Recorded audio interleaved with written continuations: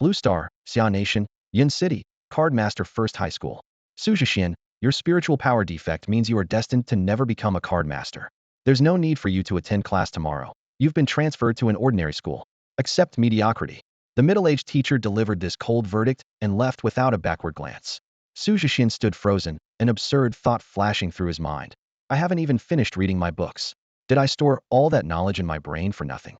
Memories surged like a tide, and clarity dawned on him. This was a parallel world where card summoning was the norm, and due to his spiritual power defect, he was being cast out. Former classmates who once treated him warmly now avoided him, as if he carried the plague.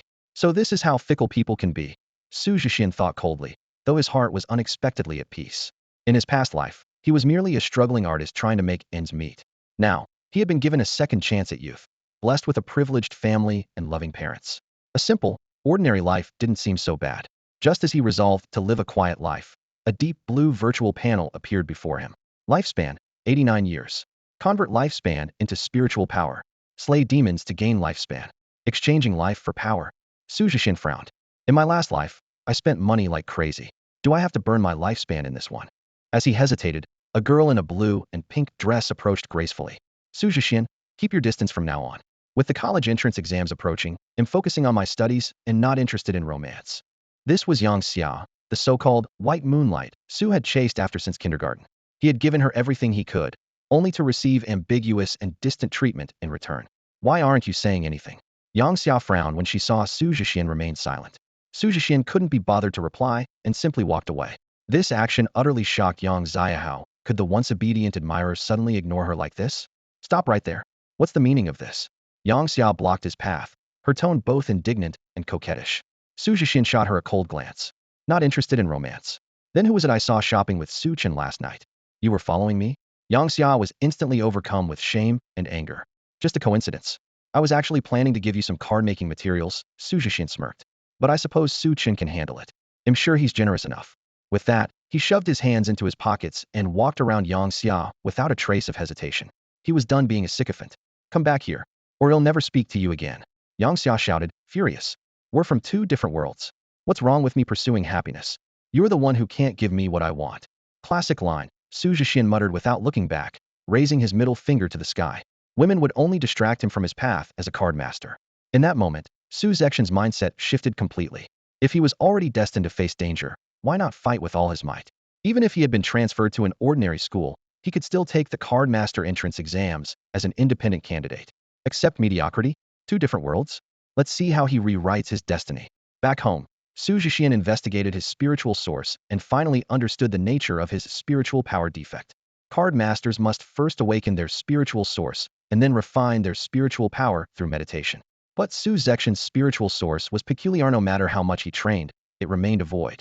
While others' spiritual sources rose like towering clouds, his was like a bottomless black hole, swallowing everything without a trace.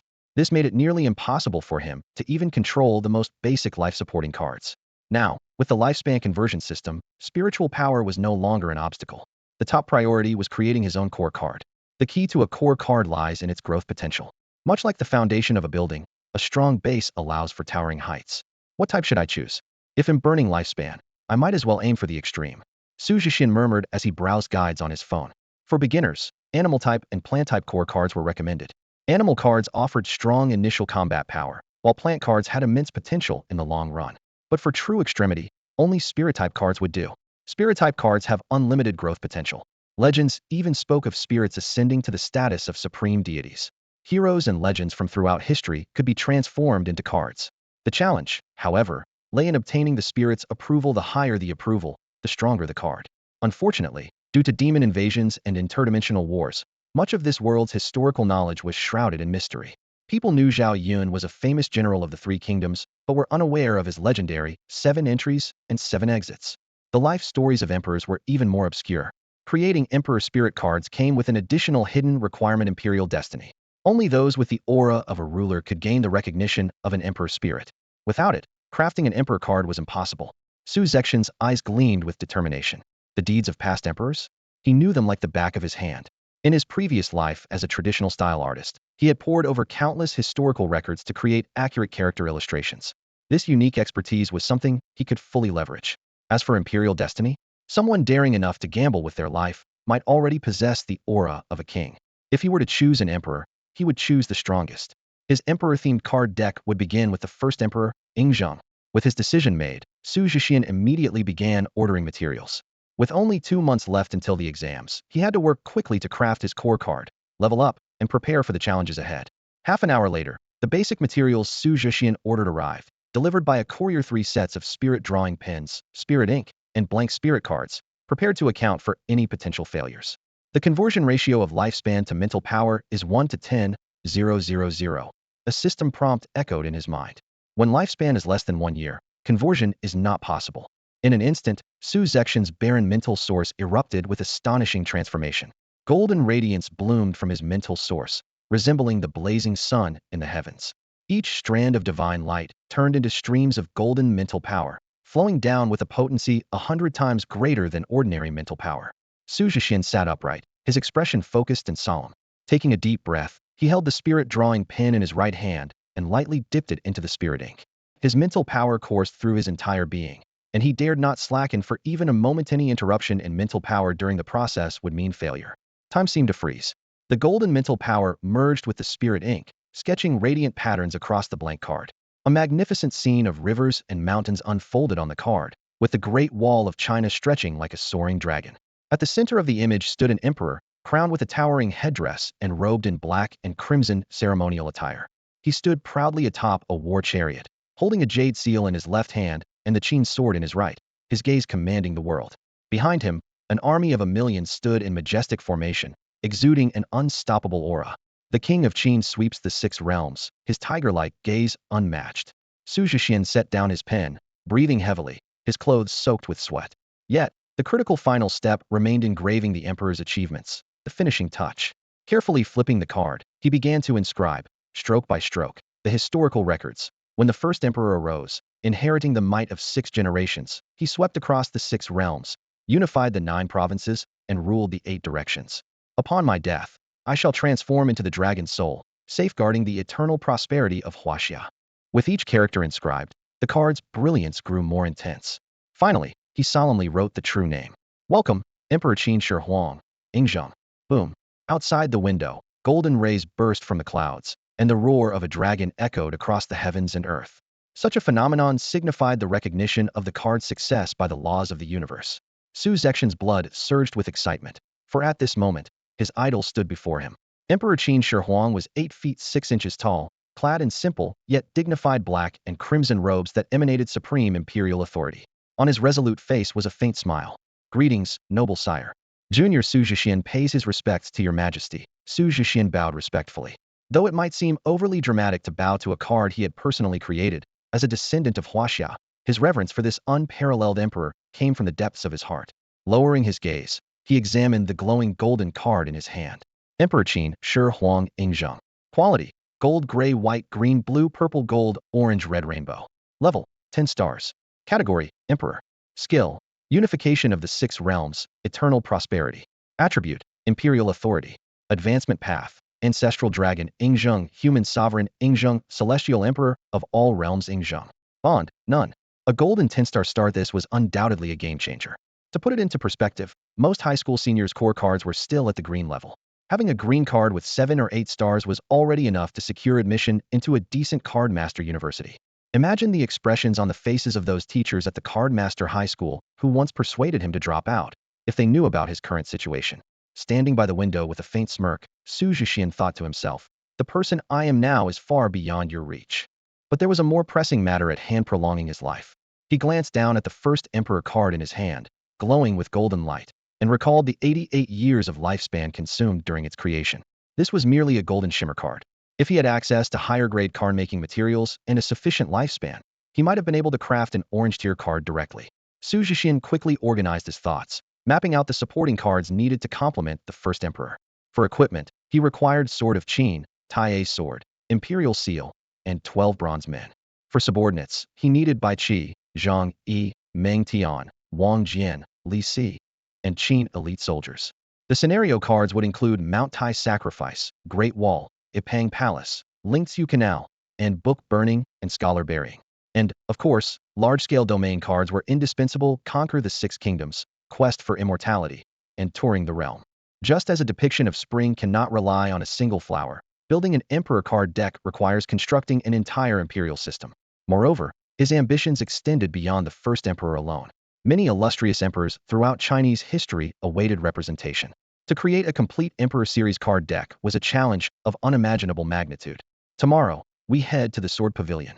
Xu Zhexian glanced at the ethereal figure of the first emperor beside him. With our current strength, we can handle it. Besides, the Sword Pavilion produces sword embryos, which will be perfect for crafting the Sword of Qin. The first emperor gave a slight nod. At the moment, his empty hands did little to reflect the majesty of an emperor. The next morning, Xu Zhexian set out for the Sword Pavilion with only a simple pack on his back. This secret realm was one of many bizarre spaces that had appeared during the demon invasion. It was later conquered by card masters and turned into an entry-level dungeon within Cloud City, a must-visit for senior high school card masters. In the past, Xu Zhexian, lacking a core card, had never dared to venture here. Outside the Sword Pavilion, a crowd of students had gathered. Among them were Yang Xia and her best friend Yaolon. They were waiting for Su Chun, the prodigy of Class 3, to emerge. Su Chun, owner of the rare blue 1-star Wind Spirit Tiger, combined with the green 4-star Wind Chasing Claw and the small domain card, Tiger Roar Mountain Forest, possessed formidable strength. Today, he was challenging the dungeon again to secure the top spot on the leaderboard. After all, the higher the ranking, the better the special rewards resources invaluable to students preparing for the college entrance exams. Yang Xia, why the long face? Are you worried about Su Chun? Yaolon asked, looping her arm through her friends. Yang Xia, however, was still fuming over yesterday's incident. The image of Xu Zhexian flipping her off replayed in her mind. She seethed inwardly. As a card master, I've already lowered myself by befriending an ordinary person, and yet he had the nerve to treat me like that. If he doesn't come to apologize today, he can forget about me ever speaking to him again. At that moment, Xu Zhexian appeared outside the secret realm. Huh? Your childhood friend actually followed you here?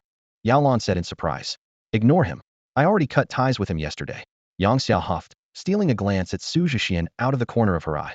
Based on past experience, he should be groveling by now, offering gifts to make amends. But this time, Xu Zhexian acted as if he hadn't even seen them. He merely gave the leaderboard and dungeon description a calm glance, swiped his card at the teleportation array to pay the entry fee, and walked straight into the Sword Pavilion. What? He went into the Sword Pavilion. Yaolon exclaimed, shaking Yang Xia's arm in alarm. He's not even a card master's walking into a death trap. Yet all Yang Xia could think was, he dared to ignore me. Current location, Sword Pavilion Secret Realm Beginner Level. Secret Realm Mission. Eliminate as many nightmare monkeys as possible to earn points. Tip 1.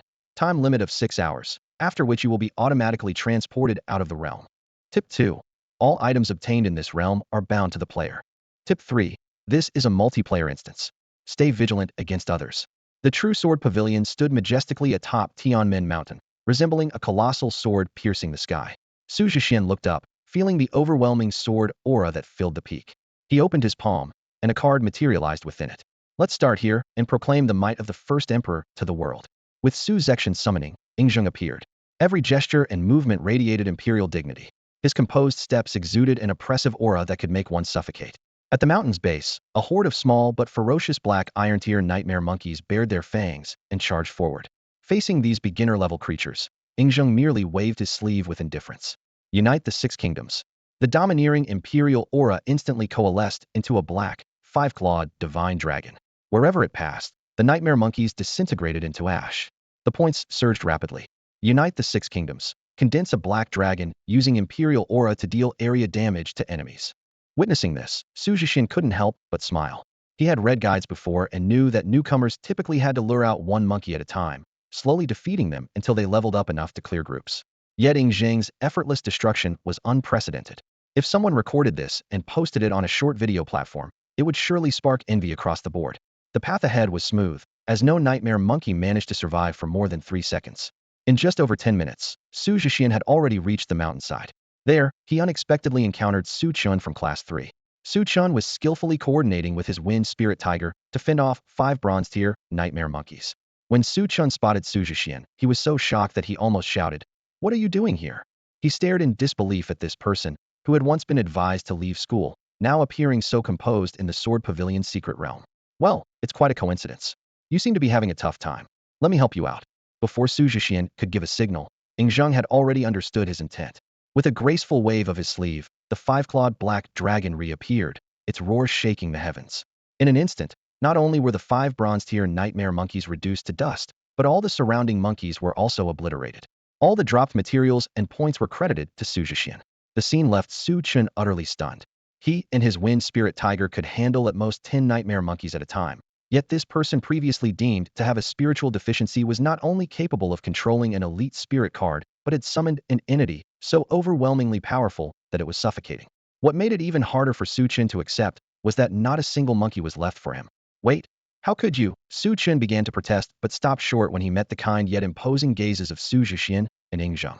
Under the oppressive imperial aura, he had no choice but to lower his proud head and reluctantly mutter 2 words, "Thank you." It felt like an illusion, as if rejecting him would lead to the same fate as the monkey demons. Xu Zhexian stood on the steps of the sword pavilion, looking down at Su Chen with an air of authority. "I've reserved the sword pavilion today. You should leave on your own." With that, he turned and continued climbing without sparing another glance. His upright and composed figure exuded confidence, utterly indifferent to the reactions of those behind him. Some might call him arrogant, a petty man reveling in power. But when you possess overwhelming strength, why bother being humble? Life is about living boldly, isn't it? Su Chen watched as the figure moved further and further away. His Adam's apple bobbed as he swallowed hard, eventually letting out a deep sigh. Though frustration burned within him, he was well aware of his own limitations. Facing an unknown adversary, it was wiser to endure for now. "Su Chen, why are you out so soon?" Outside the secret realm, Yaolon looked at him in shock. Yang Xia frowned and glanced at the leaderboard. Su Chen's score and ranking hadn't budged, a stark contrast to his earlier bold claims of taking the top spot. "I was forced out by Xu Zhexian," Su Chen admitted bitterly. Those words exploded like a thunderclap, leaving Yang Xia and Yaolon stunned. Before they could fully process it, a few more figures emerged from the secret realm, top seniors from other cardmaster high schools. "You guys were forced out by the guy with the spirit type card too?" "Of course. That guy's ruthless. Who knows which spirit that was? He's almost wiped out all the monkey demons on Tianmen Mountain." The elite students exchanged uneasy glances, swallowing nervously. "He's like a tyrant, completely unreasonable. He even made me say thank you. Ugh, he's so mean." A few girls complained, their eyes reddening. "That's impossible," Yang Xia muttered, disbelief and confusion written all over her face. How could he control a card? He was just transferred to a regular high school yesterday, forced by the school. As someone who once knew Xu Zhexian well, she couldn't wrap her head around it. At that moment, the leaderboard outside the secret realm suddenly played 3 consecutive announcements. "Xu Zhexian has defeated the Sword Pavilion Demon King. Clear time, 28 minutes and 2 seconds. Xu Zhexian's total score is 170,000, ranking first. Xu Zhexian has broken the time and score records, with rewards doubled." The announcement struck everyone like lightning. 28 minutes and 2 seconds? My god, the first clear time was over 2 hours. So after forcing us out, he immediately defeated the Demon King? He practically speed ran the Sword Pavilion. The teleportation array flickered, and Xu Zhexian appeared. With a casual demeanor, hands in his pockets and a backpack slung over his shoulders, he looked nothing like a master, more like a regular student on a casual stroll. "Why are you all crowding around me? Looking for a onion?" His words sent everyone scrambling back in fear. No, you've got it wrong, sir. We just wanted to ask which school you're from. You're incredible. Yeah, we've never heard of any school with a prodigy like you." Xu Zhexian tilted his head, thinking for a moment. "I think it's called regular high school number 7 or something. Anyway, I'm off." "What? A regular high school?" The crowd gasped. "We get it if you want to keep a low profile, but don't take us for fools. Regular high schools don't even have students with spiritual power." Ignoring their disbelief, Xu Zhexian walked straight through the crowd. As he brushed past Yang Xia, he didn't even glance her way. Yang Xia, however, couldn't help but grab his sleeve. "Stop right there. Since when could you control cards? Have you been lying to me this whole time?" Xu Zhexian shook off her hand, his tone indifferent. "Didn't you say you wanted to keep your distance? Well, I'm in a hurry. Please step aside." Watching his tall, lean figure disappear into the distance, Yang Xia bit her lip. "Xu Zhexian, you bastard." Even as she cursed him, a strange, bitter emotion welled up inside her. For the first time, she realized just how little she truly knew this man. Yao Lan observed Yang Xia's pale, tense face and sighed inwardly. Just one day apart, and he's become so carefree, so impressive. If only I'd known earlier. I might have. After returning home, Xu Zhexian eagerly began to inventory his spoils. The materials dropped by ordinary nightmare monkeys were nothing worth mentioning, but the focus was on the Monkey King that had appeared in the Sword Pavilion atop Tianmen Mountain. It had dropped 2 rare items, Sword Embryo Purple and Monkey Wine Blue. Due to breaking a record, the rewards were doubled. The purple quality Sword Embryo was ideal for crafting sword-type weapons, offering a high starting point, while the blue quality Monkey Wine could be consumed during battles, providing significant effects such as boosting vitality and physique. as well as accelerating mental recovery. Since card skills consumed the mental energy of their card masters, this might have been a concern, but not for Xu Zhexian had his own way of resolving that issue through life force conversion. Beyond these two items, the most critical gain was lifespan. Current remaining lifespan, 105 years. The Monkey King, as a member of the demon category, directly contributed 104 years of lifespan, which thrilled Xu Zhexian. If a monster from just a beginner-level secret realm could yield over a century of lifespan, imagine what higher-level instances could offer. Not to mention the untapped wild secret realms, where first clear rewards were even more extraordinary. Although the dashing Yanzu had mentioned that the Sword Pavilion secret realm could be repeatedly farmed, the same monster within a secret realm could only yield lifespan once upon being slain. Still, with such a vast world teeming with monsters, Xu Zhexian wasn't worried at all. As he was tallying his gains, the notification sound for a video call rang out. Why would Dad have time to send a video? Xiao AI, answer the call and project it to the screen, he instructed. Moments later, the handsome face of Su Zhonglo appeared on the large screen in the living room, and his hearty laughter instantly filled the empty house. Son, I heard you got expelled from school. Congratulations. Xu Zhexian was speechless for a moment, thinking to himself. You and Mom have been waiting for this day for who knows how long, haven't you? Do you even hear yourself? Getting expelled from a Cardmaster Academy is something to celebrate? Xu Zhexian rolled his eyes inwardly. Being expelled wasn't exactly a cause for joy. This was the era of cards, after all, and who would willingly want to be an ordinary person? And I also heard that your childhood sweetheart dumped you. Great news. Our ancestors have been beggars and generals, but never simps. His dad's teasing made Xu Zhexian clench his fists in frustration. Listening to his dad ramble on, Xu Zhexian could only roll his eyes in exasperation. It was hard to believe that the Grand Inspector of Yujing Mountain in the Xia Kingdom could be such a chatterbox at home. Yujing Mountain was the highest governing body in the Xia Kingdom, overseeing the 9 provinces, and the position of Grand Inspector was one that only the strongest could hold. As for Xu Zhexian's mother, she was the president of the 9 provinces Chamber of Commerce. He hadn't learned any of this until he came of age. For most of his life, he had thought he was just another kid left behind in a small town, only to discover he was part of a super elite family. Ahem, Dad, you didn't call just to make fun of your son, did you? Xu Zhexian tried to steer the conversation elsewhere. Of course not. Hold on a second. On the large screen, the display split into 4 sections, and Xu Zhexian's mom, older brother, and second sister joined the video group chat. Surprise. We all came together to cheer you up. Aren't you happy? His second sister, Su Lingxiao, let out a bell-like laugh, her face filled with playful teasing, clearly enjoying her younger brother's predicament. I wish I could go head-to-head with her, but I'd lose, Xu Zhexian thought bitterly, though all he could do was offer a helpless smile. All right, enough teasing him, someone finally said, bringing the playful banter to an end. Pack your things. Your mom has arranged for someone to bring you back to Tianshu City. Came Yu Liuli's voice through the video call, gentle yet characteristically decisive. No need, no need. I still have to take the college entrance exams. Xu Zhexian waved his hand firmly. Suddenly, his usually silent eldest brother, Su Tianshan, spoke up. There's no need to push yourself. You've got us. The card prodigy, known for his aloofness and sparing words, had a rare flicker of concern in his eyes. That's right. Your mom has everything sorted. Eat whatever you want. Play however you like, just be happy. Su Zhonglo chimed in, thumping his chest with a fatherly air. Xu Zhexian felt a warmth rise in his heart, but he couldn't resist teasing. Seriously, what kind of family encourages me to slack off like this? You're gonna make me cry. He knew all too well that in this card-based era, everyone aspired to be powerful. No matter how much wealth or influence one had, without strength, it was all just an illusion. Just as his family was growing increasingly concerned, a mysterious smile appeared on Xu Zhexian's face. Slowly, he opened his palm, and a golden card surrounded by divine light materialized out of thin air. Under the stunned gazes of the Xu family, a majestic figure emerged. Emperor Qin Shi Huang. Ingzhang. Oh my god, am I dreaming? Little bro has a golden flash card. I'm your actual mother, and I can confirm this is a 10-star golden card. A heroic spirit card, no less. Unbelievable. My son is incredible. What's going on here? The intelligence must be wrong. Seeing his family's shocked expressions, Xu Zhexian proudly explained. This is my first core card, Emperor Qin Shi Huang. Ingzhang. I just broke the record in the Sword Pavilion secret realm.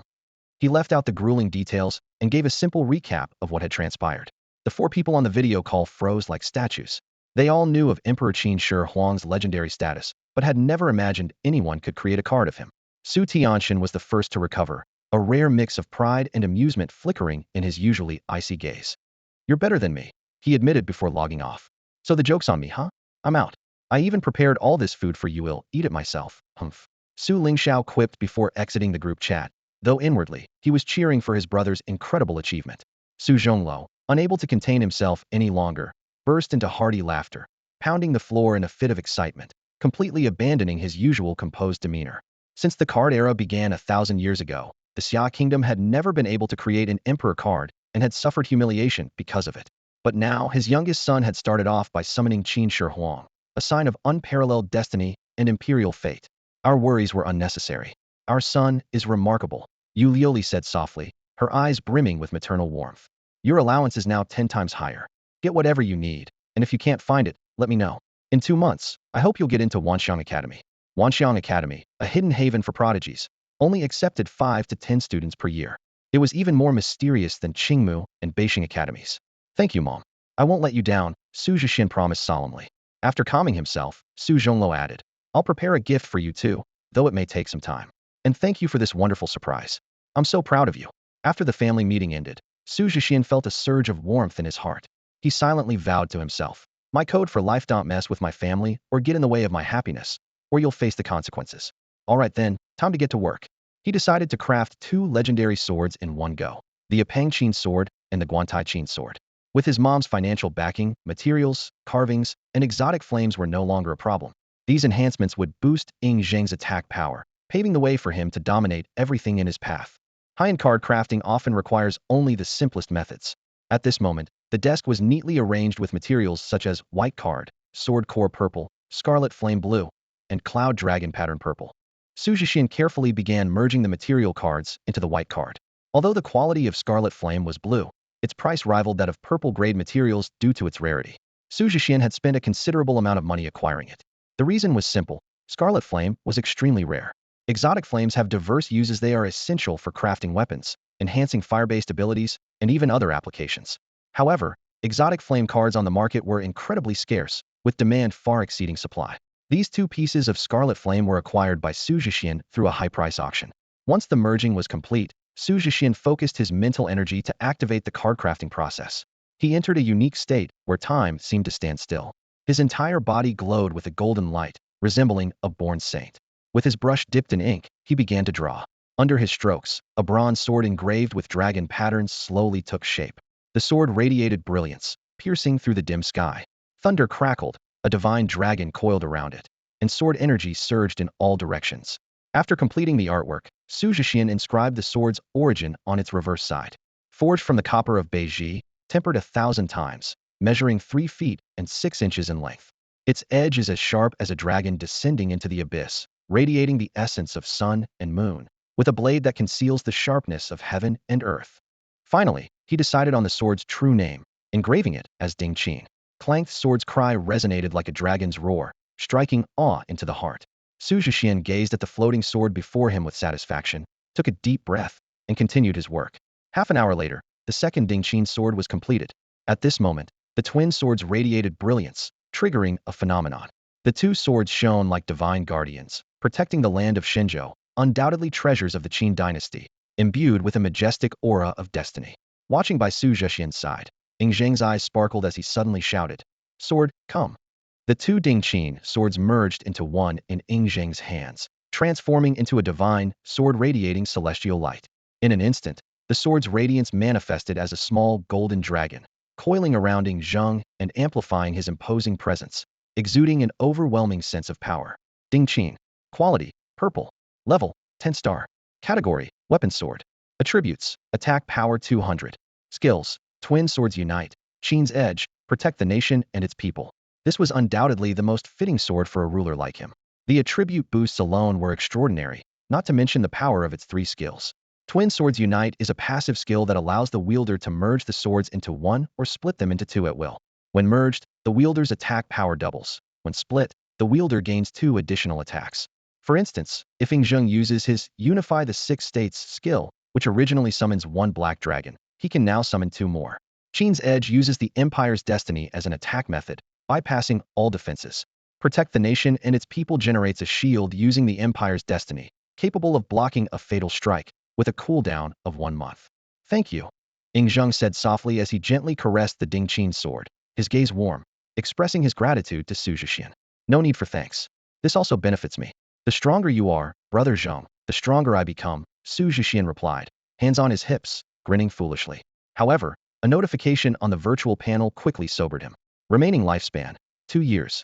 Warning, mental energy conversion is unavailable if remaining lifespan is less than 1 year. Ugh, unknowingly, I've burned through 103 years of lifespan. And that was with sufficient materials, Xu Zhexian mused. He had studied this thoroughly. When crafting materials are abundant and of high quality, the lifespan consumed is reduced. Conversely, the less sufficient or lower the quality, the greater the cost. Certain extraordinary beings indeed consume an astronomical amount of resources. Xu Zhexian patted his now empty pockets and smiled wryly while contemplating his plans for the next day. Besides the sword pavilion, there were a few other beginner-friendly secret realms scattered throughout the city. He figured he could hunt some demons to harvest life force, at least enough to ease his anxiety. As the night deepened, Xu Zhexian gazed at the moonlight streaming through the window and murmured softly, "Staying up late also drains life force. I should sleep." With that, he closed his eyes and drifted into slumber. The next morning, at Yun City 7th High School, the faint morning light illuminated the campus, and the air carried the fresh scent of dew. It should have been a scene full of vitality. However, the students entering the school gates resembled lifeless shells, their eyes vacant, perfectly embodying the saying, "Going to school feels like going to a funeral." Standing at the gate, Xu Zhexian frowned. Why does everyone look so lifeless? He tried to ask someone for directions, but no one paid him any attention. Eventually, with the help of the elderly gatekeeper, he found the administrative office and learned the reason behind the school's peculiar atmosphere. 7th High School, to put it mildly, was an ordinary school for ordinary people. To be blunt, it was a haven for those deemed failures. The students here were either incapable of awakening their spiritual power or, like Xu Zhexian, had been forcibly transferred after being expelled from prestigious card master schools. They all carried a sense of unwillingness but lacked the power to change their circumstances, rendering everything meaningless.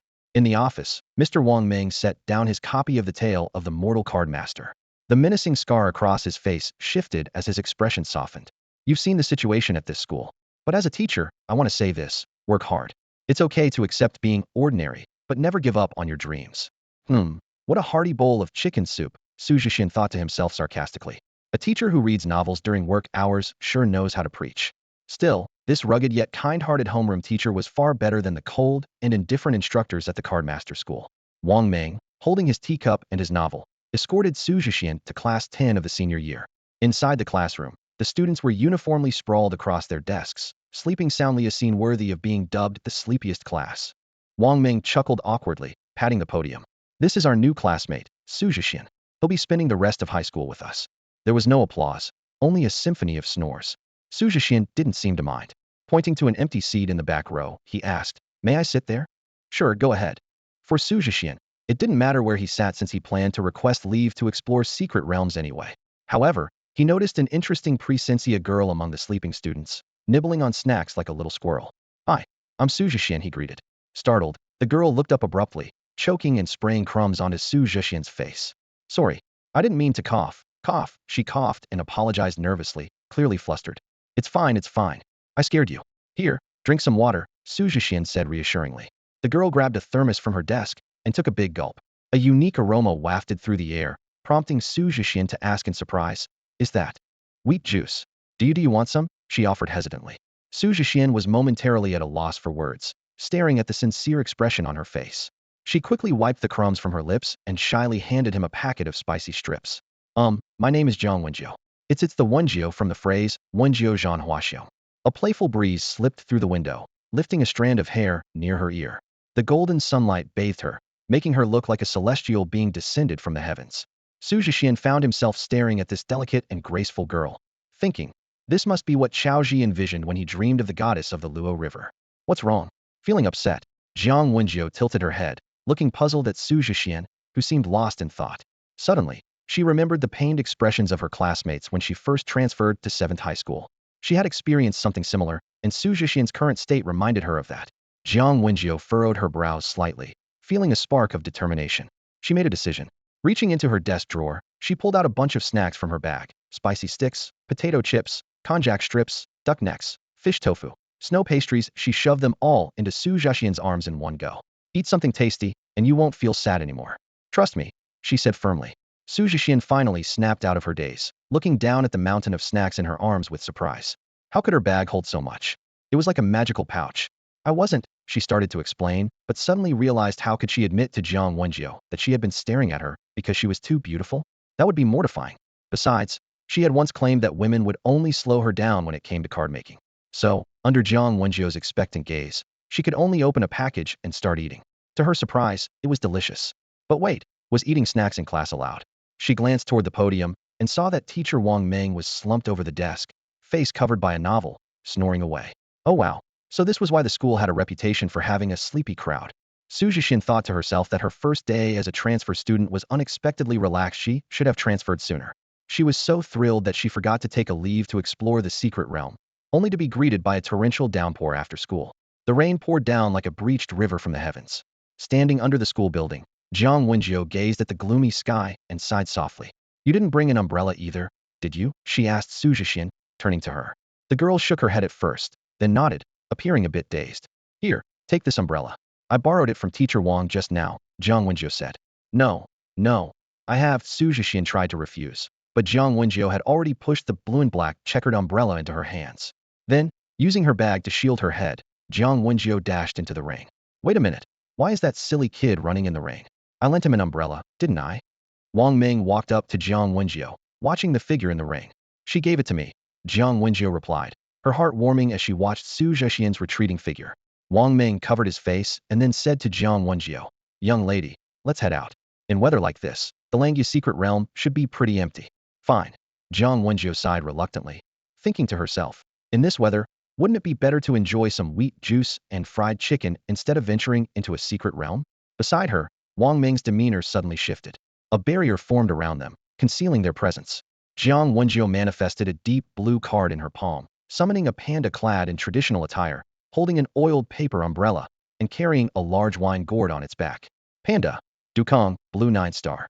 The two of them, along with the panda, headed toward the school's back gate. Meanwhile, Xu Zhexian, now drenched, boarded the number 9 bus. Its final destination? The Langya secret realm.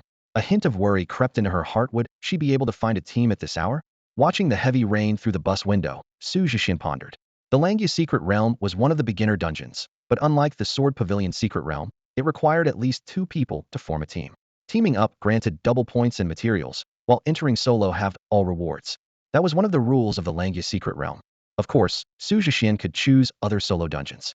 However, according to the strategy guide, the Wolf Fong dungeon contains 3 demons, the highest number among all beginner dungeons. For Xu Zhexian, this was essentially a tempting treasure trove. Slaying 3 demons promised substantial rewards, and the ample life energy gained could not only be used for card crafting, but also serve as a reserve for the mental energy needed to control the cards. It was akin to a mage in an online game. No matter how powerful the spells, they were useless without mana. But Xu Zhexian now effectively carried a mana regeneration artifact with him, allowing him to unleash unlimited firepower without restraint. The number 9 bus stopped outside the Wolf Fong dungeon. As Xu Zhexian stepped off, he immediately noticed 2 familiar figures. The man was handsome, the woman stunning, and they shared a single umbrella with Su Chun and Yang Xia. When Su Chun saw Xu Zhexian, his eyelid twitched involuntarily. In just a few days, their positions had completely reversed. From once being the high and mighty prodigy, Su Chun now felt a mix of fear, jealousy, and unwillingness. These conflicting emotions made it hard for him to remain calm. We just claimed the top spot in the Wolf Fong dungeon, Su Chun said, stepping forward with a hint of smugness in his tone. Yang Xia crossed her arms, her delicate face radiating confidence. You can't clear the Wolf Fong dungeon alone. If you apologize, I can help you. She was confident in her abilities. After all, securing the top spot had proven her to be among the strongest among the senior students at Cardmaster First High School. Xu Zhexian frowned. Rainy days really aren't good for going out. You always run into unpleasant things. He glanced around and saw no one else near the dungeon entrance. Forget it, I'll just head home. Do you really have to be so stubborn with me? Yang Xia's eyes welled up with tears. I'm a girl, and I'm the one reaching out to you first. You'd rather go home than let me help you? She thought back to the time when Xu Zhexian had doted on her as if she were a treasure, and her heart filled with grievance. Who was it that treated me like I was precious? It was you. And now you avoid me like I'm something filthy? You've changed.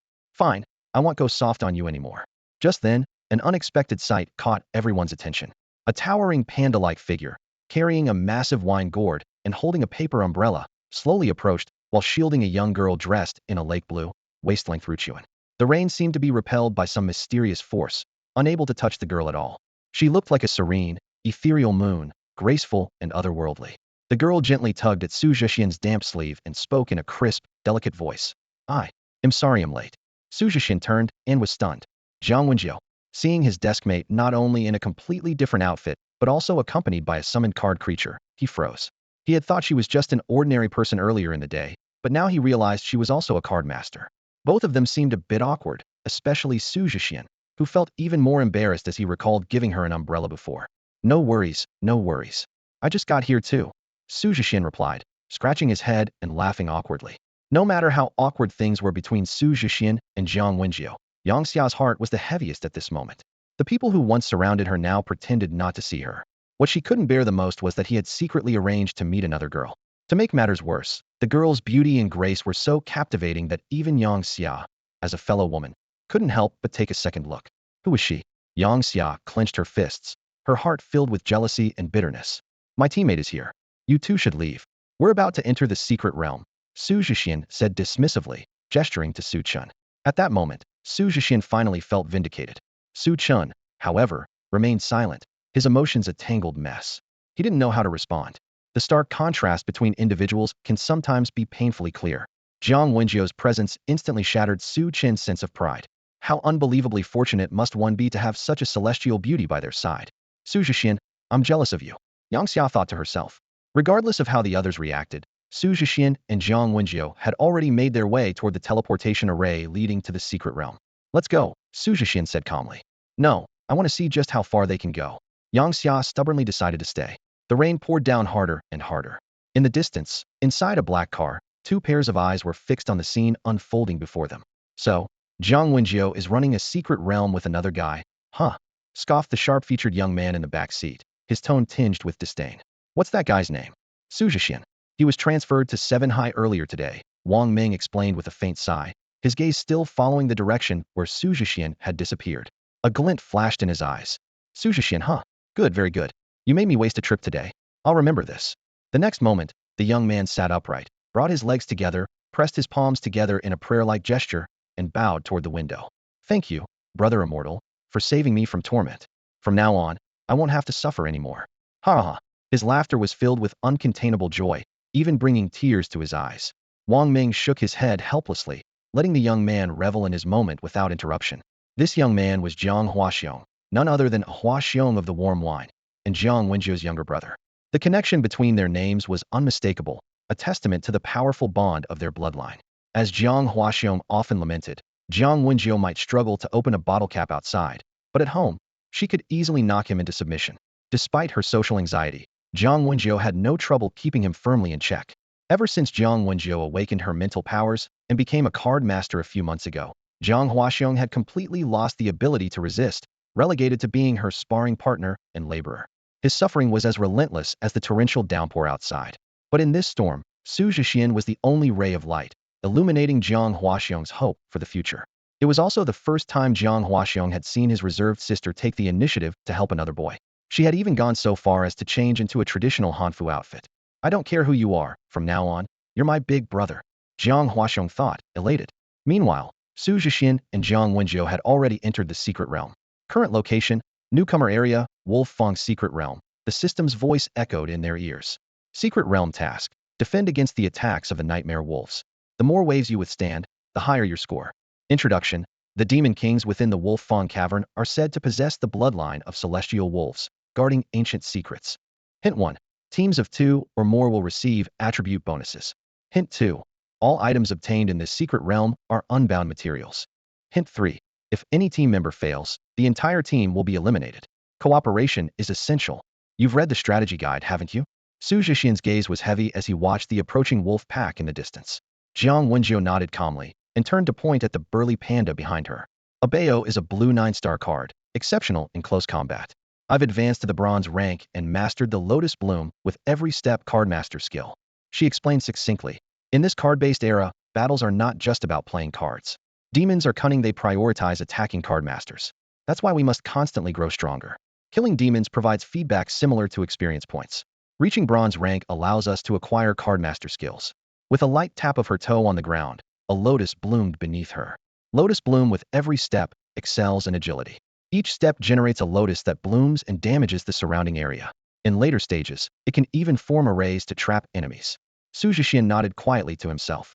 This teammate was solid, proactively sharing information to facilitate cooperation. He then materialized a card in his palm. As golden light flashed, an imposing figure appeared. Emperor Qin Shi Huang, gold 10-star, specializes in instant kills. This brief introduction left Jiang Wenjiu stunned. She stared in disbelief at the figure clad in a dark imperial robe. Qin Shi Huang, surrounded by golden dragons, his piercing gaze exuding an unmatched kingly aura.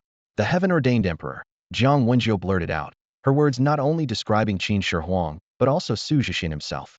After all, who else but one destined by fate could wield the emperor's power? It's not as grand as it sounds, Xu Zhexian waved off modestly. It all came at a cost. I'm still just a rookie at Black Iron rank, without any card master skills yet, so please bear with me. The countdown to the secret realm echoed in their ears, and the wolves' howls shook the ground. Abeo, take the front line, Jiang Wenjiu commanded. The stout panda put away his oiled paper umbrella, tipped back a gourd of Dukong wine, and, as the alcohol coursed through him, his body radiated golden light. Like an enraged guardian deity, he roared and charged at the wolf pack. But before he could make an impact, a cold, commanding voice rang out. Unite the 6 realms. Accompanied by a deafening dragon's roar, 3 5-clawed golden dragons surged forth. The first wave of wolves was annihilated in an instant. Abeo froze mid-charge, staring pitifully at the wine he'd just drunk. Jiang Wenjiu was equally dumbfounded. Over 100 bronze-rank wolf demons had been obliterated in the blink of an eye. This was the true meaning of specializes in instant kills. A mere panda dares to steal my spotlight? Qin Shi Huang stood with his hands behind his back, exuding an air of absolute authority. Ever since acquiring the Sword of Qin, his abilities had reached new heights. Imperial might, accumulated fortune through defeating enemies, boosting all attributes. Unite the 6 realms, unleashed golden dragons for devastating area attacks, and eternal sovereignty consumed all accumulated fortune to summon the emperor's throne and countless golden dragons to suppress everything in its path. Let's go, Xu Zhexian said. Go where? Aren't we supposed to wait for the next wave of enemies? Jiang Wenjiu asked, still reeling from the spectacle. That's too slow. We'd have to wait at least half an hour. It's better to head straight into the Wolf Fong cave and end this quickly. High-level card masters always speedrun secret realms. Xu Zhexian paused for a moment. Finish early, and I'll treat you to a late-night snack. Jiang Wenjiu's eyes lit up instantly. Sounds great. The roar of the dragon shook the heavens, its divine power splitting the earth. Xu Zhexian and Jiang Wenjiu ventured deeper into the Langya cave, and the sight before them was awe-inspiring. 3 golden dragons with 5 claws spiraled in the air, each dive as deadly as the Reaper's strike, leaving the wolf demons collapsing in their wake. These fearsome, nightmare-infused wolf demons stood no chance against Emperor Yingzhong, unable to last even 3 seconds in his presence. What was even more surprising was that this legendary emperor was camping at the wolf demon spawn point, relentlessly spawn-killing. Abeo, having long forgotten its grudge over stolen kills, now trailed closely behind Yingzhong, diligently offering a wine gourd. Great master, you've worked hard. Have a sip to refresh yourself. Jiang Wenjiu handed Xu Zhexian a bag of snacks and remarked. So this is what it feels like to win effortlessly.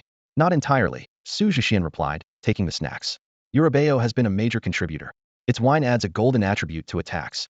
Combined with its melee capabilities and buff effects, it's far superior to typical animal-type cards. Of course, only someone like you, who's a bit of a wine enthusiast, could create such a card. You're too modest. Compared to you, my brother still has a long way to go, Jiang Wenjiu muttered quietly. Xu Zhexian opened his card master interface, where the stats were clearly displayed. Xu Zhexian. Level, Black Iron tier, 10 stars, 99.99. Core card, First Emperor Yingzhong. Other cards, Sword of Qin. Card master skills, none. The sheer dominance throughout this journey had caused his experience points to skyrocket. From being a mere Black Iron tier 1 star at 9 upon exiting the Sword Pavilion secret realm, he had now reached the peak of Black Iron tier. And this was without encountering the 3 main Wolf Kings. To advance to Bronze tier, he would need to complete the promotion test and learn card master skills. Half an hour later, the two reached the end of Langya Cave. A dilapidated palace loomed ahead, the air thick with the stench of blood. The Nightmare Wolf King sat on its throne, its wolf head, humanoid body exuding raw power, with its bulging muscles marking it as a Bronze tier 9-star entity. These wolf demons, imbued with celestial wolf blood, not only possessed high levels, but also wielded a formidable formation. Under normal circumstances, it would take a team of 10 to dare challenge them. Though Jiang Wenjiu could sometimes seem absent-minded, she was well aware of these basic facts. Achieving Bronze tier within mere months was not solely due to having someone lead her. Her own relentless efforts played a key role. Xu Zhexian also understood the traits of the 3 wolf kings there. Celestial wolf blood granted them extraordinary regenerative abilities. If one wolf king was injured, the other 2 would cover for it to recover. Unless all 3 were taken down simultaneously, the challengers would be worn down and defeated. This was one of the main reasons why the Langya Secret Realm was more challenging than the Sword Pavilion Secret Realm. I can have a Bayo and me lure away 2 of the Wolf Kings, leaving the last one to you. Once you're done, come back to help us, Jiang Wenzhou suggested, laying out a common strategy found in the guides, though it was originally designed for teams of 10 or more. Now, only the 2 of them remained. Xu Zhexian didn't immediately respond to his companion's concerns. Instead, he focused intently on scanning Ying Zhang's attribute panel current fortune accumulation, 9,999 points. Seeing this figure, the corners of his mouth lifted slightly, and confidence surged within him. Jiang Wenzhou was about to say something when Xu Zhexian suddenly spoke. We've been through quite a lot together on this journey, haven't we? He paused briefly, a playful tone in his voice. Even snacking could be considered a hardship since it might make us gain weight. So, could you give me a chance? Huh? Jiang Wenzhou froze, her cheeks instantly flushing with a rosy hue. She avoided Xu Zhexian's gaze, her heart suddenly racing as if a deer were leaping joyfully inside her chest. Give me a chance to unleash my ultimate move. Xu Zhexian abruptly shifted the conversation, gesturing toward Ying Zhang. In an instant, Ying Zhang's majestic figure radiated a dazzling golden light. The brilliance coalesced before him, forming a gilded white jade staircase that ascended step by step into the heavens. With steady steps, Ying Zhang climbed the staircase, each stride exuding unparalleled imperial authority. His imperial might grew with each step until he reached the summit, where a golden throne, forged from fortune itself, materialized in the void. Ying Zhang unfurled his imperial robe and seated himself firmly upon the throne. His gaze was deep, his expression solemn, and behind him stretched a vast, ethereal landscape of mountains and rivers. With just a subtle lift of his hand, an overwhelming aura of eternal prosperity erupted forth. With a thunderous roar, the earth trembled, and the sun and moon dimmed. Countless golden dragons of fortune surged from the throne, their might unstoppable. Any who dared to challenge the authority of the Qin Empire would be crushed under this fortune. Those who resisted would be torn apart by the claws of the myriad five-etaloned golden dragons. The 3 nightmare wolves, under the immense pressure of this dragon's majesty, were instantly reduced to dust, unable to even put up a fight. Their very spirits had already been shattered by the power of the empire. Mere wolf kings stood no chance against the grandeur of Qin's dominion. Jiang Wenzhou was utterly awestruck by the magnificent sight of the dragons soaring to the heavens. Her earlier quickened heartbeat had long been replaced by sheer amazement. She glanced at the awe-inspiring Ying Zhang, then turned to look at the stern-faced Xu Zhexian, astonished to find that, in this moment, the 2 exuded a strikingly similar aura. No wonder you're capable of crafting an emperor's card imbued with imperial fortune. She couldn't help but ask, are you sure your card is a gold tier 10 star? Not a rainbow tier. Xu Zhexian returned to his usual nonchalant demeanor and smiled. What are you thinking? Advancing to rainbow tier is still a long way off. Then just how powerful would a rainbow tier Emperor Qin be? Curious? Then join me in getting into the Wanxiang Academy. The Wanxiang Academy? That's way too difficult. Jiang Wenzhou frowned adorably. She had only dared to set her sights on Qingmu and Beixing academies, considering she had been a nobody not long ago. Even with her family's resources, aiming for the legendary haven of prodigies seemed like an impossible dream. Come on, it's still early. Let me treat you to a late-night snack. All right. The 2 walked side by side toward the teleportation array. Outside the wolf Fong's secret realm, the rain had stopped, the clouds had dispersed, and the moonlight fell gently over the land. Let's just head back. There's no point in waiting around like this. You know how time-consuming the wolf Fong secret realm is. Su Chun tried to reason with Yang Xia again. No, I want to see them eliminated in disgrace. Yang Xia stubbornly stood her ground, her heart full of resentment. Why? I've already made an effort to reconcile. Isn't that enough? How could he just turn around and team up with another girl? Xu Zhexian, this is betrayal. She sneered. Xu Zhexian is just starting out and lacks a solid foundation. And that girl is clearly a burden. They won't last long. As if responding to her words, Xu Zhexian and Jiang Wenzhou emerged from the secret realm. It hadn't even been an hour since they entered. See? I was right. They failed. We're still at the top of the leaderboard. Yang Xia's words trailed off as the leaderboard outside the secret realm suddenly lit up. First place, Xu Zhexian, Jiang Wenzhou, time, 51 minutes, 8 seconds. Second place, Su Chun, Yang Xia, and 8 others, time, 5 hours 4 minutes, 38 seconds. What does it mean to dominate? Just take a look at the leaderboard outside the Langya secret realm, and you'll understand immediately. The contrast between 50 minutes and over 5 hours is so surreal it feels like a dream. Su Chun couldn't help but rub his eyes and look again, doubting if he might have caught a fever from being in the rain earlier. How else could he explain such an absurd illusion? Your performance makes everyone else look utterly useless, he thought to himself. A 10-person team's results couldn't even compare to the 2 people in front of him. Were they cheating, or did they know some secret way to clear the stage? It was a harsh reality to swallow. Su Chun turned to Yang Xia. Her expression mirrored his disbelief and astonishment. Words seemed inadequate to describe their feelings at this moment. But the truth was undeniable. The leaderboard might make mistakes, but the rewards never would. The Secret Realm's teleportation array scattered countless glowing cards like celestial flowers. These were material cards from the Langya Secret Realm, and this time, the rewards were doubled.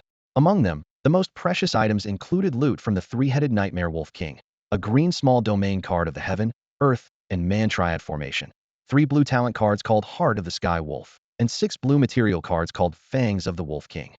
I didn't do much, so these materials are all yours, Jiang Wenjiu said casually, her face lit with a cheerful smile. Having coasted through the challenge effortlessly and gained so much spiritual energy for free, she was already more than content. At this point, her experience points had skyrocketed to bronze rank, 5 stars, 68. This girl clearly knew what she wanted. Xu Zhexian also accepted the outcome without hesitation. He had contributed the most, so it was only fair he received more. However, as he shook the backpack on his shoulders with a wry smile, he remarked, "With just this bag, there's no way I can fit enough material cards to fill a shipping container. This reward is absolutely insane," Jiang Wenjiu said with a laugh. She then pulled a card from her pocket, summoning a ring engraved with wisteria patterns. With a light swipe, all the material cards scattered on the ground were instantly collected. She handed the ring to Xu Zhexian. "Here, this is for you." The fresh breeze after the rain brushed past them, and Jiang Wenjiu's eyes sparkled like crescent moons as her smile bloomed. Xu Zhexian was momentarily stunned before realizing. "Storage card? You use this to store snacks too?" "No. I have another one with rose patterns," Jiang Wenjiu replied sheepishly, fiddling with the ribbons on her Ruchuan dress. "That one's a backup. Sometimes there's just too many snacks and juices, hee. All right, then I won't hold back. Someday, they'll give you an even better one," Xu Zhexian said confidently, patting his chest with determination. From a distance, Yang Xia watched this scene unfold, gritting her teeth in frustration. Her thoughts churned. Xu Zhexian, how dare he accept another girl's ring? Su Chun, on the other hand, was puzzled. Why did Yang Xia seem upset? What did it matter to her if someone else gave him a ring? Hadn't she already said they should keep their distance? Or did she like him? No, but he shouldn't just casually accept things from other girls. Yang Xia's voice trembled slightly, and tears began to fall uncontrollably. Memories from the past flooded her mind. She had never given Xu Zhexian anything, but her small acts of care and the smile she offered him were her way of showing affection. And just because she said they should keep their distance didn't mean she wanted to cut ties completely. Couldn't he be a bit more proactive? Meanwhile, Xu Zhexian and Jiang Wenjiu walked past her, chatting and laughing as the rain cleared. The weather was now perfect for a late-night snack. Xu Zhexian casually asked, "Still here? Enjoying the rain?" Su Chin stood in the rain, his expression so dark it seemed ready to drip water. An entire hour of waiting had only led to a complete defeat, leaving him so frustrated he wanted to slap himself. Yang Xia cast a cold glance at Xu Zhexian and the other person, let out a disdainful snort, and turned to leave. She was clearly dissatisfied with the outcome of the fight. However, Xu Zhexian seemed indifferent, thinking to himself that as long as he was happy, nothing else mattered. At that moment, a sleek black luxury car slowly pulled up in front of them. The door opened, and Zhang Huaxiong stepped out briskly, a wide smile on his face. "Hello, Brother Xian." Xu Zhexian looked puzzled. "Who are you? Are scammers these days this brazen?" "My brother, Zhang Huaxiong," Jiang Wenjiu explained. Xu Zhexian blinked and carefully studied the siblings' faces. They looked about 70 to 80% alike. But that name Zhang Huaxiong had such an overwhelming presence. It reminded Xu Zhexian of his own sister, Su Lingxiao, and he silently thanked his father for having a relatively decent taste in naming. Speaking of the Su family names, they were all incredibly imposing. His eldest brother was Su Tianxin, his second sister Su Lingxiao, his third brother Su Wanfo, and his fourth brother Su Xianqing. Then there was him, Xu Zhexian. Including their father, Su Zhongluo, and their mother, Yu Liuli, their names sounded like they came straight out of a novel's villain lineup. Shaking off these distracted thoughts, Xu Zhexian greeted Jiang Huaxiong in return. Jiang Huaxiong immediately became even more sycophantic. "Brother Xian, you guys are amazing. You broke the all-time record. Tomorrow, when others see it, they'll be stunned by your speed. My sister is so powerful and commanding, huh?" Inside the car, Wang Ming watched this scene and shook his head. He knew all too well how arrogant Jiang Huaxiong usually was. Only in front of Jiang Wenjiu would he become so humble and eager to please. Now it seems Xu Zhexian had joined this exclusive list. "Mr. Wang, come join us for some late-night snacks." "My treat," Xu Zhexian called out to Wang Ming. At a street-side barbecue stall in the night market, a table full of grilled skewers and 10 pounds of spicy crawfish filled the air with a mouth-watering aroma. The cool night breeze blew by, but it did nothing to dampen everyone's enthusiasm. Jiang Wenjiu held a lamb skewer in one hand and a squid skewer in the other, occasionally enjoying a few bites of crawfish peeled by Jiang Huaxiong. After learning more details about the Langya's secret realm, Wang Ming's attitude shifted noticeably. His previous elder-like kindness turned into genuine respect for a true talent. I never imagined you could complete the Langya's secret realm solo, at such speed. My young lady truly benefited from your talents. I toast to you with tea in place of wine. In his mind, Xu Zhexian's potential was nothing short of extraordinary, and he silently criticized the Cardmaster School for their absurd decision to expel such a prodigy. You're too kind. As teammates, it's what I should do. Besides, Jiang Wenjiu's summoned creature, Abeo, contributed a lot as well. Xu Zhexian replied humbly. Yeah, being cute and clinging to others is hard work too, Jiang Wenjiu teased. Wang Ming shifted the conversation to more serious matters. Next, you should focus on learning Cardmaster skills. If you have family-taught skills, that's great. If not, I suggest heading to the top floor of the library. It's quite unique. Unique how? Xu Zhexian asked, intrigued. All the top floors of the libraries in Yinxia's major cities are interconnected. They're just branches. The real library is in Yujing Mountain, and these top floors serve as gateways to it. Any skill stored in the Yujing Mountain Library is the creme de la creme. So, when you take the advancement test, be sure to aim for the highest evaluation to earn the right to go there. After hearing this, Xu Zhexian fell into thought. As the family member of a Yujing Mountain employee, should he ask his dad to pull some strings and let him visit directly? With food and drinks enjoyed to their heart's content, everyone departed in high spirits. Before leaving, Wang Ming even granted Xu Zhexian a week off to focus on preparing for his advancement test and learning Cardmaster skills. This homeroom teacher was truly thoughtful. I'm rich now. Xu Zhexian burst through the door, shouting excitedly. He hurried into the living room, his finger tapping to summon the familiar deep blue panel. He had resisted the urge to check it while outside, but now he could finally take a look. The golden, glowing characters on the panel immediately caught his eye. Current remaining lifespan, 618 years. This is what you call instant wealth. Xu Zhexian laughed heartily, silently thanking the generous contributions of the Wolf Kings. Initially, he had only expected to gain a lifespan slightly longer than the Monkey King of Sword Pavilion, perhaps by 100 years. But to his surprise, the three Wolf Kings had supplied him with over 6 centuries. It was clearly the unique boost from the heavenly wolf blood lineage discovery that made his eyes light up. It seemed the stronger the creature and the rarer its bloodline, the greater the lifespan it could provide. He pulled out the spoils from the secret realm, carefully inspecting them. There was the heavenly wolf heart, glowing faintly with a ghostly blue light, a foundational material for wolf-themed cards that could grant a card the heavenly wolf trait.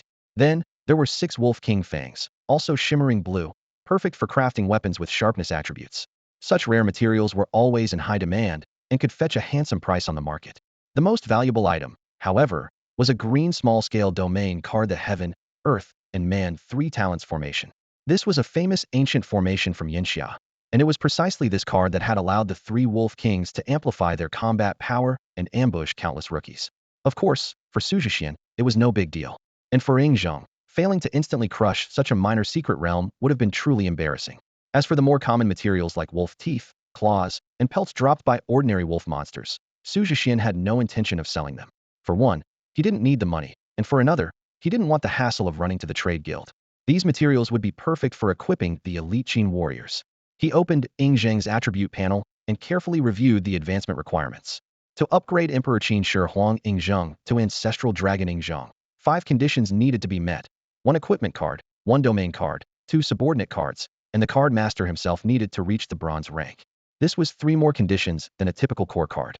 The equipment card was already covered with the foundational Qin sword, but the other conditions required immediate preparation. For the subordinate cards, Xu Zhexian had already decided on Bai Qi and the elite Qin warriors.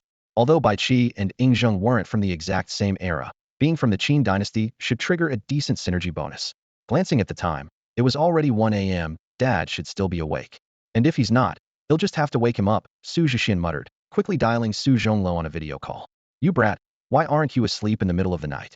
What do you want? Su Zhonglo yawned, looking drowsy. Of course, I need your help. I'm about to advance to bronze rank. This statement hit like a bolt of lightning. Su Zhonglo sprang out of bed. What did you just say? It's only been a day. As the chief inspector of Yujing Mountain, Su Zhonglo had seen his fair share of prodigies among card masters. Both he and his wife were among the best of their generation, and even Su Tianxin and others had talents that rivaled their parents. He had always assumed his youngest son was just an ordinary person, but now, it seems Xu Zhexian had been hiding his brilliance all along. Late at night, Xu Zhexian was video chatting with his father, Su Zhonglo. Middle of the night, stop being so dramatic. It messes with my sleep, Xu Zhexian said nonchalantly, brushing his hair back. The black iron tier may be the ceiling for the realm, but it's not my limit. Su Zhonglo looked at his son's smug expression and sighed helplessly. You little rascal, you've already disrupted my sleep. Just tell me what's up. Hey Dad, Xu Zhexian said, rubbing his hands together with a fawning grin. I heard that the skill training at the Jade Capital Mountain Library Pavilion is exceptional. Is there any chance I could go and learn there? Of course, I still want to keep learning our family's inherited skills. Looking at his naive and eager son, Su Zhonglo covered his face and sighed deeply. After a moment of thought, he spoke seriously. I'll give you two options to consider. First, you can participate in the local assessment to qualify for entry into the Jade Capital Mountain Library Pavilion. If you pass, I'll guarantee you can select 2 skill books. Su Zhexian blinked, frowning slightly. The prospect of 2 skill books from the Jade Capital Mountain Library Pavilion was indeed tempting.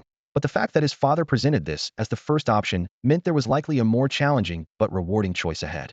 I'll choose the second option, he said without hesitation. Su Zhonglo was momentarily speechless, feeling a pang of frustration. Wait, at least let me finish explaining so I can look like I'm putting in some effort here.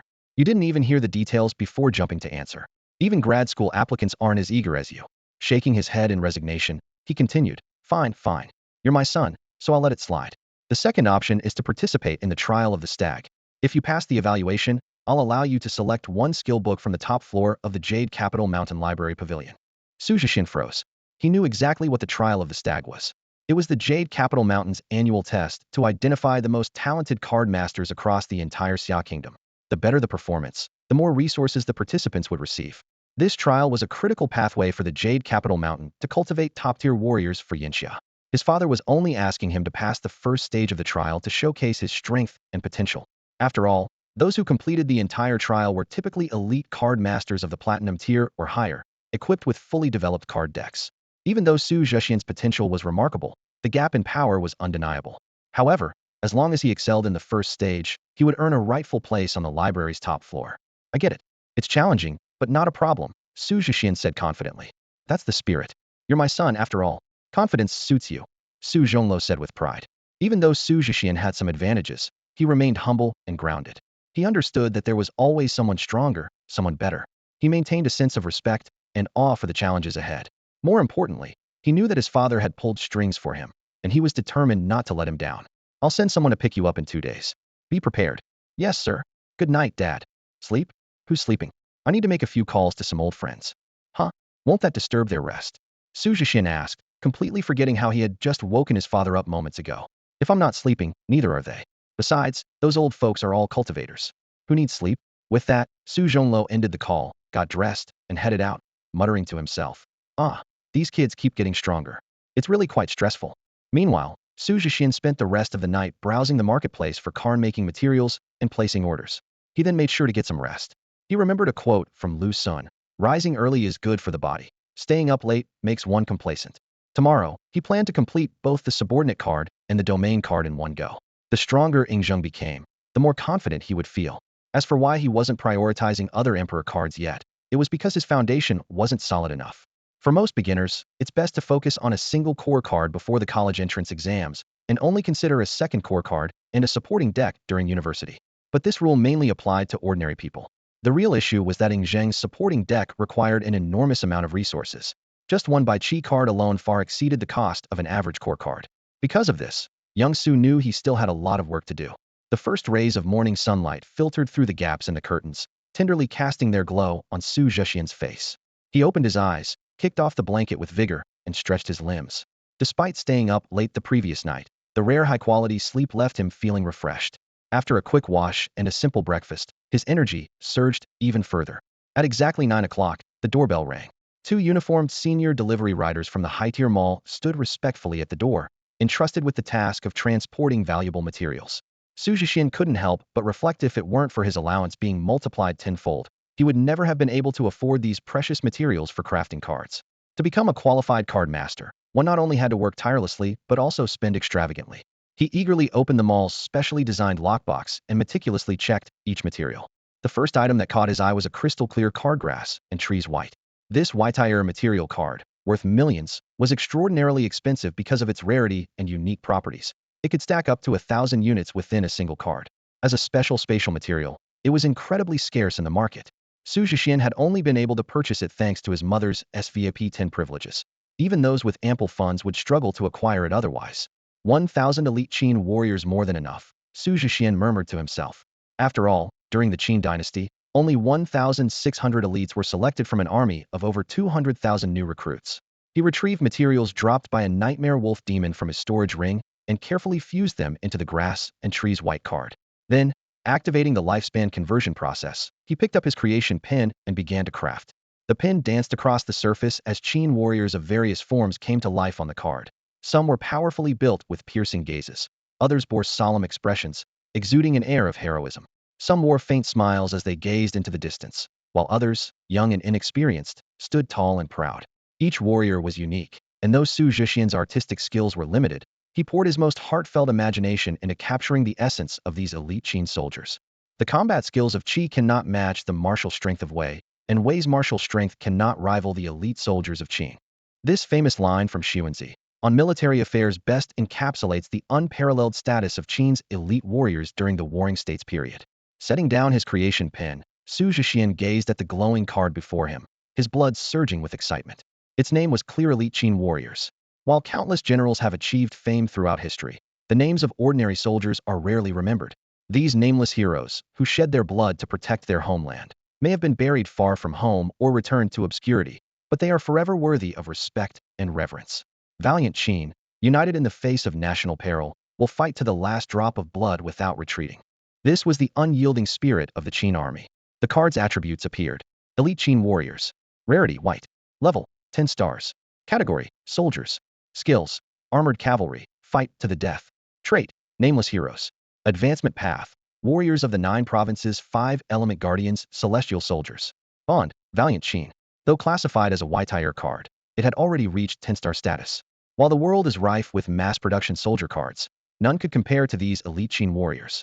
After all, what other soldier unit starts with dual skills and possesses the unique traits typically reserved for core cards? If this card were listed in the mall, it would undoubtedly spark a buying frenzy. The King of the Qin Elite Warriors by Qi. Xu Zhexian's pen lightly touched the paper, and the ink spread like blood. Under the blazing sun, amidst the chaos of war, with battle flags flapping in the wind, a figure came to life on the paper. Dressed in dark Qin armor and wearing a headdress of valor, the general held a bronze sword. His face was stern, and his eyes glimmered with a sharp battle spirit and profound wisdom. This was Bai Qi, the first commander of the Qin elite warriors in history, a leader among 1,600 of Qin's finest. On the battlefield depicted by Xu Zhexian strokes, chariots roared like thunder, the Qin army surged forward like a pack of wolves, and the elite warriors attacked like ferocious tigers. With each line, Xu Zhexian chronicled the legend of this man from Mei, a master of warfare who served King Zhao of Qin, bringing peace through military power and earning the title Lord of Martial Peace. His battle cry seemed to echo from the paper. Those who dare stand in my army's path shall be slain. As the final character was written, the name, Lord of Martial Peace by Qi, was completed.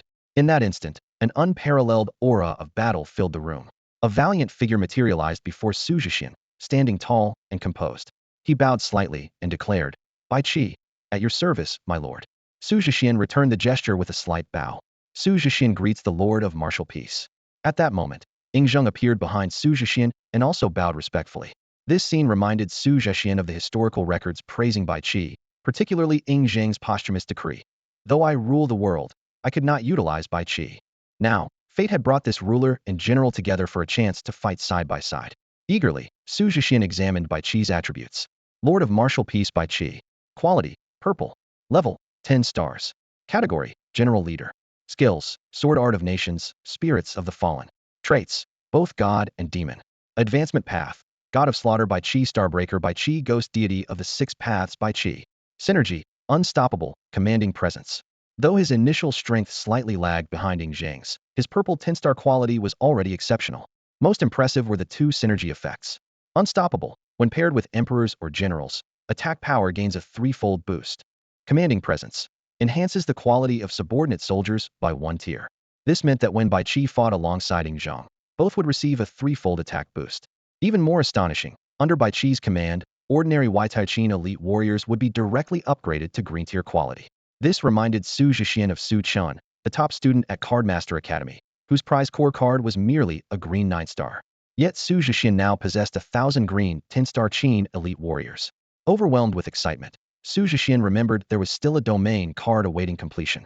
He picked up his pen to modify the Heaven, Earth, and Man 3 Talents Formation Green card obtained from the Langya Secret Realm. Using his unique spiritual power derived from life force, he began rewriting the card inscriptions. An ancient poem from the Qin Feng Wu Yi was inscribed in full. How can it be said we lack clothing? Let us share the same robe. The king raises his army. I will ready my spear and shield. Together, we fight as one. The new domain card took shape. Qin Feng Wu Yi. Quality, blue. Level, 10 stars. Category, small domain. Effect, activates the Blackbird Soul formation when 3 or more units of the same faction are present. The Blackbird Soul formation not only provided shields for allied units, but also allowed them to share damage. This meant that with the Qin elite warriors summoned, Ing Zheng and Bai Qi would be nearly invincible at the same level. Suddenly, Xu Zhexian realized an even more astonishing possibility. As a descendant of Chinese civilization, he too belonged to the same faction. If dynasties like Xia, Shang, Zhou, Han, Tang, Song, and Ming were also included, he swallowed hard, a thrilling thought taking shape in his mind. Dad, I'm about to become unstoppable. How he wished he could call Su Chonglu right now and share the news. Ding, the notification sound interrupted Xu Zhexian's thoughts. He quickly swiped open his phone to find an urgent message from Su Zhonglai. The Battle of Jiulu had been moved up to tomorrow, and someone would come to pick him up in half an hour. Glancing out the window, he saw the sun already high in the sky. Xu Zhexian realized he had spent the entire morning crafting just 3 cards. A growling stomach reminded him it was time to eat. Checking his remaining lifespan data, Xu Zhexian frowned slightly. Only 18 years left, after consuming a staggering 600 years. The 70 years spent on the Bai Qi card were within expectations, but the real drain came from the card for 1,000 elite Qin warriors and the small domain card, as group-based cards consumed exponentially more. As for the Qin Wind, without clothes card, its absurdly powerful effects came at the cost of burning through his lifespan. Still, 18 years would suffice to sustain the mental energy needed for card control. Though there wasn't time to test Bai Qi's combat prowess, Xu Zhexian was secretly excited to see the Qin Emperor and generals shine in the Battle of Jiulu. He quickly tempered his excitement and pride. He had to approach the Yujing Mountain evaluation with caution. Any misstep would not only embarrass his father, but also tarnish the Su family name. Just the thought of his third brother and eldest sister's lectures sent a shiver down his spine. With time running short and no chance to order takeout, Xu Zhexian settled for cooking a bowl of spicy beef noodles, adding 2 sausages and a soft-boiled egg. As he happily slurped his noodles, a different scene was unfolding downstairs. Yang Xia and her best friend Yao Lan were lurking near the building, stealing glances upstairs. Yao Lan, watching her indecisive friend, couldn't resist teasing her. After all, Yang Xia had been heartbroken just last night, crying about how Xu Zhexian had accepted someone else's ring and ignored her, vowing to make him regret it for the rest of his life. Now, she couldn't even muster the courage to go upstairs and apologize. Aren't you here to apologize? Yao Lan asked, exasperated. I'm just giving him a chance, Yang Xia replied with her usual pride. Besides, even if I was wrong, does that mean he wasn't? Well, you'll still have to go upstairs if you want to make peace. That's too passive. He used to come down to meet me first. Just send him a message and say we're passing by. Boom. A deafening sound interrupted Yang Xia mid-sentence. Everyone looked up to see a massive platinum airship materializing out of nowhere, blocking out the sun. A beam of light descended from the airship, and over a dozen card masters clad in Yujing Mountain's signature uniforms appeared, swiftly setting up a perimeter and forming a cordon. The onlookers murmured in astonishment. It's the White Tiger inspectors from Yujing Mountain. Could there be some terrifying demon hiding in the neighborhood? Yang Xia and Yao Lan instinctively stepped back. For something to warrant the deployment of one of the 4 great inspection corps, it had to be extraordinary. Ordinary people like them knew better than to get involved. However, this time was different. The White Tiger inspectors were merely here to pick someone up. Upstairs, Xu Zhexian was startled by the commotion. He thought to himself, Dad's going way overboard. This is definitely going to scare the neighbors. Xu Zhexian shook his head and swiftly slung his backpack over his shoulders. Adjusting his baseball cap, he carefully positioned his sunglasses and mask to avoid drawing any unnecessary attention. The last thing he wanted was to be mistaken for some kind of demon or attract a crowd of onlookers. Downstairs, a crowd had already gathered. When Xu Zhexian appeared, wrapped up tightly in his disguise, a tall and upright White Tiger patrol envoy quickly stepped forward. After confirming Xu Zhexian's identity, the envoy gave a respectful nod. The rest of the patrol team immediately formed a protective circle around him, escorting him to a waiting airship. With a flash of light, the airship disappeared into the sky, leaving the onlookers dumbfounded. Among the crowd, Yang Xia and Yao Lan exchanged bewildered looks. The person being treated with such reverence by the White Tiger patrol envoys was undoubtedly Xu Zhexian. Despite the mask and hat, his familiar figure and mannerisms were unmistakable. In their memories, Xu Zhexian was just an ordinary kid from a modest family, left behind while his parents worked far away. With his mental power deficiency and his constant, almost pitiable, attempts to please others, Even his good looks couldn't mask how pitiful and laughable he seemed. That was one of the reasons Yang Xia had always rejected his advances. But now, Xu Zhexian was being treated with utmost respect by the White Tiger Patrol envoys, an attitude that was impossible to ignore. The transformation from a humble suitor to a mysterious nobleman was simply too drastic. In just a few days, he had not only been forcibly transferred to a new school, but had also become a card master with abilities surpassing Su Chen's. It was as though he had turned into an entirely different person. Do you really know nothing about him? Who is he exactly? Yao Lan turned to question Yang Xia. Yang Xia shook her head in panic. "Tu don't know. How could this happen?" Her mind swirled with countless questions, each one making her feel as though she was drifting further and further away from a great treasure. She couldn't help but recall that rainy night, the girl who followed Xu Zhexian like a moon goddess. That position, it should have been mine, she murmured to herself. What position? Yao Lan pressed. Yang Xia didn't answer. She turned and walked away, her heart heavy with bitterness and regret. As the airship glided through the sea of clouds, Xu Zhexian finally understood what it meant to be amidst the boundless ocean of clouds, and to see the sky meeting the misty waves of dawn. As the fog cleared, a magnificent city came into view, walls stretching endlessly, pavilions scattered like stars, and palaces standing in splendid rows. The entire city of Zilicheng radiated spiritual energy and divine light, resembling an ancient behemoth resting on the earth. This was no ordinary city. There were no civilian residents here. It was a military stronghold of the Xia Kingdom and a critical gateway to the spirit realm battlefield. Half an hour later, the training grounds in the northwest corner of Zilicheng were already bustling with young elites. These prodigies from various academies were preparing to compete in the Battle of Zilicheng, vying for the title of the next generation of Star Warriors. The victors would earn titles like Heavenly Fierce Star or Earthly Heroic Star. Beyond the 108 star titles, there were even higher rankings, such as the Big Dipper and the Four Symbols, each corresponding to unparalleled resources and prestige. News of Xu Zhexian's sudden arrival spread quickly, sparking a wave of discussion. What? Someone gets to join the Battle of Zilicheng without going through the selection process?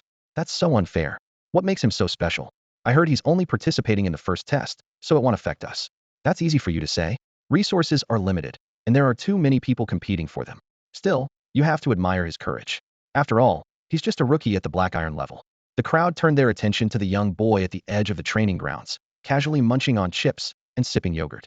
Their gazes ranged from mockery to disdain, from surprise to grudging admiration. Xu Zhexian heard every word of their chatter, but remained completely unfazed. 10 years of hard work. Why should that beat my 3 generations of effort? If you've got family connections, why not use them? And let's be honest, if I didn't know my own capabilities, would I dare to compete with a bunch of platinum-level elites? Of course not. I've got my own cheat codes, after all. Dong. The ancient, resonant chime of a bell echoed across the martial arts arena. A group of stewards, dressed in various styles of traditional Han clothing, walked in slowly. Among them were men and women of different ages, yet all exuded an undeniable aura of mastery. The first round of the Zhu Lu competition was about to begin, and the rules were about to be revealed. A female steward stepped onto the stage and announced in a clear and steady voice. The rules for the first round are simple. All the prodigies present will face off in unknown battles. The winners will advance, while the losers will be eliminated. There are no second chances. This gives you an idea of just how intense this competition will be. Xu Zhexian, sipping on a straw, glanced around and thought to himself, Dad really has so much confidence in putting me up against a platinum-tier opponent right from the start. My chances are slim, but I'll give it my all. Despite the pressure, Xu Zhexian felt calm. He wasn't here to defeat anyone specifically. He was here to showcase his potential. Giving it his best shot would be enough to convince the higher-ups at Yujing Mountain. Others, however, had different thoughts. Whispers spread through the crowd. Wow, drawing that iron-tier rookie? That's basically a free pass to the next round. What a walk in the park.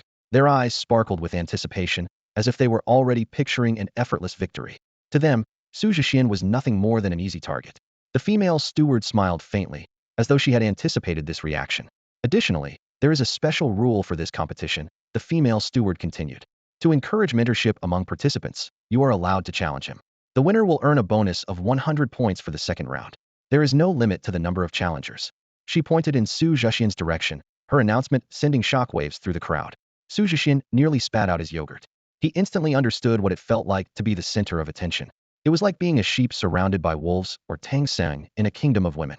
The gazes of the trial participants, both men and women, burned with intensity, as if they were sizing up a delectable prize. Cursing inwardly, Xu Zhexian thought, Dad, I swear I won't let this slide. You've really set me up this time. The significance of those second-round points wasn't lost on him.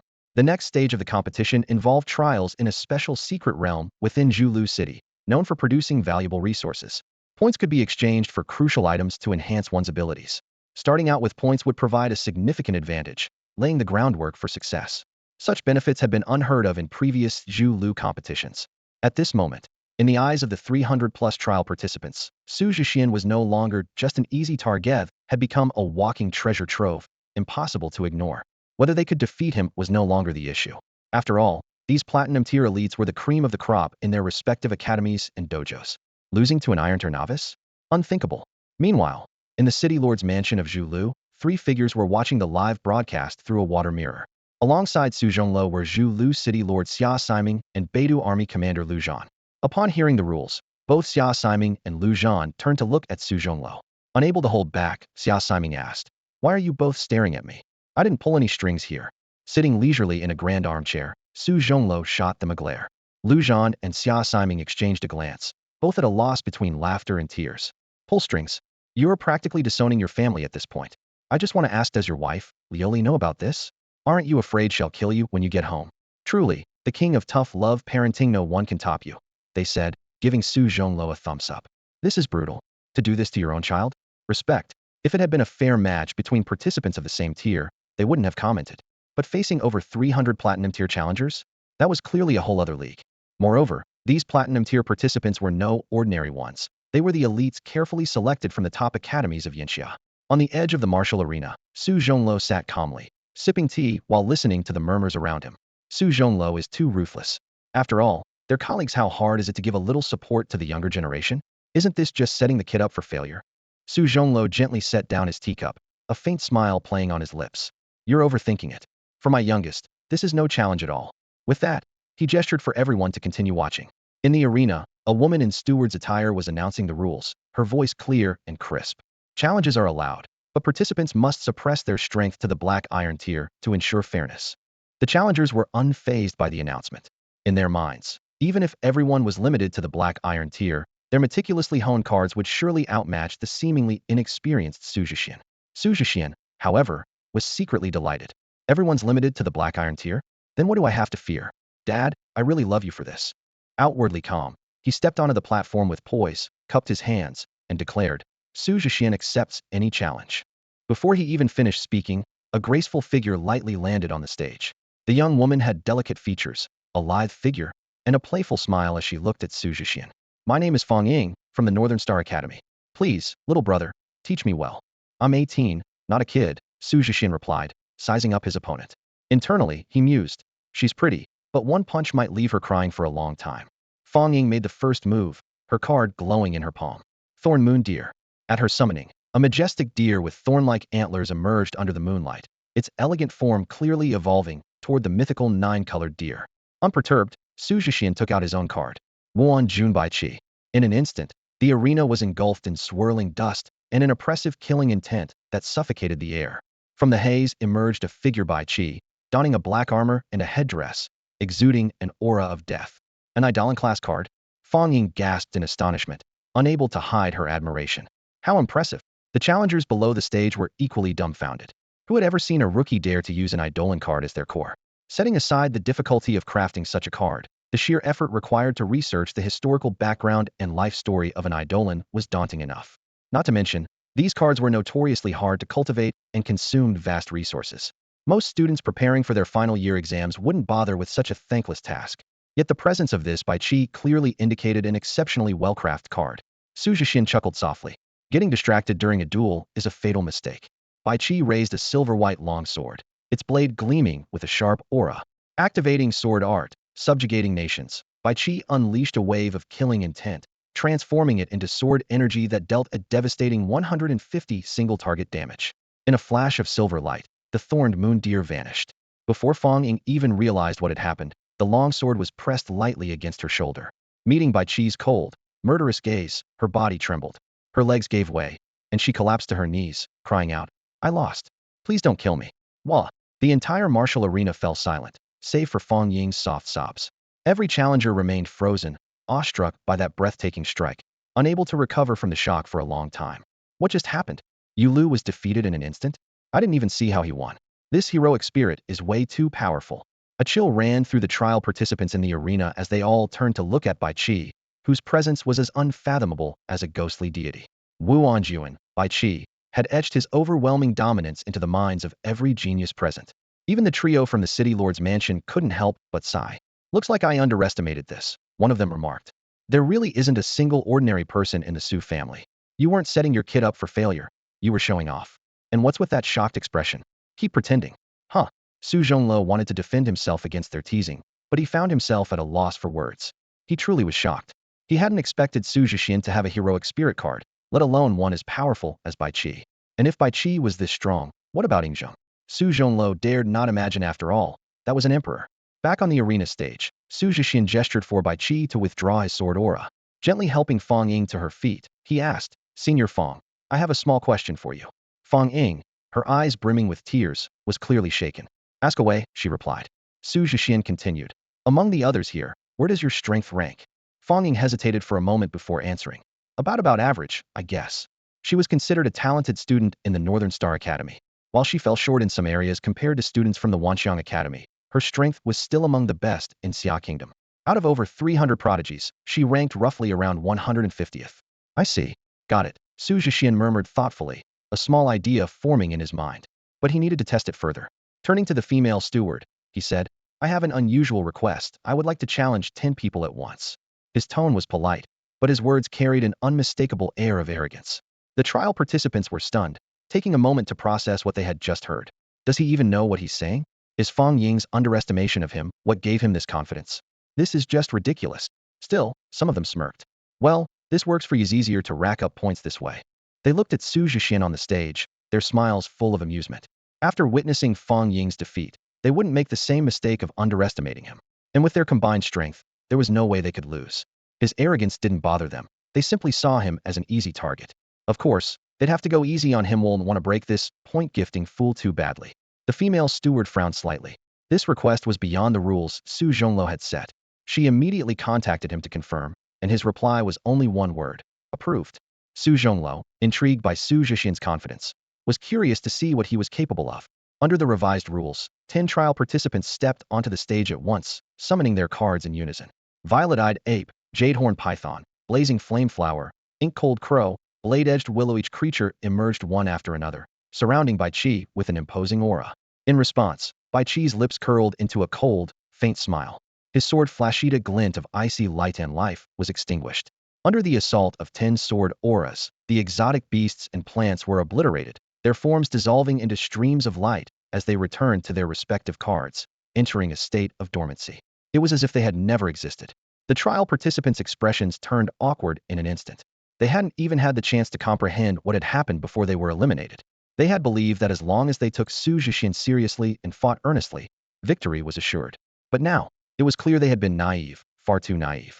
Though they were all at the black iron rank, the gap between them and Xu Zhexian was as vast as a chasm. Xu Zhexian stood with a gentle smile, his gaze sweeping over the crowd. He asked softly, May I ask, what are your rankings among the trial participants? One by one, 10 individuals reported their rankings. Among them, a senior dressed in the uniform of Qingmu Academy proudly declared his position within the top 50. Xu Zhexian's eyes flickered with understanding upon hearing this. He gave a slight nod, expressed his gratitude to the group, and then leaped down with Bai Qi, landing steadily in the center of the martial training ground. Standing firm, his gaze sharpened like a blade. Allow me to reintroduce myself. Wu Anjuan, starting as a purple 10-star, is indeed considered a strong presence at the black iron rank. His tone shifted, and a confident smile curved his lips. However, this is far from my full strength. So, forgive my boldness, seniors, why not all come at me together? This statement struck like a bolt of lightning, plunging the entire venue into stunned silence. Even the 3 observers in the city lord's residence were visibly shaken. A purple 10-star spirit as the core card, what a fantastic start, Lu Zhan mused, watching the confident young man in the arena. Thinking of his own disappointing son, he clenched his teeth in frustration. When I get home, I must give that brat a good beating to vent my anger. City Lord Xia pondered for a moment before offering his evaluation. His courage is commendable, but winning against all of them is impossible. If given a year to improve his core card, he would undoubtedly sweep through effortlessly. Su Chonglu, however, shook his head and spoke each word with weight. This is not his core card. The statement hit the other two like a bombshell. The 2 men, who had been leisurely sipping tea, shot to their feet, staring at Su Chonglu in disbelief. Yet, from his serious expression, it was clear he was not joking. Are you saying the youngest in your family has an ace up his sleeve? A card stronger than Bai Qi? What level would that even be? These two seasoned card masters, one guarding Zhulu City, the other commanding the Beidou Legion, found themselves restless, their curiosity burning. They were on the verge of rushing to the martial training ground to find out for themselves. Back in the arena, the atmosphere was tense. The trial participants were growing increasingly furious. One person was challenging all of them? Over 300 people? This was clearly an insult, as if declaring they were all trash. Even with a purple 10-star card, such arrogance was intolerable. We need to give this future junior a serious lesson. Being strong doesn't mean you can look down on others. The monsters in the secret realm and the otherworldly races on the spirit realm battlefield won't show any mercy. Card masters from other nations won't be easy to deal with either. Su Jr. may have the demeanor of a celestial being, but he must become the pillar of the Xia kingdom in the future. So, seniors like us are doing this for his own good. Let us teach him that steady growth is the true path. In an instant, dazzling lights illuminated the sky as deafening beastly roars echoed in every direction.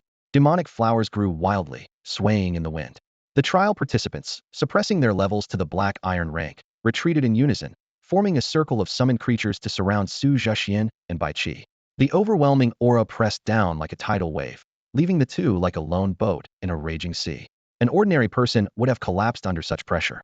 But Xu Zhexian simply took a deep breath, and brilliant light blossomed in his palm. Summon, Emperor Yingzheng. A majestic imperial presence swept across the field instantly, dissipating the aura of over 300 summoned creatures in the blink of an eye. The trial participants stared in shock at the emperor who ruled over all, their spirits on the verge of breaking. How do you still have another card with such terrifying presence? Has the era changed? When did high school seniors become this powerful? You're making us look utterly incompetent. No matter what the senior participants were thinking, Xu Zhexian had already raised his hand and pointed forward. Annihilate. With Yingzheng and Bai Qi both on the field, the synergy, invincible might, was activated, tripling their attack power. Sword techniques that could conquer nations, radiance that lit up the heavens. Unification of the realms, dragons soaring to the skies. 3 5-clawed golden dragons, their bodies entwined with silver sword energy, roared as they soared through the clouds. Then, with an overwhelming and domineering force, they dove into the horde of summoned creatures. In an instant, the world seemed to collapse, and all fell silent. In the training grounds, Lu Chun stared blankly at the purple 7-star card in his hand. On the card, the once ferocious and menacing 3-eyed fire ape was now curled up in a cave on Monkey Mountain, eyes filled with terror, as if it had encountered something utterly horrifying. As a high-level card, it displayed an exceptional level of sentience, far beyond that of ordinary cards, and was now enduring an unprecedented fear. Moments earlier, this very 3-eyed fire ape had been torn to shreds by a golden divine dragon. Tears rolled uncontrollably down Lu Chen's cheeks. You got it killed, he whispered hoarsely. As the son of Lu Zhan, the commander of the Beidou Legion, Lu Chun had always idolized his father. This man, hailed as the war god of the Xia kingdom, had led 7 grand legions to dominate the spiritual battlefield, earning renown far and wide. Despite his young age, Lu Chun was already the top student in his 4th year at Polaris Academy, boasting multiple powerful card decks and commanding respect or envy wherever he went. He was the quintessential prodigy others' parents envied. He even arrogantly believed his abilities rivaled those of the prodigies from Myriad Star Academy, the prestigious institution that had rejected him. Secretly, he vowed to make them regret their decision. However, his father, Lu Zhan, had always dismissed him with disdain, calling him incompetent, ignorant, and a frog at the bottom of a well. Until now, Lu Chen had thought this was merely a way to provoke him into working harder. Only in this moment did he realize it had been nothing more than his wishful thinking. I'm truly pathetic, Lu Chen muttered as he collapsed onto the ground, drained of all strength. Yesterday, Lu Zhan had told him he would be coming to Deer City to watch a match, mentioning that Uncle Su's youngest son was participating in the first round of the Battle of Deer. At the time, Lu Chun had scoffed, thinking, what business does a high schooler have in such a competition? Sure, the Su family's 4 prodigies are impressive, but even they wouldn't be so arrogant as to enter the battle at the novice stage, right? But now, he was the one left sobbing and defeated. Why does the Su family always produce monsters? Lu Chen screamed internally. I'd rather get beaten up by Su Lingxiao than lose to a high schooler. I've already surrendered, please, just let me go. Lu Chen wasn't the only one devastated. The 300 other trial participants were equally crushed. When the golden dragon tore apart their summoned creatures, everyone fell into a state of despair. They slumped to the ground, leaning against one another, expressions void of any will to live. Is this really a high schooler? Could it be some grandmaster in disguise? I, the once proud prodigy of Aoki Academy, can't even hold a candle to one of his fingers. His strength must be restricted by the iron tier. I thought he was an easy target. but he turned out to be an unstoppable force. With power like this, only Myriad Star Academy could possibly be worthy of him. Meanwhile, in the city lord's mansion, the three figures present wore varied expressions. Su Zhongluo, sporting dark circles under his eyes, chuckled foolishly. Xia Siming and Lu Zhan, panting heavily, glared daggers at him. The hall was in complete disarray, evidence of a recent intense brawl. You're really pushing it, showing off like that again, the two cursed silently. Beating you up is letting you off easy. The wounds to our pride hurt even more. Su Zhongluo's panda eyes were indeed the handiwork of Lu Zhan and Xia Siming, but such minor injuries were hardly worth mentioning. What truly stung was the humiliation suffered by these two men. Lu Zhan, a revered military leader, had to endure the sight of his own son being beaten to tears, leaving him utterly disgraced. From that moment on, he could hardly meet Su Zhongluo without feeling a sense of inferiority.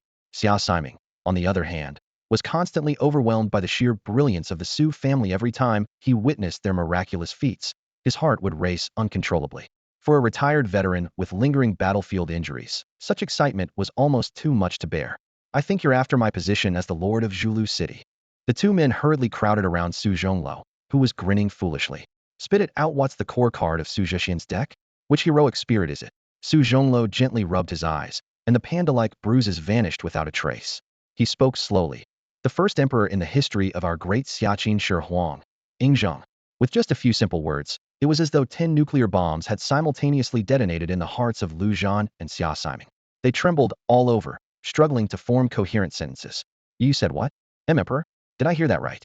Seeing their tear-filled eyes, Su Zhongluo nodded firmly. Qin Shi Huang, the first emperor. Ha ha. The rise of great Xia is at hand. Xia Siming and Lu Zhan burst into both laughter and tears, flailing their arms in sheer joy. An emperor card. Our Xia nation finally has won. Their euphoria was not without reason. 1,000 years ago, when demons invaded and secret realms emerged, nations began creating cards to resist the demonic onslaught.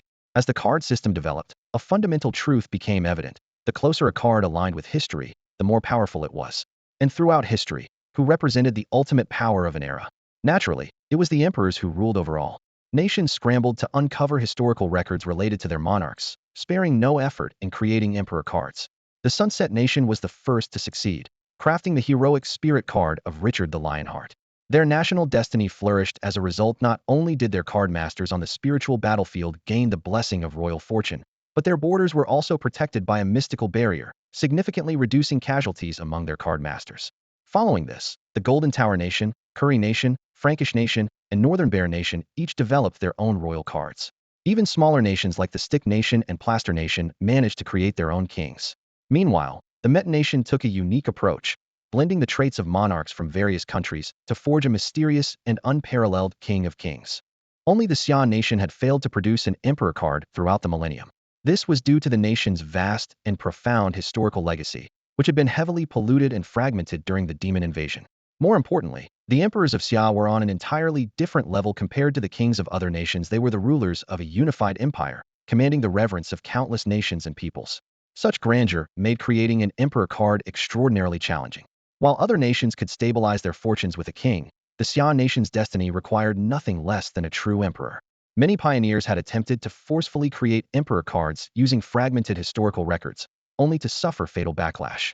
Two insurmountable challenges remained: the lack of a complete and detailed account of an emperor's life, and the absence of authentic imperial fortune. As a result, for 1,000 years, Xia's card masters paid a price many times greater than their counterparts in other nations. In other countries, a single master-level card master could contend with a master-level demon, while Xia often required 5 or more master card masters to barely hold their ground. Countless Xia card masters sacrificed their lives on the spiritual battlefield, and the nation's strength gradually waned, leaving it vulnerable to exploitation by other nations. But now, everything was about to change. The first emperor in Xia's history had finally emerged. From this moment on, the sons and daughters of Xia could stand tall and proud, reclaiming their rightful place at the pinnacle of the world. Lu Zhan gazed at the scene before him, tears streaming down his weathered face, yet a smile lingered on his lips. His son had been beaten to tears, and unexpectedly, as a father, he found himself crying along too. But he didn't feel ashamed. On the contrary, he wanted to cry his heart out. Su Zhongluo and Xia Siming stood silently nearby, their eyes also glistening with unshed tears. As senior leaders of the Xia kingdom, they were all too familiar with the brutal reality of the spirit realm battlefield. The warriors who fought amidst mountains of corpses and seas of blood, The card masters who sacrificed their lives for the nation, each one of them had families, loved ones, and dreams. Yet, they resolutely gave everything to the Xia kingdom. Scenes from years ago surfaced in Lu Zhan's mind. Back then, he was a rookie, and when he first set foot on the spirit realm battlefield, he had asked his captain, "Is what we're doing really worth it?" The captain, flashing a toothy grin, ruffled his hair and said, "Kid, that's not how you measure it. As long as the country stays safe and the people live in peace, who cares if it's worth it or not? As far as I'm concerned, this life is a win."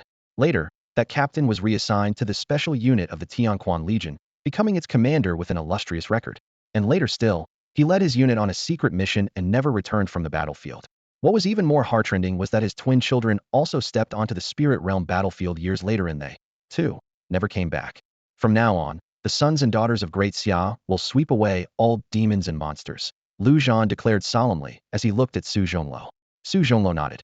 "Don't worry, old friend. I've already reported it to the elders.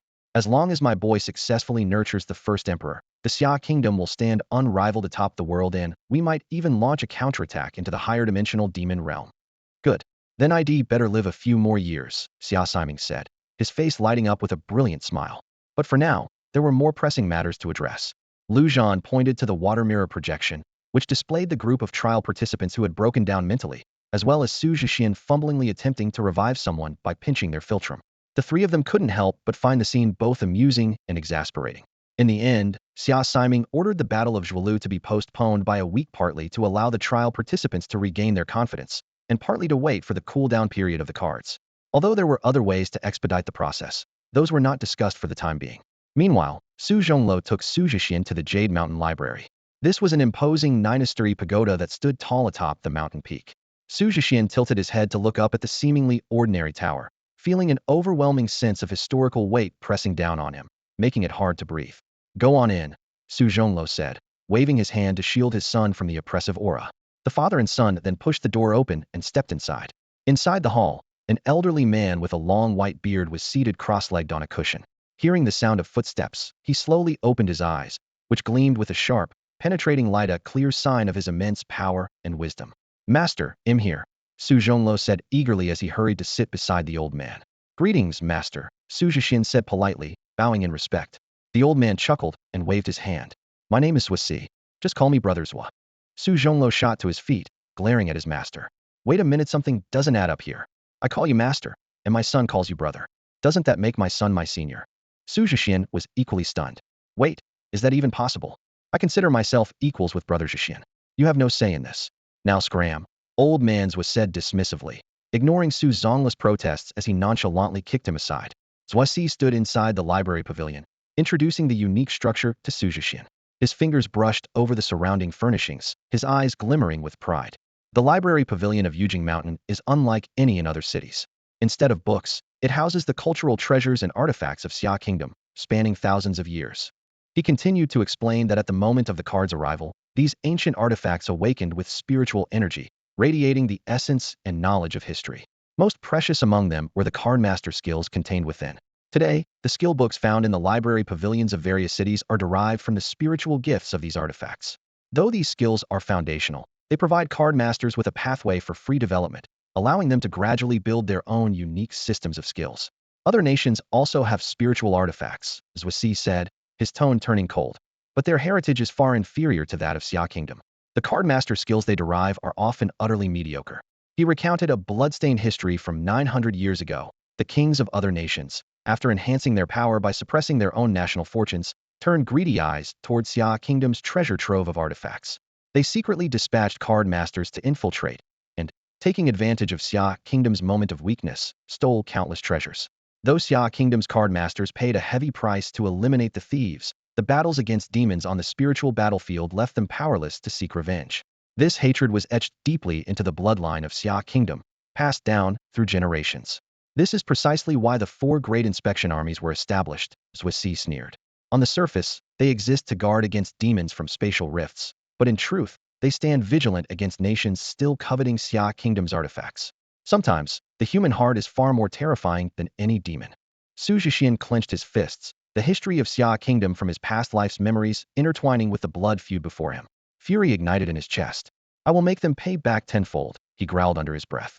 When an emperor is enraged, corpses litter the land, and rivers run red with blood. Blood debts must be repaid in blood. Xu Zhexian looked at Xu Zhexian, recalling his astonishing performance in the training arena. With a meaningful expression, he remarked, Xia Kingdom is rising. Emperor Ingzhong, the killing god by Qi, are any of them easy to deal with? As for the so-called kings of other nations, he chuckled dismissively. They're nothing more than paper tigers. After calming his emotions, Xu Zhexian turned his attention to the immediate priority mastering cardmaster skills. Xu Zhexian explained that the highest-rated cardmasters from various cities could come to the library pavilion of Yujing Mountain to resonate with the spiritual artifacts, though they were generally restricted to the first floor.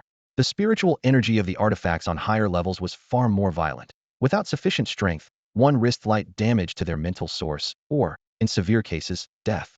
With your talent, ascending straight to the top level shouldn't be a problem, Xu Zhexian said. But be aware, the top level is a unique, small-scale secret realm. What artifacts you encounter there depends entirely on your luck. And what if I encounter nothing? Xu Zhexian asked cautiously, his past life streak of bad luck making him wary. Don't worry, you can still choose freely from the artifacts on the 9 levels below, Xu Zhexian reassured him with a smile. With the promise of a fallback, Xu Zhexian eagerly prepared to rush upstairs, but Xu Zhexian stopped him. Hold on, brother, you're headed the wrong way. The 9th level isn't at the top. Then where is it? Xu Zhexian asked, puzzled. Xu Zhexian stood up and patted the cushion he had been sitting on. It's right beneath me. He manifested a bronze-colored card, engraved with the image of a sword-shaped key. The long sword pierced into the teleportation array beneath the cushion, and with the accompanying incantation, the true entrance was revealed. Xu Zhexian stepped into the teleportation array, his figure vanishing from the space on the first floor. On the 9th floor of the library within Yujing Mountain, Xu Zhexian felt a sudden sense of weightlessness the moment he stepped inside, as if he were floating in a boundless void of chaos. He glanced around and couldn't help but marvel at the intricacies of this space, yet was so enigmatic that any intruder would likely fail to discover even a single artifact. As he pondered how to approach the artifacts, a glimmer of light appeared in the distance, gradually drawing closer and dispelling the darkness of the void. It was a flowing river of stars, like a silken ribbon winding through the air. Within it were countless treasures radiating spiritual light, ancient scrolls and paintings, exquisite porcelain, weathered bricks and tiles, time-worn oracle bones, and an array of gold, stone, and jade artifacts. This galaxy of relics moved like a lively dragon, spiraling around Xu Zhexian, yet always maintaining a deliberate distance. When he took a step forward, the galaxy retreated. The spiritually charged artifacts seemed to both yearn for him and fear him, wanting to approach, yet hesitating to draw near. Xu Zhexian frowned. Could it be my bad luck again? I was unlucky before I transmigrated, and now I'm still unlucky after transmigrating? What's the point of this whole journey if that's the case? Just then, the galaxy of artifacts began to stir, as if a group of children had suddenly been thrown into disarray. A tiny speck of light broke free from the cluster, struggling with determination as it flew towards Xu Zhexian. The resolute will contained in that small light moved him deeply. Well, at least someone chose me, Xu Zhexian said with a smile, watching as the light stopped before him and gently settled into his palm. It was a palm-sized fragment of bronze, engraved with ancient, mysterious patterns. Though broken and incomplete, it exuded an unmistakable aura of time-worn majesty. Examining it closely, he noticed a faint inscription, the character Ding. Suddenly, fragmented text began to surface within his mind, the 9 cauldrons of divine ascension. The text described how each cauldron could be forged by gathering the fate of an emperor. When all 9 cauldrons were united, they could harness the essence of the 9 provinces, enabling the emperor to ascend to divinity. An emperor imbued with divine power would transform their empire into a celestial kingdom.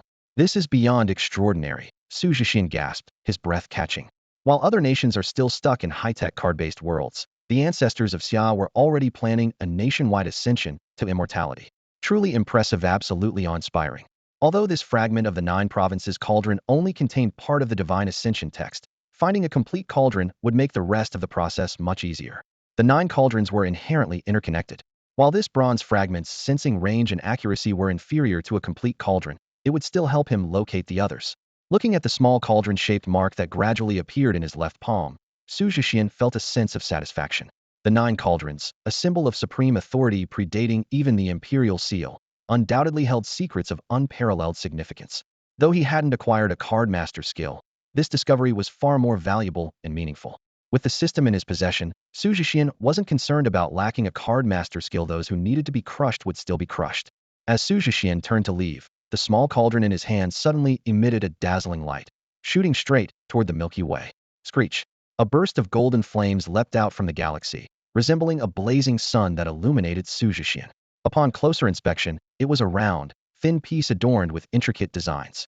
The inner layer featured 12 evenly distributed, rotating rays that resembled jagged teeth, while the outer layer was encircled by 4 birds flying counterclockwise.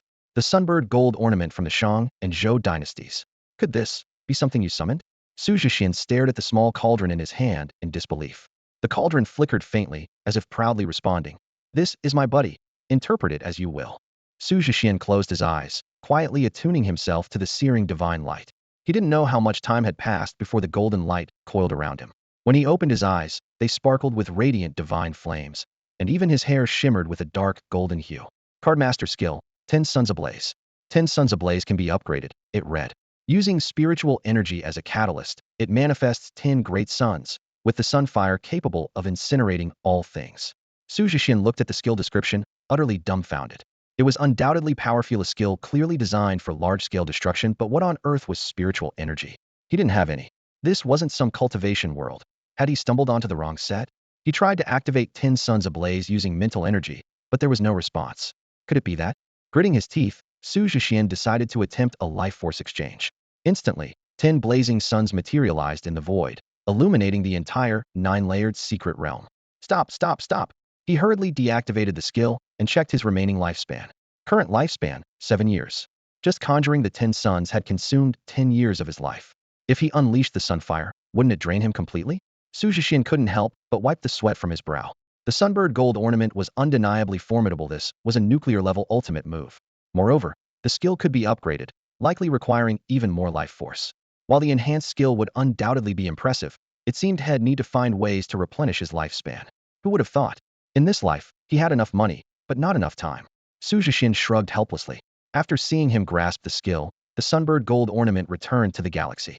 It was no trivial feat for the small cauldron to summon it. Ordinary people wouldn't dare dream of such a thing. Moreover, the skill Xu Zhexian had comprehended was one of a kind. For anyone else who managed to summon the sunbird gold ornament, if they even could, the best they could hope for might be the sunfire, but certainly not the 10 suns ablaze. After mastering the cardmaster skill, Xu Zhexian successfully advanced to the bronze rank. Simultaneously, Ing Zheng's advancement conditions were fulfilled, and he was on the verge of evolving into Ancestor Dragon. Ing Zhenghe just needed to add materials to complete the process back home.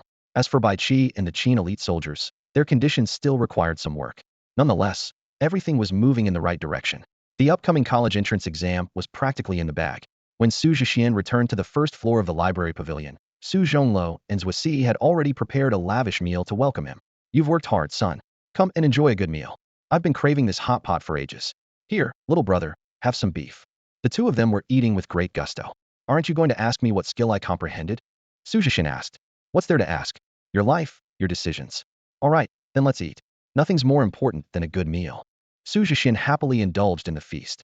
Meanwhile, over 300 people were in utter despair. Some huddled in corners, others buried their heads under blankets. They couldn't wrap their heads around it. Could the gap between people really be this vast?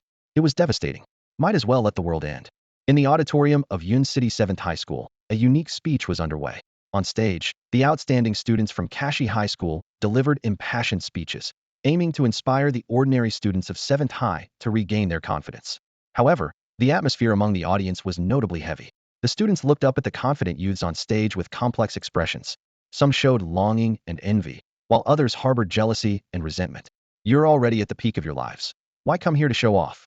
Thoughts like these swirled in their minds. Becoming a Kashi student was everyone's dream, but for most, it was destined to remain just a dream.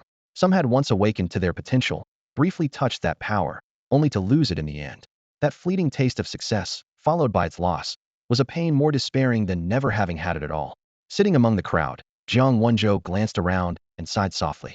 As someone who was once considered a nobody, she understood her classmates' feelings all too well. She was just luckier after losing her chance, she got another. Thinking of this, she couldn't help but recall someone with a similar experience, and an involuntary smile tugged at her lips. Of course, I succeeded. A familiar voice suddenly sounded by her ear. Jiang Wenzhou turned her head to see that Xu Zhexian had somehow already taken a seat beside her. Ah, you're so fast. Jiang Wenzhou's surprised exclamation drew the attention of the nearby students, and she quickly lowered her head, apologizing in embarrassment. I mean, you advanced in just 2 days? She asked in a hushed tone. Yeah, that's already pretty slow, Xu Zhexian replied quietly. Hearing this confirmed, Jiang Wenzhou's eyes lit up as she silently celebrated for him with a small fist pump. After all, Most people took 3 days to pass the advancement test, and another 3 or 4 days or even a week to grasp Kashi skills. Xu Zhexian's speed was something she had never seen before. Here, a reward for your hard work, Jiang Wenzhou said, pulling a packet of crab-flavored broad beans from her pocket and handing it to Xu Zhexian. Not to be outdone, Xu Zhexian retrieved 2 bottles of Wangzai milk from his bag. The two exchanged smiles and enjoyed their snacks together, paying no attention to the impassioned speeches on stage. Meanwhile, on stage, Yang Xia was fuming. She had noticed Xu Zhexian sneaking in through the back door long ago, but he hadn't even glanced her way. Instead, he went straight to that girl, sitting beside her and sharing snacks with laughter and ease. The sight irritated her to no end. "What's wrong?"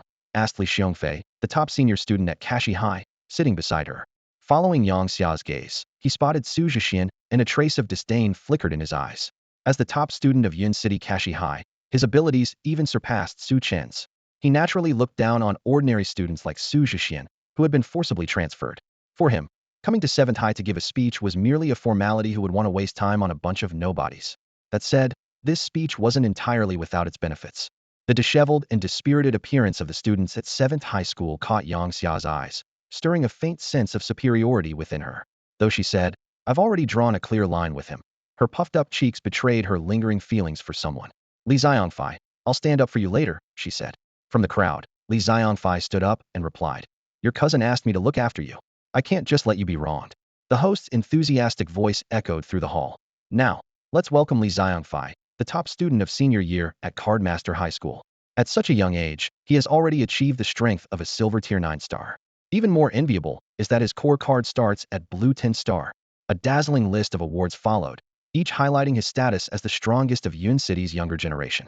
However, in the audience, Xu Zhexian and Jiang Wenzhou remained indifferent, their attention fixed on their snacks.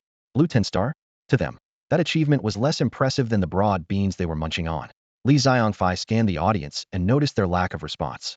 A flicker of anger flashed in his eyes, but was quickly concealed. Clearing his throat, he began, "It's an honor to share my experiences with you here at 7th High. Honestly, I was nervous and prepared a lengthy speech." With that, he dramatically tore up his script. "But now, I realize that's unnecessary." He suddenly pointed in the direction of Xu Zhexian and Jiang Wenzhou. "Because I found that not all students at 7th High are disheartened." In an instant, all eyes turned to the two students casually enjoying their snacks. The teachers' faces darkened, but the students couldn't help but admire their boldness.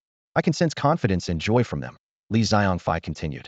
"I believe that if everyone learns from their example, we can reignite our passion and hope."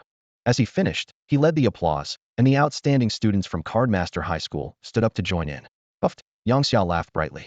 "That's just like Xiongfei. His skill at veiled sarcasm is unmatched. Ignoring our speech? They deserve a little lesson." Among the excellent students, only Su Chun remained silent. He wasn't sure whether Li Xiongfei or Xu Zhexian was stronger, but he was certain of one thing: Xu Zhexian was not someone he could afford to provoke. The teachers and students of 7th High found themselves in an awkward position, unsure whether to clap. As for the two main characters, their reactions were unexpected. Xu Zhexian didn't even look up, casually giving Li Xiongfei a thumbs up, while Jiang Wenzhou buried her head even lower, using her snack bag to shield her face, thinking, "How could eating a snack turn into such public humiliation? Next time, I need a mask." And so, the dramatic motivational speech came to an end. After the meeting, the teachers at 7th High didn't bother reprimanding the two. Compared to the depressed and withdrawn students, having two carefree and confident troublemakers wasn't so bad. After all, Cardmaster High School already looked down on ordinary schools, so why make things difficult for their own? Besides, these two might just bring some change to the school. Xu Zhexian, however, had no intention of acting immediately. After the contest for dominance, such petty matters no longer held his interest. His focus had shifted to the enemies eyeing Xia country with hostility. As for Li Xiongfei, he figured he could deal with him during the college entrance exams just enough to teach him a lesson his mother wouldn't forget. "Are we really going outside the city to level up?" Jiang Wenzhou asked as they walked along the shaded campus path. "Our levels are indeed too low. We need to make the most of our time. Otherwise, we'll be at a disadvantage during the exams," Xu Zhexian explained. Jiang Wenzhou nodded in agreement. "All right, I'll let Uncle Wang know. Wait for me." Watching her retreating figure, Xu Zhexian kept one thought to himself. He needed to advance the first emperor into the ancestral dragon and craft other related cards. But with only 7 years of lifespan left, it was far from enough. The beginner's dungeon in Yun City was too inefficient. To accumulate the required lifespan in a short time, he would have to venture into the wild to hunt demons.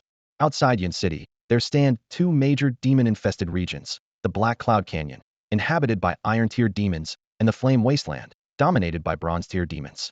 These demons originate from spatial rifts, vast in number and entrenched in complex spatial fractures, making them nearly impossible to eradicate. To prevent their rampage, barriers were forcibly established to confine them to specific areas. Across the world, countless such places remain as remnants of the demon invasion, ironically serving as training grounds for card masters. However, within these demon-infested zones, survival is one's own responsibility. Without someone willing to protect you, the effectiveness of training diminishes significantly.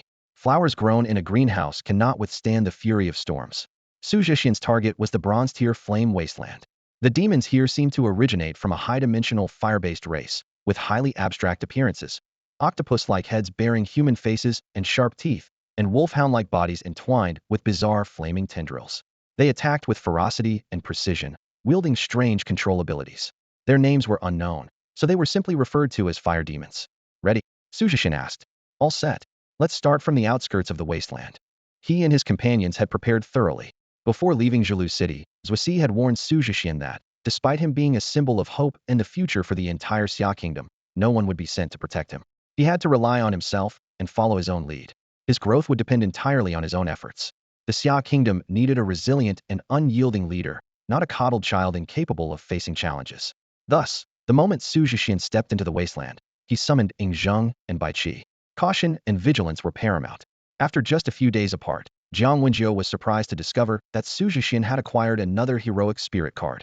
Her eyes widened as she fixed her gaze on the menacing Bai Qi, understanding immediately that he must be a powerful spirit. The presence of Wu Anju and Bai Qi filled her with confidence for the upcoming adventure. With him and Jingo around, we should be able to handle the outskirts of the wasteland, she thought to herself, feeling as though victory was assured. She then instructed Abeo to serve wine to the two heroic spirits. Seeing the new powerhouse, Abeo's eyes lit up. Without hesitation, he grabbed his wine gourd and approached enthusiastically, saying, "Bosses, take care of this bear." Ying and Bai Qi both took a liking to the taste of Dukong wine. Before long, they encountered fire demons emerging from the ground on the outskirts of the wasteland. Though grotesque in appearance, these demons were formidable. Two of them let out ear-piercing screeches, their tendrils lashing wildly as they charged forward with incredible speed, sending the burly Abeo stumbling and leaving claw marks on him. Bai Qi acted swiftly, invoking the sword command of all nations. Several streaks of sword energy slashed at the fire demons, reducing them to fragments in the blink of an eye. Notification: lifespan increased by 30 days. Notification: lifespan increased by 30 days. Seeing the notification, Xu Zhexian's eyes lit up. These two fire demons were only bronze tier 2-star, yet they extended his lifespan by an entire month. While hunting demons in the wild was fraught with danger, the rewards were substantial. The Flame Wasteland was teeming with fire demons, and this time, he felt like the Qin King touching a live wire. Luck was on his side. His experience points increased by 1, and he thought to himself with delight, let's stick to this outer area for today. Abeo can cover the rear while Zhunga and Bai Qi lead the charge. Understood.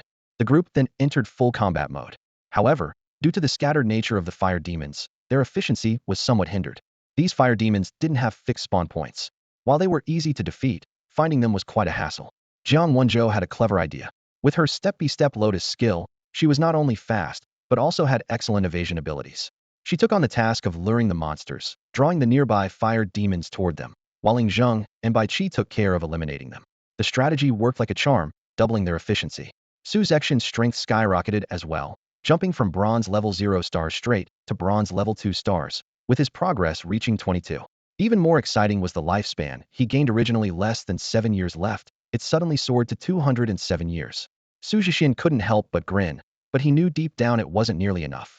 As the quality of cards increased, the lifespan required would grow exponentially. This time, he had to stockpile sufficient lifespan to avoid the same predicament he faced when creating his first card. It seems like we've cleared out all the fire demons on the outskirts, Jiang Wenjiu said, panting slightly, but beaming with satisfaction. Though her contribution wasn't huge, at least she didn't hold the team back. Plus, her experience points had significantly increased, giving her a strong sense of accomplishment. However, fire demons on the outskirts were becoming harder and harder to find. If these weaker fire demons could speak human language, they'd probably be grumbling by now. Why not pick on someone your own size instead of bullying us weaklings? So, should we head back or go deeper? Xu Zhexian glanced at his phone. It's not even lunchtime yet, and we just had plenty of snacks. How about we head toward the central area of the wasteland? We can explore a bit, retreat if we encounter tough enemies, and then find a different spot to grind tomorrow. Sounds good. The two quickly decided and headed toward the central area of the fiery wasteland. They hadn't gone far when the sound of shouting and battle cries reached their ears. Climbing a cliff for a better view, they saw a group of students in Cardmaster Academy uniforms engaged in a fierce battle against hundreds of fire demons. These fire demons ranged from bronze level 4 stars to 6 stars, which shouldn't have been a problem for the students. However, the issue was the presence of a bronze level 8-star elite fire demon among FEMA rare sight in the fiery wasteland. This elite demon had some intelligence and was commanding the other demons with precision, forcing the students into a steady retreat. Why is it them? Xu Zhexian frowned. You know them? Jiang Wenzhou asked. Xu Zhexian nodded.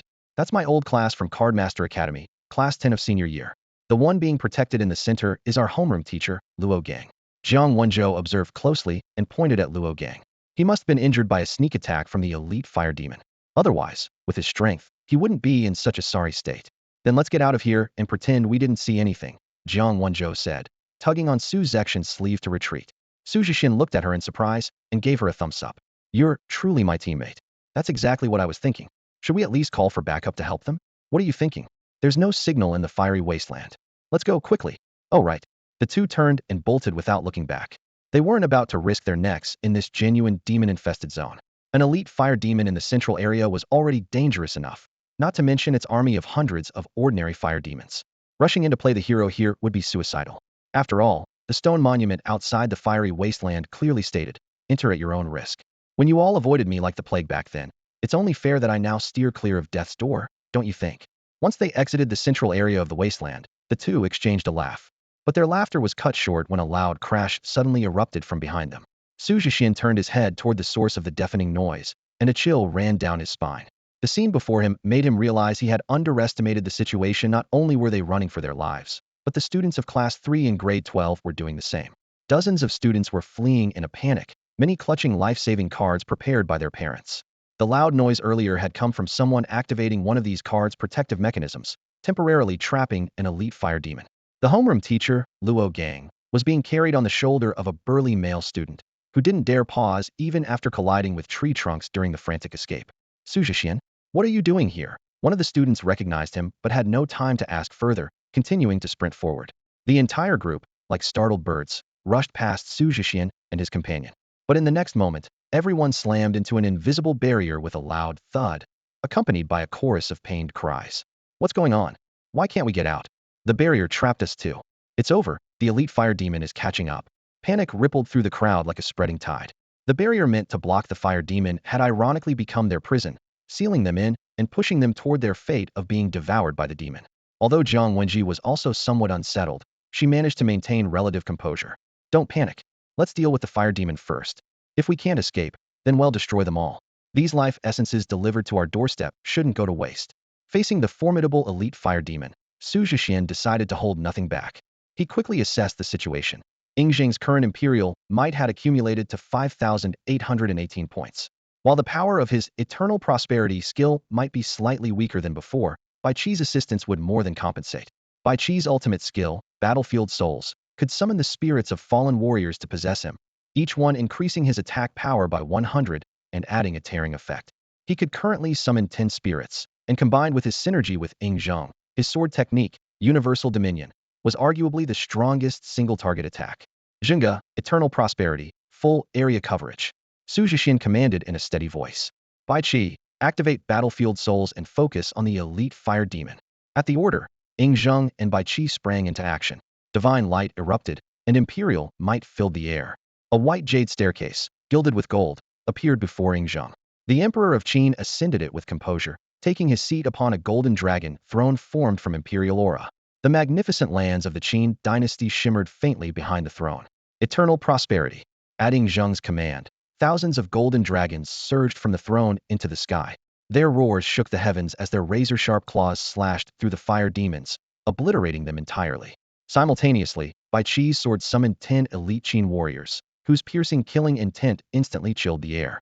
The spirits merged with him one by one, as if 10 warriors were sharing a single blade. Sword technique. Universal Dominion. A silver blade of light slashed through the sky like lightning, aimed directly at the elite fire demon. The combined forces of the sword light and divine dragons locked onto their target, intertwining in a dazzling display of gold and silver like the sun and moon shining together. Boom. The elite fire demon didn't even have the chance to turn into dust. It was completely annihilated by the overwhelming power. The world fell into an eerie silence. Only after the lingering smoke and dust had cleared did the survivors begin to process what had happened. What was that? A voice broke the stunned stillness, trembling with disbelief. The golden five-clawed divine dragon intertwined with the silver glowing celestial sword in the sky, releasing an overwhelming, suffocating power. Some students, upon witnessing this scene, were instantly overjoyed, believing that rescue had finally arrived. However, most of the students in Class 10 of Grade 3 remained silent. They had seen with their own eyes that this earth-shattering event was triggered by Xu Zhexian summoning a card. It was Xu Zhexian who saved us. That golden dragon and celestial sword are the powers of the two heroic spirits by his side, someone exclaimed. How is that possible? Wasn't he already a nobody? Doubts and questions arose one after another. All eyes involuntarily focused on Xu Zhexian and the two figures beside him, Ying and Bai Qi. Those gazes were filled with disbelief, confusion, and astonished skepticism. They had once deemed Xu Zhexian as nothing more than a mere mortal, insignificant, and unworthy of their attention. Yet now, this very nobody had saved them. Shame and jealousy alternated on their faces. Luo Gang hesitated, wanting to speak, but holding back. Before he could say a word, Xu Zhexian had already turned and walked away, making the atmosphere even more awkward. In truth, ever since Xu Zhexian had been forcibly transferred to another school, he had severed all ties with Class 10 of Grade 3. His actions today were merely for self-preservation, with the added benefit of harvesting life force that conveniently presented itself. Saving this group of people was nothing more than a casual gesture. Jiang Wenjiu watched Xu Zhexian's departing figure and, understanding his intent, addressed the others. This area should now be safe. Stay here and wait for rescue. If you act recklessly again, he won't step in to save you a second time. Take care of yourselves. With that, she took a bow and followed Xu Zhexian. As the two figures gradually disappeared into the distance, Luo Gang let out a long sigh. In just a few days, he has undergone such an earth-shaking transformation. If only we had been able to keep him back then. The students of Class 10 of Grade 3 were now consumed by deep regret. The person they had once ostracized and looked down upon had become someone far beyond their reach. What pained them even more was the realization that they had pushed away an opportunity for a brilliant future with their own hands. Where are we heading now? Jiang Wenjiu asked as they walked. To investigate the core area of the wasteland. The answer should be hidden there, but we need to be extra cautious, Xu Zhexian replied confidently. The powerful strikes from Ying and Bai Qi earlier had not only skyrocketed his level to bronze rank 7-6, putting him on par with Jiang Wenjiu, but had also pushed his life force to an astonishing 1,218 years. The amount of life force contributed by the fire demons was so immense that he hadn't even had time to calculate it all. However, the sensation of this sudden windfall was undeniably exhilarating. With this millennium of life force as his foundation, he could afford to take risks. Even if he encountered the fire demon leader, the destructive power of the 10 suns ablaze would likely be sufficient to deal with it. The two carefully made their way through the middle zone, yet they encountered no elite fire demons at all. This strange phenomenon made Xu Zhexian increasingly vigilant. Could it be that all the elite fire demons had gathered in the core area? The blazing wasteland, its core region. In this desolate land, a strikingly vibrant blue lake stood out. At the center of the lake, a small island capable of accommodating 1,000 people rose prominently. On the island grew the legendary jade spirit fruit tree. Chief Li's intelligence was spot on. Li Zionfei stood at the lake's edge, ambition glinting in his eyes. The jade spirit fruit was a priceless treasure for card masters, significantly accelerating the cultivation of their spiritual power. The stronger the spiritual power, the greater the strength of a card master of the same level. This exploration mission was part of a meticulously crafted scheme by Li Zionfei. He had brought the elite students of the Card Masters Academy to seek out the jade spirit fruit tree, intending to use this opportunity to win their loyalty and build his own faction. To ensure their safety, he had also requested teacher escorts from the school. For teachers of gold rank 1 star, including Luo Gang, should have been more than enough to handle the dangers of the bronze zone. However, the moment they discovered the jade spirit tree, everything changed. Towering black flames suddenly erupted from the core of the wasteland, their terrifying heat instantly evaporating the entire lake. Over 100 elite fire demons, ranging from bronze rank 7 to 9, let out piercing screeches. Even more alarming, 10 fire demon leaders, each as large as a small mountain, were closing in with sinister grins. This is bad. The 3 teachers on site immediately materialized their cards and positioned themselves in front of the students. But the sight of the fire demon leaders wielding glimmering platinum rank black flame hammers drained the color from their faces. Although bronze rank fire demons couldn't fully unleash the power of platinum weapons, 10 black flame hammers combined with over 100 elite fire demons clearly pointed to a carefully laid trap. The three gold-rank teachers stood no chance of protecting so many students. Send out a distress signal. One of the teachers urgently launched a rescue signal, only to watch helplessly as it was intercepted by a bizarre barrier of fire. Breakthrough. Hurry, breakthrough. The teachers made a quick decision, leading the students in a desperate escape before the fire demons could encircle them. However, they were unaware that the entire wasteland was already sealed within the barrier. The 10 fire demon leaders struck first, targeting the three teachers. Under the relentless assault of the platinum weapons, the teachers and their summoned creatures were reduced to blood mist in an instant. It's over. Are we really going to die here? Yang Xia sobbed uncontrollably as she witnessed the bloody scene. Brother Xiangfei, please save us. Li Xiangfei's face was ashen as he led the students in a frantic retreat, their desperation palpable. If the students from the 7th Academy saw him in such a pitiful state now, they would surely laugh themselves to tears. The confident and commanding figure he usually presented to his peers was now reduced to a panicked wreck in the face of these demons. TSK. While it might not be appropriate to say this now, the scene was undeniably satisfying in its own way. Xu Zhexian and Jiang Wenzhou lay flat under a dirt slope, their bodies and faces smeared with the dark red blood of the fire demons, camouflaged further with a layer of weeds and leaves. Only their wary eyes were exposed, and even their breathing was deliberately light, every movement steeped in caution. What should we do now? Jiang Wenzhou whispered, her brows tightly furrowed. This is obviously a trap. According to the forum data, under normal circumstances, there should only be one fire demon leader in the wasteland. She bit her lip, clearly unprepared for the scene before her. Despite forcing herself to stay calm, she could do little more than observe the situation unfold. Let's wait and see what the fire demon leaders are up to, Xu Zhexian said, his gaze sharp. Did you notice? They're only targeting the three teachers, completely ignoring everyone else. Just as Xu Zhexian had pointed out, 10 massive fire demon leaders were using the blood of the three teachers to draw strange runes on the ground. The blood flowed, forming intricate patterns that emitted an ominous glow. Meanwhile, dozens of elite fire demons danced grotesquely around the central jade spirit tree, their movements unsettling and their throats releasing horrifying screeches. Finally, 10 black fire hammers were raised high and then slammed heavily into the ground. Strange incantations spilled slowly from the mouths of the fire demon leaders, their voices grating like the screech of metal on metal, piercing the ears. Black flames erupted from their bodies, mingled with their flesh and blood. They're sacrificing themselves. Jiang Wenzhou gasped, her voice catching in her throat. All the fire demons connected their lives to the blood-red patterns on the ground through the 10 black fire hammers. In an instant, the jade spirit tree absorbed the immense energy, its trunk glowing blindingly bright. The light shot skyward, tearing through the void above and forcefully creating a massive spatial rift. From the rift, a colossal altar descended slowly, landing at the heart of the wasteland with a tremor that shook the ground. The altar's surface was engraved with ancient runes, radiating an ominous bronze glow. They did all this to forcefully summon a secret realm. Xu Zhexian and Jiang Wenzhou were both stunned by the sight. It was their first time witnessing the arrival of a secret realm, a phenomenon far beyond what their current level should have encountered. This is bad. Jiang Wenzhou's face turned pale. According to the rules of the secret realms, if no one clears the realm within 24 hours of its arrival, her voice trembled. Then this realm will become the most stable dimensional passage for demons, allowing an endless stream of them to invade. It would be catastrophic. Xu Zhexian also remembered this critical rule about the secret realms.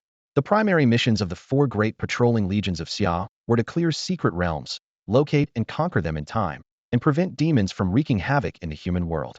All right, let's go see what this secret realm is all about, Xu Zhexian said, a glimmer of determination in his eyes. He exchanged a confident smile with Jiang Wenzhou.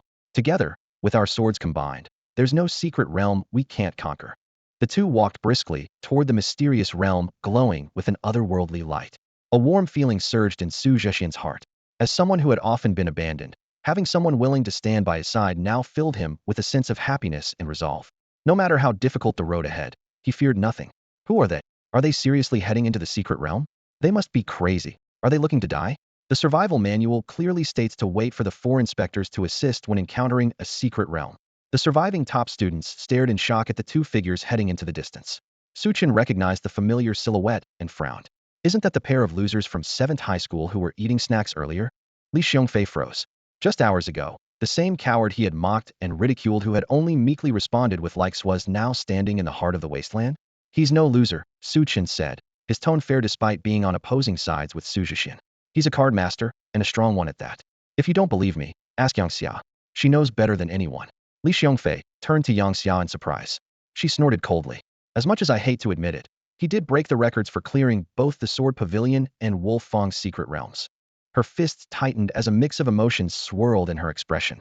Watching Xu Zhexian walk alongside another girl, her heart churned with feelings she couldn't quite name, whether resentment or jealousy. She couldn't tell. Should we go check it out too? There's no immediate danger anyway. Yeah, what if there's some kind of opportunity? We can't let that guy take it all. Let's go quickly. Li Xiongfei and his group started heading toward the secret realm as well. By this time, Xu Zhexian and Jiang Wenjiu were already standing at the entrance. A ghastly mound of skulls stood at the threshold, unmistakably human skulls, stacked to form a grisly monument. The Fire Demon clan, damn them. The two clenched their teeth. Such a blatant provocation was intolerable to any member of the human race. Suddenly, a beam of light shot up from the monument, revealing a set of strange characters. The message read, "This is a single-player secret realm. Only one person may enter at a time, and there is only one chance to clear it. If the challenger fails, humanity will have no choice but to await the arrival of the Fire Demon army." The Fire Demon clan had clearly paid a steep price to create such a restrictive set of rules for this secret realm. Otherwise, if all of Blue Star were filled with such realms, humanity would have long since been wiped out. There's only one chance. "I'll go," Xu Zhexian said solemnly, looking at Jiang Wenjiu. "All right," Jiang Wenjiu replied with a simple nod. She understood Xu Zhexian's abilities better than anyone. He was the most suitable choice for this task. In a moment like this, there was no need for unnecessary arguments. Jiang Wenjiu gazed intently at Xu Zhexian, then slowly removed the silver longevity lock from her neck. The old necklace lingered briefly in her palm before she gently placed it into Xu Zhexian's hand. "Take this with you. It might save your life at a critical moment." Feeling the lingering warmth on the longevity lock, Xu Zhexian's heart softened, but he declined. "I can't accept this. It's too precious. It's useless to me," Jiang Wenjiu replied, a flicker of worry passing through her eyes, though she maintained a light-hearted tone. "If you fail, you'll die too. So you might as well take it, it'll give you a better chance of succeeding." She flashed a brilliant smile, as if it could dispel all shadows. "All right, I'm going in. When I'm back, I'll treat you to a feast." "Deal." They sealed the promise with a high five, a vow as heavy as a mountain. Before Li Xiongfeng and his group could catch up, Xu Zhexian resolutely stepped into the secret realm. "Damn it! He's entered the secret realm," someone in the crowd exclaimed, followed by a wave of panic. "Look at the rules, there's only one chance to pass. If he fails, won't that unleash the demons and harm everyone?" The students, usually so composed, descended into chaos. Yang Xia stormed up to Jiang Wenjiu, demanding angrily, "Why didn't you stop him? Do you think this is a joke? We could have waited for the inspector's rescue. Why act recklessly? Do you realize this could cost countless lives?"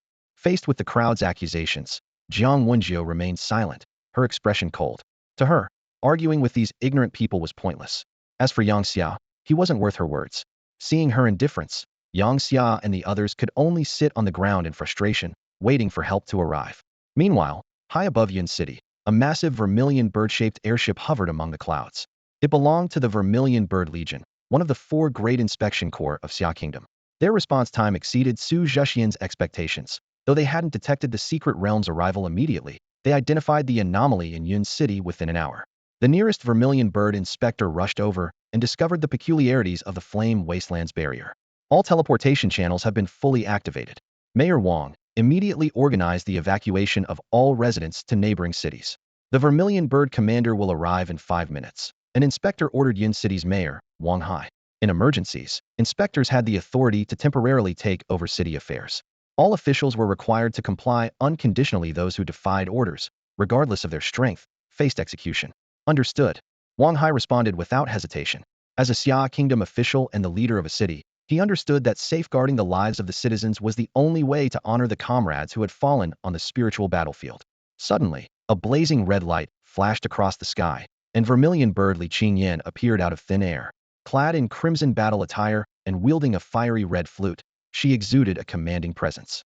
"Status report?" "Reporting to Commander Vermilion Bird, the barrier is impenetrable and highly resistant.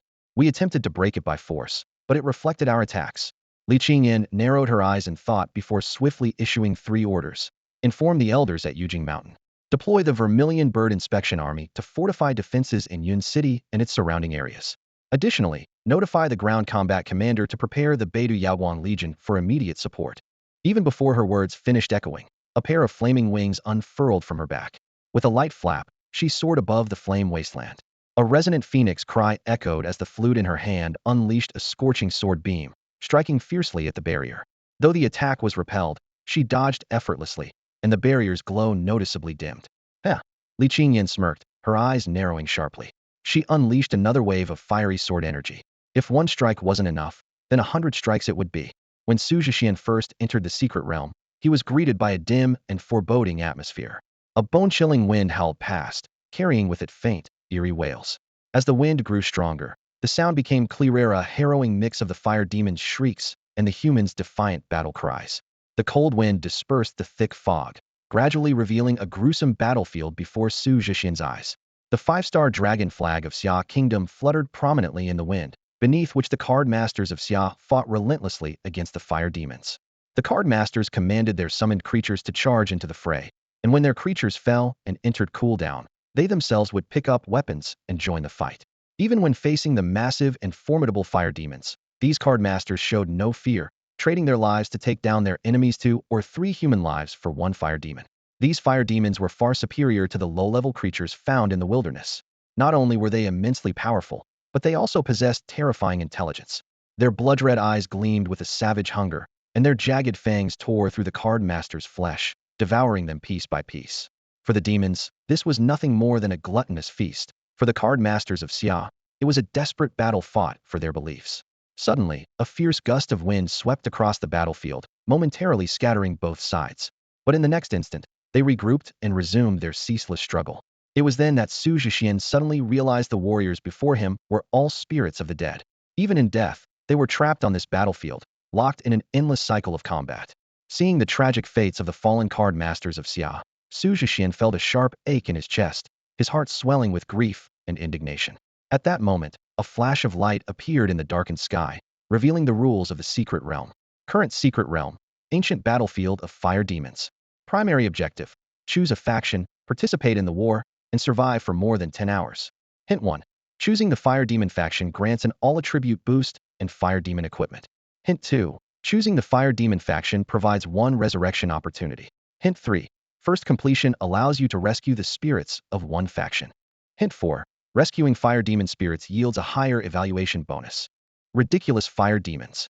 Xu Zhexian's anger flared as he read the blatantly biased hints favoring the fire demon faction. Where was the fairness?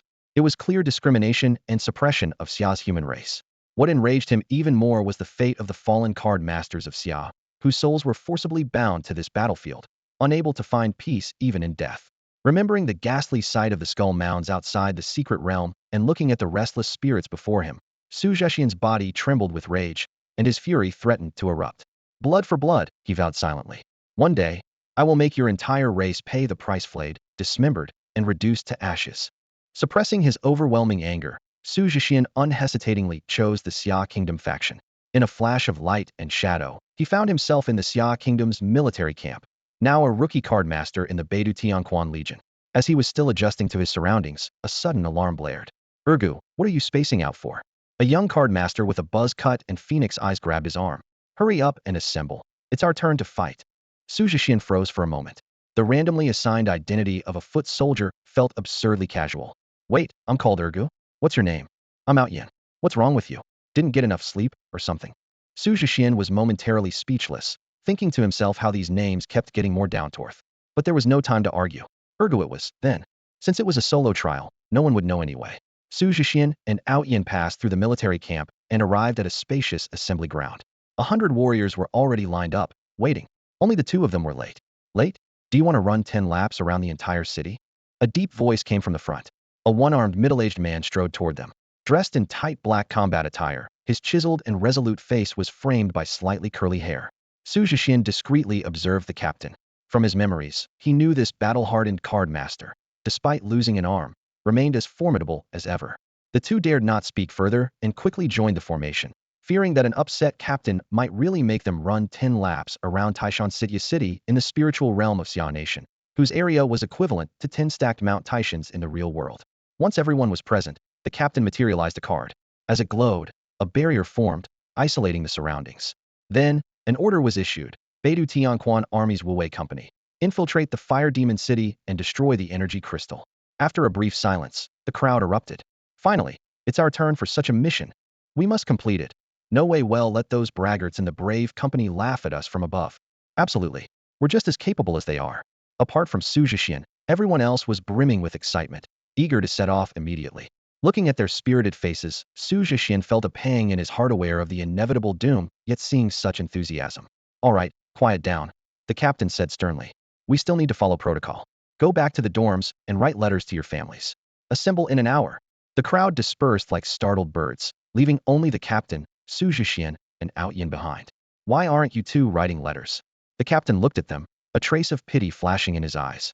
These two rookies had just joined the company and were already assigned such a mission. But orders were absolute, this was their duty. Yin slung an arm around Xu Zhexian's neck, grinning. We're orphans. Grew up together. The closest person to me is Ergo. Since we're both here, there's nothing to write. Xu Zhexian froze for a moment. While it was true they shared this background, why was he called Ergo instead of something like AO sure or AOU? But he could only play along for now. Same here. Captain, what about you? Why aren't you writing? Xu Zhexian quickly changed the subject.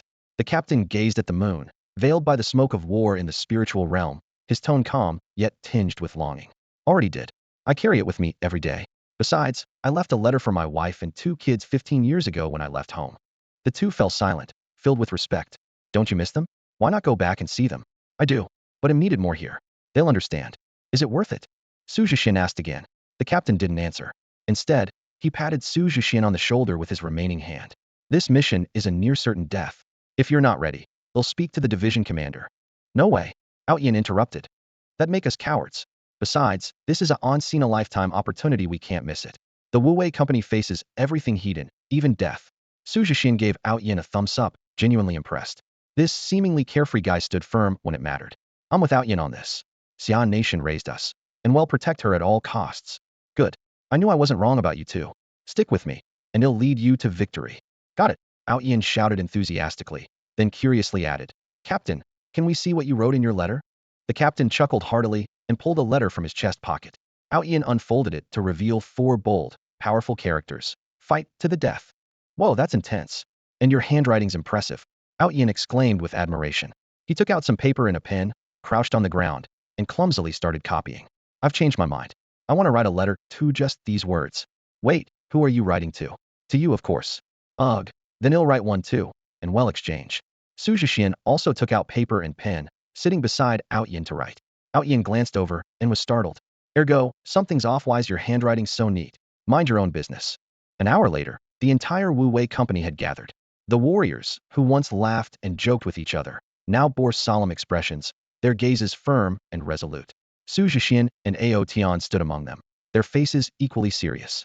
This was a near-suicidal mission, but it carried the weight of countless lives.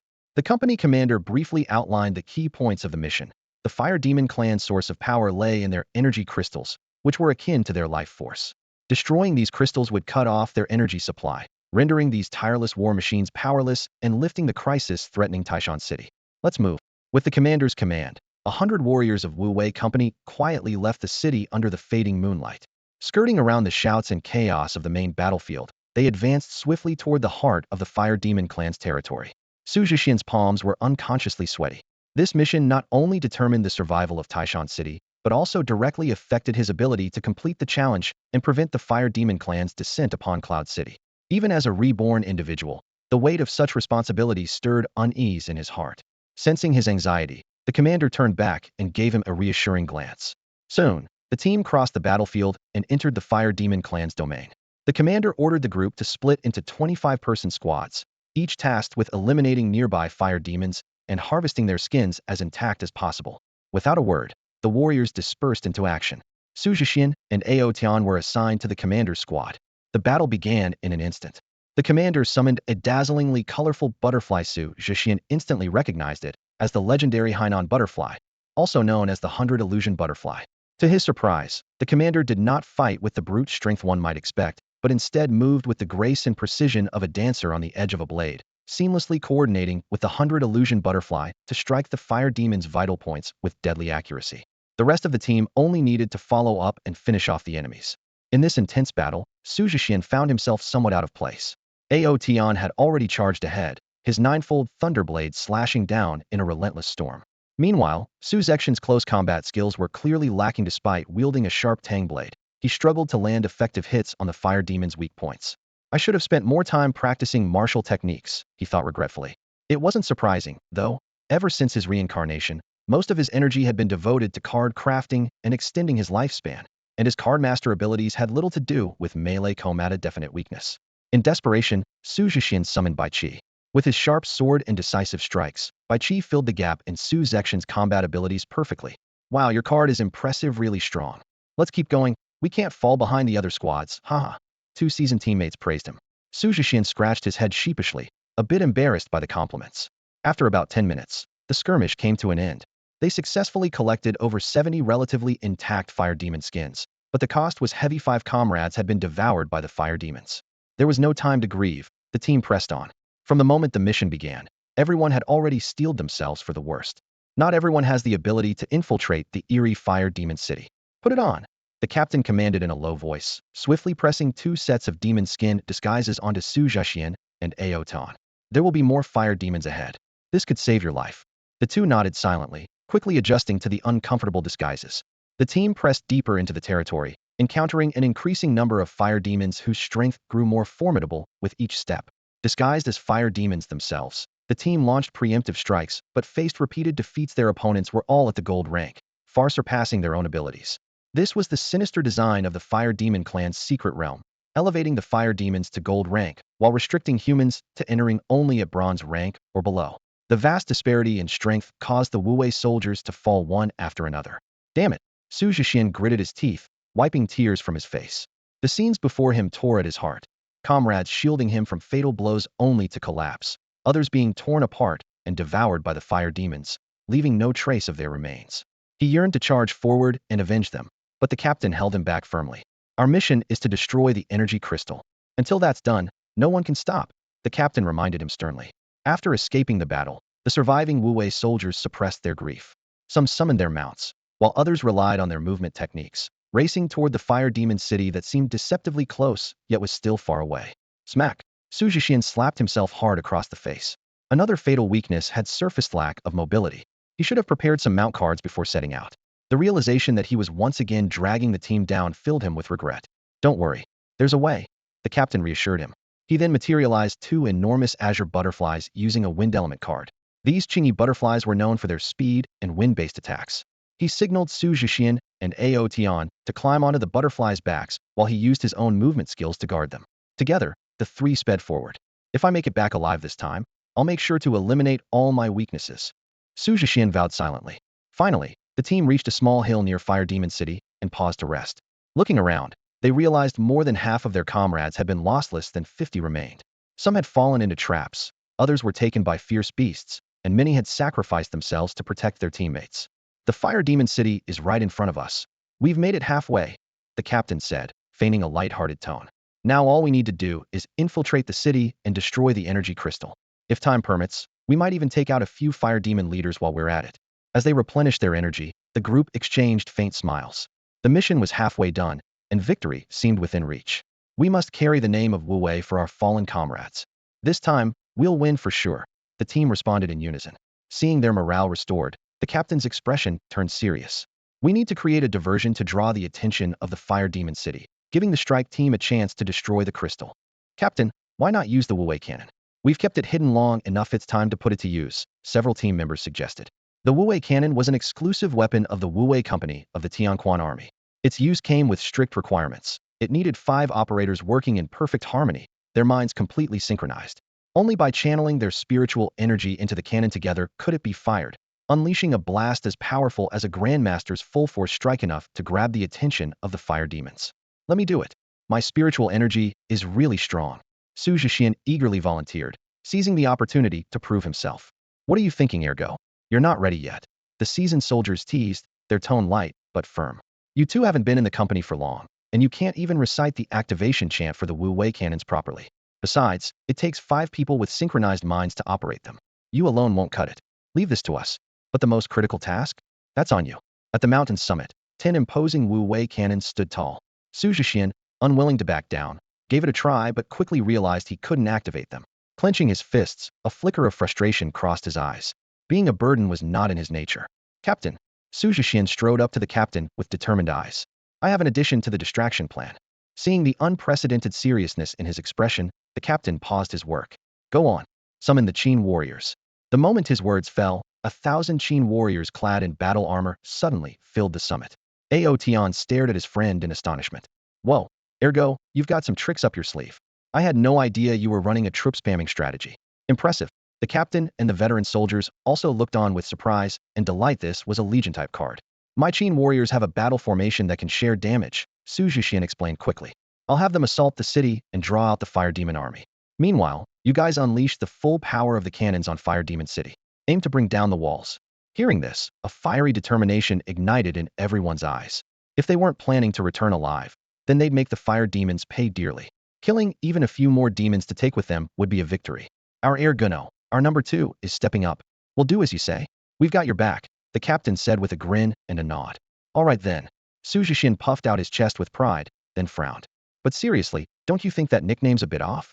With the plan set, 30 soldiers stayed behind to operate the 10 Wu Wei cannons, while the remaining 19 formed the final task force. Even if it meant exhausting their spirit energy and sacrificing their lives, they were ready. Qin Fong Wu E. Fong. Fong. Fong. The Qin warriors, under the protection of the Xian bird, let out an earth-shaking roar and charged toward Fire Demon City. Though only 1,000 strong, they exuded the momentum of an army capable of taking on tens of thousands. The Fire Demon City's defenders were immediately alerted. On the city walls, massive fire demons opened their blood-red eyes, revealing menacing fangs as they roared. Without waiting for orders, tens of thousands of fire demons leapt from the walls, eager to feast on this bold opposition. Come and chase me if you dare. Xu Zhexian smirked, commanding the Qin warriors to shift formation and retreat, flawlessly executing a Hitandran strategy. From the mountain summit, the Wu Wei cannons roared to life in unison. 6 silver-white beams, imbued with the aura of grandmasters, streaked toward the fire demon army. Boom. 6 small mushroom clouds rose into the air. Almost immediately, 4 more silver-white beams followed, tearing through the battlefield. The Wu Wei cannons roared once more, their firepower precisely targeting areas of the fire demon army's positions that had previously been missed. Explosions lit up the night sky as tens of thousands of fire demons were reduced to ashes in this round of bombardment. Aotian, holding Xu Zhexian, jumped and shouted with excitement. Beautiful. Impressive. Absolutely exhilarating. Even the usually composed company commander couldn't resist raising his arms in celebration. From the direction of the Fire Demon City came an earth-shaking roar of fury. Under orders from their commander, more fire demons leapt from the city walls. The Wu Wei squad atop the mountain paid no heed, instead turning the cannon barrels toward the weakest section of the wall and unleashing relentless fire. When that section of the wall finally crumbled under the barrage, everyone let out a sigh of relief. They quickly redirected their fire to other parts of the wall, successfully diverting the fire demon's attention. Good work, everyone. Mission accomplished, the company commander shouted. Now let's see who can take down the most fire demons with us. Today, we're going all in. Let's earn enough to cover the next life too. Haha, that's right. In our next life, we'll still be Xia people. The soldiers responded in unison. Then it settled. See you there. Open fire. The Wu Wei cannons streaked across the dark sky like a radiant galaxy, a symbol of the Xia soldiers' unyielding resolve. The company commander gazed toward the mountaintop, hastily wiping the tears from his face. He muttered softly, "It's our turn now. We can't let them outdo us." With that, he summoned all his cards, gripped his blade, and charged toward the shattered wall. The others followed closely behind. Seizing the moment while most of the fire demons were drawn to the Wu Wei cannons and the elite Qin troops, Xu Zhexian and the others slipped through the breach in the wall, arduously advancing toward the center of Fire Demon City. Along the way, they encountered sporadic resistance, which they managed to overcome, but at the cost of 5 comrades' lives. When they finally stood before the grotesque black hall, silence fell over the group. From within the hall, tens of thousands of fire demons surged out like a swarm of locusts. The company commander was overwhelmed by a wave of bitterness, despair, and self-mockery. Just our luck running into newly spawned fire demons. After all this effort, why? Aotian shouted in anguish, his voice breaking. I won't accept this. Heaven, are you blind? At that moment, dozens of razor-sharp tendrils struck from impossible angles, piercing Aotian's chest. He coughed up blood, struggling to swing his blade and sever the tendrils, but his strength was gone. He collapsed into Xu Zhexian's arms, unable to fight any longer. Ergo, kill more of those fire demons for me. Earn back my share. The light in Aotian's eyes dimmed, but his grip on his blade never loosened. No, you can't die before me. Xu Zhexian's eyes turned bloodshot. The newly spawned fire demons launched their attack, toying with the Wu Wei soldiers like predators testing their prey. They tore off limbs and left their victims writhing in agony on the ground. The company commander's butterfly card was stripped of its wings and devoured piece by piece. His legs were hoisted high by tendrils, yet he continued to swing his blade in defiance. The distant mountaintop was now swarming with countless fire demons. Xu Zhexian's eyes burned with rage, and the last thread of sanity in his mind snapped. Gently laying Ao Tian's body down, he staggered to his feet, bursting into maniacal laughter. Ha ha, come on. Let's all die together, shall we? Xu Zhexian had completely broken down. His bloodshot eyes glared wildly, his face twisted in a grotesque expression as he let out bursts of maniacal laughter. The sheer madness in his demeanor caused the surrounding fire demons to instinctively retreat. This was merely the prelude to the arrival of the apocalypse. In an instant, an earth-shattering, annihilating force erupted from within him. The energy rippled outward like a tangible explosion, blasting every fire demon nearby into the air.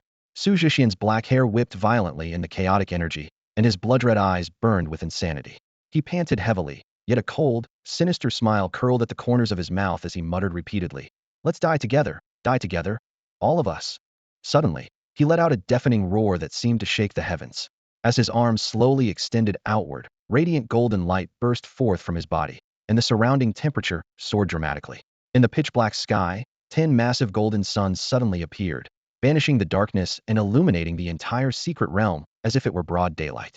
A system warning echoed, forcefully consuming all remaining lifespan. Yet Xu Zhexian, consumed by madness, ignored it entirely. At this moment, his heart harbored only one desire: total annihilation.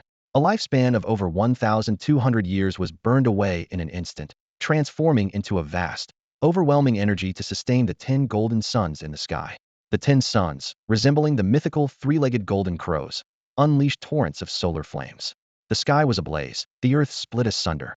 The apocalyptic force swept through the entire fire demon city in an instant. Everything fire demons, city walls, mountains, and land was vaporized under the blazing suns, leaving not even a speck of dust behind. But it was not enough. The fire of the apocalypse had just been ignited, and Xu Zhexian's fury continued to burn.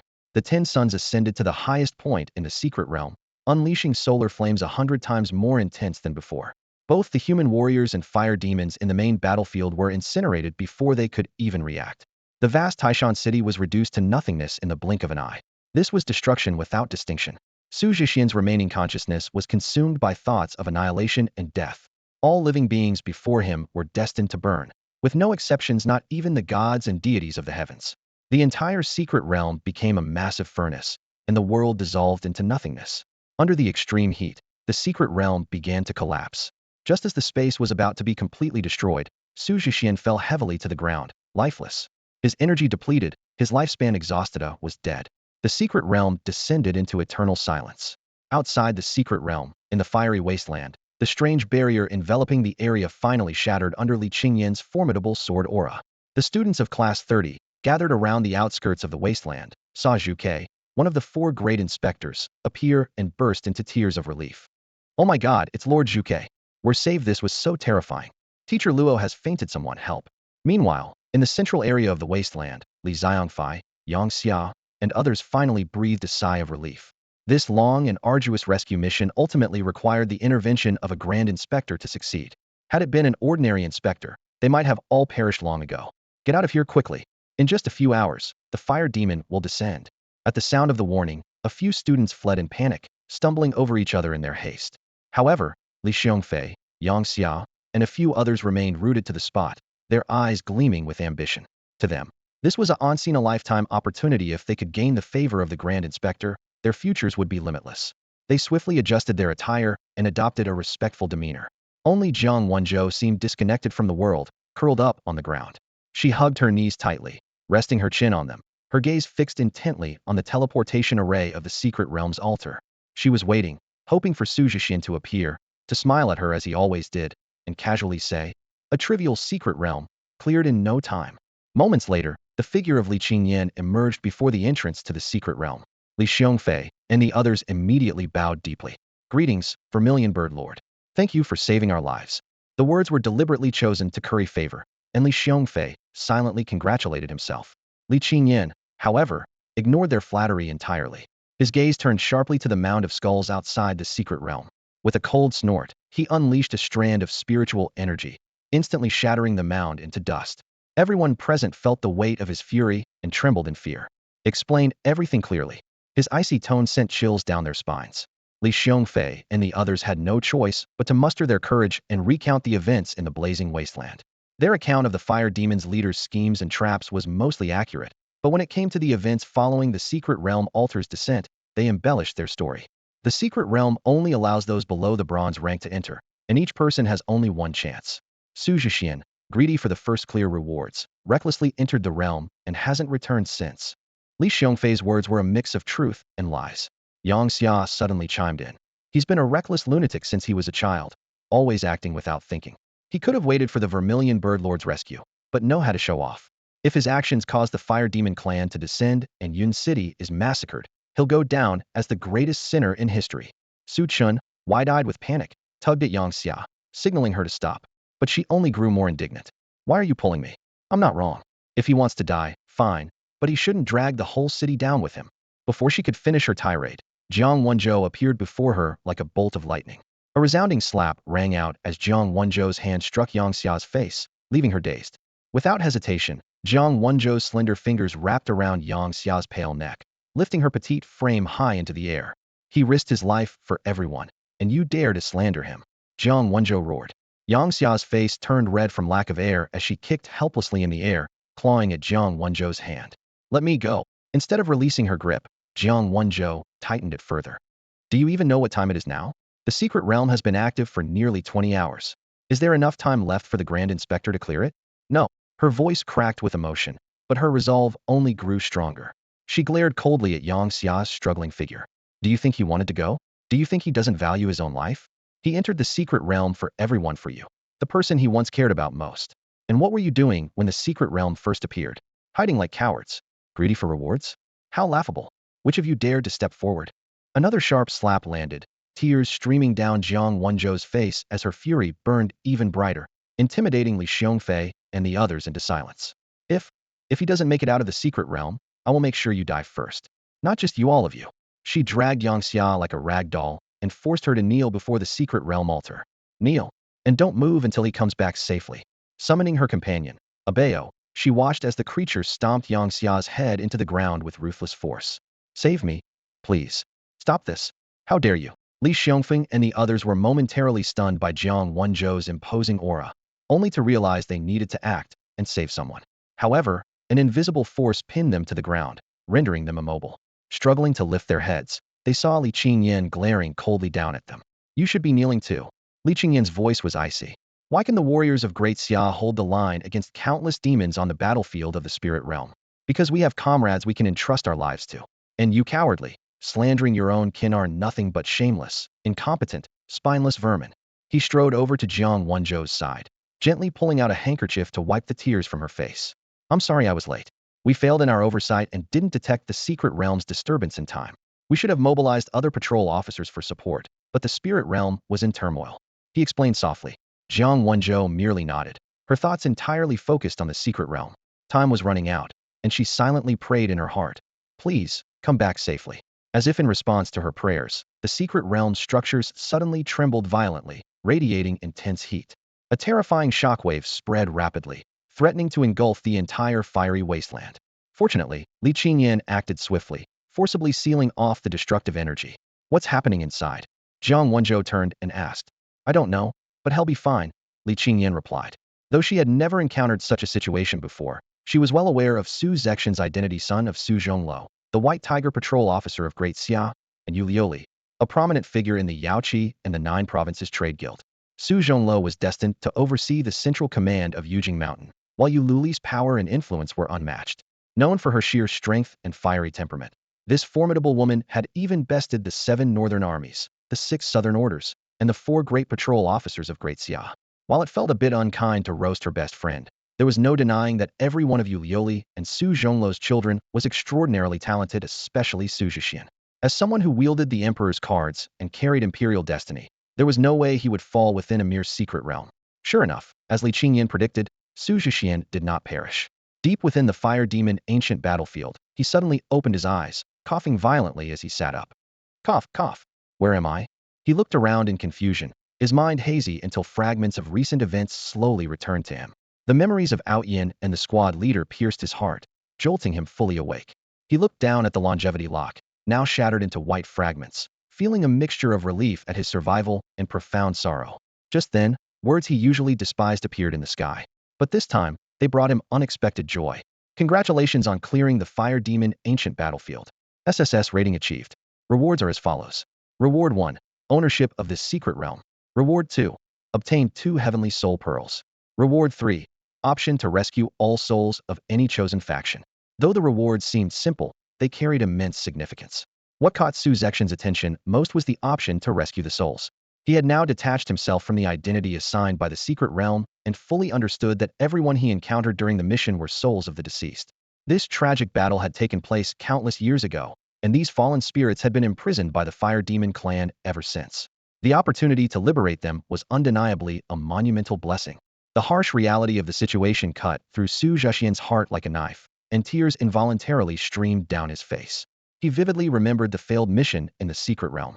Though he had survived, the captain, Outyin, and the other comrades had faced utter despair. The unyielding anguish and hopelessness in Outyin's eyes before his death, the captain and comrades being mercilessly humiliated by the fire demons, these haunting images lingered in Xu Zhexian's mind, refusing to fade. Clenching his fists tightly, Xu Zhexian gritted his teeth and made a solemn vow in his heart. I, Xu Zhexian, Xu Ergu, swear this. In this life, I will wipe out the fire demon clan, root and branch, leaving not even a trace behind. This experience ignited an unrelenting thirst for power within Xu Zhexian. He resolved to become so powerful that others would both fear and revere him, so strong that no one would dare to humiliate Daxia. He vowed to make Daxia so formidable that any enemy they faced would feel gratitude even in defeat. He wanted Daxia to reign supreme across all realms. With unwavering determination, Xu Zhexian immediately set out to rescue the heroic souls of Daxia. In an instant, the sky shimmered with radiant light, and countless heroic spirits of Daxia appeared. Captain, Outyin, everyone, Xu Zhexian called out, his voice trembling with emotion as he recognized the familiar figures. His heart surged with excitement. The heroic spirits gazed at him with gratitude, relief, and joy.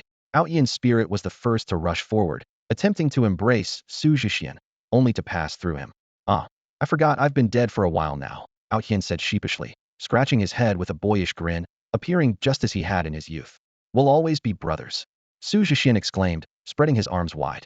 Though he couldn't physically touch Outyin's spirit, the symbolic gesture filled him with warmth and solace. The captain and the other heroic spirits gathered around Xu Zhexian. Though they could not make physical contact, the bond of camaraderie and warmth was palpable in Xu Zhexian's heart. This is the least I could do. I just annihilated the fire demons, though only their souls. But I swear, I will avenge you all, Xu Zhexian declared, his voice a mix of shame and unshakable resolve. Seeing his earnest expression, the heroic spirits of Daxia burst into laughter. The captain spoke up. You once asked me if all this was worth it. Look at you now fighting to save us and vowing revenge on our behalf. So was it worth it? Worth it doesn't even begin to cover it. The captain exchanged a knowing glance with the surrounding spirits, and together they declared in unison, we couldn't have asked for a better life. Xu Zhexian couldn't hold back his tears, which prompted teasing from the heroic spirits. Haha, look at this kid crying. It's fine to cry in front of us, but don't go back and cry in front of others, it'd be embarrassing for us. Exactly. A warrior of Daxia bleeds, but never sheds tears. Xu Zhexian wiped his face and grinned. You're all so impressive, so noble. Heroic spirits may not cry, but your eyes betray your emotions. The countless spirits froze for a moment before quickly turning away, silently marveling at Xu Zhexian's perceptiveness. Truly, he was destined to be a force capable of shaking the heavens and the earth. Ergu, it's time for us to go. You must become the strongest in the future, Outyin said earnestly, bidding farewell to Xu Zhexian. Wait a second, my name is Xu Zhexian, Xu Zhexian replied seriously, then added with a chuckle, but you can call me Xu Ergu if you want. Then from now on, they'll take the surname Xu to Xu Outyin. Outyin joked, winking mischievously.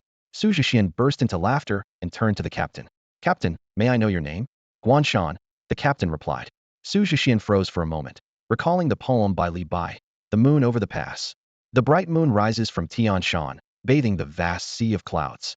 The long wind sweeps for thousands of miles, blowing across the Jade Gate Pass. If fate allows, we shall meet again. The heroic spirits wore gratified smiles as they waved goodbye to Xu Zhexian. All right, kid, we're leaving now. Protecting Daxia is in your hands. How wonderful each generation surpasses the last. Xu Zhexian forced back his tears, managing a smile that looked more sorrowful than joyful. Though they said, if fate allows, he knew deep down this was a farewell between worlds, a parting of life and death. The fleeting time they had spent together surged in his heart. and a wave of reluctance overwhelmed him. At that moment, dong, a strange, profound sound suddenly echoed, as though it pierced through time and space. Time itself seemed to freeze, and the heroic spirits, who had been fading away, suddenly became still in midair. What's going on? The heroic spirits exchanged bewildered glances and instinctively examined their forms. To their astonishment, the parts of their souls that had already dissipated not only reformed but appeared even more solid. The source of this anomaly was none other than the small cauldron in Xu Zhexian's hand. Puzzled, Xu Zhexian delved into his spiritual source. There, the bronze fragment floated serenely within the sea of consciousness. A blurry inscription began to emerge, explaining the miraculous occurrence. The 9 cauldrons inherently possess the power to stabilize and command destiny. Even a single fragment could harness a fraction of that power. If it could stabilize destiny, it could also hold souls in place. This meant that the heroic spirits could remain temporarily within the secret realm. Once Xu Zhexian reforged the complete 9 provinces cauldron, he could house the heroic spirits within it to nurture and strengthen them. If all 9 cauldrons were reunited, the emperor would gain divine attributes, transforming the empire into a divine celestial dynasty. At that time, the heroic spirits of Xia would be decreed as deities by the emperor, ascending directly to become divine beings, with the potential to reconstruct their physical forms. Our ancestors were truly extraordinary, Xu Zhexian exclaimed, slapping his thigh in excitement. Our magnificent Huaxia is leagues ahead of those other pitiful nations. Emerging from his spiritual source, Xu Zhexian announced to the heroic spirits with a wide grin. Well, it seems you all won't be leaving after all. The heroic spirits looked at each other, puzzled. Has Ergo gone mad again? Poor kid. We've driven him to this. His grief must have destabilized his mind. Xu Zhexian's face darkened at their words. I'm not crazy. I didn't lose my mind. Stop making things up. Let me explain what just happened is related to me. While I was learning the cardmaster skill, I accidentally, hacked the system. You know what a hack is, right? Like the cheats in video games. Before he could finish, Aotion interrupted. Come on, it's already the year 6020 for who hasn't played video games before. It's 6104 now, you brat. Get out of here and stop interrupting. Xu Zhexian smacked Aotion's soul form into pieces with a single slap, and then succinctly explained the cauldron's abilities to the group. What happened next left Xu Zhexian utterly speechless. Thousands of heroic spirits froze in shock, their jaws practically hitting the ground. It took them a long moment to recover. You call this a hack? This is straight up defying the heavens. So our ancestors of Xia took a completely different path from others. While others have card-based abilities, we have card-based cultivation. This is incredible. We can be resurrected. There's nothing better than this. Forget worrying about being reincarnated into Xia in the next life now. We don't have to worry at all. Huh? The heroic spirits were as giddy as children, joyfully swirling around Xu Zhexian. If an outsider were to witness this bizarre scene, they would surely feel their scalp tingle in terror. Xu Zhexian glanced around at everyone and, seeing their unanimous agreement, took a deep breath before revealing his final decision. He intended to transfer control of this secret realm to the heroic spirits and dedicate it to Yujing Mountain, transforming it into a trial ground that all must pass through. I want everyone to personally experience the harshness of the spirit world battlefield, Xu Zhexian declared resolutely. This may be but a trivial skirmish in the millennia of war, yet it is enough to remind the world who bears the burden for our sake. It will teach them that the primary mission of a card master is to protect the nation, not to engage in petty scheming or power struggles. We're all in. This is a duty we won't shirk, Guanshan responded solemnly. A gleam of excitement flashed in Aotion's eyes as he added. So this means we get to train new recruits and take down those fire demon clan wraiths a few more times? Count me in. With their newfound autonomy and control over the secret realm, the heroic spirits of the Xia Kingdom not only gained the ability to respond to the realm's narrative, but also found a chance to unleash their pent-up hatred from 80 years of imprisonment by the Fire Demon clan. Even though they could only exact their vengeance on the wraiths within the realm, it was more than enough to ignite their fervent spirits. Thank you, Guzzi. This is a debt we may never be able to repay. The heroic spirits exclaimed with emotion. The hope of rebirth, combined with the thrill of revenge, filled them with an irrepressible joy. Repay? What nonsense. Haven't you already given enough? Xu Zhexian waved dismissively, then softened his tone. I'll make sure your names are taken back and your families are notified. Soon, you'll be able to reunite with them in this secret realm. This is all I can do for now. Hearing this, the heroic spirits broke into heart-wrenching cries. Though they had no physical tears, the longing in their voices was so real it pierced the soul. Who wouldn't miss their family? In the fleeting moments before their deaths, the faces of their loved ones had been the last thing in their minds. Now, the opportunity to meet again overwhelmed them with sorrow and relief. I'm jealous. I wish I could cry too, Aotion muttered, crouching on the ground and drawing circles in mock despair. What are you jealous of? You've got me, Xu Zhexian replied with a laugh. I'll come visit you when I can and take the chance to slaughter a few fire demon wraiths while I'm at it. Aotion perked up immediately, draping his head over Xu Zhexian's shoulder. Deal. I never break my promises. But I'm a ghost. Sometimes ghosts are more reliable than people, Xu Zhexian said, a frown crossing his face as he thought of Li Xiongfeng and the others. He couldn't shake the feeling that they were somehow involved in all of this. Noticing his expression, Aotion quickly interjected. Whoever dares mess with my brother, just send them in here. I'll make sure they regret it. Xu Zhexian's eyes lit up. Good idea. I'll bring those people in later for you too. Take care of. Consider it done. Aotion patted his chest with a mischievous grin. Remembering others were waiting for him, Xu Zhexian said, I need to head out now. Everyone, until next time. As he prepared to leave, he thought of Jiang Wenjia's longevity pendant, which had saved his life, and felt a wave of warmth. He owed her a life, and he vowed to repay her tenfold. Before departing, Xu Zhexian renamed the secret realm Mount Tai City, moon over Guanshan. Boom. Suddenly, the skies above the flaming wasteland churned with rolling clouds and dazzling lights. A mysterious rainbow stretched across the heavens, linking earth and sky. This celestial phenomenon was not limited to Cloud City. It swept across the entire globe. No matter where they were, everyone felt the ripple of this extraordinary event. At that moment, a single message echoed throughout the world. A new, massive secret realm had descended and it had been successfully conquered. Large secret realms descending onto the world were a common occurrence a century ago. Back then, on Blue Star, every few years, 5 or 6 massive realms would appear, each heralding an invasion of high-dimensional demons upon the planet. However, as humanity's strength steadily grew, battles shifted to the dimensional domains, the spiritual territories corresponding to each nation. In response, the demons altered their strategy, introducing smaller secret realms. These realms emitted faint energy fluctuations, making them easy to conceal. Once stabilized, they could transport 1 or 2 demons into the human world. These demons would then lurk in the shadows, specializing in assassination, reconnaissance, and manipulation. It was for this reason that when the White Tiger Inspector's airship stopped near Xu Zhexian's home, the residents instinctively associated it with demonic disturbances.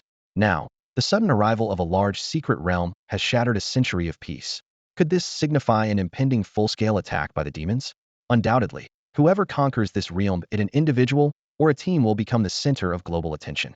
Within the teleportation array, dazzling light gradually coalesced, and Xu Zhexian's figure slowly emerged. It's him. Jiang Wenzhou was already sobbing uncontrollably. As expected of him, Li Qingyan gently patted Jiang Wenzhou's back, her voice brimming with admiration. Li Xiongfei, Yang Xia, Su Chun, and the others stared in stunned silence at the increasingly distinct figure. Their hearts churned with disbelief. He's alive? Not only alive, but he also cleared the secret realm first. In just a few days, he advanced from a novice card master to such an astonishing level? There must be some secret behind this.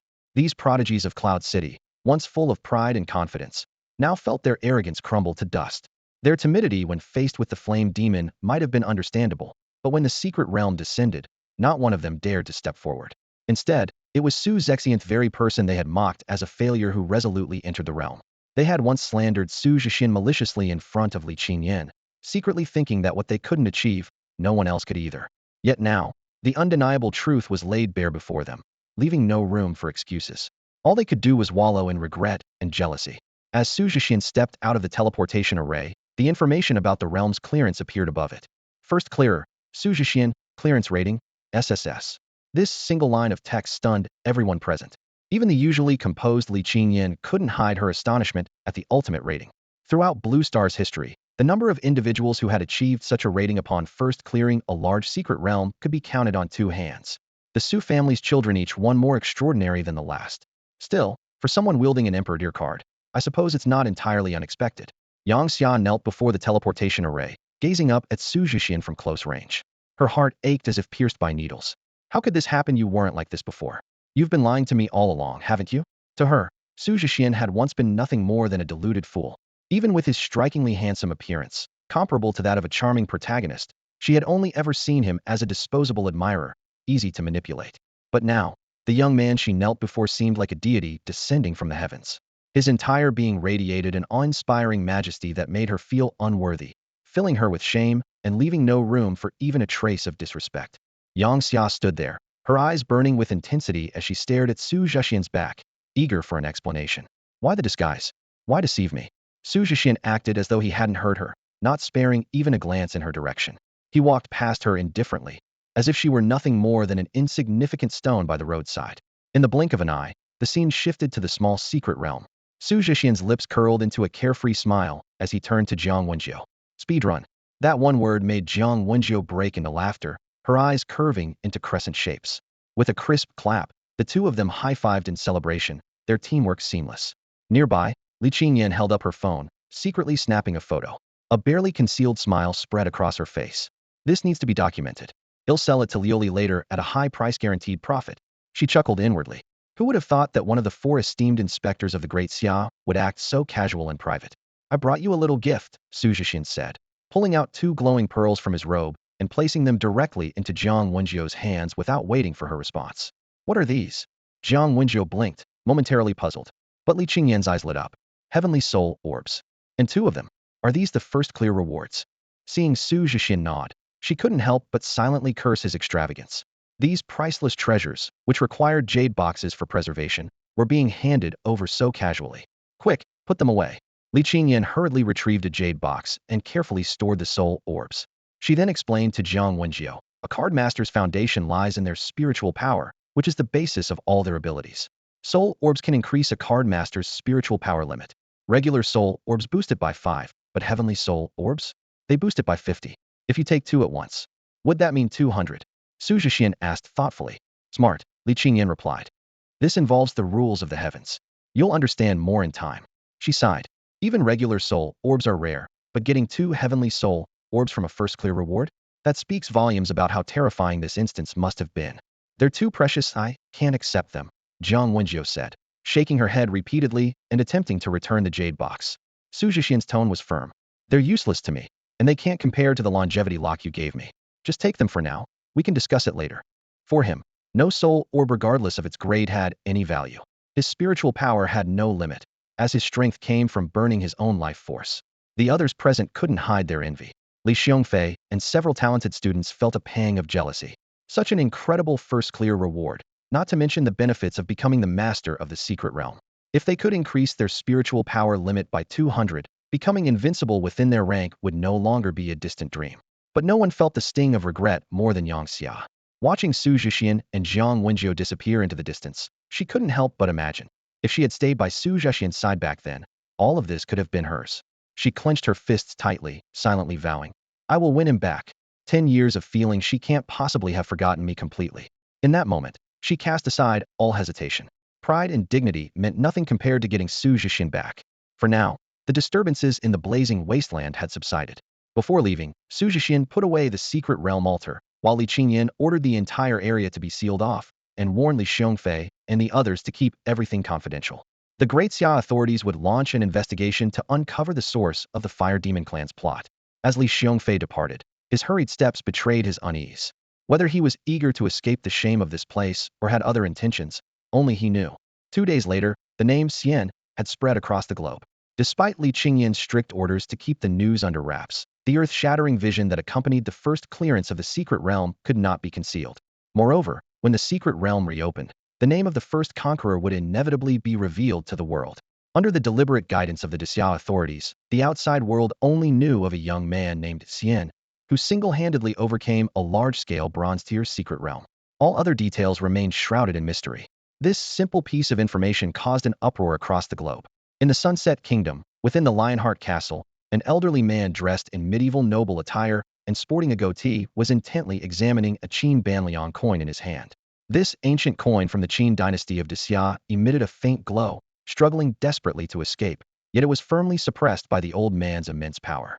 Xia's heritage is truly awe-inspiring and enviable. Even after being suppressed for so many years, they can still rise so powerfully. They must not be underestimated, the old man remarked, greedily toying with the coin, a meaningful smile curling at the corners of his mouth. Rest assured, my lord, they can't overturn the tide. The potential of us, the 12 round table knights of the Sunset Kingdom, far surpasses that of Xia's prodigies. A middle-aged knight kneeling below him said with disdain. To conquer a large-scale secret realm alone and receive the blessings of heaven and earth. This Yin is indeed a king among his peers, the old man murmured softly. How intriguing. Meanwhile, atop the royal tower in the Meta Kingdom, 2 golden-haired youths sat leisurely. The howling winds did nothing to disturb their composure. A king? Wayne, you're giving him far too much credit. One of the youths suddenly stood, laughing arrogantly. Before a god, all are but ants. As his words fell, two pairs of pure white wings unfurled behind him, radiating a dazzling light. In stark contrast to the confidence of the Sunset and Meta kingdoms, the Ointment Kingdom was fraught with anxiety. As a nation bordering Xia, they were the most vulnerable. 9 centuries ago, their participation in the theft of Xia's cultural relics had cost them dearly. 80% of their card masters perished, and 2/3 of their land became overrun by demons. Had they not sought the protection of the Meta Kingdom in time, they might have already been wiped out. However, this protection came at a heavy price. The demon-infested areas became training grounds for Meta Kingdom's card masters, while their own card masters were relegated to subservience.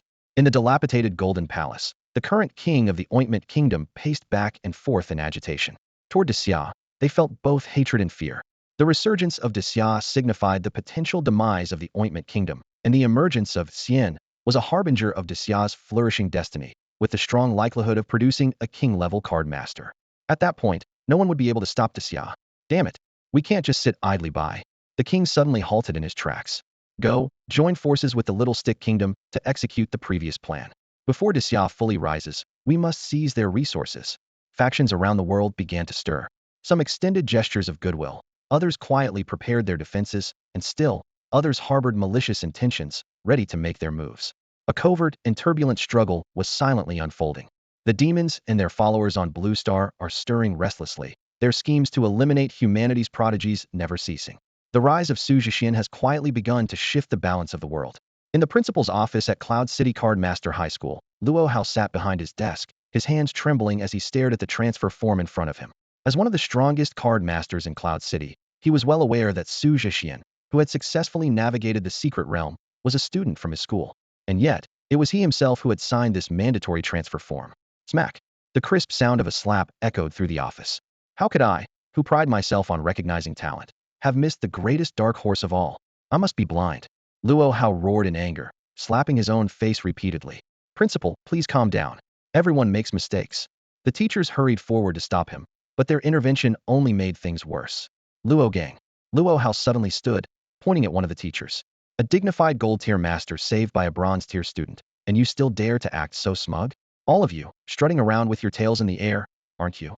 He slammed his hand down on the desk with force. Rumor has it that Luo Hao later gathered all the teachers in the meeting room, where they slapped their own faces for an entire day. By the time they left the school gates, their faces were so swollen they had to cover them with their clothes. From that day on, the teachers at Cardmaster High School completely changed their attitude towards students, replacing cold indifference with care and encouragement. Meanwhile, Xu Zhexian was completely unaware of all this, as he was dealing with a much more challenging situation. Pushing open the door to his home, he was met with a scene that made cold sweat drip down his back. The entire family had gathered in the living room. Dad, you're back. Mom, you're here too. Big brother, second sister, third brother, fourth brother. Xu Zhexian greeted them with a forced laugh, beads of sweat already forming on his forehead. Yu Lioli merely let out a cold snort and gestured to Su Tianxin and the others. Instantly, the siblings swarmed forward. Not the face, and not the butt either. Fourth brother, you're fighting dirty. Second sister, you actually put chili powder on your hands. Dad, help me. Not my problem, Su Zhonglo replied, not even looking up as he scrolled through his phone. 10 minutes later, Xu Zhexian was kneeling in the center of the living room, his posture resembling that of a certain iconic panda. I heard you were dead. Yu Lioli's gentle tone carried an undercurrent of thunderous anger. Apparently, a video from Li Qingyan had revealed the shattered longevity lock, exposing the life and death trials Xu Zhexian had experienced in the secret realm.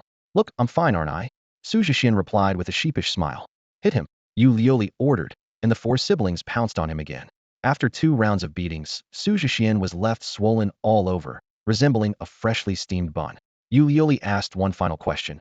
Are you really going to abandon your parents and everything else to march to your death? Xu Zhexian thought of Guanshan, Outyan, and the heroic souls who had perished in battle. Who wouldn't want to enjoy family life? But certain responsibilities must be shouldered, certain battles must be fought. His eyes reddened, and from his throat came a single word. Dare. Suddenly, Yu Lioli's expression softened into a smile. In her palm, a gentle, holy light formed, falling onto Xu Zhexian and healing all his injuries, including the hidden wounds left by the secret realm. You've passed. As expected of my good son. Xu Zhexian stared in confusion. Xu Zhexian rubbed his throbbing temples, looking utterly perplexed. He just couldn't figure out why his own mother would order his siblings to beat him up. What was this? Some kind of test? If so, didn't that mean he took that beating for nothing? Surprised, aren't you, little brother? Su Wanfo and Xu Xiansheng had appeared on either side of him at some point, throwing their arms around his neck with mischievous grins on their faces. Mom was worried that after experiencing a life-and-death crisis, you might be left with some psychological trauma, Su Wanfo explained. She was afraid you'd hesitate or avoid a fight the next time you face a similar situation. This was her way of helping you release negative emotions and reaffirm your resolve. Xu Zhexian's expression darkened further. Wow, I'm so grateful to you guys for going so hard on your little brother, he said through gritted teeth. Who was it that pulled off that 1,000-year kill move? And who smeared chili on me? I almost evolved into a national treasure's ultimate form. If only ID recorded what happened during the apocalyptic Secret Realm incident. ID show you what your crazy little brother looks like in action. He let out a cold snort. Just wait. I'm going to adjust the entry level for the Guanshan Yu Secret Realm. You'll get your turn to train in there. My buddies in that realm won't let me take this loss lying down. At that moment, Yu Lioli took out an exquisite brocade box from her sleeve and handed it to Xu Zhexian. What's this? Xu Zhexian blinked in surprise. A pair of dragon and phoenix safety pendants, Yu Lioli explained softly. Though it's not a longevity lock, the phoenix patterned pendant can be gifted to that little girl. As for the dragon patterned pendant, you should keep it for yourself. She went on to elaborate. Safety pendants, also called Huaigu or Luohan eyes, are traditional jade ornaments from ancient Xia. They symbolize protection from evil, safety, and peace. This pair of pendants, like the longevity lock, are ancient artifacts with life-saving properties. Not only that, but they also bestow the wearer with the power of the dragon and phoenix, boosting all attributes by 30. Treasures like these are priceless and rare, only found in the collections of people like your father and me. Yu Lioli personally placed the dragon-patterned pendant around Xu Zhexian's neck and gently embraced him. There are no cowards in the Xu family, and my child will never be a coward. You did great this time. We're proud of you.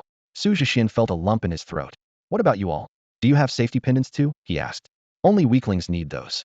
The Lingxiao Empress doesn't, Su Lingxiao said confidently, hands on her hips. I've got tons of these. I use them for kicks, Su Xiansheng said dismissively. I am invincible, Su Tianxian stated calmly. Their vastly different responses left Su Wanfo momentarily stunned. So should I say I have one or not? I get it. None of you have them, Xu Zhexian said, reaching up to remove the dragon-patterned pendant and return it to Yu Lioli. Hey, as the saying goes, what doesn't kill you makes you stronger. Mom's just looking out for you, Su Lingxiao teased with a grin. Looking out for me, my foot. Xu Zhexian retorted indignantly. You have no idea how strong I am, don't even need this. But you owe someone, and debts must be repaid.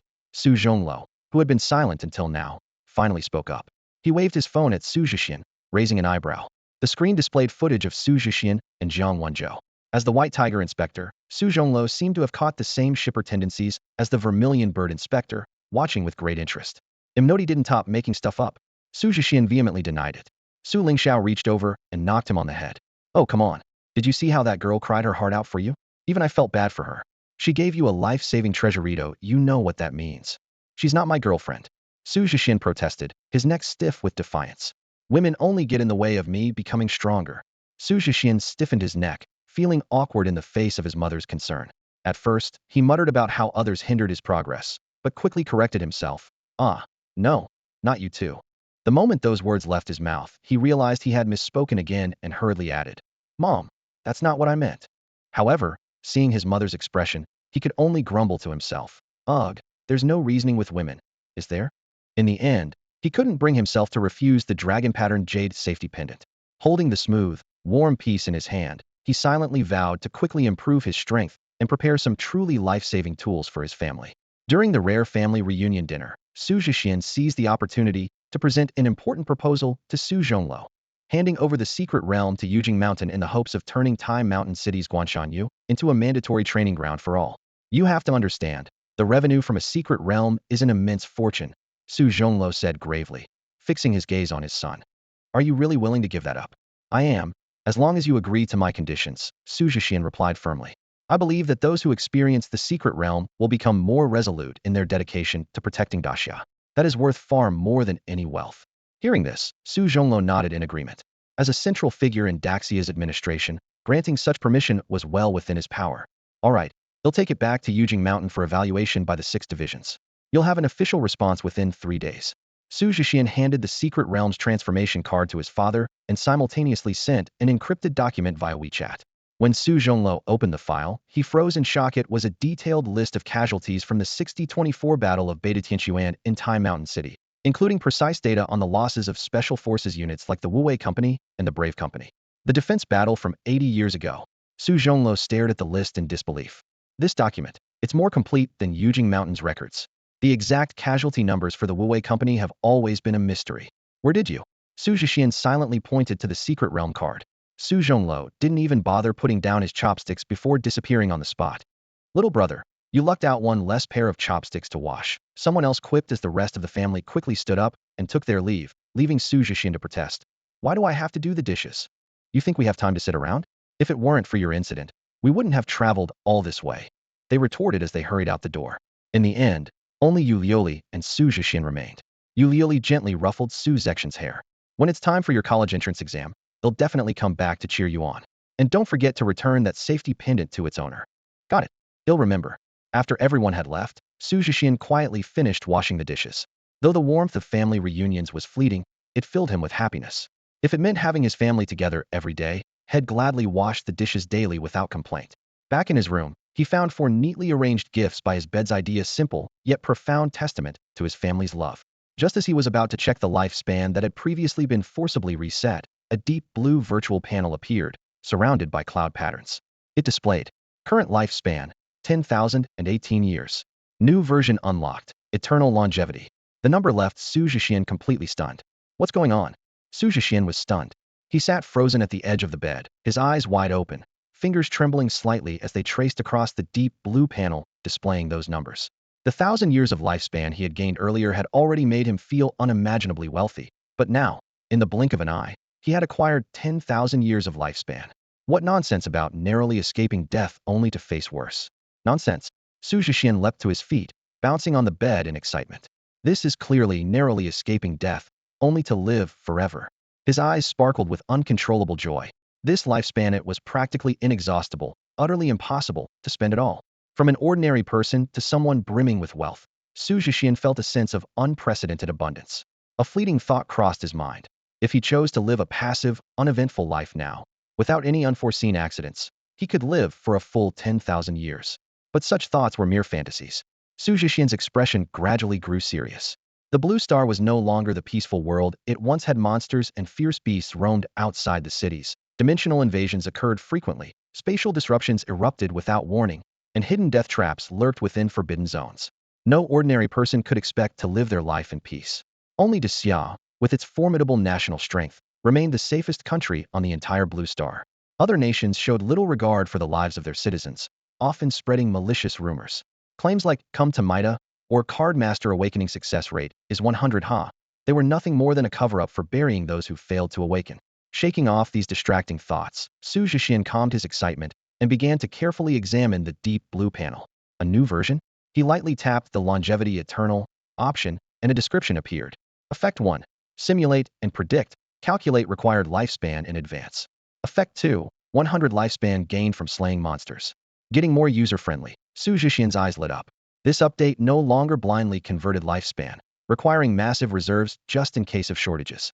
Now, whether transforming mental energy or spiritual energy, it allowed for advanced predictions of the required values. However, when he opened the newly added lifespan records page, his smile instantly froze. Used 10 suns in the sky, consumed 1,218 years of lifespan. Slayed monsters, gained 21,018 years of lifespan. Used 9 cauldrons soul suppression technique, consumed 11,000 years of lifespan. Xu Zhexian stared silently at the small cauldron emblem in his palm. It wasn't the loss of lifespan that shocked him, but rather the fact that the 9 cauldrons soul suppression technique consumed over 10,000 years. Reforging the true 9 cauldrons, how much would that cost? A sense of urgency surged through him. He had thought becoming a 10th Ascendier wealthy man would allow him to enjoy a period of prosperity, but the tasks at hand only seemed to multiply. Fortunately, he still had just over 10,000 years of lifespan left, had to make the most of it to address his weaknesses. Recalling his embarrassing moments of holding others back in the secret realm, Xu Zhexian gritted his teeth. Now, with all conditions met for advancing to the ancestral dragon, it was time to take the next step. He took a deep breath and began the simulation, reconstructing Emperor Yingzheng to ascend as the ancestral dragon. Yingzheng, adding gold essence, stardust, and lightning-struck wood to the card. You have consumed 5,000 years of lifespan to convert it into spiritual energy for redrawing the card. As the system's notification echoed, the heavens and earth shifted dramatically. 9 divine dragons soared into the sky, spiraling and roaring. Congratulations, you have obtained ancestral dragon Ingzheng. Xu Zhexian stood silently, watching the scene unfold. So, advancing the ancestral dragon not only required new materials, but also demanded an enormous sacrifice of lifespan. 5,000 years far beyond the scale of mere hundreds. As expected of the eternal emperor of Huaxia, truly extraordinary. Thinking of this, he couldn't help but shed a tear for Zheng Ge. As for the even higher-tiered human emperor Ingzheng, he didn't even dare to imagine the requirements. Though he had the 5,000 years of lifespan at hand, the three crucial materials were nowhere to be found. He scoured the 9 Provinces Trade Association app, but couldn't locate any relevant information. Feeling helpless, Xu Zhexian opened the group chat titled, One Big Happy Family. Everyone, urgently need gold crystal stone, star sand, and thunderstruck wood. Xu Zhexian, under the alias, Wang Xianbei, posted in the group. The chat immediately buzzed with activity. Don't have it. Ask again, and it'll smack your face crooked.jpg, Lingxiao Emperor. Second sister is right. Lord of the Thunder Sound Temple. You can't pull thunderstruck wood either? Just spend money. Xian Bugai Fei, Shang Kui. Xu Zhexian seized the moment. Moon, mother dearest, I'd like to report that fourth brother is spending money on games. Xian Bugai Fei, Shang Kui, was immediately removed from the group chat. Then, Moon spoke up. Xiao Wu, that little girl's longevity lock fragment is actually star sand. Xu Zhexian was taken aback and sent a shocked dog face.jpg emoji. I always thought it was silver. Guess I lack the eye for detail. Thunderstruck wood will arrive in half an hour. Give me 2 days for the gold crystal stone, Moon continued. At this moment, Heavenly God descends, chimed in. I have gold crystal stone, 1 hour delivery. Wow, where'd you get it? Lingxiao Emperor asked curiously. 2 minutes ago, killed the Prince of Jinshi, came the reply. The chat fell into dead silence. Everyone knew that the Prince of Jinshi was the crown prince of a neighboring country, whose king had poured the nation's resources into crafting the golden stone armor to ensure his safety. Yet, he had the misfortune of running into Su the heavenly god in the outer realm. Holy crap, are you okay, bro? Xu Zhexian asked anxiously. No worries. Disguised as a ninja, face covered, the heavenly god replied nonchalantly. Legendary move. Impressive. Group members flooded the chat with praise. Well done. Meeting adjourned, Moon concluded decisively. With that, Xu Zhexian effortlessly gathered all the required materials, leaving only the Prince of Jinshi and the scapegoated neighboring nation to suffer the consequences. An hour later, Xu Zhexian sat upright at his desk. With prior experience under his belt, this card creation felt smooth and efficient. He initiated the lifespan conversion, added the materials, and then picked up the brush to dip it in ink. In an instant, thunderclouds covered the sky, and purple energy surged from the east. A brand new card radiating divine brilliance materialized before him. On this new ancestral dragon card, Ingzheng's image appeared even more majestic. He wore the crown of heaven, a black robe with red trim, and was surrounded by 12 dragon souls. Seated on an obsidian jade dragon throne, his unparalleled dragon aura illuminated the Qin Palace, making it resemble the heavenly court. Beneath the imperial throne, officials bowed in deference, while beyond the palace walls, the masses sang praises of his virtue. The card's attributes appeared. Ancestral Dragon Ingzheng. Rarity, orange. Level, 10 stars. Type, Emperor. Skills, unify the 6 directions, eternal prosperity. Traits, imperial might, dragon soul. Advancement path, human emperor Ingzheng, celestial emperor Ingzheng. Synergy, unstoppable. At first glance, apart from the improved rarity and the addition of the dragon soul trait, the attributes didn't seem drastically different. But seasoned players knew that an increase in star level and rarity meant a massive boost to all stats and a significant upgrade in skill power. Now, the skill Unify the 6 Directions summoned 12 golden dragons upon activation. Combined with the dual effects of the Qin Sealing Swords, it unleashed a total of 14 golden dragons. This was no mere area effect attack. Western players would compare it to a small-scale forbidden spell. What was even more terrifying was the Dragon Soul trait. Dragon Soul Effect 1. The Dragon Soul is eternal. The ancestral dragon cannot die. This meant that even if Zheng Ge was defeated, he could be immediately resummoned without any cooldown time, whereas other cards required cooldowns of days or even weeks. Dragon Soul Effect 2. Thunder breaks the heavens. All evil retreats. Xu Zhexian couldn't help but imagine the scene of 12 golden dragons descending with thunderous power. Who could possibly withstand that? After advancing Ingzheng, Xu Zhexian did not rest.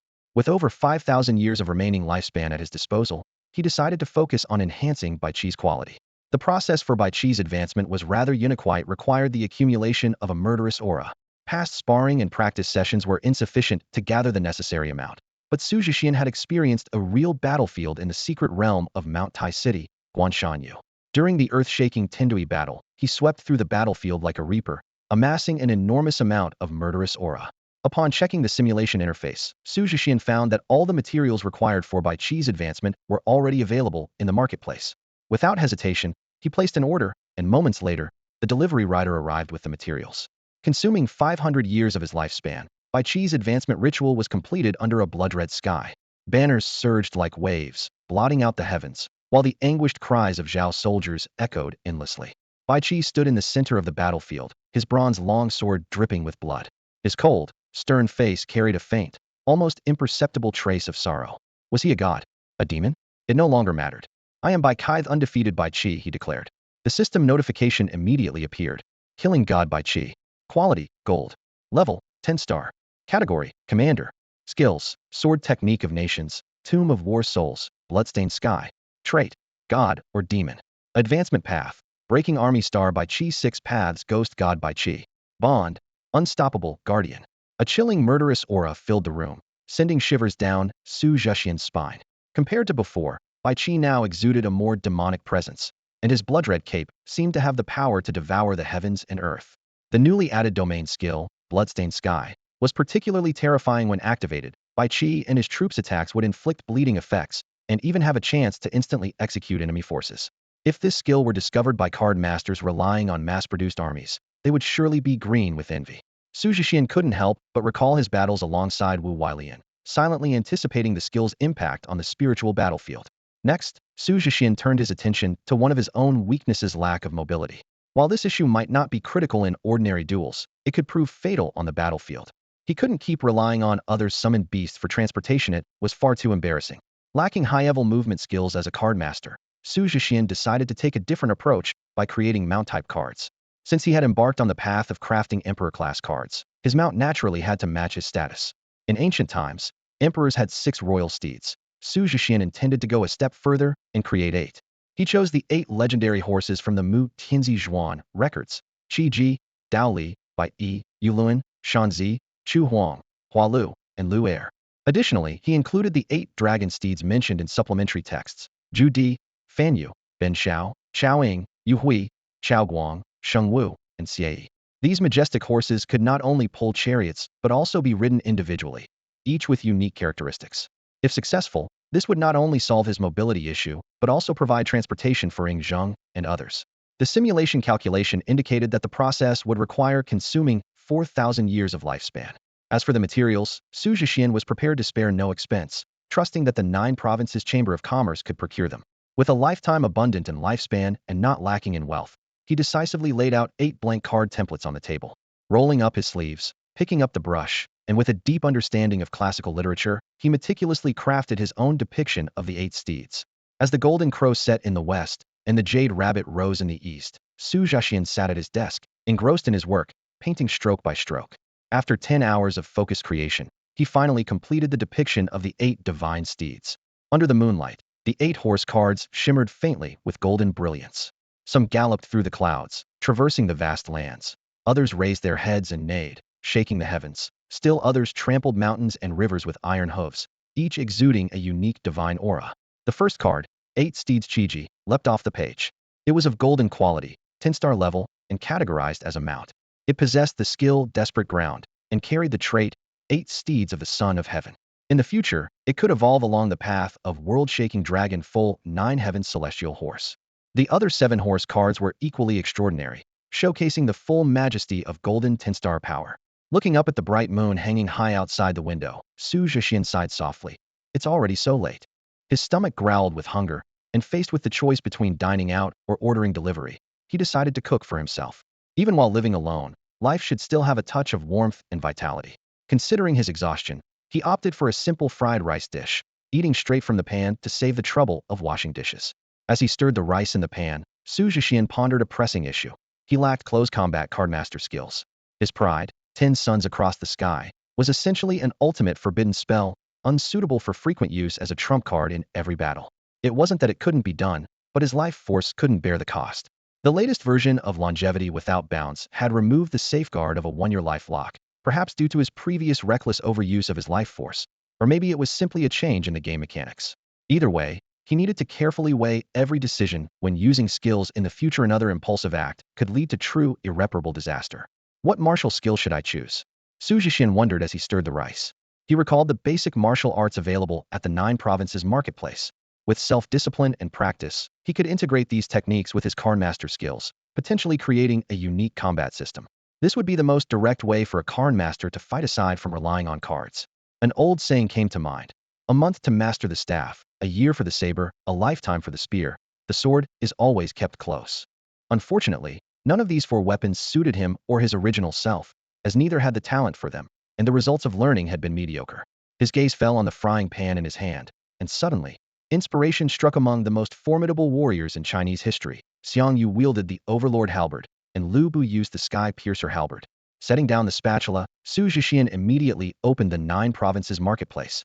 The basic halberd technique, requiring immense strength, skill, and reflexes, was notoriously difficult for ordinary people to master, which explained its low sales. This was perfect for him, and he didn't hesitate to place an order. By the time he finished his meal, the basic halberd technique manual had already been delivered. He eagerly opened the book, captivated by the techniques of thrusting, hooking, pecking, chopping, and smashing. He wished he could immediately acquire a battle halberd to put the skills into practice. Making a mental note, he reminded himself to prepare the heirloom seal of the realm, and scene cards like the Great Wall for Zheng Ji's ascension to Emperor Ingzheng both were essential. As the night deepened, Xu Zhexian lay down, content. The starlight covered him like a blanket, and he drifted into a peaceful sleep. In his dreams, a majestic battle halberd evolved continuously, while a radiant solar divine bird circled above it. Blazing divine flames fell, playfully intertwining with the halberd. Consumed 500 years of life force to expand cardmaster skills. Congratulations, you have unlocked the martial skill, 10 Directions, Annihilation. When Xu Zhexian woke up, he found himself transformed from a long-lived emperor into an 18-year-old youth. He sat up abruptly, his hands trembling as he touched his smooth, youthful face. Panic surged in his heart. Just last night, he still had a lifespan of 518 years, but now it had dwindled to a mere 18 years. The drastic change sent a chill through him. If I had woken up any later, I might have slept forever, Xu Zhexian muttered to himself with a self-deprecating smile. He quickly checked the dragon-patterned safety pendant at his waist. Only when he confirmed that this life-saving artifact was intact did he let out a long sigh of relief. Losing 2 life-saving artifacts in just a few days was a painful blow, even for someone as wealthy and resourceful as him. However, an unexpected surprise soon dispelled his frustration. Xu Zhexian opened his attribute panel, his eyes scanning the rows of information quickly. Xu Zhexian. Level. Bronze rank 10 stars, 99.99. Core card. Ancestral Dragon Ingzheng. Subordinate cards, God of War by Qi, Qin Elite Warriors. Equipment cards, Settling Qin Sword, Settling Qin Sword. Domain card, Qin Wind Unyielding. Cardmaster skills, 10 Suns Ascend, Obliteration of 10 Directions Combat Technique. Bronze 10 stars. Xu Zhexian blinked in disbelief. The apocalyptic battle he had fought clearly played a significant role in earning him this much experience. If not for the advancement restrictions, the experience gained from slaying the flame demon might have propelled him directly to silver rank 10 stars. What excited him the most was the new combat technique he had acquired. He carefully examined the details of Obliteration of 10 Directions. It was a heaven-tier combat technique, derived from the evolutionary stages of the solar god star. In the hierarchy of combat techniques ranked heaven, earth, mystical, yellow, and humanness placed him at the pinnacle. Obliteration of 10 Directions was composed of 5 forms: Endless Night, Golden Crow at Dawn, Blazing Noon, Molten Sunset, and Obliteration of 10 Directions. It also offered 3 modes of execution. It could be performed purely with physical strength, driven by mental power for added effects, or unleashed with spiritual energy to amplify its power tenfold. This is exactly the combat technique I've always dreamed of, Xu Zhexian exclaimed, leaping off the bed in excitement and mimicking the moves. But his enthusiasm was quickly dampened by the harsh reality of his remaining lifespan. With only 18 years left, even crafting the imperial seal for Ingzheng wouldn't be feasible. It seemed he would have to return to the grind of exploring secret realms to extend his life. Due to the sudden arrival of demon-infested zones, the 2 major demon areas outside Yin City were currently under lockdown. Li Qingyan had already led the Vermilion Bird Inspectors to clear the Black Cloud Gorge, leaving Xu Zhexian with the option of training in secret realms. But before that, he had to complete the advancement tasks at the Cardmaster Guild. Otherwise, it would be a waste of his lifespan to gain experience without leveling up. With his plan in place, Xu Zhexian promptly placed an order at the 9 provinces marketplace for a custom-made Fongtian halberd, opting for in-store pickup. The customer service representative assured him it would be ready in 3 hours, which seemed efficient enough. Of course, such hastily crafted weapons had limited quality. For a truly superior weapon, he would need to gather premium materials and commission a professional forging master, a task that would require careful planning. Seeing that it was still early, Xu Zhexian decided to ask Jiang Wenzhou out. First, to fulfill his promise of treating her to a meal, and second, to complete a task assigned by his mother, delivering the safety pendant to her. It's not because I want to see her, Xu Zhexian told himself, trying to justify his actions with these two reasonable excuses. Due to the secret realm incident, their high school, 7th High, was on an extended break, so neither of them had classes. Xu Zhexian composed a message and sent it to Jiang Wenzhou. Her near-instant reply made the corners of his lips curl up ever so slightly. The two had arranged to meet at a hot pot restaurant near the Zhuzhou Commerce Guild. Although having hot pot for breakfast was somewhat unconventional, the allure of delicious food made it all perfectly reasonable. Half an hour later, they stepped into Shanhalo. On a weekday morning, the restaurant was unusually quiet, and they chose a secluded corner to sit. Jiang Wenzhou immediately looked at Xu Zhexian with concern. How are you feeling? Are you fully recovered? Any discomfort? Not a thing, Xu Zhexian replied while swiftly swiping through the menu. In fact, I've gotten stronger. I'm already at bronze rank, 10 stars. He couldn't help but recall how, in his previous life, even affording hot pot meant meticulously budgeting. Now, with a comfortable family background, he felt free to indulge. Wow, you've surpassed me, Jiang Wenzhou exclaimed, her lips slightly parted in surprise. I'm only at bronze rank, 9 stars. She understood well that each additional star required 10 times the experience of the previous one. For Xu Zhexian to break through so quickly, he must have endured unimaginable trials in the secret realm. Otherwise, with just 2 cards to his name, he wouldn't have needed to rely on the longevity lock to survive. She picked up a perfectly cooked slice of lamb and placed it in Xu Zhexian's bowl, gently reminding him, you need to focus on completing your advancement tasks and move up to silver rank as soon as possible. Oh, by the way, did you hear that the college entrance exams have been moved up to next week? Xu Zhexian paused, suddenly noticing a few blocked notification messages on his phone. But with his current strength, the exams posed no challenge. Do you want me to help you level up? Maybe we can aim for a top rank together, Jiang Wenzhou asked warmly. No need. Xu Zhexian shook his head. This time, I'll level up on my own. Over the past few days, Jiang Wenzhou had reflected on how much she relied on others in battles. She silently resolved to train harder, so she could stand on her own next time and protect those around her. Besides, with Xu Zhexian at a critical breakthrough stage, she didn't want to take up his time. Hearing her explanation, Xu Zhexian felt a warmth in his heart. He reached into his bag and brought out a delicate brocade box, handing it to Jiang Wenzhou. This is for you. For me. Jiang Wenzhou's cheeks flushed slightly as she carefully opened the box. Inside was a small, pure white jade pendant, about the size of a button. Subtle phoenix patterns seemed to shift within it, and its smooth, warm texture radiated a soothing, reassuring energy. This is a phoenix pattern safety pendant. My mom asked me to give it to you as compensation for the damaged longevity lock. It has a similar effect, Xu Zhexian said, burying himself in the food to avoid meeting Jiang Wenzhou's gaze. For someone who had spent his previous life as an overworked office worker, this was his first time giving a gift to a girl. Jiang Wenzhou was deeply surprised. Her longevity lock was a treasured heirloom passed down through generations in the Jiang family, coveted by many relatives. Yet this pendant seemed even more powerful, making its value immeasurable. You've already given me the heavenly soul pearl. This is too much, Jiang Wenzhou said, pushing the box back toward him. Xu Zhexian swallowed a mouthful of shrimp paste and put on a deliberately troubled expression.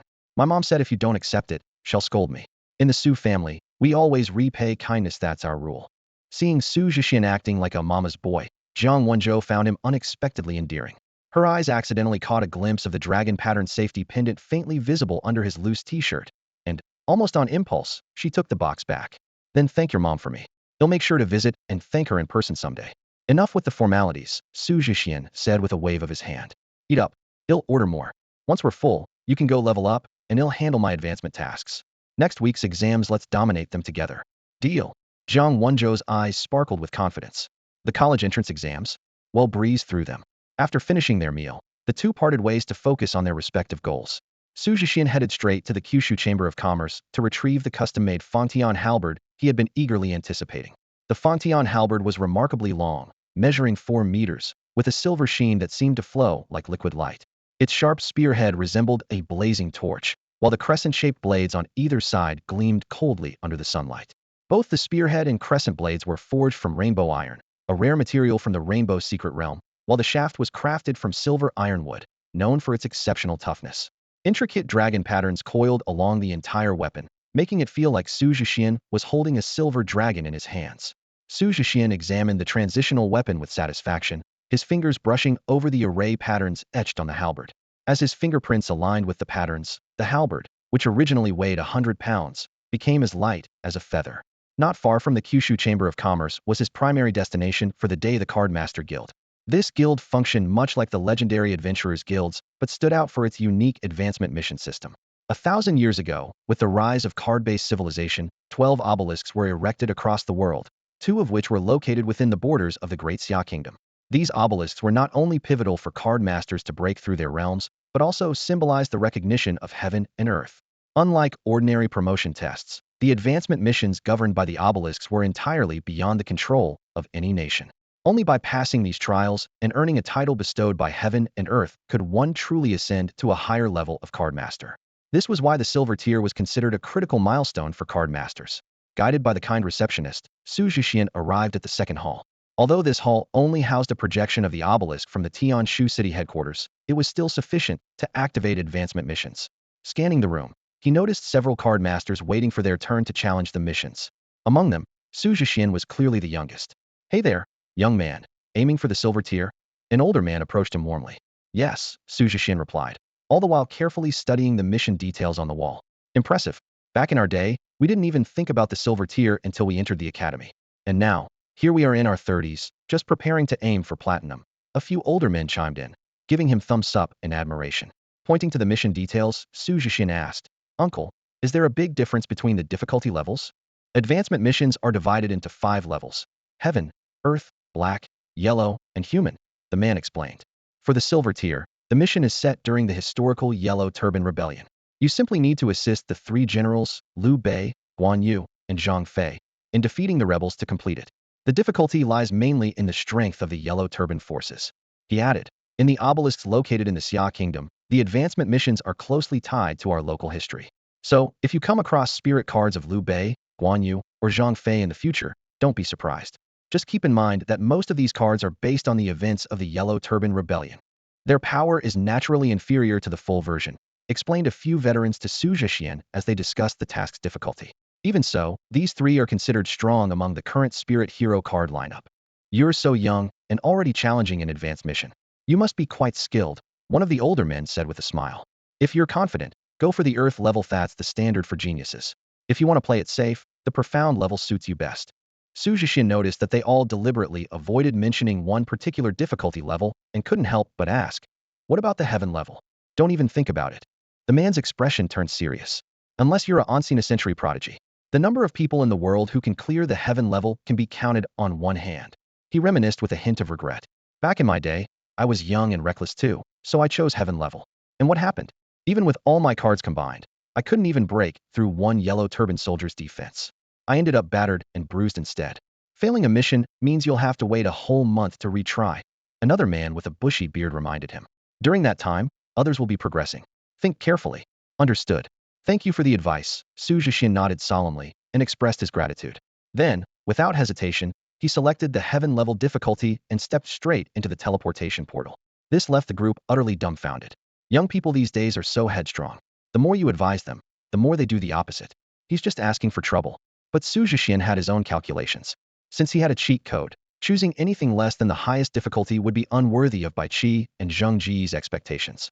Besides, as someone well-versed in the history of the late Eastern Han and the Three Kingdoms period, how hard could the Yellow Turban rebels be? It was also a chance to meet Liu Bei, Guan Yu, and Zhang Fei, maybe even snag an autograph. As the light shimmered and flickered, the sound of deafening battle cries rang out in his ears. "Stop right there, rebel. Do you dare face me in battle?" A thunderous roar shook the air. Once Xu Zhexian's eyes adjusted to the blinding light, he saw a massive crescent-shaped blade arc sweep across the battlefield, mowing down swathes of Yellow Turban soldiers as blood splattered everywhere. "Wow, Guan Yu is that fierce?" Xu Zhexian watched in awe. The green dragon crescent blade was unstoppable, and its energy seemed almost tangible. The combat prowess in this world was clearly beyond his imagination. In the distance, Zhang Fei wielded his 8-foot-long serpent spear with terrifying ferocity, scattering enemies like leaves in the wind. Above them, Liu Bei soared like an eagle, his dual swords flashing with deadly precision, cutting down foes with ease. The trio's seamless coordination turned the battlefield into a slaughterhouse, with the Yellow Turban soldiers reduced to lambs awaiting slaughter. No wonder people say following Liu, Guan, and Zhang makes missions a breeze. Xu Zhexian was engrossed in watching, but suddenly felt something was off. Wait, why are they heading toward me? Looking around, he saw yellow-turbaned soldiers clutching rusted pitchforks and wooden sticks on either side. When he glanced down, he realized he was also dressed as a yellow-turbaned soldier, albeit with a slightly better weapon, a broken saber. To top it off, he had a large iron pot strapped to his back, making him stand out like a sore thumb among the troops. Oh no, I picked the wrong faction, Xu Zhexian thought, half laughing and half crying. I'm actually a yellow-turban rebel. I was just thinking about getting their autographs, and now these three are like the Grim Reapers. It was only then that he noticed he was standing atop a crumbling dirt fortress. Judging by the shaky walls, they probably couldn't withstand even one strike from Guan Yu. Turning to the yellow-turban leader beside him, Xu Zhexian said, "Boss, maybe we should retreat? Those guys are way too strong. Live to fight another day, right?" But the leader didn't listen. Instead, he leapt down with his wooden spear and shouted, "Guan Yu, you scoundrel! You've slaughtered my followers. Come and face me." Before his words even finished echoing, a flash of moonlight swept by. "It's over. The boss is down." The yellow-turbaned soldiers on the wall were terrified, and all turned to Xu Zhexian. "Deputy leader, what do we do now?" "What? I'm a deputy leader." Xu Zhexian finally understood why he had an iron pot strapped to his back. Putting on an exaggerated look of grief, he raised his broken saber high and shouted, "What do we do? What else can we do? Run." Half an hour later, under Xu Zhexian's command, the majority of the Yellow Turban army within the Earthen City managed to survive. At this moment, Xu Zhexian had already become the new leader of the Yellow Turbans. Draped in a yellow scarf and wielding a broken broadsword, he reluctantly shouldered this unexpected responsibility. Times create heroes. Xu Zhexian looked at the yellow scarf in his hand and gave a bitter laugh. "I've been completely forced into this position." As he lamented, a messenger hurried over, clutching a letter from the great teacher. The letter stated that Zhang Ju had retreated to a remote mountain village and was now surrounded by Liu Bei, Guan Yu, and Zhang Fei's army. Immediate reinforcements were desperately needed, and Xu Zhexian was ordered to lead his troops to the rescue. Ridiculous. Xu Zhexian nearly crumpled the letter in his hand. Just a moment ago, we were the ones being chased down by Liu Bei, Guan Yu, and Zhang Fei, and now they've already surrounded Zhangju? Unless they can fly. He stopped mid-sentence, suddenly recalling that Liu Bei had indeed demonstrated the ability to fly. He was left speechless. This was clearly an impossible mission, forcing him to lead a mere 500 old, weak, and sickly soldiers into a direct confrontation with Liu Bei, Guan Yu, and Zhang Fei. Xu Zhexian fell into deep thought, realizing that the first priority was to assess his own strength.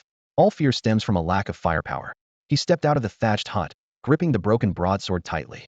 The surroundings were barren. Not even a single decent tree remained, as everything had been stripped bare by starving villagers. This was the grim reality of survival for the common people during the late Eastern Han Dynasty. No wonder they had rallied behind Zhang Ju's uprising. Finding a tree stump, Xu Zhexian gripped the sword with both hands and struck with all his might. Slash! In an instant, the broken broadsword flew out of his hands, soaring into the sky and glinting sharply in the sunlight. The recoil left Xu Zhexian's arms numb. Just as he was about to marvel at the stump's resilience, a soldier approached with a cheerful smile. The soldier had the broken sword lodged in his head, but appeared completely unharmed. That level of defense. Xu Zhexian's eyelid twitched as he finally understood why people claimed the Yellow Turban Army's defenses were nearly impenetrable. If Liu Bei, Guan Yu, and Zhang Fei could overcome such ironclad resistance, how terrifying must they be? This won't do. I need to call upon Zheng Gu and Bai Qi. Xu Zhexian took a deep breath, formed a seal with his hands, and chanted loudly. The heavens are dead. The yellow sky shall rise. In the year of Jiazi, the world will prosper. In a flash, two beams of light shot up from his palms, one transforming into a five-clawed golden dragon and the other into a divine sword reaching the heavens. As the radiance faded, Ying Zheng and Bai Qi materialized out of thin air. A miracle. This is a miracle. The surrounding yellow turban soldiers dropped the bark they had been gnawing on and fell to their knees, bowing fervently. The leader truly possesses the great teacher's divine teachings. At this moment, Xu Zhexian had become a godlike figure in the eyes of the Yellow Turban Army, second only to Zhang Jiao in status. He turned to the two generals beside him and said, "Zheng, Bai Qi, let them witness your strength." The two nodded slightly and took action. Ying Zheng unleashed his Six Realms Unification, summoning 14 golden five-clawed dragons that soared into the sky, radiating dazzling golden light with overwhelming might. A nearby hill was instantly flattened under the dragon's aura. Bai Qi, on the other hand, performed Sword Doctrine of all nations, sending a towering sword aura piercing the heavens. The clear blue sky was split open, leaving a bottomless chasm in its wake. Such godlike displays left the yellow turban soldiers in utter shock. They had never seen such terrifying power before, far surpassing even Liu Bei, Guan Yu, and Zhang Fei. Overwhelmed, the soldiers fell to their knees, bowing and crying tears of joy. At last, we have hope for survival. These common folk had no grand ambitions. They simply wished to have enough to eat and live in peace. Now, with powerful protectors, their joy was boundless. Xu Zhexian nodded to himself. In this mythological version of events, the combat power of Yingzheng and Bai Qi had indeed been greatly enhanced. Taking out his Fangtian halberd, he prepared to attempt the 10 directions annihilation technique using his spiritual energy. The halberd's tip gleamed with a chilling light as Xu Zhexian swung it forcefully toward the heavens. Endless nightfall. In an instant, fierce winds howled, dark clouds churned, and the sky plunged into an abyss of darkness, as if eternal night had descended. This was the special effect of the first form of 10 directions annihilation, creating a domain of utter darkness, temporarily depriving enemies of all 5 senses. The halberd's shadow flashed like lightning, and its blade gleamed like the moon. The ground was split open with several deep fissures. If not for Xu Zhexian deliberately redirecting the attack away, the entire village would have been reduced to ruins. When the yellow-turbaned soldiers regained their senses and saw the horrifying cracks beneath their feet, they were drenched in cold sweat and shouted in unison, "Our leader is truly a divine being. We pledge our lives to follow him." Xu Zhexian was satisfied with the effect, though the consumption of his lifespan was significant. The recent attacks by the 3 of them had cost him the equivalent of 3 days of his lifespan. With no demons to slay and replenish his energy, he knew he needed to end things quickly. He immediately ordered the troops to set out to rescue Zhang Jiao and rewarded a soldier named Nyo with the broken blade from earlier, promoting him to vice leader. To hasten their journey, Xu Zhexian conjured 3 of the 8 celestial horses. He rode the red steed, Yingzheng took the black stallion, and Bai Qi mounted the white charger. Leading 500 yellow-turbaned soldiers, they set off in grand formation toward Guangzhou City. Half a day later, they arrived outside Guangzhou City and concealed themselves in a hidden location. The 2 armies outside the city were locked in a fierce battle. Zhang Jiao stood atop the city walls, summoning thunderbolts to strike the attacking forces. Only Liu Bei, Guan Yu, and Zhang Fei seemed unafraid of the lightning, using their immense strength to push the yellow turban army into retreat. Several breakout attempts had been repelled. After observing for a moment, Xu Zhexian made his decision. The mission was simple: defeat Liu Bei, Guan Yu, and Zhang Fei, and rescue Zhang Jiao. With the upcoming imperial examination weighing on his mind, Xu Zhexian was unwilling to waste too much time here. Stay here and wait. I'll deal with those 3 villains myself. Out of goodwill, Xu Zhexian instructed the 500 yellow-turban soldiers to avoid danger, which moved the troops deeply. Yingzheng and Bai Qi were equally eager, with Bai Qi, a born warrior, particularly thrilled by the prospect of battle. Even Yingzheng, who had rarely experienced the front lines, was itching to join the fray. By the decree of the great sage master, I am here to assist Guangzhou City. Liu Bei, Guan Yu, Zhang Fei, prepare to meet your end. With boundless battle spirit, the 3 warriors charged into the battlefield, cutting through the Han soldiers like a hot knife through butter. On the city wall, Zhang Jiao's eyes lit up with excitement. Our Taiping sect is truly blessed with such powerful warriors. 2 of them bear the aura of emperors, and 1 is a natural-born god of slaughter. Liu Bei, Guan Yu, and Zhang Fei glanced at the imposing trio, their brows furrowing slightly with a hint of disdain. Who dares act so brazenly before me? Liu Bei glared fiercely, his dual-bladed sword trembling slightly in his hand. The yellow-turban rebels think themselves worthy to stand against us? But, even as he spoke, his gaze was drawn to the man across the battlefield. Mounted on a fiery red warhorse and wielding the mighty Fangtian halberd, Xu Zhexian exuded an imposing aura. Liu Bei's heart tightened as he realized. This warrior's ferocity rivaled that of the legendary Liu Bu. Second brother, third brother, do not underestimate them. These 3 are no ordinary foes, Liu Bei warned in a grave tone. On the battlefield, Xu Zhexian and his 2 companions wasted no time, launching a ferocious assault. Nightfall of oblivion. With a thunderous shout, an inky blackness engulfed the area, robbing Liu Bei, Guan Yu, and Zhang Fei of all 5 senses. The attack was swiftly followed by 6 harmonies unleashed and sword technique of nations, raining down on them with relentless fury. Despite their impaired senses, the trio relied on their battle-hardened instincts and years of experience to barely fend off the onslaught. Realizing the gravity of the situation, they cast aside any trace of arrogance. Liu Bei descended from midair and joined Guan Yu and Zhang Fei to form their formidable heaven and earth triad formation. Excellent. Heaven has not abandoned me. Zhang Jiao, observing from afar, clapped his hands in elation. With these 3 warriors, the way of peace shall flourish. Allow me to lend you my aid. Chanting an incantation, he summoned 3 streaks of golden light that transformed into bolts of lightning, striking Xu Zhexian and his companions to form protective violet thunder shields. Feeling his power surge by 50%, Xu Zhexian's eyes gleamed with determination. You two observe the battle. I will test their strength myself. This was his chance to not only unleash the full might of his 10 directions annihilation, but also experience firsthand what it felt like to face 3 warriors as renowned as the 3 heroes against Lu Bu. Qiji charge. At his command, the fiery steed beneath him bolted forward like an arrow released from the bowstring.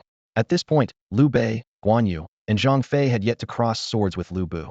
Seeing one man dare to challenge the 3 of them single-handedly, their anger flared. Arrogant brat, courting death. Liu Bei roared. Brothers, form up. Let us slay this scoundrel together.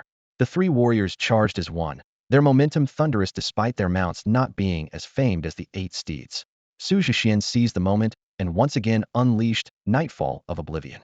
Though the trio anticipated the move and cast spells to dispel the darkness, it granted Xu Zhexian a fleeting but critical opening. Golden Crow at dawn. With a sweeping strike of his halberd, the weapon's shadow transformed into a 3-legged golden crow, radiating blinding light like a divine sword piercing the darkness. The massive sun formed by the golden crow collided with the trio's formation, its sheer force pushing them back several meters and setting their bodies ablaze with streaks of fire. This strike not only dealt fire damage 5 times greater than normal, but also inflicted a burning effect. Stunned and enraged, the 3 scrambled to extinguish the flames engulfing them. The renowned 3 heroes found themselves in an uncharacteristically dire and humiliating position on the battlefield. Conquer with virtue. Liu Bei, now seething with anger, swung his dual-bladed sword, releasing a mysterious glow aimed at Xu Zhexian in an attempt to cloud his mind and sway his resolve. The spiritual attack of subduing others with virtue swept towards Xu Zhexian, attempting to ensnare him in confusion. However, such mental assaults were utterly ineffective against him. Xu Zhexian's soul was far from ordinary. Apart from the golden mental energy gained through his life-risking efforts, it also harbored the sun god bird and fragments of the 9 provinces cauldron. Any spiritual attack that dared approach him would be instantly devoured. Seeing Xu Zhexian seemingly affected, Guan Yu and Zhang Fei exchanged a tacit glance and launched a deadly strike. Guan Yu's green dragon crescent blade tore through the sky, its moon-white blade energy transforming into a roaring divine dragon. Simultaneously, Zhang Fei's heaven-shaking earth-splitting unleashed a deluge of light like a rain of swords, while countless sharp spikes erupted from the ground. Good timing, like the sun at its zenith. Xu Zhexian roared. Though shouting out the skill name made him feel slightly awkward, the battlefield was all about momentum. Wielding his Fong Tian halberd, he struck down upon the moon-white divine dragon. Instantly, a blazing sun 10 times hotter than the previous one appeared in the void. The ferocious solar flames incinerated the moon-white dragon into nothingness, while the light deluge and ground spikes were likewise obliterated by the intense heat. Like the sun at its zenith, focusing the radiance of the sun through the halberd, annihilating and incinerating all. As relentless as the sun at midday, this technique embodied the most scorching, merciless power of the sun. Under its burning radiance, everything was reduced to ash. Even the concept of air conditioning seemed laughable against such heat. This can't be, Zhang Fei exclaimed, his face full of shock. Aside from Guan Yu, he had never seen anyone withstand his attack.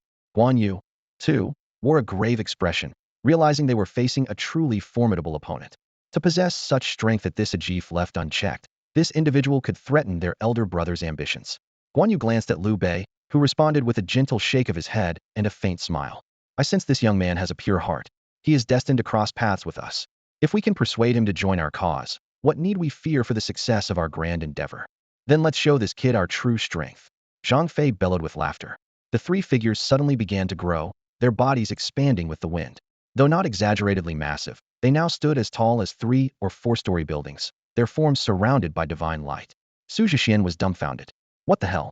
Isn't this just a mini version of heaven and earth transformation? This heaven-tier advancement quest is way too much. He now felt as though 3 towering mountains were bearing down on him.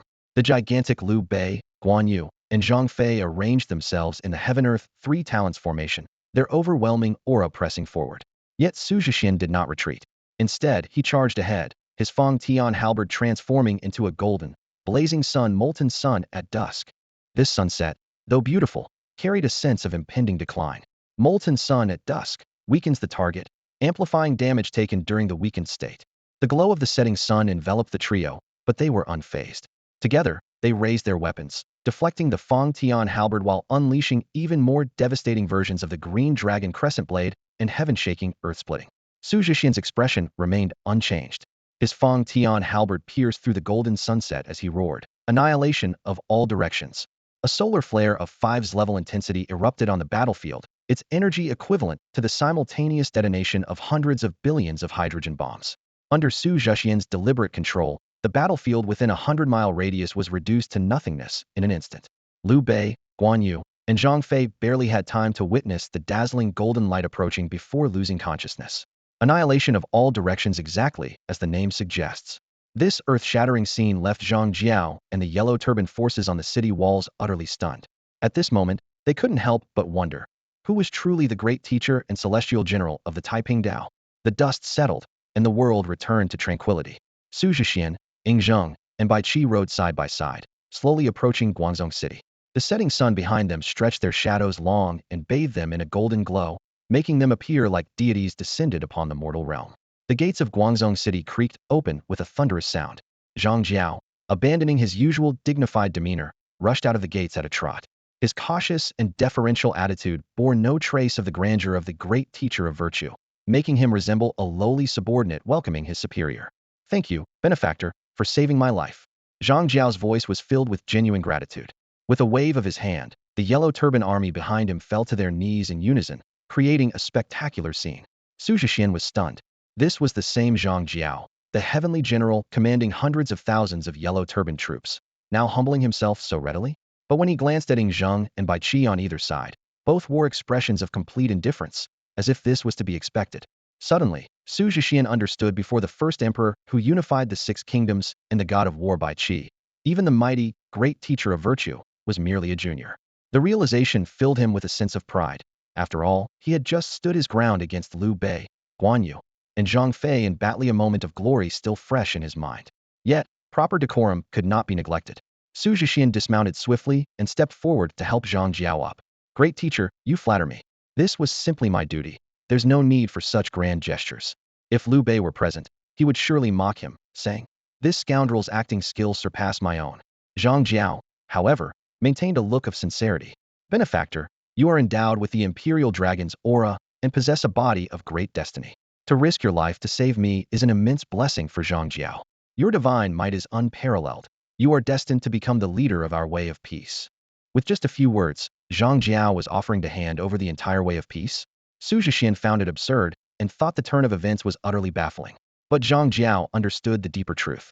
Though he and his brothers commanded hundreds of thousands of yellow turban troops, he knew they were nothing more than a disorganized mob that the imperial court would inevitably dismantle.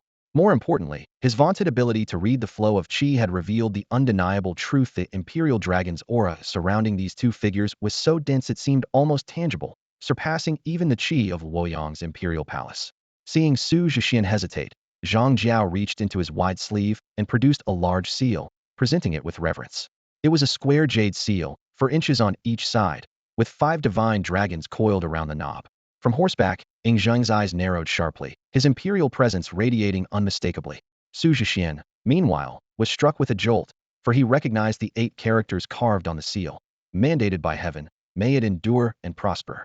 This heirloom seal of the realm, is it real? Xu Zhexian's voice trembled. As a descendant of Yan and Huang, who could remain unmoved before this ultimate symbol of the legitimacy of Chinese rule? "Of course it's real," Zhang Jiao replied, his face brimming with pride. "Our way of peace has followers throughout the Han Empire, even within the imperial palace itself. The jade seal currently in the palace is merely a counterfeit, crafted with the techniques of our way of peace." Holding the heirloom seal of the realm in both hands, Zhang Jiao respectfully declared, "With your unmatched divine power, the heirloom seal of the realm in your possession, and the allegiance of tens of thousands of our followers, achieving great success is but a matter of time. The azure heaven is dead, the yellow heaven shall rise. In this year of Jiazi, the world will prosper under your rule. We pledge our lives to follow the yellow heaven's leader, the Taiping Emperor." The soldiers of the yellow turban army were awestruck by the divine power Xu Zhexian had just displayed.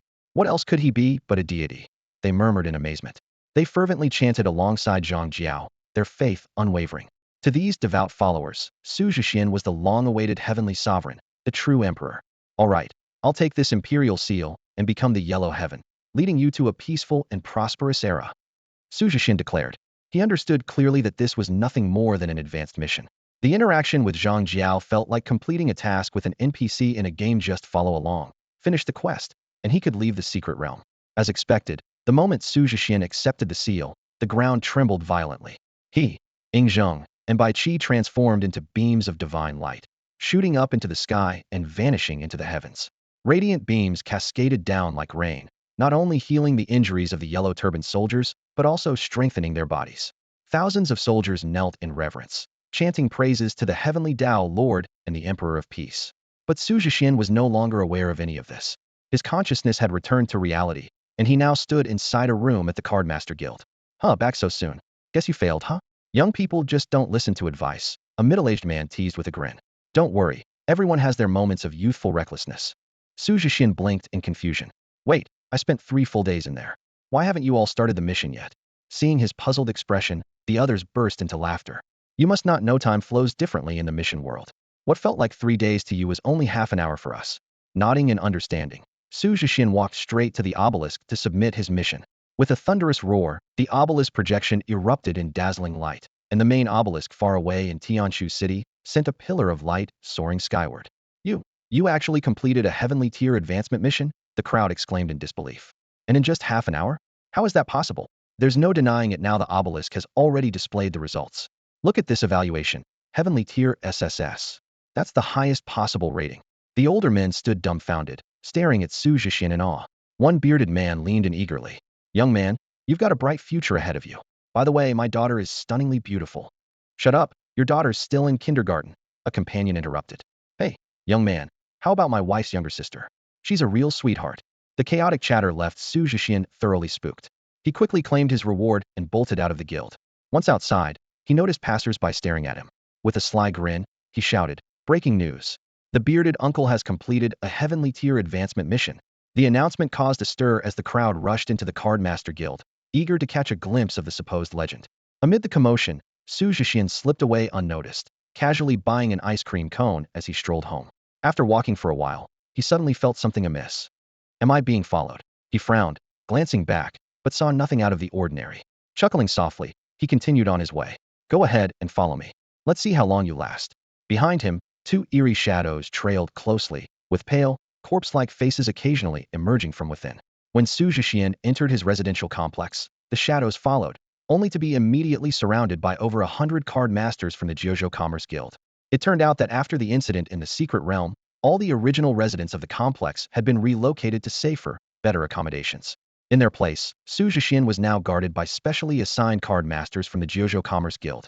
Finally caught you 2 little pests after days of waiting, one card master said, grabbing the struggling figures from the shadows. Off you go, come to the Jiuzhou prison. The neighborhood returned to its usual calm. All of this was a testament to the fact that Su Zhongluo and Yu Lioli had never truly left Xu Zhexian unprotected.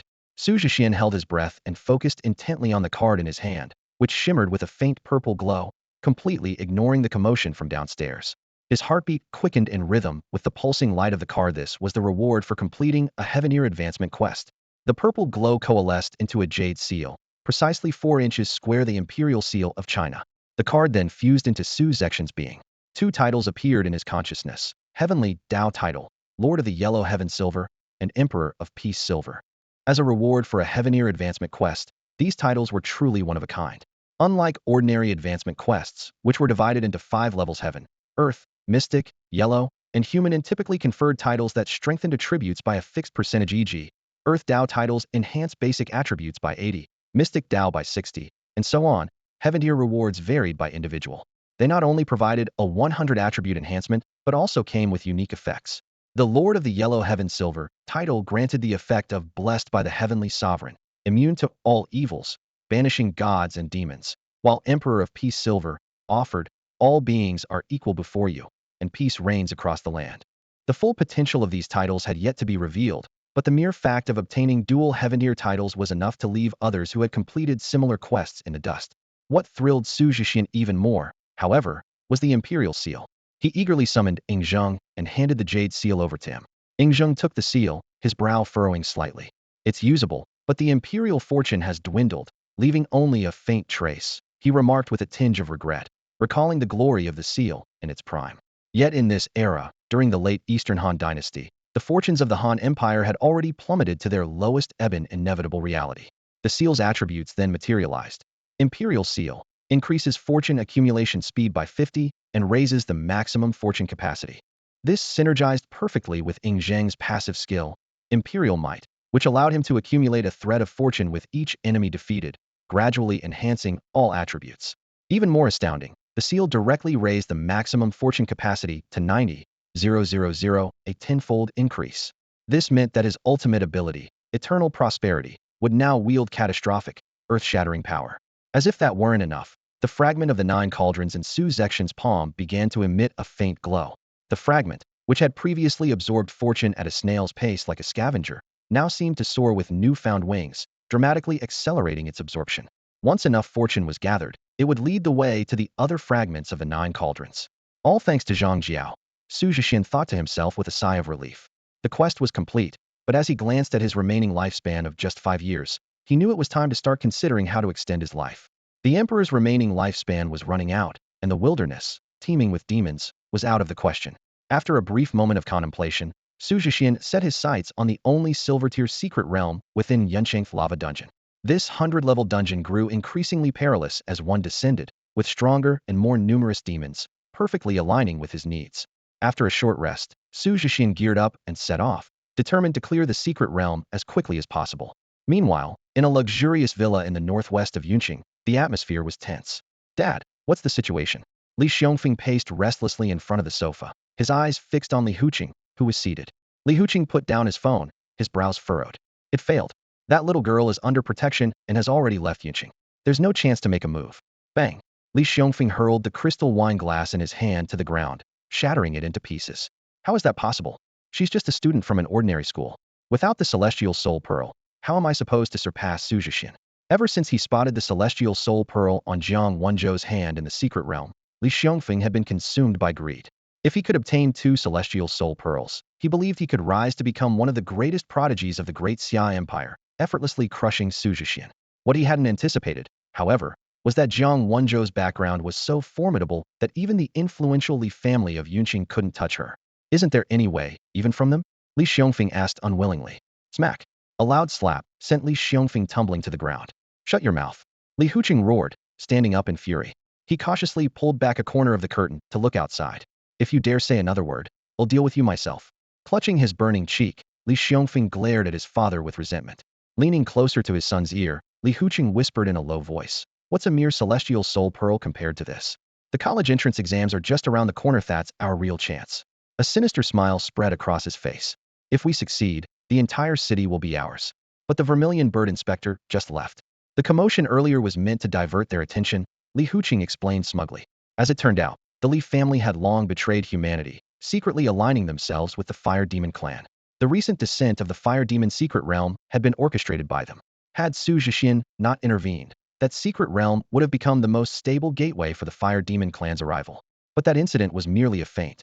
After resolving the secret realm, the inspectors of the Great Xia Empire would naturally let down their guard, assuming no further demon-related events would occur in the short term. With their attention diverted, the Li family could proceed with their true Plinto sacrifice all the city's examinees. As per tradition, the college entrance exams were held within a trial secret realm, where participants earned points by slaying virtual demons and battling other card masters. Their final scores were determined by their rankings. By setting up a sacrificial array within the secret realm, the Li family intended to offer up all the participating card masters, thereby summoning the Fire Demon King to descend upon Yunqing. At that point, Li Huqing would become the Fire Demon King's emissary, wielding the power to summon the king at will. The city would even be renamed Tiger King City in his honor. "How are the preparations I assigned you?" Li Huqing asked. Li Xiongfeng nodded.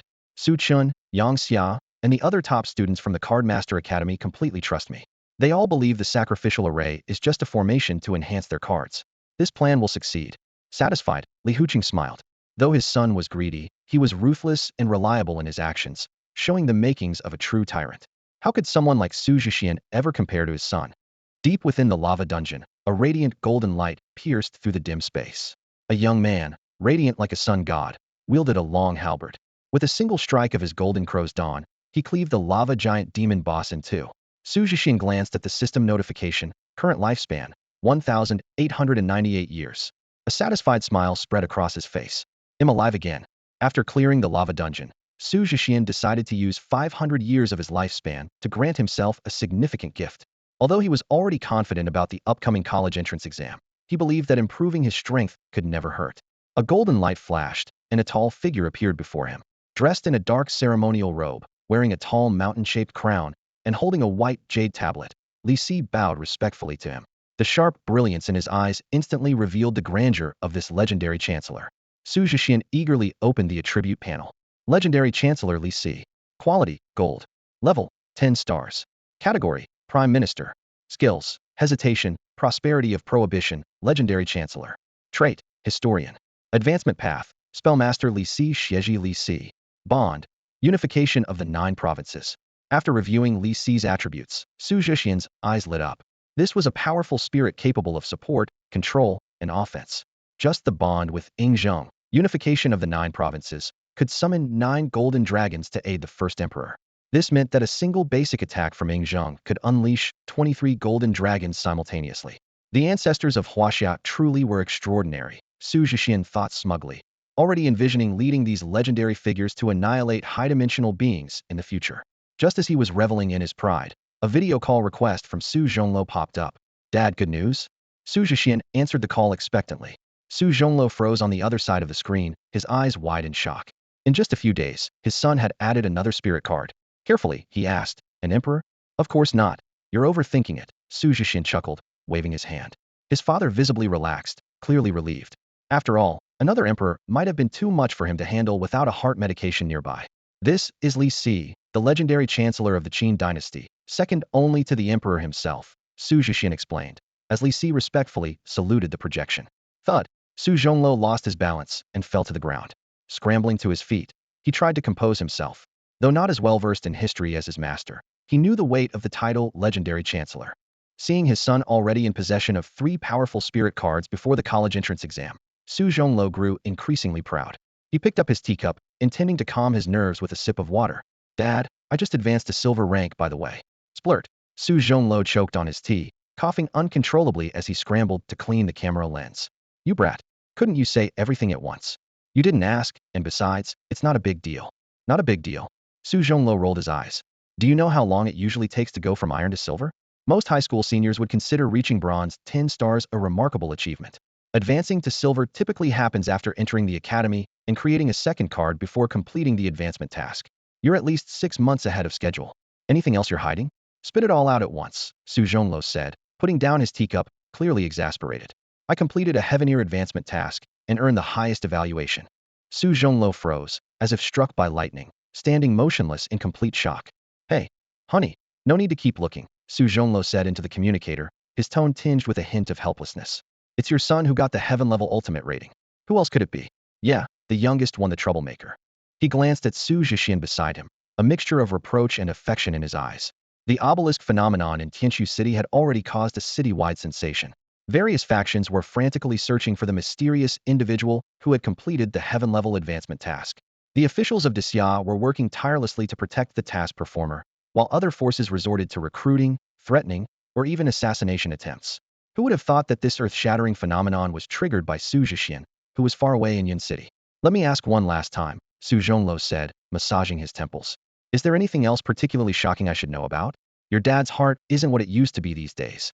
Xu Zhexian pondered for a moment before shaking his head. Silently, he calculated in his mind. Yingzheng had advanced to orange tier. Bai Qi and Li Si were both gold tier. There were also 8 golden warhorses with extraordinary abilities, and he had mastered the heaven-level combat skill, 10 Directions Annihilation. These astounding achievements, she decided to reveal them later when the whole family was present, so they could collectively absorb the damage. All right, then it's my turn to share. Su Zhonglo straightened his posture, clearly preparing to drop a bombshell. Today's father-son chat is all about mutual damage. Xu Zhexian immediately sat up straight, bracing himself for the impact. The Guanshan Moon secret realm has been successfully developed and will soon be fully promoted, Su Zhonglo began slowly. Your uncle Lu personally went to evaluate it. He came out in tears, saying he saw his old captain and was heartbroken for an entire day. At this point, Su Zhonglo recalled Lu Zhan sobbing like a rookie and couldn't help but feel a wave of emotion. That's amazing. Thanks, Dad. Xu Zhexian's eyes lit up. Hold on. Don't thank me just yet, I'm not finished, Su Zhonglo said with a faint smirk. Your uncle Lu later incorporated the Guanshan Moon secret realm into the trials of the battle for supremacy. Those trial participants had just barely recovered from the shadow you left on them, only to encounter this. Over 300 people went in, and every single one came out crying. When they found out you were the first to clear this secret realm, they nearly broke down on the spot. Su Zhonglo continued. Even though you're not in Deer City anymore, you still managed to stir things up. They said you didn't just crush their morale, you metaphorically stabbed them while they were down. Now, these 300-plus trial participants view you as the ultimate villain and have vowed to give you some serious guidance, the kind where they don't hold back their strength. Xu Zhexian's eyes widened like saucers, his expression utterly innocent. 300 platinum tier card masters want to guide me? Is there no humanity left? Why are they all targeting me, a little silver tier? He put on a look of pitiful helplessness. Hey, race, some good news, Su Zhonglo said, shifting gears. You've been pre-admitted to Wanxiang Academy. What? No entrance exams?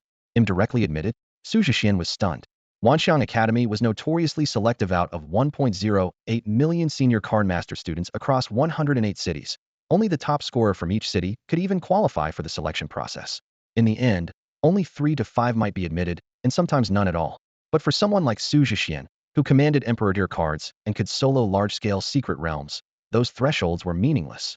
That's right, you're the first person in Wanxiang Academy's history to be pre-admitted. Xu Zhexian nodded, feeling a sense of pride in the recognition. However, remembering his agreement with Jiang Wenjiu, he firmly said, "But I'm still taking the entrance exams."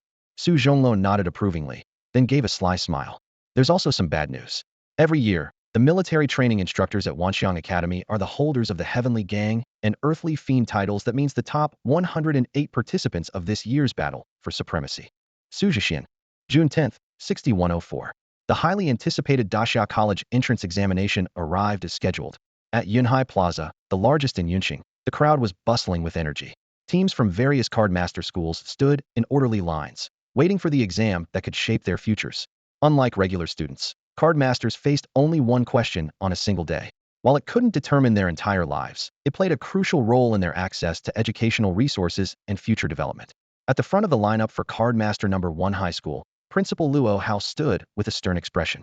His gaze frequently shifted toward the group from General High School No. 7, where the atmosphere was surprisingly lively. The students there huddled together, their faces radiating confidence. This uplifting spirit stemmed from the legendary story of Xu Zhexian and Jiang Wenjiu, two students once dismissed as failures. After losing their qualifications as card masters, they not only refused to succumb to despair, but also grew into individuals stronger than ordinary prodigies. Do your best and aim for an excellent result, understand? Luo Hao suppressed the unease in his heart and sternly addressed his students. Don't worry, principal. The top 100 in Yunqing's exam will definitely include us. The students of Cardmaster No. 1 High School responded proudly, standing tall. Many of them had received domain cards gifted by Chief Li, a source of their confidence. Among the group, Li Xiongfei stood silently, his gaze fixed coldly on Xu Zhexian in the distance. Over the past few days, he had secretly recruited a number of elite students and was prepared to activate a prearranged sacrificial formation as soon as they entered the examination realm. Xu Zhexian seemed to sense something, glancing back with a flicker of determination in his eyes. In this battle royale-style examination, he had already planned to find Li Xiongfei and teach him a lesson. Zhexian. A familiar voice interrupted Xu Zhexian's thoughts. Standing before him was their homeroom teacher from No. 7 High School, Wang Meng, his face tinged with awkwardness and unease. Hello, Mr. Wang. Where's Jiang Wenjiu? Xu Zhexian asked, scanning the area but finding no sign of Jiang Wenjiu or Jiang Huaxiu. 4 hours ago, the young lady and young master were urgently summoned back to Tianshu City, Wang Meng said gravely. The young lady didn't have time to say goodbye and asked me to pass along the message. Xu Zhexian froze for a moment, quickly pulling out his phone to check, only to find no messages from the Jiang siblings. This likely meant their communication with the outside world had been cut off. Did something happen? He asked. Wang Ming nodded. The head of the Jiang family issued an order for them to return to Tianshu City to take their exams. I see, Xu Zhexian replied softly, a thoughtful look flickering in his eyes. Xu Zhexian nodded in understanding. Such matters were indeed common in cardmaster families. Wang Ming sighed and was about to continue explaining when he noticed Xu Zhexian's expression freeze, disbelief flickering in his eyes. It turned out that Jiang Wenji hailed from the Jiang family in Tianshu City, a cardmaster family with a legacy spanning centuries. The family had produced countless talents and national heroes. From a young age, Jiang Wenji was the cherished treasure of the family patriarch. However, her inability to awaken a spiritual source and become a card master turned this favoritism into a reason for her peers to target her. To avoid further conflict, the patriarch arranged for Jiang Wenji and her younger brother to live in Yun City. Fate, however, had other plans. In Yun City, Jiang Wenji unexpectedly awakened her abilities, displaying extraordinary talent within mere months. After obtaining the Heavenly Soul Pearl, her progress skyrocketed, surpassing her peers in the family. It was during this time that the family patriarch fell into a coma due to old injuries. The only thing that could save him was a rare medicinal ingredient, the life essence crystal from the high-dimensional amethyst tree clan. In Tianshu City, only the Li family possessed this precious life-saving item. Their condition for the exchange was to reinstate the marriage agreement between Jiang Wenji and Li Huan, the son of the Li family patriarch. Over a decade ago, this engagement had been annulled when Jiang Wenji failed to awaken. Now, with her remarkable talent, the Li family reconsidered. To them, securing an alliance with a future powerhouse was a win-win deal. Seriously? It's already the year 6104, and we're still seeing such cliché drama. Xu Zhexian couldn't help but laugh. Even third-rate writers would hesitate to pin something like this. Wang Ming looked at Xu Zhexian's calm demeanor in confusion. By all accounts, Xu Zhexian should have been the type to draw his sword in fury for a woman.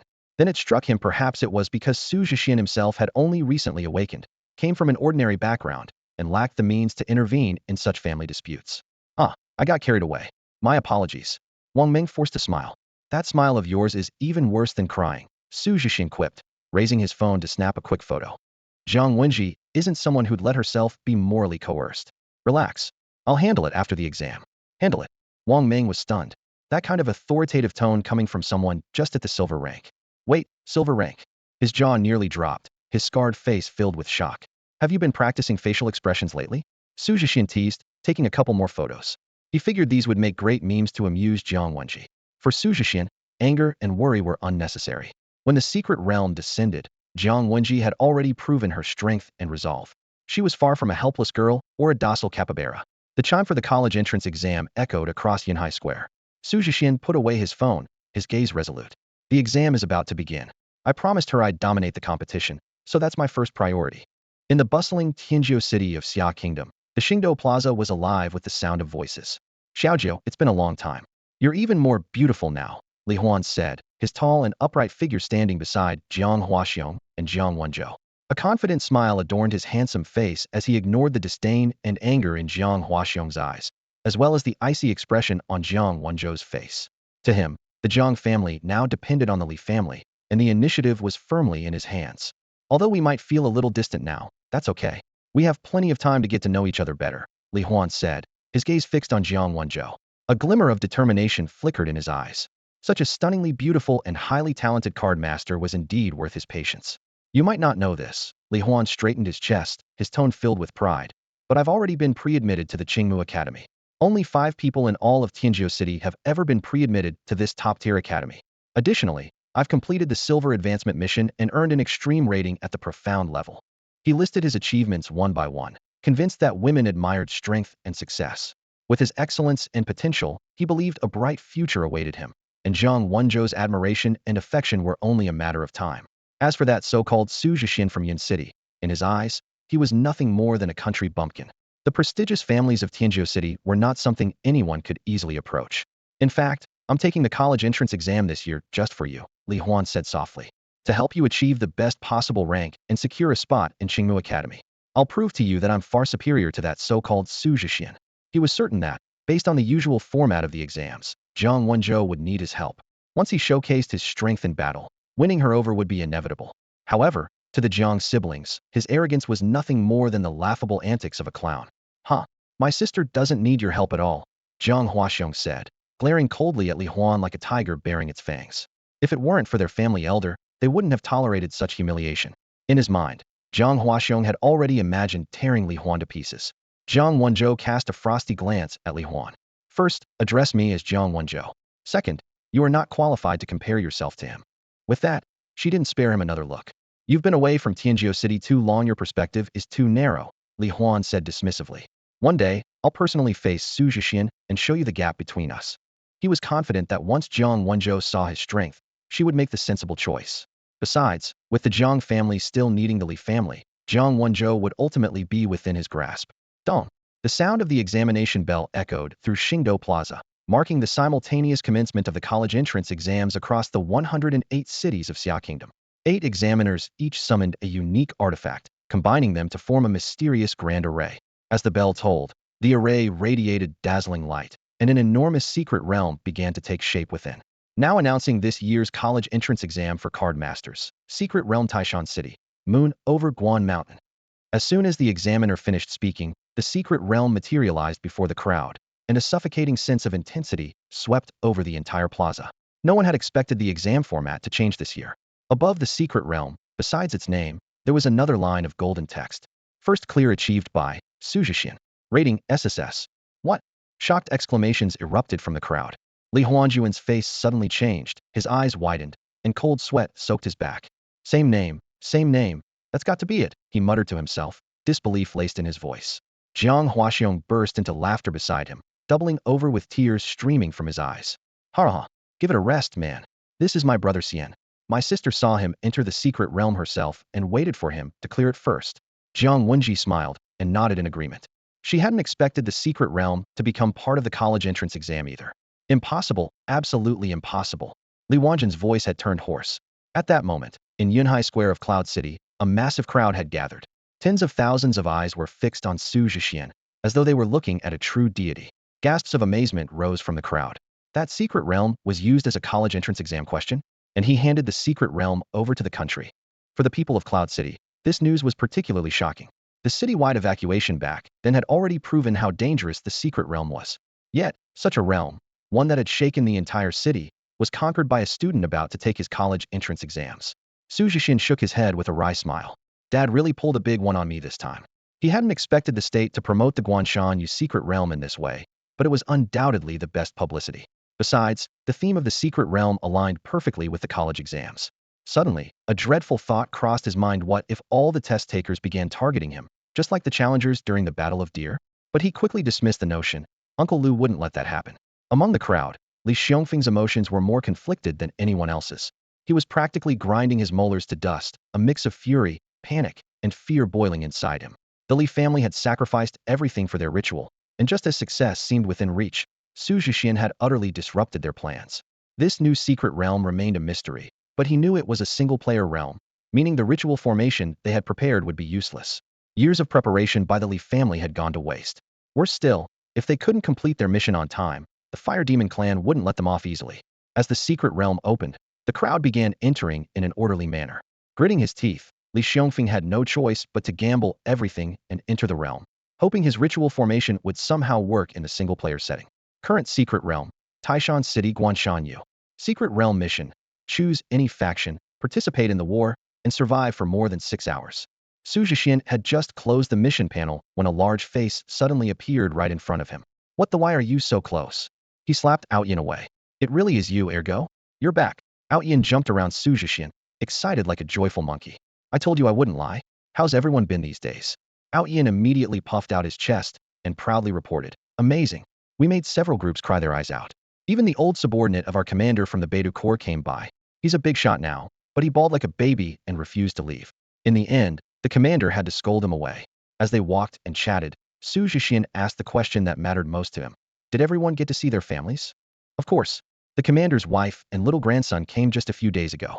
That day, I was the only one in all of Taishan City who didn't cry. How awesome am I? Xu Zhexian laughed and gave Outyin a playful punch, their understanding unspoken. Time to gather up. On the familiar open ground, the card masters of Wu Wei Company sat casually, their expressions relaxed. Unlike the usual somber mood of writing letters home, today, smiles lit up everyone's faces. As Xu Zhexian appeared, the group enthusiastically waved him over. In front of him, they had no need for pretense and could be their true selves.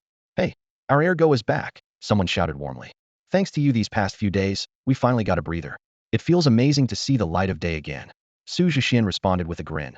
With so many people entering the secret realm at once, were you able to handle it? Guanshan stepped forward, a confident smile on his face.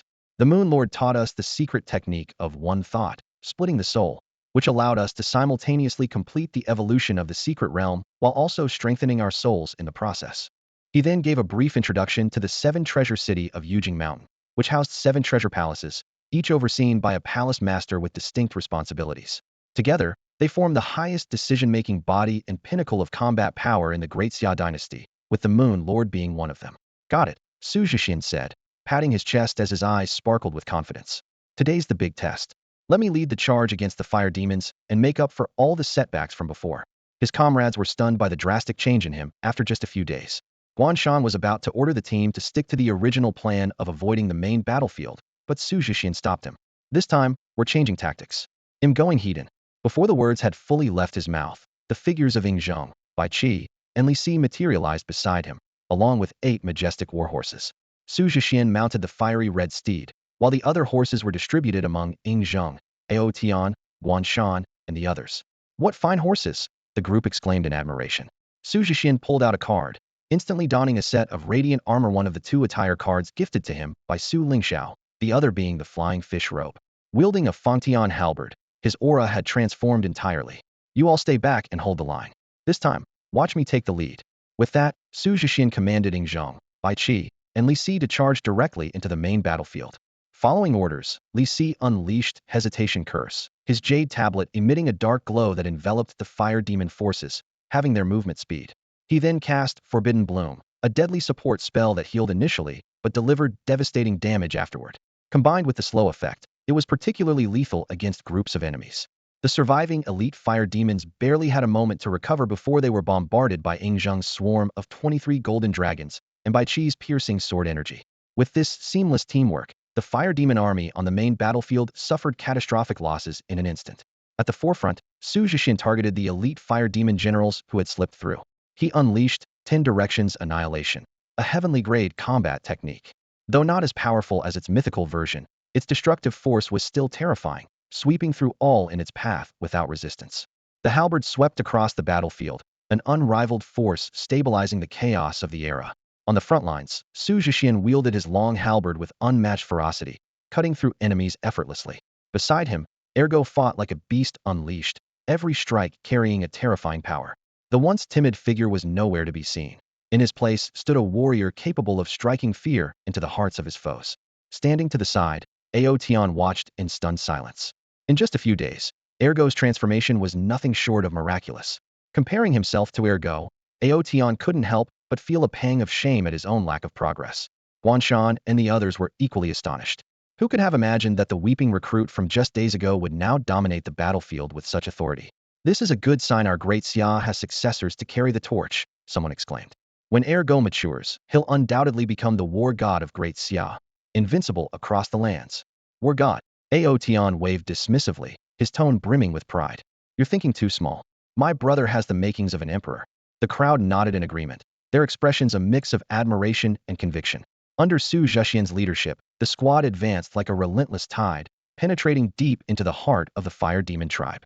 A once formidable hill was razed to the ground, and the elite fire demon warriors on the city walls were reduced to ashes beneath the eternal golden dragon of Wanshi Yongchang. The once impenetrable walls crumbled before them, and the newborn fire demons, who had once terrorized the land, now knelt trembling at their feet. Riding his crimson steed, Xu Zhexian ascended the steps of the fire demon's grand hall. Crushing an energy crystal in his hand, he let out a triumphant roar toward the heavens. What a rush! The clarity of this victory felt far more satisfying than the mindless destruction he'd indulged in before.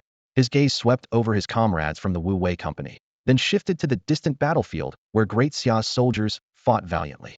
His smile faded, replaced by a steely determination. For every tear and drop of blood my brothers of Great Xia have shed, I will demand your lives as repayment. Once I switch to cultivating the powers of ghosts and gods, I'll stand by your side and help you conquer every realm. Ao Tian pounded his chest in a pledge. The others echoed his sentiment, their voices filled with resolve.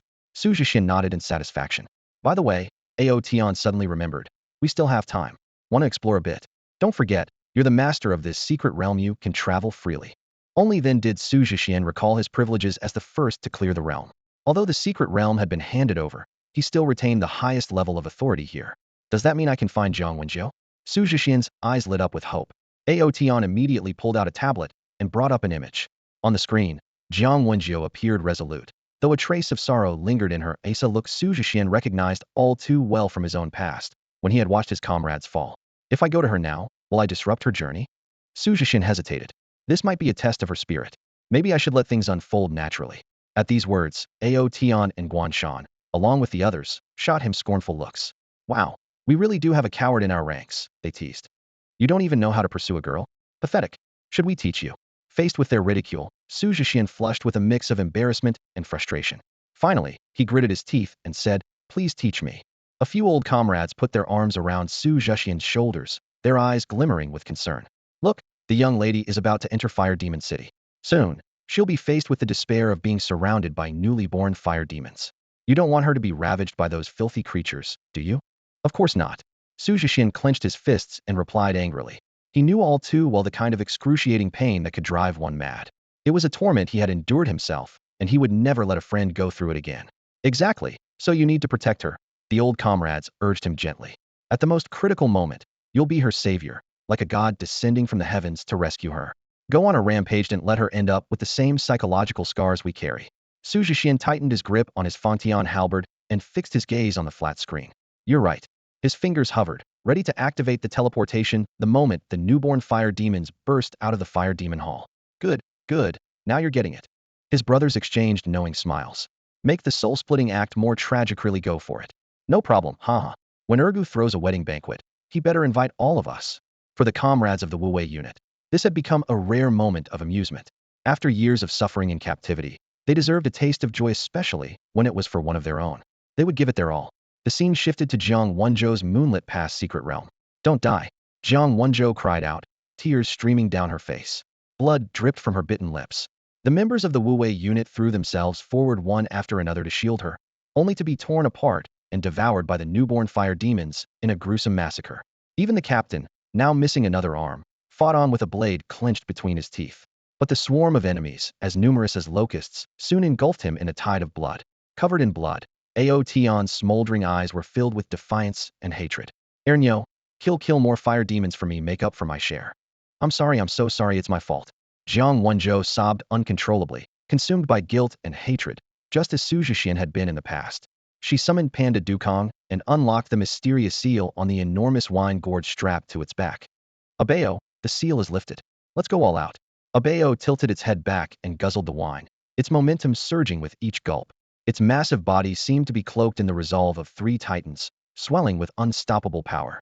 With an earth-shaking roar, it wielded a colossal green dragon crescent blade, the blade crackling with brilliant yellow lightning.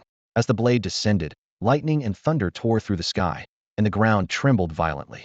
In an instant, over 1,000 newborn fire demons were obliterated, leaving a vacuum of space around Jiang Wenzhou. But that was her limit. Her mental strength was completely drained, and her consciousness began to fade. Taking over 1,000 fire demons with me, I guess that's not too bad, she thought groggily, suddenly remembering Xu Zhexian. This was just a trial, not involving real death. But when Xu Zhexian had first cleared it, he had faced actual death, a pain and despair no one could truly understand, had even died once. Tears blurred Jiang Wenzhou's vision. She felt sorrow for the Wu Wei unit and heartache for Xu Zhexian. Suddenly, a blinding light forced her to close her eyes. The next moment, she felt herself being lifted into someone's arms. Rubbing her eyes, Jiang Wenzhou looked up in disbelief at the figure before her. You how? Xu Zhexian smiled and asked. It's only been a few days. Don't you recognize me? How are you here? Let me deal with these pests first, then we can talk. Before Xu Zhexian even finished his sentence, his left arm had already pulled Jiang Wenzhou protectively into his embrace, while his right hand sent the Fontian halberd slicing through the air. The halberd moved like a dragon, unstoppable, every strike accompanied by the anguished wails of a fire demon. On the ground, a fire demon's corpse, not yet fully dissipated, eerily raised a hand and made a 6 gesture. The scene felt like a dream. It wasn't until Xu Zhexian carried her into the grand hall of the fire demons that Jiang Wenzhou snapped back to reality. Here, break the energy crystal. This one? Yes. Jiang Wenzhou followed the instruction mechanically, slamming her fist down. With a crisp crack, the energy crystal shattered into powder. The pain in her fist jolted her fully awake, and she suddenly realized the intimate way Xu Zhexian had held her earlier. A deep blush spread across her cheeks as she stammered, "Fat hat. I." Her social anxiety overwhelmed her, and she wished the ground would swallow her whole. I'm the first to clear this secret realm, so I have a few privileges. Xu Zhexian began explaining the nature of the secret realm, carefully omitting any details about the divine descent technique his comrades had taught him. Those were secrets shared only among men. Thank you. It must have been hard for you back then.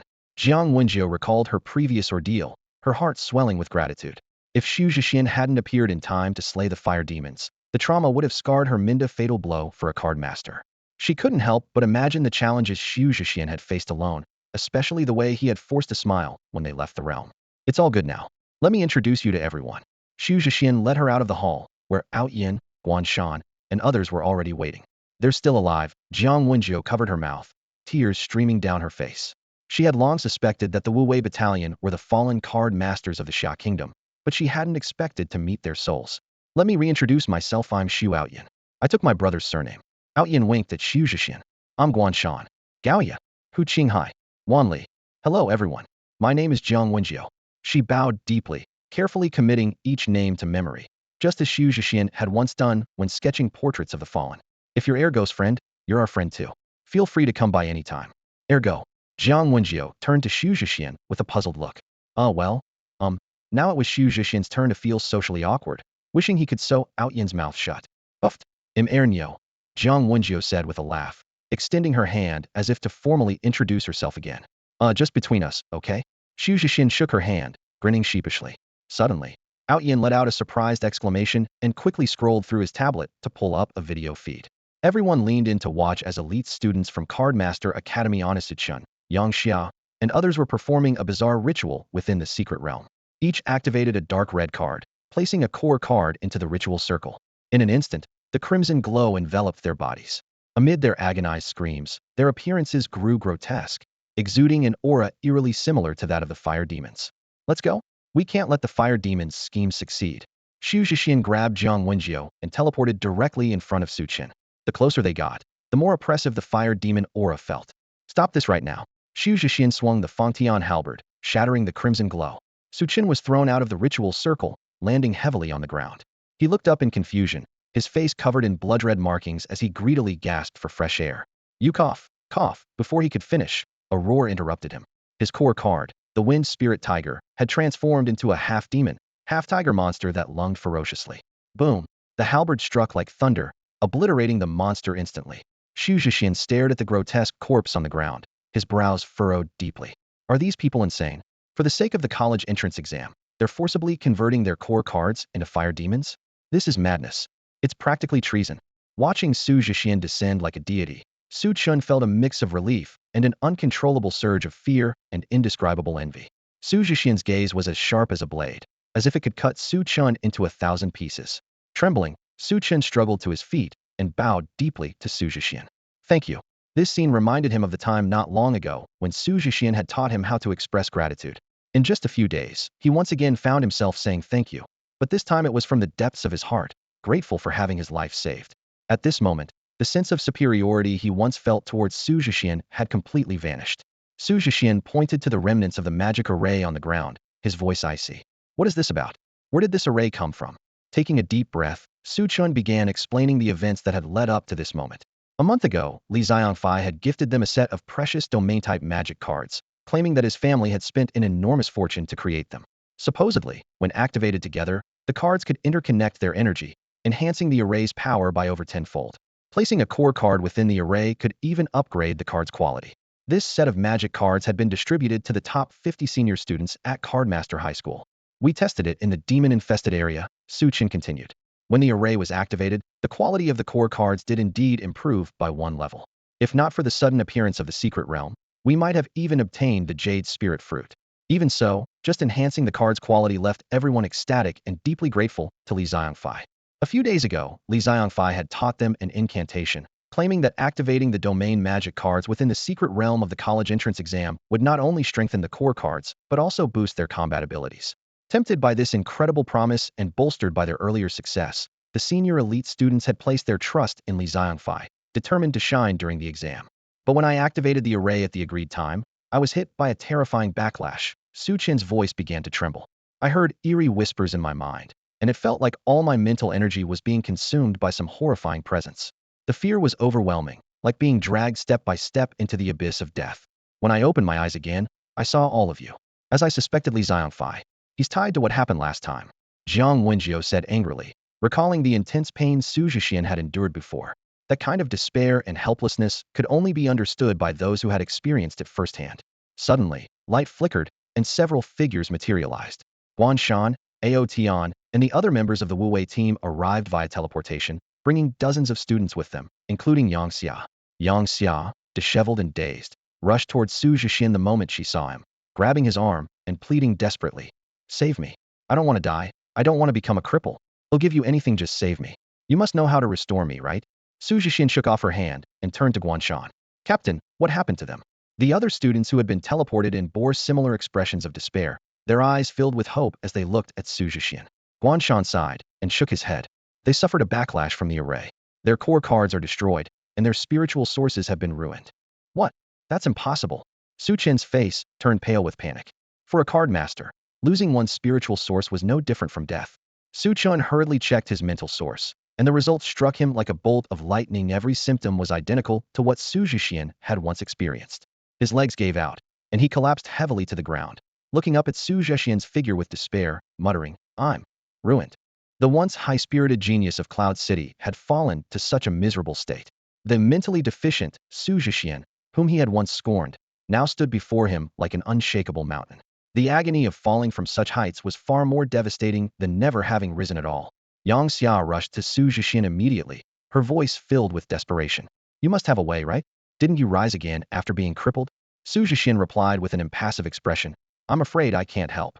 As you all said during your speech at school, 7 life has no endpoint. One must rely on themselves." The words were like a bucket of ice water poured over the students of School 1. Yang Xia screamed hysterically. "No, you're lying. Forget about them. Just save me.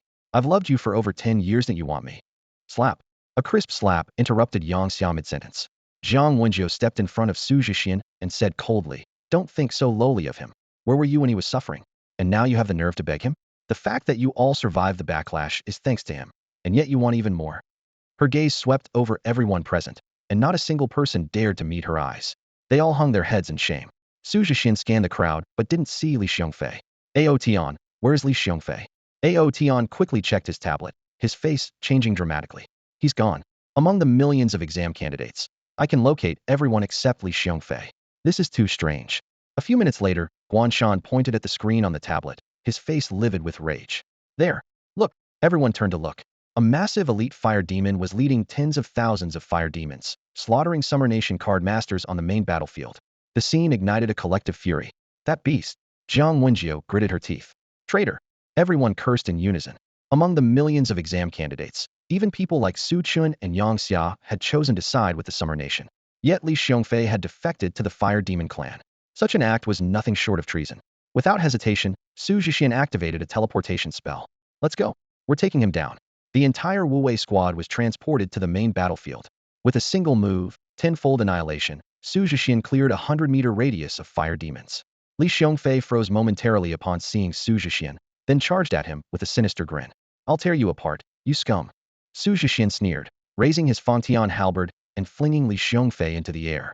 He followed up with a devastating Golden Crow's Dawn strike, slamming it down with overwhelming force. As he beat Li Xiongfei mercilessly, he taunted, "I've been wanting to beat you so badly your mom wouldn't recognize you. Though, with how you look now, she probably wouldn't anyway. But unless I see your face bloom like a peach blossom, I won't be satisfied." Li Xiongfei never expected that even after forcibly transforming into a fire demon and wreaking havoc on the battlefield, he would be utterly powerless against Xu Zhexian. To his utter despair, when Xu Zhexian grew tired of beating him, he casually tossed him to Ao Tian like passing a ball. "Your turn." "Got it." The Wu Wei squad swarmed in, their actions brutally efficient. 2 teammates with healing abilities continuously kept Li Xiongfei alive, ensuring he couldn't escape the endless torment. Li Xiongfei let out blood-curdling screams, struggling desperately to flee, but it was all in vain. If you choose to be a traitor, you must be prepared to face the consequences. For Li Xiongfei, the beating felt like an eternity, though in reality, it lasted only a few minutes. The spirits momentarily stopped their assault, as the octopus would still serve a purpose. Xu Zhexian held his Fangtian halberd, disdainfully tapping Li Xiongfei's grotesque octopus face. "Speak up. Where did you get those domain cards?" Lying on the ground, Li Xiongfei's fiery, distorted face twisted with malice. His human-like features gave him a monstrous and terrifying appearance. Xu Zhexian, however, was unfazed. He sneered, "Not talking? Then I'll beat it out of you. Or I could just pay a visit to your home and find the answers myself. Oh, by the way, I forgot to mention me father happens to be the White Tiger Inspector. I might have just a little bit of privilege." Hearing this, Li Xiongfei's grotesque expression froze instantly, a mix of shock and panic flashing across his face. He opened his mouth to speak, but gave up helplessly. Who could have guessed that he had offended the son of the White Tiger Inspector? If Xu Zhexian reported this, his father would undoubtedly unleash his wrath, and the entire Li family would be doomed. Standing nearby, Yang Xia felt her heart ache as if it were being torn apart. For over a decade, a priceless treasure had been right under her nose, yet she had failed to see it. This could have been her chance to rise to the top, to transform her life entirely. Now, she could only watch as it slipped away, filled with regret so intense she felt she might explode on the spot. "Throw him into the Time Mountain City prison for a proper welcome," Ao Tian said with a sinister grin. A traitor's fate is far worse than that of a true fire demon. The Guanshan Moon's secret realm isn't just a battlefield, it's also a line of defense for Time Mountain City. Whatever exists here will manifest in the secret realm. A trip to the city prison is like enduring the 18 levels of hell twice over. Traitors get an extra dose of suffering. Thanks to the Fire Demon clan for spending so much to create this secret realm, Xu Zhexian added with a smirk. Now, it's become the best training ground for Xia. To prevent any leaks, have the students from Cardmaster High School stay here for the time being. I'll come to pick them up later. These people are all crippled. Know if they leave, they'll either go mad or alert the enemy. He gave Aotian a knowing wink and made a fist gesture. Oh, and keep a special eye on two individuals, Jiang Huaxiong and that other one. Aotian immediately understood. Since they both bore the surname Jiang, they deserved special attention, and the unnamed one would get even more care. I'll head out first. See you in Tianshu City, Xu Zhexian said, turning to Jiang Wenzhou. As for Jiang Laote's matter, Teacher Wang has already informed me. I'll take care of it, so don't worry. All right, this time I'll definitely be there on time. I'll wait for you. Jiang Wenzhou replied with a radiant smile. Watching from the side, Yang Xia felt as if her heart had been stabbed repeatedly. She had once said they were from two different worlds, and now it had come true. Only the roles had reversed. Xu Zhexian swiftly exited the secret realm, ignoring the astonished gazes of the surrounding teachers and parents. He immediately contacted reinforcements. Mom, something major has happened. He headed straight for the building where Yulioli was stationed. Although Yulioli had promised to support him during the college entrance exams, her unique status meant she could only observe remotely from the building closest to the square. From the moment Xu Zhexian emerged from the secret realm, she had noticed the urgency on his face. Speak. Someone's been manipulating the students from Cardmaster High School. Xu Zhexian briefly recounted the events within the secret realm. I suspect their goal isn't just to turn a few senior students into fire demons. It might be something much bigger. The sudden change in the college entrance exam disrupted their plans. Xu Zhexian analyzed the situation and said, we must investigate his house. There's a high possibility that a fire demon is lurking there. Yu Lioli's eyes lit up. Got it. No need to involve your dad in this. Having Aunt Qingyin and the card masters from the Kyushu Chamber of Commerce in Cloud City is more than enough. She immediately sent a message to Li Qingyin, mobilizing the card masters to head to the Leaf family estate. Before long, an invisible barrier subtly enveloped the Leaf family manor. Yu Lioli took charge of the operation, assigning Xu Zhexian to act as bait and infiltrate the estate. Consider this a training exercise, Yu Lioli said with a smile, fully embracing her role as a doting but tough mother. Fully armed, Xu Zhexian kicked open the manor's gates. A pack of ferocious, oversized hounds bared their teeth and lunged at him. In the distance, Li Qinghu was directing his subordinates to draw a massive magic array. He had already noticed the anomaly in the exam's secret realm. The designated sacrificial time had passed, yet there was no reaction from the array. In desperation, he ordered the creation of a formation capable of forcibly teleporting to the fire demon's dimension. As for Li Xiangfei's life, it was no longer his priority. A son could be replaced, but his own survival could not. Just as the formation neared completion, Xu Zhexian barged in. Li Qinghu felt a slight sense of relief. It seems he's alone. Kill him. Xu Zhexian quickly dealt with the pack of hounds. At that moment, two of Li Qinghu's henchmen shed their suits, revealing grotesque tentacles sprouting from their backs as they charged madly towards Xu Zhexian. So that's how it is, Xu Zhexian thought, instantly recognizing the two as mutated Silver Tier 6-star fighters. Not daring to underestimate them, Xu Zhexian immediately summoned Zhang, Bai Qi, and Li Si. With strategies like immobilize the enemy, unite the 6 kingdoms, and sword techniques for all nations, the trio launched a relentless assault. By the time the mutated henchmen managed to close the distance, they were already covered in wounds. Furious, they lashed out with their tentacles, attempting to restrain Xu Zhexian. However, Xu Zhexian avoided direct confrontation. He and his 3 summoned allies mounted the 8 steeds and retreated. After all, the opponents were Silver Tier 6-star mutants, and the power gap between each star level was immense. Only a fool would engage them head-on. The 8 steeds, with their incredible speed, allowed the group to maneuver freely within the estate. With Li Si's immobilize the enemy ability slowing down the mutants, they couldn't keep up and were instead bombarded by ranged attacks until they were riddled with holes and ultimately defeated. TSK, what a dirty way to go. Dying like that must be so humiliating, Yu Lioli remarked from a high vantage point. My son calls it careful planning and a smart strategy, Yu Lioli said proudly. Li Qingyin, standing nearby, sighed. If his level were higher, no one would stand a chance against him. 1 emperor and 2 high-ranking ministers, what an unbeatable starting lineup. And in just a few days, this kid has grown even stronger. Of course, do you know who his mother is? Mai Xiao Wu even achieved a heavenly level ultimate evaluation in his advancement quest, Yu Lioli said smugly, making the single Li Qingyin want to throw hands out of sheer envy. Back inside the estate, Li Chenghu dispatched 5 more henchmen to corner Xu Zhexian. However, the 8 steeds' agility left them in the dust, giving Xu Zhexian the opportunity to circle around to the magic array. Brother Zheng, destroy that array. Consider it done. 23 5-clawed golden dragons roared to life, storming into the incomplete array. The dragons rampaged, utterly obliterating Li Chenghu's last hope. You damn you! Li Chenghu roared, his eyes bloodshot with fury, wishing he could tear Xu Zhexian limb from limb. Xu Zhexian taunted him. What's the matter? Not satisfied? Come at me, then. Just don't be as disappointing as Li Xiangfi went down way too easily. Heart-wrenching, truly heart-wrenching. Li Chenghu stood in the center of the manor, his face dark and stormy. As a man who had dominated Yun City for years, building a vast empire with his cunning and skill, he now found himself humiliated by a mere junior. Xu Zhexian's disdainful tone made it painfully clear. His son, Li Xiangfeng, had been thoroughly defeated, unable to fight back. You dare to beat my son and barge into my home? Is there no law left in this world? Li Chenghu's expression was as dark as ink, his eyes flashing with malice.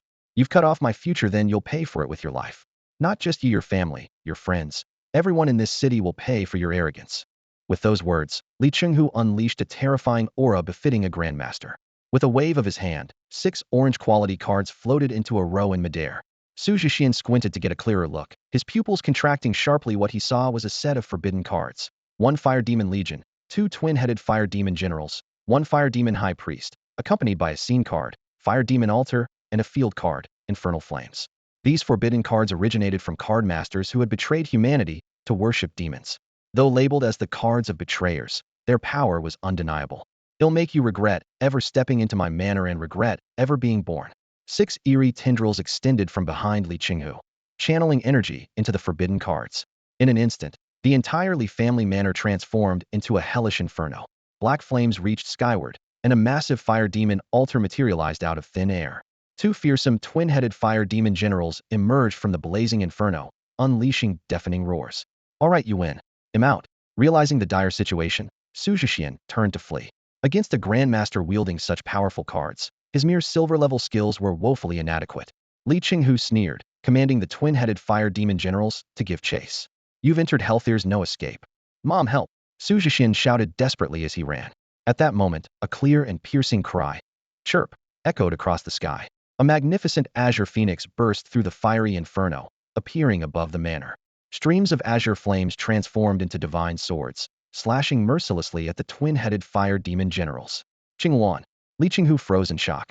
How could a divine card of this caliber appear in a small place like Yun City?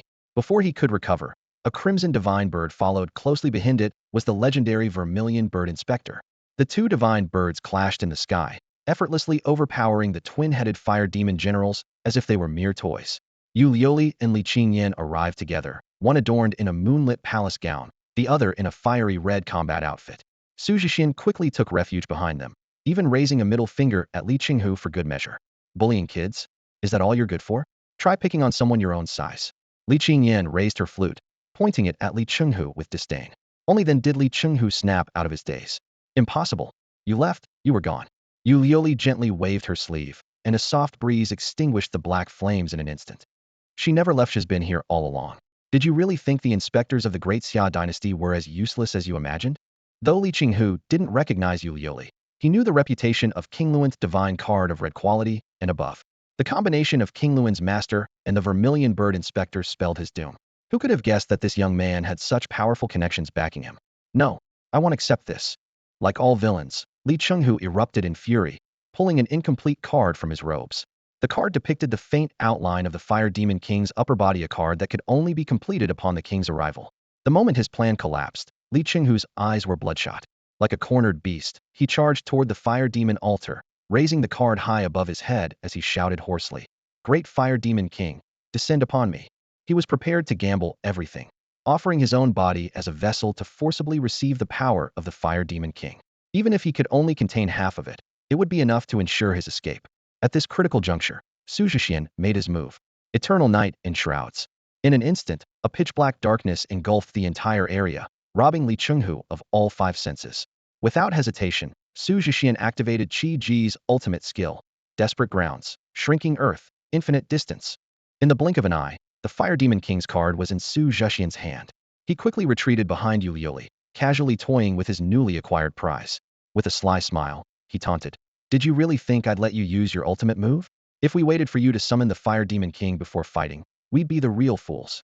Li Qinghu froze as though struck by lightning, his eyes blazing with fury.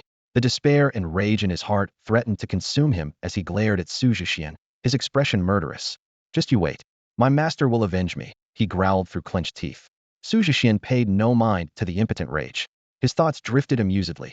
Who does he think he is, the big bad wolf? There's no chance of a comeback this time. Wow, that move was incredible. I didn't even see it coming. Li Qingyan turned to Xu Zhexian, her eyes sparkling with curiosity. Oh, it's just a basic skill, nothing special, Xu Zhexian replied, feigning nonchalance. Don't lie to me. Do you think your aunt is that gullible? Well, no. It's just a regular heaven-tier martial skill. Really? Li Qingyan silently berated herself, mentally kicking herself for her curiosity. Why did I have to ask? Curiosity killed the cat, and now I've put myself in an awkward spot. Here, this is for you. Xu Zhexian respectfully handed the Fire Demon King card to Li Qingyan, thinking it was far too dangerous to keep such a forbidden card on himself. If the Fire Demon King were to suddenly break free, he wouldn't stand a chance. You performed well, brave and resourceful. Yu Liuli offered a brief but genuine compliment. The cleanup operation proceeded smoothly. The card masters of the Jiuzhou Chamber of Commerce began sweeping through the Li family estate, meticulously searching every corner. All mutated servants were executed on the spot, while Li Qinghu was personally escorted by Li Qingyan to the Jiuzhou prison. Since he had claimed to have a powerful master backing him, he would be made to reveal everything or experience a fate worse than death. For traitors who betrayed their country and ancestors, mercy would be an insult to the loyal and righteous. Thus, the conspiracy threatening Yun City was brought to an end. The city's residents, however, remained blissfully unaware, their attention entirely focused on today's college entrance exams. The earliest to finish, Xu Zhexian, had left in such a hurry that the waiting parents were left without any information about the secret realm. It wasn't until the sun began to set that students began to emerge crying. The heart-wrenching sobs of the first few students to exit left the parents deeply unsettled.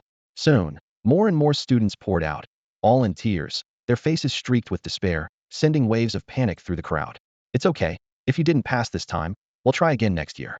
There are many paths to Yujing Mountain, just keep working hard. The parents scrambled to comfort their children, though they couldn't help but wonder, were this year's exam questions really that brutal? One particular parent of a self-proclaimed underachiever was utterly baffled, watching their child cry inconsolably. Why are you crying? You're a slacker, hard or easy. It makes no difference to you. I'm such a failure. On Yunhai Square, a candidate knelt on the ground, pounding their chest as tears streamed down their face. I have to get stronger. I can't let you die in front of me again. Oceanch, I'm so sorry. Silly has let you down.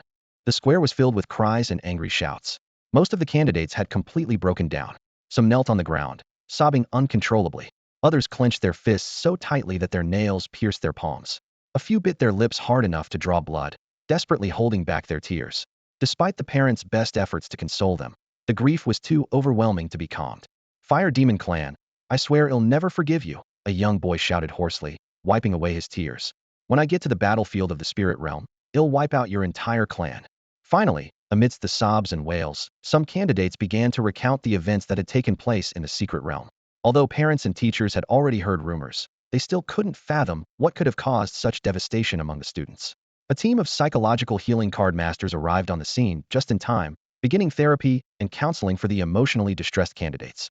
This intervention was a special arrangement made by the upper echelons of the Xian nation, anticipating the severe impact the candidates might face. Is it really this serious? Even healers were called in. The parents were stunned. Is it the same in other cities? What kind of secret realm is this Taishan City's Guanshanyu? Driven by intense curiosity, the parents pleaded with the examiners to let them enter the secret realm and experience it for themselves. The examiners, seemingly prepared for this, nodded in agreement, their eyes filled with profound sympathy. The level restrictions on the secret realm were lifted, and parents and teachers who considered themselves strong began entering one after another. This extraordinary college entrance exam had its duration forcibly extended. It wasn't just Yin City, this was happening in all 108 cities across the nation. On the square, the candidates remained dazed, lost in the haunting memories of the secret realm. Meanwhile, inside the realm, the adults were enduring the despair of Guanshanyu's trials. It wasn't until 1 a.m., when Xu Zhexian was already fast asleep on a soft pillow, that the adults began to emerge from the secret realm one by one. Some were utterly devastated, their tears falling like rain. Others stumbled out like soulless shells, sobbing uncontrollably. Some stayed silent, their faces streaked with tears. Others pounded their chests and wept bitterly. They returned to their children, embracing them as they wept together. As former soldiers who had once served on the spirit realm battlefield for a year or two, they understood the horrors of war far better than their children. The brutal reality of the Taishan city defensive battle had surpassed even their darkest imaginations. The sheer despair was suffocating. Before long, the story spread like wildfire across major media outlets nationwide. Keywords such as Taishan City, Guanshan Yu, college entrance exam, and emotional breakdown dominated the headlines. Taishan City, Guanshan Yue tribute to the souls of Xia's heroes. The sacrifice of millions of brave souls has brought us today's peace. How desperate must the Wu Wei battalion have been back then? Heartbreaking. Swear revenge for Xia's fallen heroes. The Fire Demon clan must be eradicated. Are they low-dimensional humans? No, they're the greatest guardians. News about the Guanshan Yu secret realm surged across the internet like a tidal wave.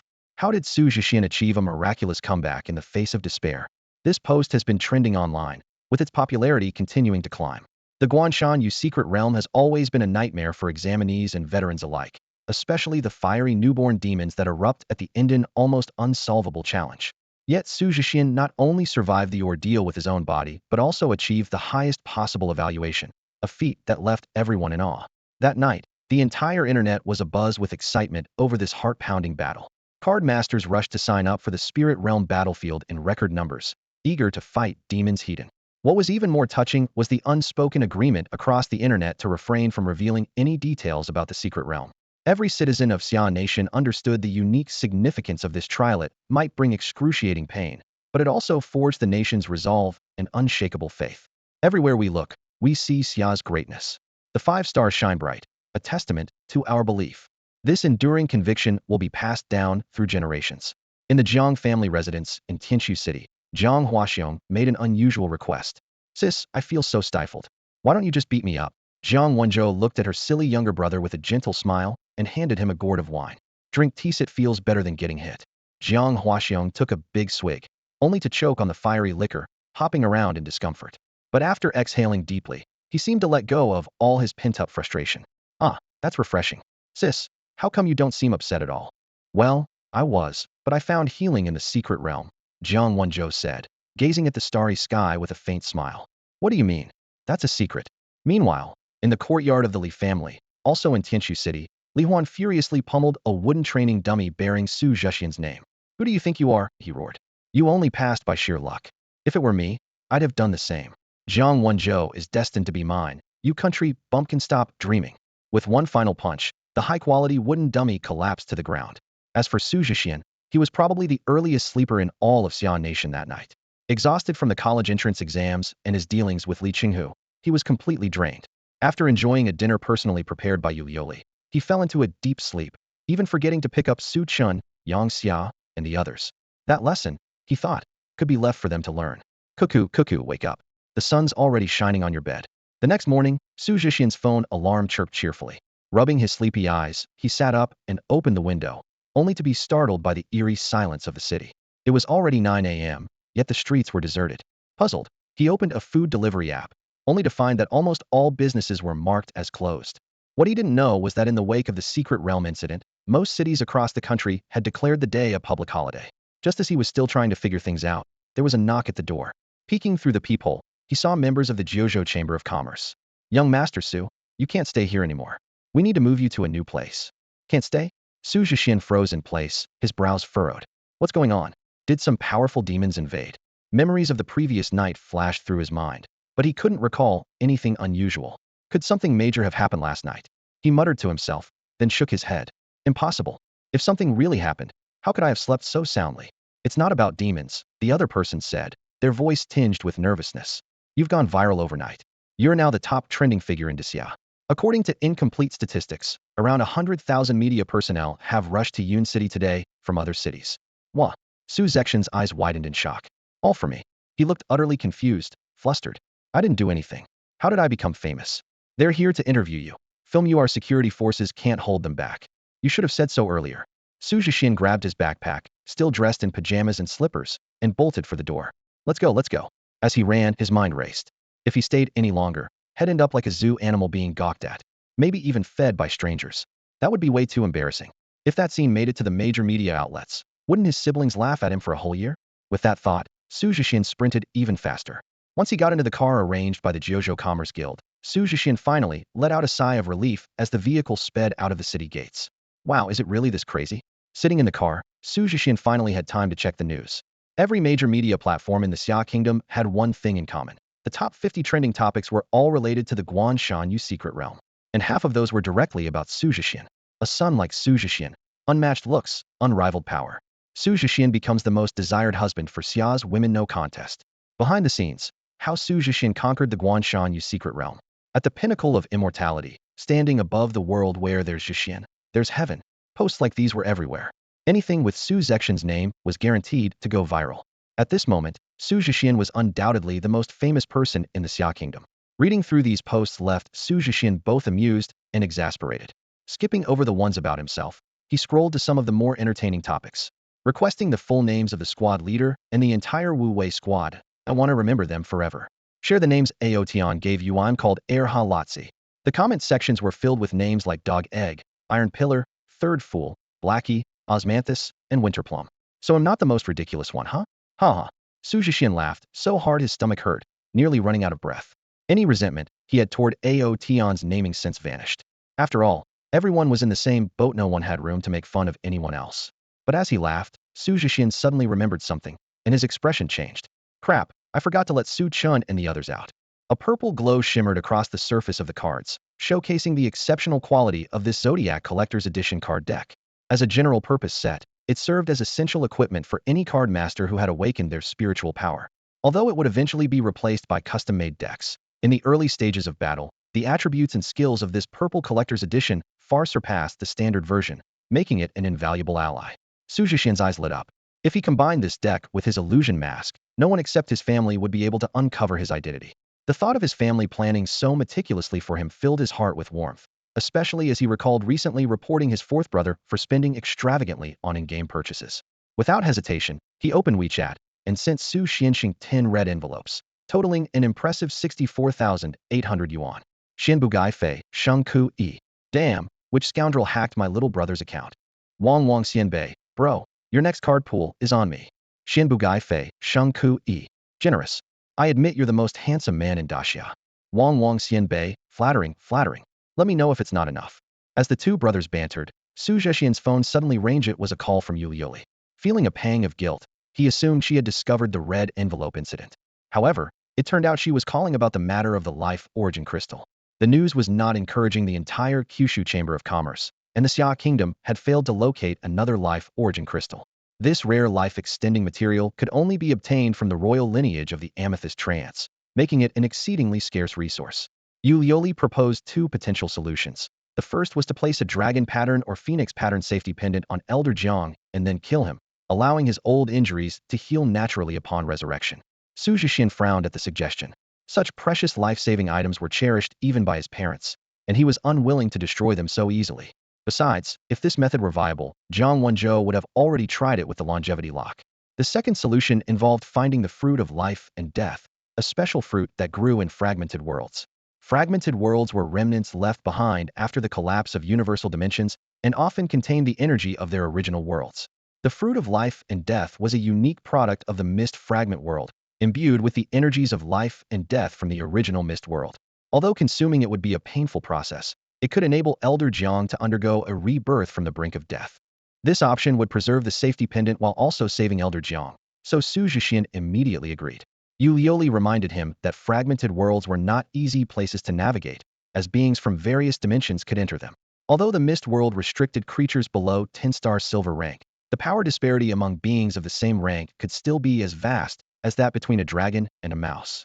Xu Zhexian, however, was full of confidence, treating this as a graduation trial after his college entrance exams. He knew that Yulioli wouldn't suggest this plan unless she believed he could handle it. Besides, if things got out of hand, he could always rely on the 8 steeds, whose speed outmatched even some gold-rank beings. Yulioli promptly arranged for personnel to escort him to the entrance, reminding him to carefully read the information on the stone tablet at the entry point before proceeding. When it came to her children, especially prodigies like the 4 Su brothers, she always had unwavering faith in their abilities. 10 hours later, Xu Zhexian's figure appeared within the Sky City of the Xia Kingdom. Sky City is not an actual city floating in the sky. Its name originates from the sky, star among the 72 stars of Tiangang. It is one of the 115 major cities of Daxia's 9 provinces. These cities were named after the Big Dipper and the 108 stars of Tiangang and Disha. However, only 108 cities remain today, a grim reminder of the catastrophic disaster 1,000 years ago, a tragedy that haunts Daxia as an indelible wound and an eternal blood feud. The Sky City where Xu Zhexian currently stood was one of the 7 cities that vanished. This ancient city, once ravaged by demons, later suffered the onslaught of temporal storms, leaving it riddled with dangerous spatial rifts. Some of these rifts harbor bloodthirsty demons, while others lead to mysterious fragmented worlds. Restoring Sky City to its former glory would require eliminating these countless spatial rifts. Yet, for over a millennium, this goal has remained out of reach. Today, Sky City has instead become a sacred ground for adventurers and card masters of the Xia Kingdom to train and explore. At this moment, Xu Zhexian stood before a spatial rift, his gaze fixed on a black stone tablet. The inscription on the tablet was concise: Realm of Mist, entry restricted to those below silver 10-star level. Only one card may be carried, and it cannot be swapped. Rules change every 6 hours. Proceed with caution. In case of life-threatening danger, activate the 5-second return sequence. Additional reminders were also etched on the stone. No food supplies can be obtained within the realm of mist, and mental energy cannot be restored through meditation. For Xu Zhexian, who possessed a lifespan of 1,000 years, the depletion of mental energy was not a significant concern. He was now entirely focused on selecting the most suitable card for the challenge ahead.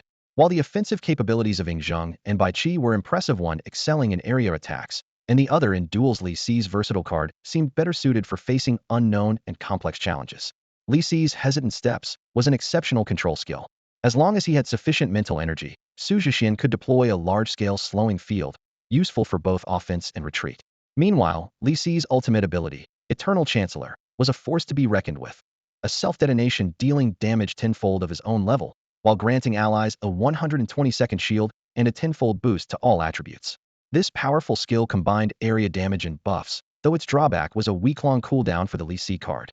Xu Zhexian had often fantasized that if Li Si possessed Yingzheng's Dragon Soul trait, allowing infinite self-detonation and stacking attributes, the resulting power would be nothing short of earth-shattering. After careful deliberation, Xu Zhexian ultimately chose the Li Si card. With his own abilities, Tenfold Annihilation and 10 Suns Ablaze, combined with Li Si's skills, he felt confident in facing the challenges ahead. Alright, I'm ready to go in. Suddenly realizing he hadn't eaten a bite since morning and that the snacks in his storage ring were long gone, he added, "By the way, does anyone have food?" A card master from the 9 Provinces Commerce Guild hesitated briefly before retrieving a small backpack from the car's trunk. Inside were salted roasted chicken legs, instant grilled sausages, and small bread rolls. Evidently, this card master, who frequently carried out missions, was also a bona fide foodie. "Thanks, Brother Ling smells amazing." Xu Zhexian accepted the food and expressed his heartfelt gratitude. 10 times the reimbursement. Wait for me to come back, and I'll treat everyone to a meal. Xu Zhexian cheerfully pulled out his phone, added the card master named Ling Yang on WeChat, and without hesitation, transferred 8,888. For someone like him with plenty of pocket money, this amount was trivial. Ling Yang chuckled warmly and immediately returned the money. His earlier hesitance wasn't due to stinginess, but concern that Xu Zhexian might disdain the low-cost snacks. "At least let me send a small red packet, Brother Ling." "Take it," Xu Zhexian said with a wink. "Otherwise, when I'm back, you'll have to treat everyone to a meal."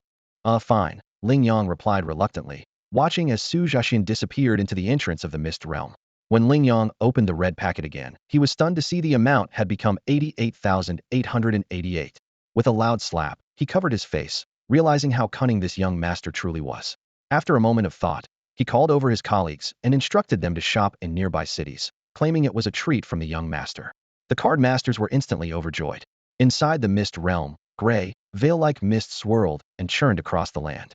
Xu Zhexian, dressed in pajamas and slippers, nibbled on a chicken drumstick as he observed his surroundings. He pulled his thin sleepwear tighter around himself. It was perpetually foggy here, and the temperature was noticeably chilly. "Ugh, forgot my jacket," he muttered, squinting into the fog.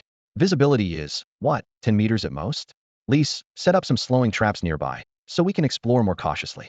Lise promptly emerged and cast hindered steps.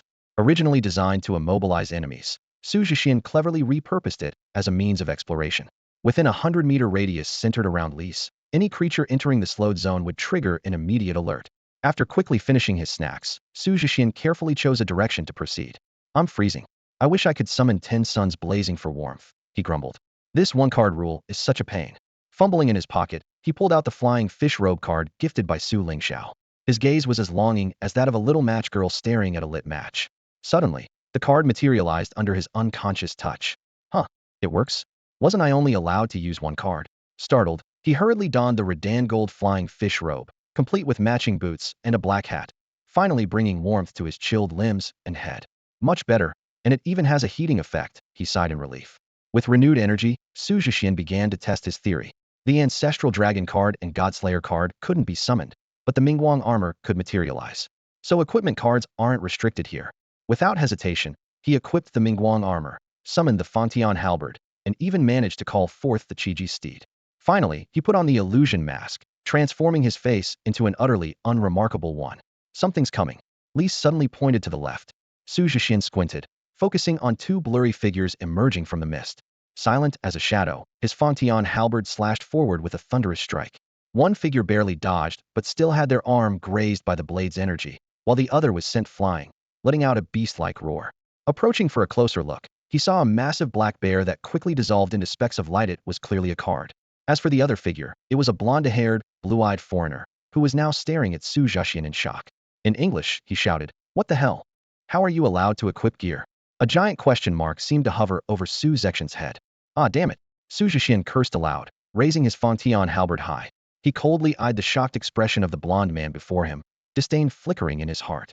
So what if I use equipment? It's your problem if you don't. You deserve that beating. Nearly a millennium of Daxia's history had ingrained one truth into his very being: those who are not of Daxia are all enemies. Especially in this mist-shrouded realm, where strength was the only law. The Fangtian halberd carved a fierce arc through the fog, its 10 directions annihilation technique, even in its standard form, enough to leave opponents scrambling in desperation. The blonde man, though clearly of a higher level than Xu Zhexian and impressively agile, was forced to roll on the ground like a beaten dog. Boom, boom, boom. 3 consecutive strikes from the halberd landed with overwhelming force, leaving the man coughing up blood. In a moment of desperation, the blonde man pressed his chest, summoning a golden light that enveloped him like an impenetrable shield. Xu Zhexian's attacks were rendered useless. "He'll remember you, you little stick man." The man spat venomously before activating his return device and vanishing on the spot. "TCH, lucky for you." Xu Zhexian scoffed, his lips curling in disdain. He had only been testing the power of the standard version of 10 directions annihilation, giving the man an unexpected chance to escape. The scene shifted to a dilapidated church in Sunset Nation. Emerging disheveled from a spatial rift was none other than Gilmore Laud, one of the newly appointed 12 Knights of the Round Table in Sunset Nation. Known as the Bear Knight, he was one of the kingdom's most promising talents and a strong contender for the future throne. Yet now, this proud knight had been beaten like a stray dog by a mere stickman, even losing a precious life-saving artifact in the process. "Someone, summon the ambassadors from Stick Nation who visited a few days ago," Gilmore demanded, his face dark with anger. "I want proper compensation, or they'll face even graver consequences." Back in the mist-shrouded realm, Xu Zhexian was unaware that he had inadvertently caused trouble for Stick Nation. At the moment, he was pondering something else. The reaction of that blonde bear seemed to suggest that equipment cards weren't universally usable. This discovery could represent a significant advantage, but it would require more opponents to confirm. With a casual flick, he switched to a new disguise: golden hair and blue eyes. Summoning Xu Huang, one of the 8 steeds of Li Si, he prepared to move forward. Huang's super speed ability was perfect for navigating the dense fog. According to the inscription, the fruit of life and death grew on a cliff's edge. The first step was finding the mountain. Riding Xu Huang cautiously, Xu Zhexian advanced through the low-visibility terrain, ever watchful for potential threats. The mist-shrouded realm teemed with creatures ready to pounce on the unwary. But he was more wary of high-dimensional beings. That blonde bear's performance had been laughable, barely a fight before retreating in panic. Pathetic, Xu Zhexian thought. Dying isn't that big a deal. He's got no guts at all. As Xu Zhexian continued his exploration, he encountered no other creatures, which was rather suspicious. He frowned, contemplating the possible reasons.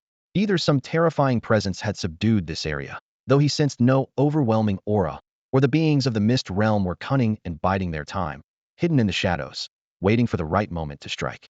If it's the latter, then that blonde man's actions were especially foolish, Xu Zhexian remarked, turning to Li Si beside him. "Take Xu Huang and scout ahead. Make as much noise as possible. If they're hiding, we'll fish them out ourselves." "Understood." Li Si nodded and promptly signaled Xu Huang to activate its ability. Superlight. In an instant, 5 pairs of Li Si and Xu Huang appeared before Xu Zhexian, 4 of which were decoys.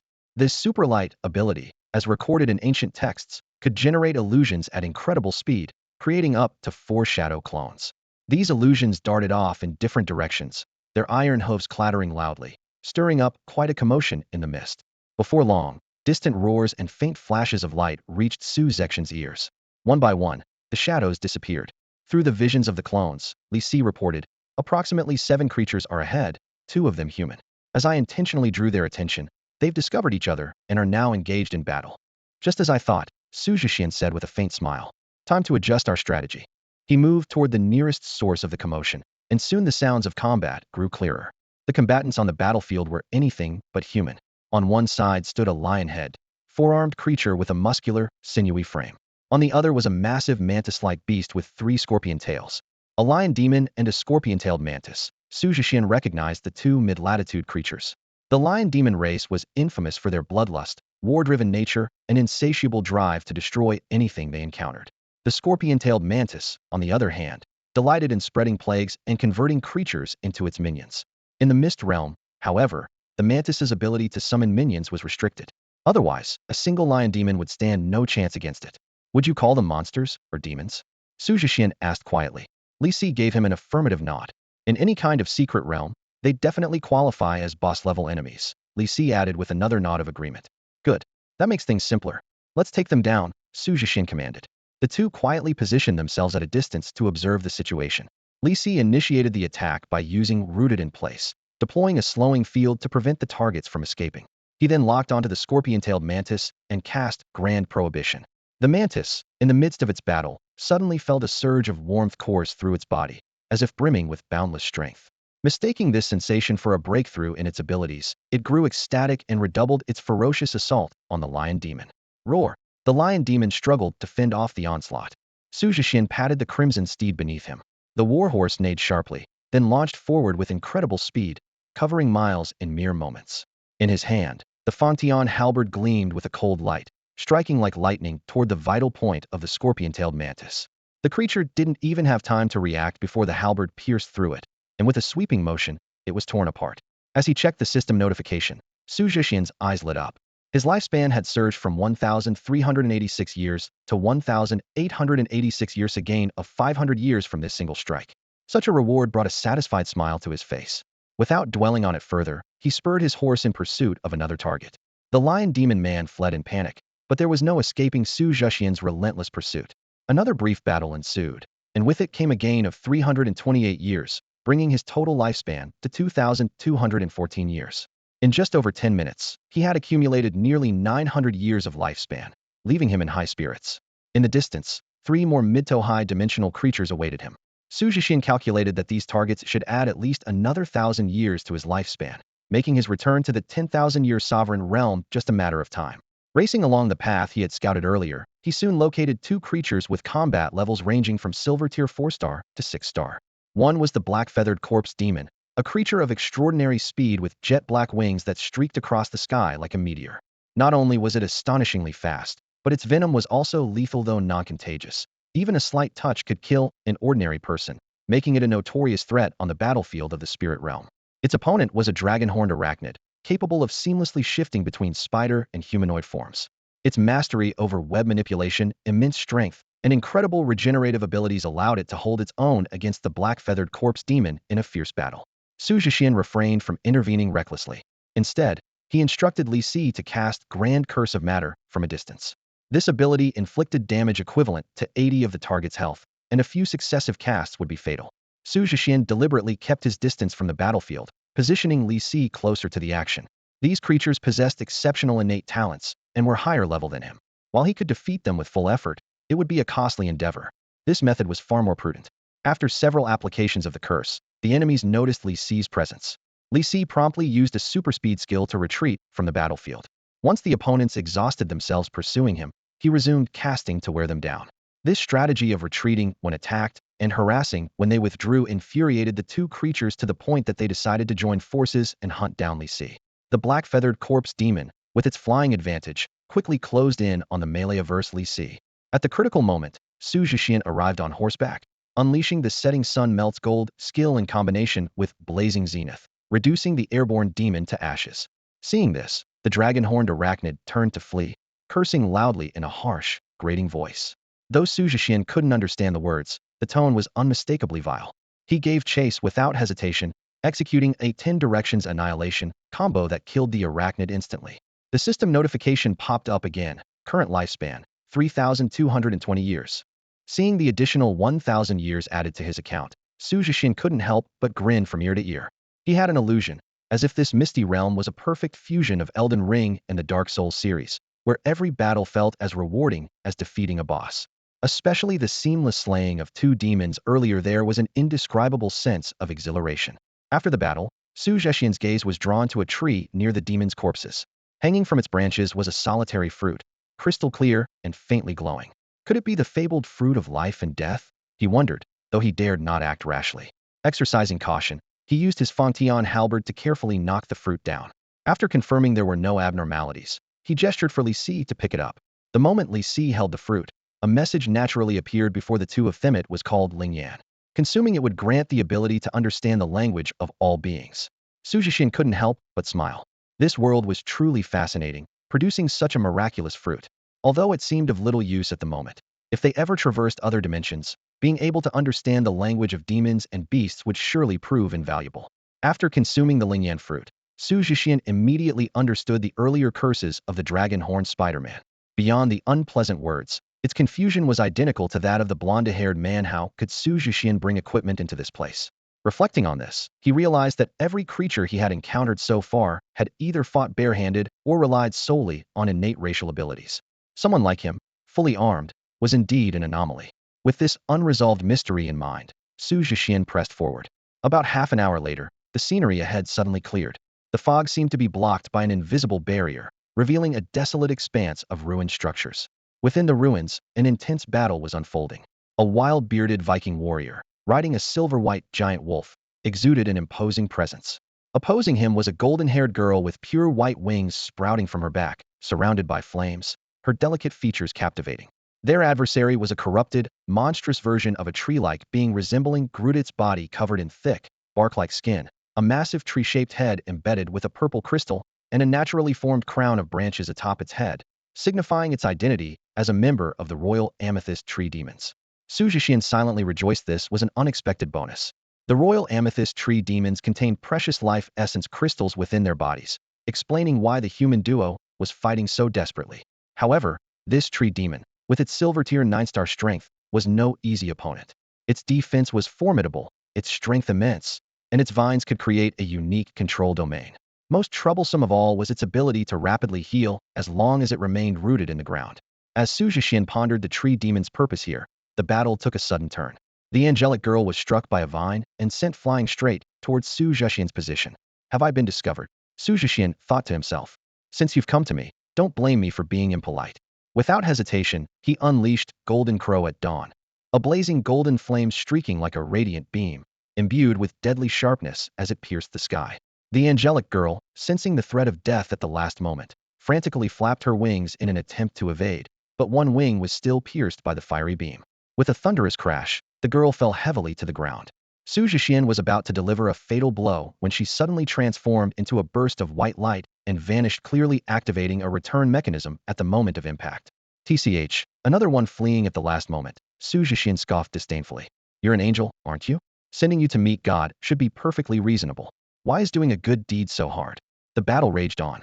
Amid the ruins, the figures of the burly man and the amethyst tree demon flickered in and out of the mist, their movements growing increasingly cautious.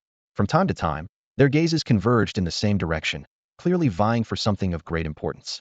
Xu Zhexian had initially assumed they were fighting over the amethyst tree demon itself, but it now seemed that was not the case. He frowned slightly. Restricted by his limited view, he couldn't discern their target unless he ventured deeper into the ruins. Lay down a slowing field around the area first, then go in to investigate, Xu Zhexian decided. The slowing effect wouldn't hinder him. His speed, bolstered by the presence of Qi Ji, far surpassed that of ordinary people, allowing him to easily bypass the combat zone. Just then, a warning came from Li Si's decoy. 5 unidentified creatures were lurking within the mist. Flying ones. If not, they're no concern, they can't catch up to us. Without hesitation, Xu Zhexian urged his steed forward, charging into the ruins. His sudden appearance stunned both the burly man and the tree demon. His armor gleamed faintly in the mist, and the majestic Qi Ji was an awe-inspiring sight. This imposing display left the two momentarily dumbfounded. The burly man glanced down at his tattered clothing, while the tree demon was reminded of its bark torn by the giant wolf, both feeling a surge of resentment. From the mist came the angry curses of other creatures, all clearly enraged by this fully armed intruder. Hearing these voices, Xu Zhexian couldn't help but feel a sense of triumph. He had already spotted the target behind the tree demona broken celestial staircase winding up the mountainside. For Qi, such terrain posed no challenge. The two horses ascended as if walking on level ground, streaking toward the mountain peak like twin rainbows. What?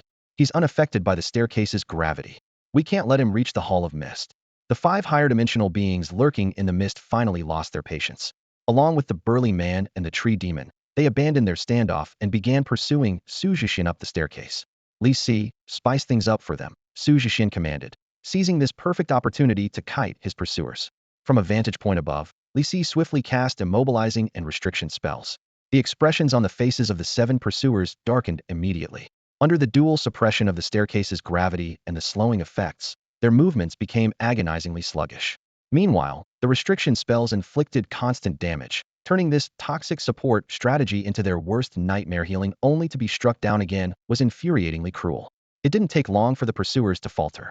A few of the demons glared at Xu Zhexian with venomous hatred before reluctantly retreating, vowing to show him the terror of higher dimensional beings outside the realm of mist. Xu Zhexian, however, remained indifferent. With his current appearance resembling that of a blonde man, he couldn't care less. He was only slightly disappointed that he hadn't managed to harvest more life essence. In the end, only the burly man and the tree demon persisted. The tree demon relied on its tenacious vitality and extraordinary regenerative abilities, while the burly man was shielded by the silver-white giant wolf, which had transformed into armor to absorb much of the damage on his behalf. It seems wearing them down won't be easy. A glint of determination flashed in Xu Zhexian's eyes as he turned to Li Si and said, "Let's move quickly and see what's up there." Li Si immediately understood. With a flick of his fingers, he set a few additional traps to hinder their pursuers, then swiftly followed Xu Zhexian, both of them charging toward the mountaintop. This scene thoroughly enraged the duo below a man and a tree. The burly man's eyes turned blood red as his body swelled, transforming into a massive wolf. Remarkably, he ignored the slowing effects of the traps and charged forward, though this transformation clearly came at a great cost. Not to be outdone, the amethyst treant flared with purple light, its countless roots tough as steel whipping furiously against the steps. Boom! The entire staircase shook violently, and the already dilapidated steps instantly shattered into pieces. It was a ruthless move destroying the stairs to nullify the gravity traps, a feat only possible with the treant's immense power. But it was too late. Xu Zhexian and Li Si had already reached the summit. The peak was shrouded in mist, with sunlight piercing through the clouds, creating a dazzling display. Amidst the fog, the outline of an ancient palace loomed faintly. Just as Xu Zhexian was about to examine it closely, Li Si's urgent voice rang out. "Master Xu, look at the cliff edge." Following Li Si's pointing finger, Xu Zhexian looked over to see an ancient black and white tree standing defiantly on the cliffside. Its branches swayed gently, and a fruit about the size of a dragon's eye stood out, its black and white hues swirling mysteriously. A life and death fruit. Xu Zhexian's eyes lit up. Forgetting the palace for the moment, he rushed straight toward the cliff. This was the ultimate goal of their expedition. After confirming there were no guarding beasts nearby, he effortlessly plucked the fruit, which emitted an otherworldly fragrance. At that moment, the man and the treant reached the summit as well. Upon seeing Xu Zhexian fixated solely on the fruit, they both breathed a sigh of relief and raced into the palace. Unexpectedly, a bizarre roar erupted, a sound somewhere between a wolf and a tiger that sent them both flying out of the palace. Moments later, a horrifying creature emerged. It had wings, 2 heads, and 4 arms, one head resembling a tiger's, the other a wolf's. What on earth is that? Its design is way too abstract, Xu Zhexian muttered to himself, watching the scene unfold with keen interest. The silver-ranked 10-star creature spread its wings, shrouding the area in mist. The tiger's head spewed frost, while the wolf's head unleashed wind blades. Even the silver-ranked 9-star man and the treant struggled to fend it off. From a distance, Xu Zhexian stayed hidden, waiting for the right moment to strike. Ideally, he'd take advantage of the chaos to eliminate the amethyst treant and claim its life essence core. But fate had other plans. Suddenly, thunder roared across the sky, lightning streaked like silver serpents, and the ground quaked violently, as if heralding the apocalypse. Looking down the mountain, countless flames erupted from the mist below. Is this a shift in the world's rules? Xu Zhexian recalled the warning on the stone tablet and realized. So this misty realm undergoes an apocalyptic event every 6 hours. Lightning struck the mountaintop, forcing the creature to retreat back into the palace. The burly man gritted his teeth. I'll be back next time. With that, he activated his return program. This had been his closest attempt at success. If not for Xu Zhexian's interference, he might have infiltrated the palace. The treant, too, glared menacingly at Xu Zhexian, its killing intent palpable. What are you staring at? Xu Zhexian sneered, sweeping his halberd in a wide arc. The move, 10 directions annihilation, interrupted their return sequences and sent them both tumbling back toward the palace entrance. Sensing an opportunity, the creature inside unleashed frosty wind blades in tandem with the descending lightning, leaving the duo charred and battered. Xu Zhexian pointed his halberd at the wounded pair from afar, his gaze full of menace. His expression seemed to say, "I'm not someone to mess with. I threaten others, no one threatens me." With that, he activated his own return program and vanished. The sequence of events left the burly man and the treant seething with rage, nearly spitting blood. As they scrambled to dodge the relentless lightning, they began their return sequences once more. But after being interrupted, they now faced a 30-second cooldown. Whether they could survive the apocalyptic onslaught depended entirely on their own abilities. Meanwhile, the ever-troublesome Xu Zhexian had already made his clean getaway. In the sky city of the Xia kingdom, a spatial rift flickered faintly in the high skies. As Xu Zhexian's figure emerged from it, Ling Yang and a group of card masters immediately surrounded him, their faces filled with concern. "Are you hurt? Did everything go smoothly?" Xu Zhexian patted his chest and smiled with ease. "Not bad. Mission accomplished." Only then did the card masters breathe a sigh of relief. Setting aside his identity as the son of Yulioli, Xu Zhexian's astonishing talent alone was enough to make them worry. After all, if such a prodigy could fully realize his potential, he would become the guardian of the Xia kingdom for decades, if not centuries, to come. Ling Yang scratched his head awkwardly and handed over a set of sportswear along with matching shoes and socks. "Here, sorry about earlier. I forgot to prepare these for you." "Thanks, but it's not cold out here anymore," Xu Zhexian said with a chuckle as he rubbed his stomach. "I'm just starving. I burned through a lot of energy. Even though I ate so many snacks before going in, they didn't last at all." "That makes sense. You've been inside for a full 48 hours. "What?" Xu Zhexian froze.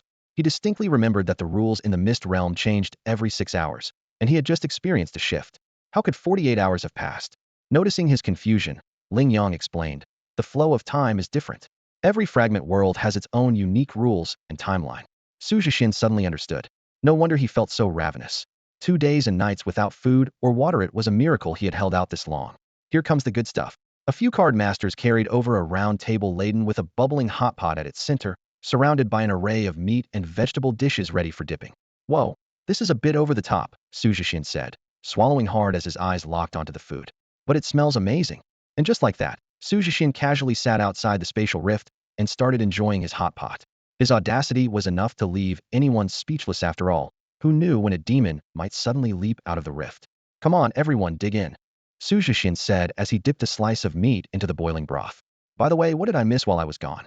Ling Yang nodded and gave a brief rundown of recent events. First, the national exam results had been announced. Not only had Xu Zhexian ranked first in Yin City, but he had also claimed the top spot across the entire Xia kingdom. This news caused his popularity to skyrocket, and the media went into a frenzy trying to track him down. Unfortunately for them, Xu Zhexian had already vanished, leaving reporters frustrated and stomping their feet. With no other choice, the media turned their attention to Xu Zhexian's classmates. Even the smallest anecdotes from the past were exaggerated into lengthy, sensationalized stories. Some even dug into the rumored romantic drama between Xu Zhexian and Yang Xia, catapulting it to the top of trending topics. Childhood friends can't compete with Destiny Zhexian's heartbreak revealed. "You rejected my confession. Now that I'm the king of Xia, why are you crying?" Xu Zhexian owned lifetime of love, now forever severed. Yang Xia and Su Chun had been enduring relentless public scrutiny over the past few days. Countless fanfiction stories and viral short videos about them flooded the internet. Fortunately, the two were still training in the Guanshan Yu secret realm, temporarily shielded from the chaos.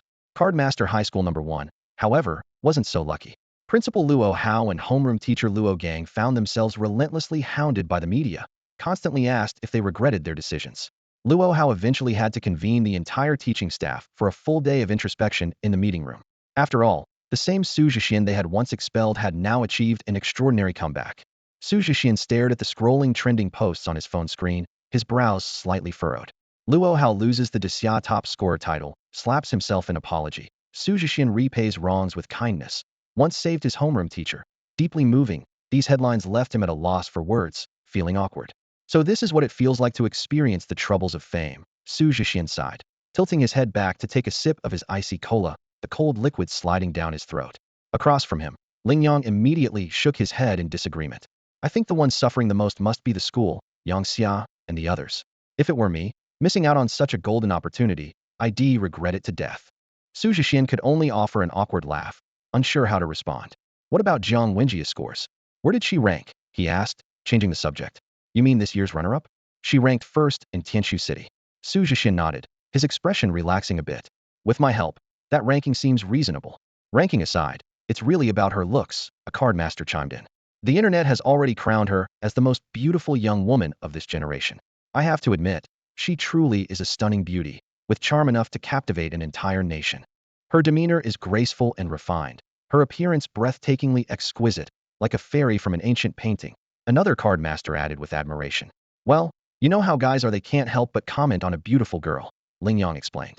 But Jiang Wenjiu isn't just popular among the guys. She has a massive following of female fans too. What? In just 2 days, she's become this famous? Xu Zhexian asked, surprised. Yeah, but her fan base is still a fraction of yours. Listening to the card masters enthusiastically recount the latest online trends, Xu Zhexian couldn't help but cover his face. So that's what you've been doing these past 2 days, just gossiping. He put his hands down and straightened his expression. Ahem, is there anything else? Something serious? Lingyang suddenly slapped his forehead and gave himself a light smack. Oh right, Mr. Su asked you to call him back after you came out. Got so caught up in the gossip that I almost forgot. The only person the card masters of the Jojo Commerce Guild would address as Mr. Su was Su Zhonglo. It's fine. It's probably not urgent. Otherwise, my dad would already be here, Xu Zhexian said, biting into a beef ball as he casually dialed Su Zhongla's video call. Dad, I'm back. Having hot pot, huh? Wait, this backgroundy's this outside a spatial rift. Su Zhonglo said, half amused, half exasperated as he looked at the video.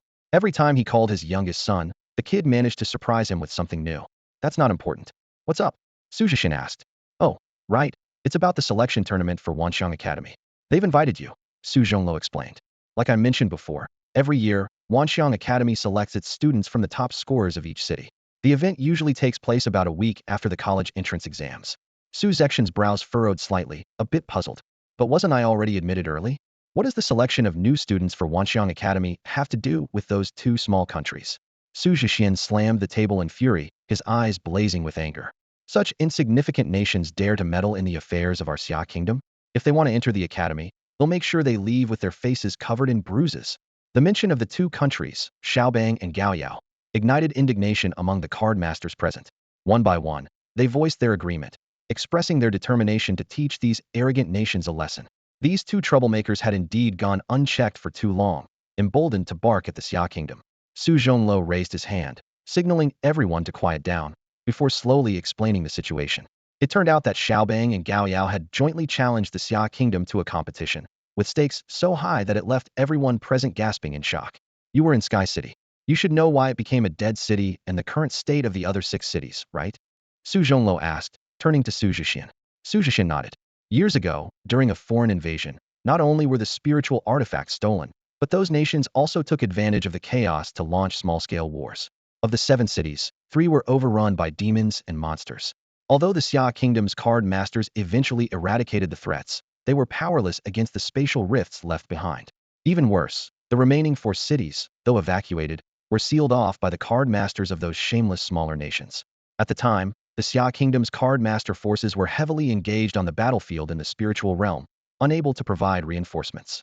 By the time they realized the 4 cities had been sealed, the Xia Kingdom was enraged and immediately dispatched 100 card masters to storm Gaoyao, reclaiming the spiritual artifacts needed to unseal 2 of the cities. If not for interference from Maida and Sunset nations, all 4 cities might have been recovered by now. Currently, the unsealing artifacts for the other 2 cities are still in their hands, Su Zhonglo said gravely. This is not just a battle over cities, it's a fight for national destiny. Losing those 2 cities is like a dragon missing 2 of its scales, leaving a fatal weakness. These 2 insignificant nations have been growing stronger by leeching off the stolen national fortune. For centuries, the Xia Kingdom had sought ways to restore its national fortune, but without an emperor to stabilize the nation, true strength had remained elusive. The stakes of this competition were those very unsealing artifacts. Su Zhonglo added softly. If we win, they'll also have to return the 2 cities to us. How exactly is this competition structured? And what does it have to do with Wanxiang Academy's selection process? Xu Zhexian pressed urgently. It was revealed that the competitors would be selected from high school graduates of each nation, with 5 participants per nation. Gao Yao proposed unknown duels, while Xiaobang demanded a 5-5 team battle. Before Su Zhonglo could finish, the room erupted in curses. It was blatant. Forcing Xia Kingdom's 5 participants to fight consecutive battles, one after another, was pure bullying. Once everyone had vented their anger, Xu Zhexian asked in a low voice, "And what happens if we lose?" Su Zhonglo hesitated, not wanting to place too much pressure on Xu Zhexian, but under his insistence, he finally revealed the truth. If they lost, the opposing nations would gain access to the top floor of the Yujing Mountain Library to take a spiritual artifact of their choosing. This demand enraged even the highest ranks of the Xia Kingdom. It was a blatant attempt to sever the very roots of their national fortune. This level of shamelessness cannot even be described as shameless. It would be an insult to the word itself. However, the opportunity to reclaim the 2 cities must not be missed. The sooner they are reclaimed, the sooner the fortune of Xia can be restored. Once the fortune is whole again, the divine dragon of Xia will soar once more. At that point, settling scores with these 2 shameless nations can wait. Moreover, if we win, we can turn the tables and seal their cities instead. It would be like stealing their national fortune. Although the fortunes of these 2 nations are meager, akin to scraps, any gain is still beneficial. This shift in balance will only weaken them further. I understand. We won't lose. We will fight to the death, Xu Zhexian declared confidently. That's the spirit. You are indeed my son, Su Zhonglo's son. Excellent. Su Zhonglo exclaimed with pride. The upcoming selection at Wanxiang Academy will revolve around you. The goal is to form a team centered on you. You are the key to this selection, so choose teammates who suit you best. Xia will spare no effort in providing you with the best cultivation resources. Su Zhonglo was equally excited. If Xu Zhexian could truly accomplish this, it would bring great honor to the Su family. In the future, he could proudly tell their ancestors that their descendants had brought no shame to their name. When does the selection begin? Xu Zhexian asked. Next Monday, 3 days from now, in Tianshu City. Then I'll set off for Tianshu City now. I have some matters to attend to there anyway. It's about that girl from the Jiang family, right? Don't worry, Dad's got your back. Thanks, Dad. The video call ended, and Xu Zhexian wasted no time. He stopped eating and set off immediately. His team of card masters, who served as his guards, pushed their vehicles to full speed. They had overheard the conversation and knew the selection in Tianshu City was crucial to Xia's national fortune. They sped to the nearest city, switched to a specialized airship from the Jiuzhou Commerce Guild, and flew directly to Tianshu City.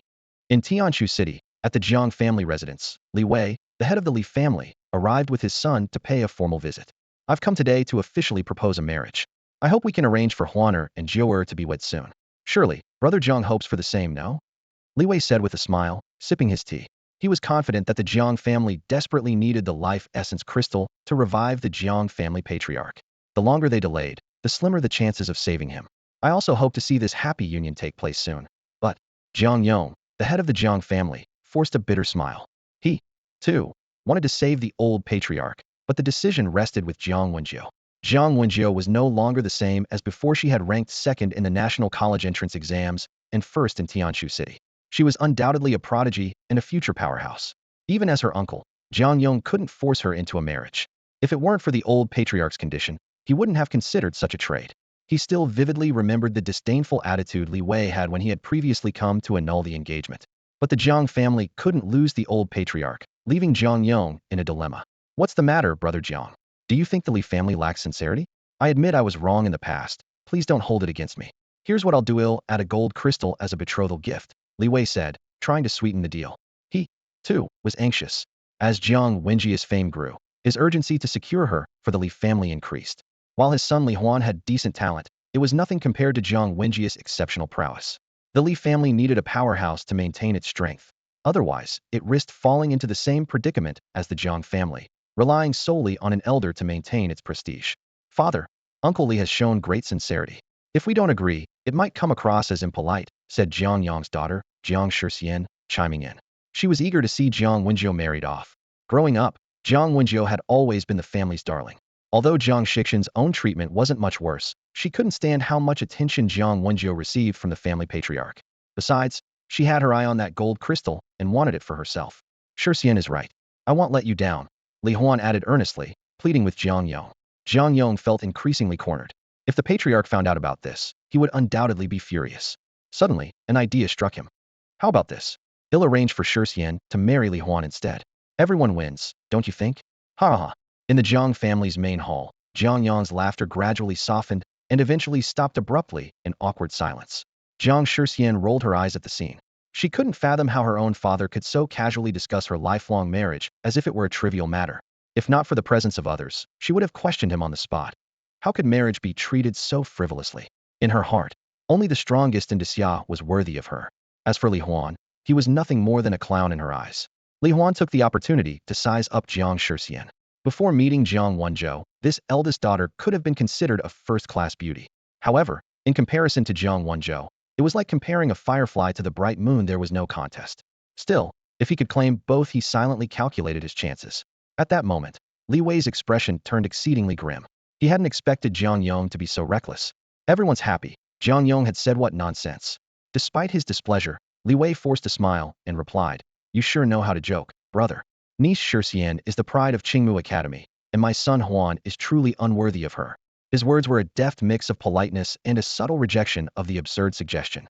Just then, two figures entered the hall.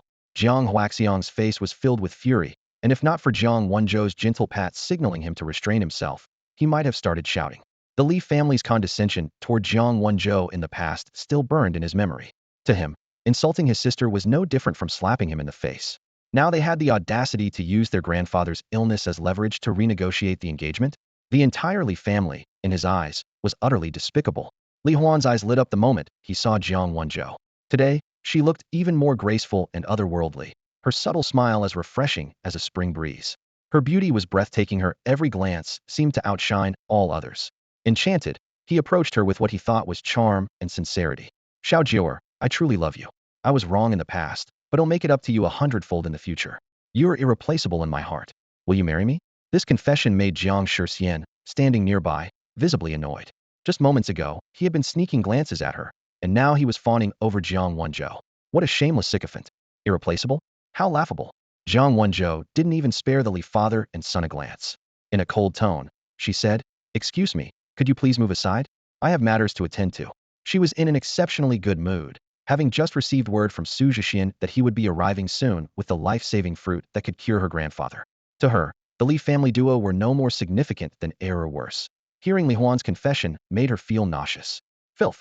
Her icy indifference struck Li Huan like a lightning bolt. Li Wei's expression soured further.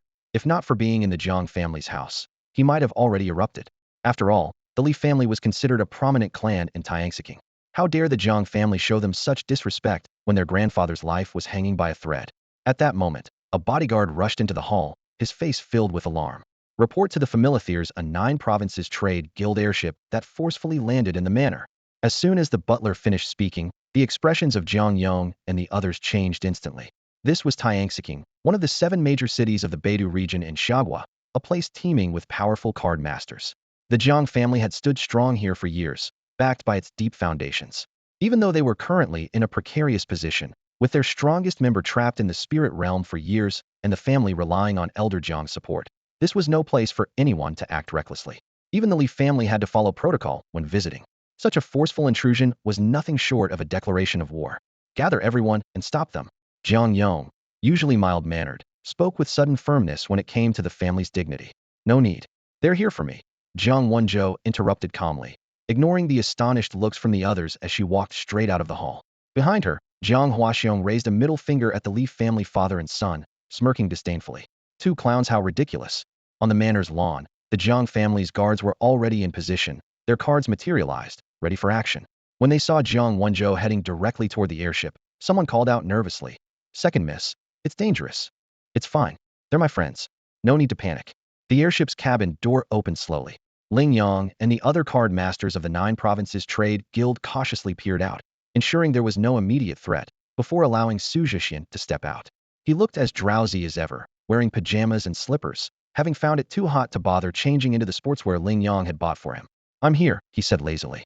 You've worked hard, Jiang Wenzhou replied with a radiant smile, producing an assortment of summer treats like ice cream, iced cola, and chilled watermelon as if by magic. Xu Zhexian accepted the ice cream, a hint of approval flashing in his eyes. You really know me well. Nothing beats a popsicle on a hot day. This scene left Jiang Yong, Li Wei, and the others utterly dumbfounded. Li Huan, in particular, felt as though his heart was being torn apart. Jiang Wenzhou, who treated him with the coldness of eternal winter, was as warm as spring sunshine towards Xu Zhexian. Is it really him? Jiang Shixian and the others recognized the man who had recently become the hottest topic in Xiagua and national sensation with unparalleled looks. Though Jiang Wenzhou had mentioned Xu Zhexian before, they hadn't taken her seriously and had even criticized her for giving away the family's treasured artifact without permission. It wasn't until after the epic battle in the Guanshan Yu secret realm following the college entrance exams that Xu Zhexian became a nationwide idol, hailed as the strongest in Xia, and they realized his true power. But none of them expected that he would dare to barge into the Jiang family's manor. They silently speculated that the 9 provinces trade guild airship's commander must have lost their mind to take on such a risky mission, certain they would face severe repercussions. Unbothered by the stares, Xu Zhexian approached with composure. Nice to meet you all. I'm Xu Zhexian. I've come here to treat Elder Jiang. You? Li Huan was the first to laugh out loud. Although the others remained silent, Li Huan's mocking tone had already voiced what everyone was thinking. Aside from Jiang Wenjiu and Jiang Huaxiong, no one present had any faith in Xu Zhexian. Despite Xu Zhexian's reputation as a peerless prodigy among the people of the Xia kingdom, to the Jiang and Li families, he was nothing more than a man of humble origins. Year after year, graduates from prestigious academies like Beijing Academy and Qingmu Academy flocked to serve under these noble families. In comparison, Xu Zhexian's fame held little weight. Great-grandfather's illness is not something just anyone can treat. You're not welcome here. Please leave. Jiang Shixian said sternly, his expression severe. Several young members of the Jiang family glared at Xu Zhexian with hostility. To them, any friend of Jiang Wenjiu was an enemy. Did you hear that? This isn't something for you to meddle in. Leave now, and out of respect for Wenjiu, we won't hold you accountable for trespassing on Jiang family grounds, Li Huan said arrogantly, waving his hand as if shooing away a fly. The confidence his family name afforded him made him feel superior to Xu Zhexian. To him, a man from the rural Yun village, no matter how talented, was no match for the heritage of a century-old noble family. Li Huan had been fretting over how to put Xu Zhexian in his place, yet the latter had walked right into the trap, seemingly offering himself up for humiliation.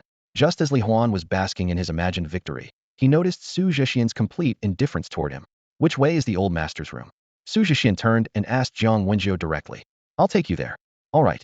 Xu Zhexian entirely ignored Li Huan and Jiang Shixian, treating the gathered members of the Jiang family and even Li Wei as though they were invisible.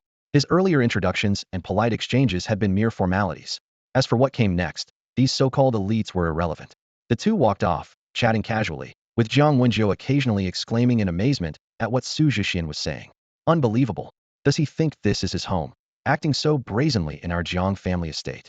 Jiang Wenjiu, that traitor, needs to be punished severely. The young members of the Jiang family were livid, their fury mirrored on the faces of Li Huan and Jiang Shixian. As scions of prominent families in Tianshu City, they were used to being admired and respected. Never had they been treated with such disregard. Stop right there. Li Wei shouted furiously. You're too arrogant. This is the Jiang family estate. Xu Zhexian turned slightly and glanced at him. And you are? Li Wei, of the Li family in Tianshu City. Not a Jiang then? Xu Zhexian sneered. Why is a eunuch worrying when the emperor isn't? The Jiang family patriarch hasn't objected. What business is it of yours? Li Wei was left seething with rage. He turned to Jiang Yong beside him, signaling for him to intervene. If Jiang Yong stayed silent, Li Wei would truly become the eunuch Xu Zhexian had mocked him as. Ahem, Su. Jiang Yong began, but before he could finish, something flew toward him. Instinctively, he caught it. Take a call, Xu Zhexian said nonchalantly. Huh. Jiang Yong looked at the phone in his hand, puzzled by Xu Zhexian's playful expression. A sense of familiarity began to dawn on him. He hesitantly brought the phone to his ear. Ah, Xiao Yongzi, it's been a while, came a voice from the other end. How dare you? Jiang Yong began indignantly, but his voice faltered. Seems like becoming the Jiang family patriarch has made you forget me. The voice of Su Zhongluo turned cold. That familiar tone sent a shiver down Jiang Yong's spine. Memories of fear rushed back, and he instinctively straightened his posture, standing at attention as if a soldier before his commanding officer. Captain, Captain, Jiang Yong stuttered, his voice trembling as he gripped the phone so tightly that his knuckles turned white. He had no choice, and the other end of the line was his worst nightmare. This person was both a lifesaver and someone the entire Jiang family dared not offend. A cold snort came from the phone. Shut up already. Why are you still so indecisive? You're far worse than your brother Jiang Meng and haven't even inherited half of your father's presence. Faced with Su Zhongluo's scolding, Jiang Yong didn't dare retort. He could only force a sheepish laugh as beads of sweat formed on his forehead. Standing nearby, Jiang Shixian frowned at her father's servile demeanor, a wave of disgust rising in her heart. His groveling attitude was utterly embarrassing. She thought to herself, who is this person that makes father too scared to even breathe properly? Enough nonsense. My son is going to treat your patriarch. Do you agree or not, huh? The voice on the other end was thunderous. Zhang Yong's head snapped up to look at Xu Zhexian, his eyes wide with shock. So he's Su Zhongluo's son. No wonder he looked familiar. A resemblance in their features was unmistakable. Until now, Zhang Yong had assumed this man was of humble origin, far beneath their prominent family. But it turned out, even if all the families in Tianxian City combined their power, they wouldn't be worthy of carrying the Su family's shoes. The Su family's influence and strength in Daxiao were beyond what ordinary people could comprehend. Stop stalling. Answer me. The voice on the phone urged impatiently. Agree. Of course I agree. Zhang Yong quickly replied, his voice rising several octaves in his nervousness. Good. That's settled then. Oh, and report to the White Tiger Patrol Army in 3 days. You're clearly in need of some toughening up. Su Zhongluo's final words made Zhang Yong's face collapse as his shoulders slumped in despair. Internally, he wailed, why am I so unlucky? Now I have to endure training under that demon again. I just wanted to live an easy life as a mediocre family head. This is all the Li family's fault, plus my clueless daughter. Zhang Yong's mood soured considerably, and he now viewed both Li Wei and Zhang Shixian with irritation. Yet, he still respectfully handed the phone back to Xu Zhexian, bowing so low it was nearly a 90-degree angle. In the Zhang family, you can go wherever you please, he said deferentially, his tone laced with a hint of flattery. All right, see you. Xu Zhexian replied calmly as he took the phone back. Without another word, he followed Zhang Wenzhou away, his posture upright and composed. The scene left Li Wei, his son, and the rest of the Zhang family utterly dumbfounded. Zhang Yong's attitude had completely trampled on the dignity of a family head. At this point, who even was the real master of the Zhang family? Father, how could you allow him to treat great-grandfather? Zhang Shixian broke the silence first, her voice sharp. Exactly, Uncle Zhang. This is a blow to the Zhang family's reputation. Li Huan chimed in, practically jumping with frustration. The Zhang family's bamboo pavilion stood quietly, exuding an ancient and elegant charm. This was the foundation of the Zhang lineage. Inside, Zhang Shan, the cornerstone and founder of the family, lay silently on a sickbed, his breathing faint. Zhang Shan was nearly 150 years old. His skin was wrinkled like the bark of an old tree, and his eyes remained tightly shut. Once a legendary card master of the Saint Domain, he had been a force to be reckoned with. Unfortunately, a fierce battle with demons in his youth left him with incurable injuries that gradually sapped his strength. His power waned, and his body could no longer endure, leaving him a frail, decaying elder. If not for this, with his Saint Domain capabilities, he would never have been reduced to clinging to life in Tianqiu City. In contrast, Su Zhongluo's master, Zhuo Si, who was even older than Zhang Shan, maintained his peak condition and had even taken another step forward over a decade ago, reaching the threshold of the divine domain. Jiang Wenji stood by the bedside, her slender fingers gently brushing over the wrinkled back of her great-grandfather's hand, her eyes filled with sorrow. My parents are rarely home. They're busy helping Grandpa guard the spirit realm. It was great-grandfather who raised me and my younger brother.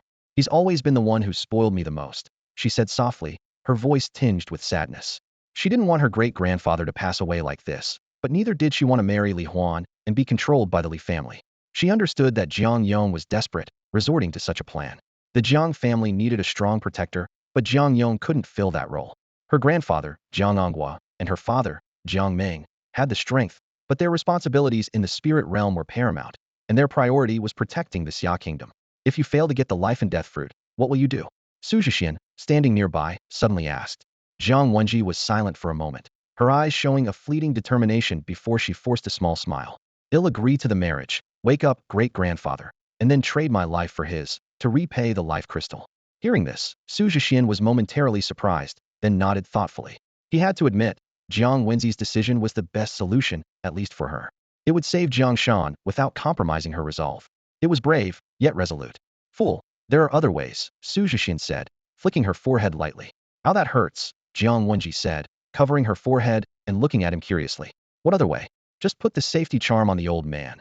Give him one clean strike, and wait for him to revive, Xu Zhexian replied casually, as though discussing the weather. Luckily, Jiang Shan was unconscious and couldn't hear this. No, I can't do that.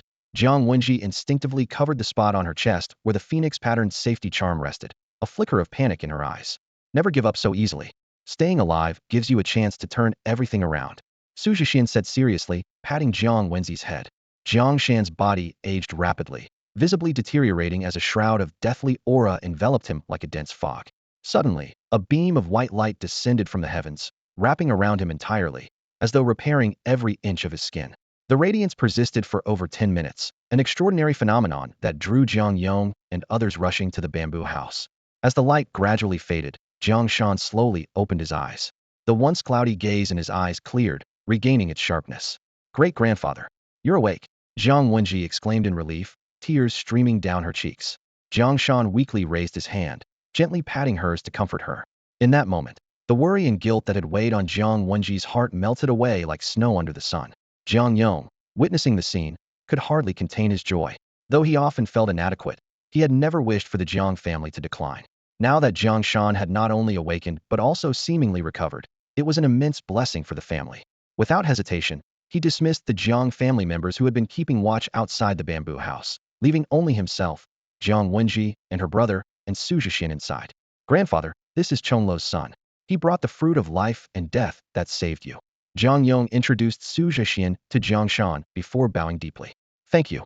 Xu Zhexian sidestepped to avoid the gesture. Though still weak, Jiang Shan's spirits were evidently high. Thank you, child. Which of Chonglu and Liuli's children are you?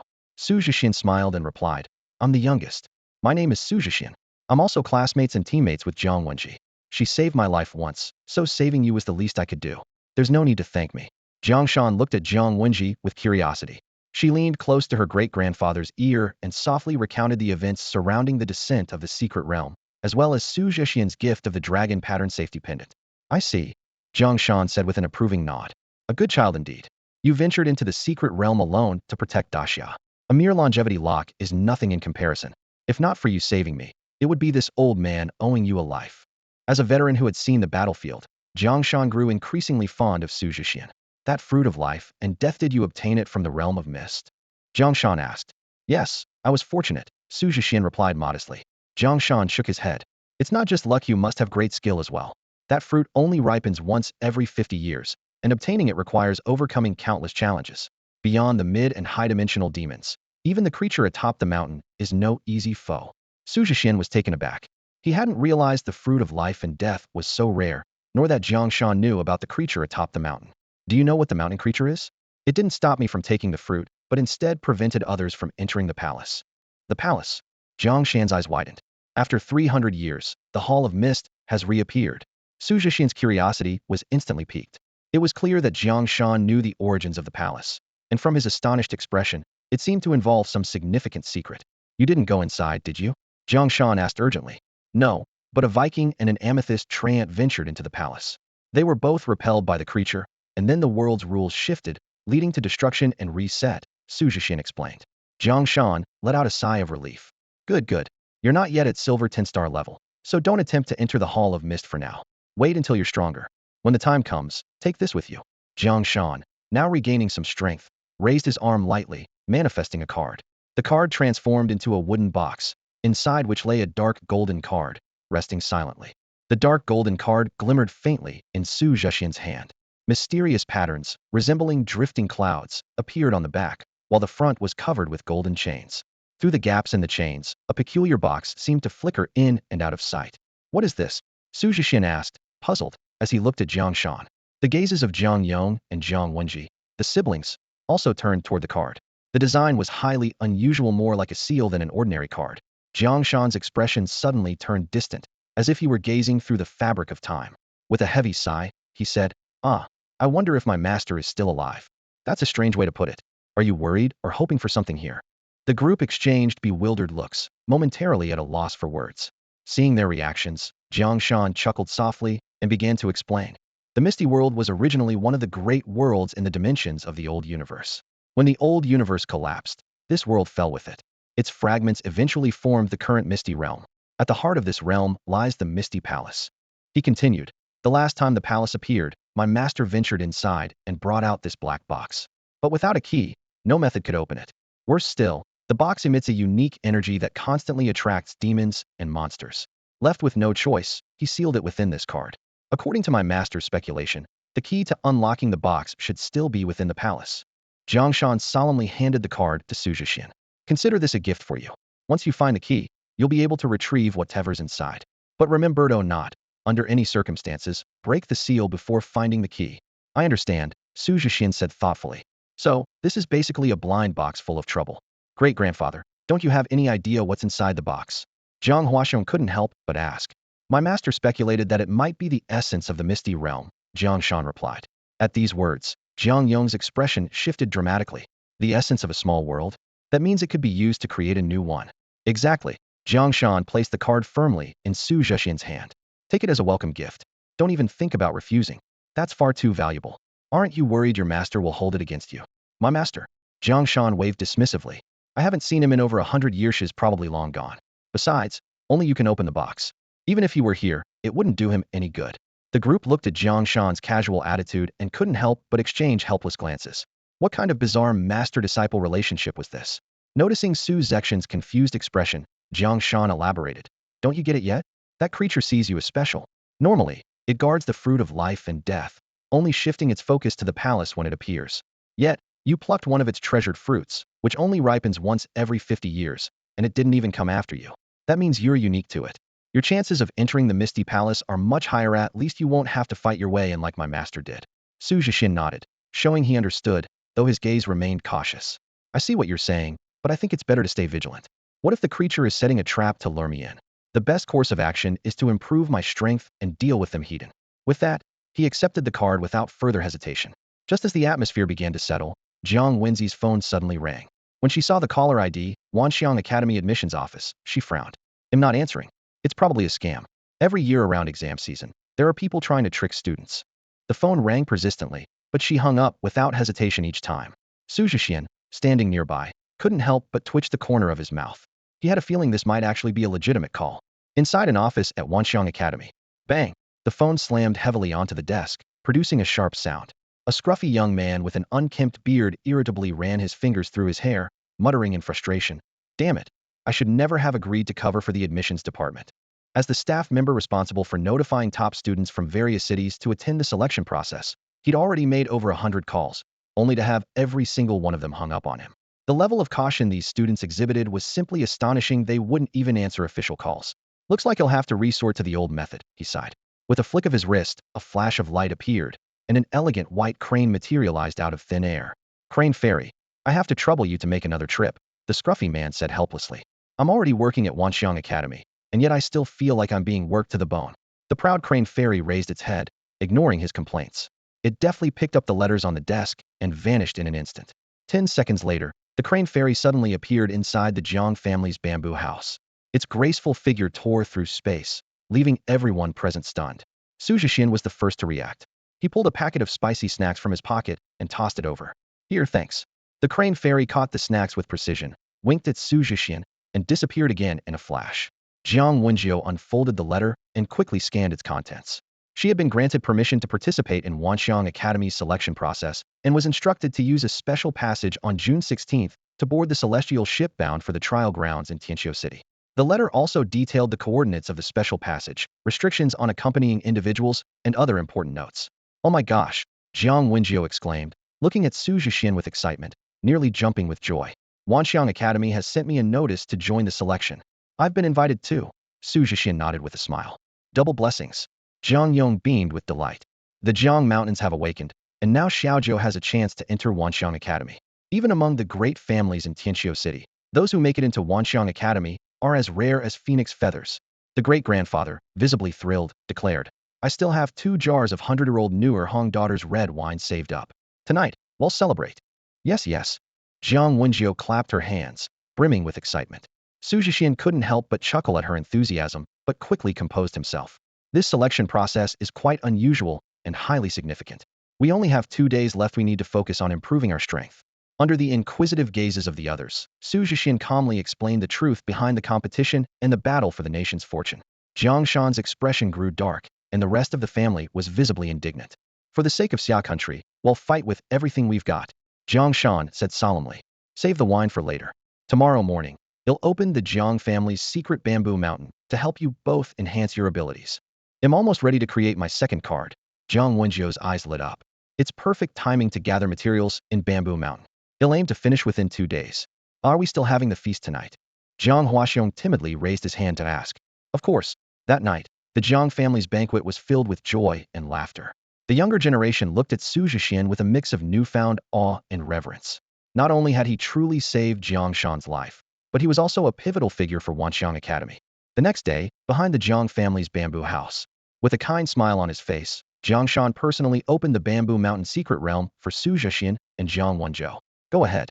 This secret realm has no time limit and no specific conditions to clear it. Everything depends on you, he said, patting Xu Zhexian's shoulder. I hope you gain something from Bamboo Mountain. I have high expectations for you. After a night of rest, Jiang Shan's aura had noticeably grown stronger. Listening to his introduction, Xu Zhexian frowned slightly. What kind of secret realm doesn't have any conditions to clear? Is it just a place to wander around and enjoy the scenery? While he was still perplexed, Jiang Wenzhou winked at him, instantly putting his mind at ease having a local from the Jiang family to guide him. What could go wrong? The moment the two stepped into the Bamboo Mountain secret realm, Xu Zhexian couldn't help but hold his breath. Before him stood a towering emerald green mountain, shrouded in mist, with countless bamboo shadows swaying gracefully. It was like stepping into a natural landscape painting. This serene and tranquil scene was entirely different from the chaotic, demon-filled secret realm he had imagined. Beautiful, isn't it? Jiang Wenzhou said with a smile. I really like this place. It's like a haven. It really is like a haven. Just as Xu Zhexian finished his sentence, the entire bamboo sea suddenly surged like waves, and several massive figures appeared faintly within. Demons? Xu Zhexian asked warily. They're friends, Jiang Wenzhou said cheerfully. As soon as the words left her mouth, 5 large figures landed lightly on the ground. Upon closer inspection, they turned out to be 5 giant black and white pandas. Their plump bodies and signature black eye patches made them irresistibly adorable. It's Wenzhou, the lead panda called out in a deep, muffled voice, full of excitement. Haha, I'm back. Jiang Wenzhou dashed forward and threw herself into the panda's arms, clearly very familiar with them. Xu Zhexian couldn't help but feel envious. These were living national treasures. He wished he could rush over and give their fluffy bodies a good cuddle. Let me introduce you, Jiang Wenzhou said, gesturing to Xu Zhexian. This is my good friend, Xu Zhexian. Then, pointing to the lead panda, she continued, this is Ji Xiang, my childhood friend. She's a girl, by the way. The tallest one is Wu Fu, followed by Haitang, Liuhua, and Qiqi. Xu Zhexian carefully observed the 5 pandas, who at first glance seemed similar, but each had unique features. Ji Xiang had naturally curled fur on her forehead, resembling a cloud pattern. Wu Fu was as burly as a general. Haidang had a faintly discernible flower-shaped mark on her chest. Lu Huo's limbs glowed faintly red, while Qiqi had an adorably clueless expression. Hello. Xu Zhexian greeted them somewhat shyly, as he had never been this close to pandas before. 4 of the pandas immediately responded with warm smiles, while Qiqi stared at him curiously for a moment before breaking into a goofy grin. Where's Dukong? Not here. He's drunk and sleeping again, eating and drinking without us. Let's go find him. Jiang Wenzhou leaped onto Jixiang's back and, in the blink of an eye, dashed off toward the mountain. Xu Zhexian felt a little awkward, unsure of what to do. Just then, Wu Fu stepped forward and patted his chest. He'll take you. Thank you, Xu Zhexian said excitedly, thrilled at the opportunity to ride a panda like Qi Yu in the legends. In a past life, this would have made so many people envious to the point of tears. Before the words even finished, Wu Fu had already dashed forward like an arrow, effortlessly scooping Xu Zhexian under his arm and taking off like a whirlwind. Xu Zhexian opened his mouth to protest that this was not the right way to go about things, but the rushing wind drowned out his voice. His hair whipped wildly in the breeze. A minute later, when Xu Zhexian finally managed to straighten his windblown clothes, the sight before him left him utterly astonished. It was a massive panda colony, home to hundreds of pandas of varying sizes. Amidst these towering creatures, Ji Xiang somehow seemed like a mere youngster. Xu Zhexian stood dumbfounded as a gigantic panda, standing over 100 meters tall, lumbered past him. Nearby, several round and chubby panda cubs frolicked like living plush toys. At some point, a mischievous cub had climbed onto Xu Zhexian's head. The little one sat there with a triumphant expression, as if it had conquered a great peak. So what do you think? Fun, isn't it? Jiang Wenzhou asked with a smile, holding a peacefully sleeping panda in her right hand. Xu Zhexian looked closely at the panda and realized it was the spitting image of a Bao, the card spirit she often used. In that moment, he not only understood the origin of her card, but also why she preferred the company of these innocent pandas over the scheming and deceit of the human world. It's fascinating, unlike any mystical realm I've encountered before, Xu Zhexian mused. Then he added thoughtfully, but can this realm really help us improve our strength? While these pandas could technically be classified as magical creatures, their kindness made Xu Zhexian see them more as friends. Of course it can, though the method is a bit different. The village chief will explain everything when he gets here, Jiang Wenzhou replied. Sure enough, a panda about Xu Zhexian's size approached slowly. The panda wore a straw hat, carried a fishing rod, and held a fish basket in one paw. Its black and white face was so comical that Xu Zhexian had to fight the urge to laugh. Did the chief come back empty-handed again? Jiang Wenzhou teased playfully. Ahem, nonsense. The bear clan never comes back empty-handed, the village chief retorted, trying to maintain a serious expression. But the moment he saw Jiang Wenjiu, his face lit up with a smile. Little Wenjiu, it's been ages since you last visited. You've gotten stronger, well done. Jiang Wenjiu introduced Xu Zhexian with a grin. This is my good friend, Xu Zhexian. She then briefly explained the upcoming selection tournament they were preparing for. The village chief nodded in understanding and sized up Xu Zhexian. Young man, welcome to Bamboo Village. Here, we have 3 trials, a test of drinking capacity, a test of strength, and a test of courage. There's only one rule: you can't use your cards. Everything depends on your own abilities. If you win, you'll get an amazing reward. If you lose, you'll have to be our poopscooper for a month. Before Xu Zhexian could decide, Jiang Wenjiu excitedly shouted, they'll take the drinking test. Who's going to compete with me? Du Kong, who had been snoring nearby, suddenly leapt to his feet, only to be smacked back into slumber by Jixiang's paw. Then it's settled, Jixiang will drink with me. Let's go, Jiang Wenjiu called out, winking at Xu Zhexian. Do your best, the reward is really worth it. Seeing her confidence, Xu Zhexian was certain the reward must be extraordinary. But which trial should he choose? After a moment of contemplation, he suddenly looked up with determination in his eyes. Forget it. No need to overthink, he'll take on all 3. What? The village chief froze in surprise. With a soft thud, the little panda on Xu Zhexian's head toppled off, its round eyes wide with shock. Someone's actually brave enough to take on all 3 trials? Incredible. Xu Zhexian's decision caused quite a stir in the Bamboo Village.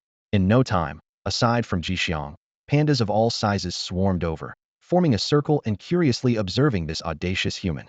Can I choose all of them? Xu Zhexian asked cautiously, his gaze sweeping over the dense crowd of pandas around him. The village chief came back to his senses, a look of admiration spreading across his face. Of course you can. You're the boldest person I've seen in years. Not even the younger generation of the Jiang family has your level of courage. He clapped his hands, signaling the pandas to start preparing. Where would you like to begin? It's entirely up to you. After a brief moment of thought, Xu Zhexian replied, let's start with a test of strength, then courage, and finally end with a celebratory drink. A wise choice, the village chief said approvingly. For the strength contest, you'll compete against Wufu. You're both at similar levels. At these words, Wufu immediately stepped forward, flashing Xu Zhexian a simple and honest smile. This silver-tier 3-star panda was renowned among his peers for his strength. Meanwhile, Xu Zhexian, having slain several demons in the Mist Realm, had recently advanced to silver-tier 2-star. How about a wrestling match to test pure strength? The village chief suggested, noting the stark size difference between the two. Sounds good and fair, Xu Zhexian agreed. The surrounding pandas quickly cleared an open area. Xu Zhexian and Wufu stood face-to-face, and the atmosphere grew tense. Wufu stomped his foot, raised his massive paw, and charged towards Xu Zhexian like a small mountain. Not to be outdone, Xu Zhexian let out a fierce shout and charged forward to meet him. Boom! The collision of their palms created a massive shockwave, sending dust flying into the air. The human and the panda were locked in a stalemate, evenly matched in strength. Wow! The onlooking pandas widened their eyes in amazement. This human is incredible. Wufu's strength is the best among the younger generation, yet this guy can go toe-to-toe with him. Among the pandas, strength was the most revered quality, and this kind of contest ignited their excitement. You're strong, Xu Zhexian said with a smile in the heat of the moment. So are you, Wufu replied, intensifying his effort but still unable to overpower Xu Zhexian. This was thanks to Xu Zhexian's mastery of the 10 Directions Annihilation, a high-tier combat technique that had drastically transformed his physical strength. Shall we settle this with one decisive move? Xu Zhexian proposed. Agreed. Wufu nodded. Both took a step back, building up their energy before charging at each other like 2 raging bulls. Boom! The impact was like a thunderclap, shaking the ground and leaving a deep crater. Dust filled the air as the pandas leaned in to see the result. In the pit, both Xu Zhexian and Wufu lay on the ground, breathing heavily, clearly exhausted. Is this a draw? One panda asked. This human is amazing, managed to fight Wufu to a standstill, another exclaimed.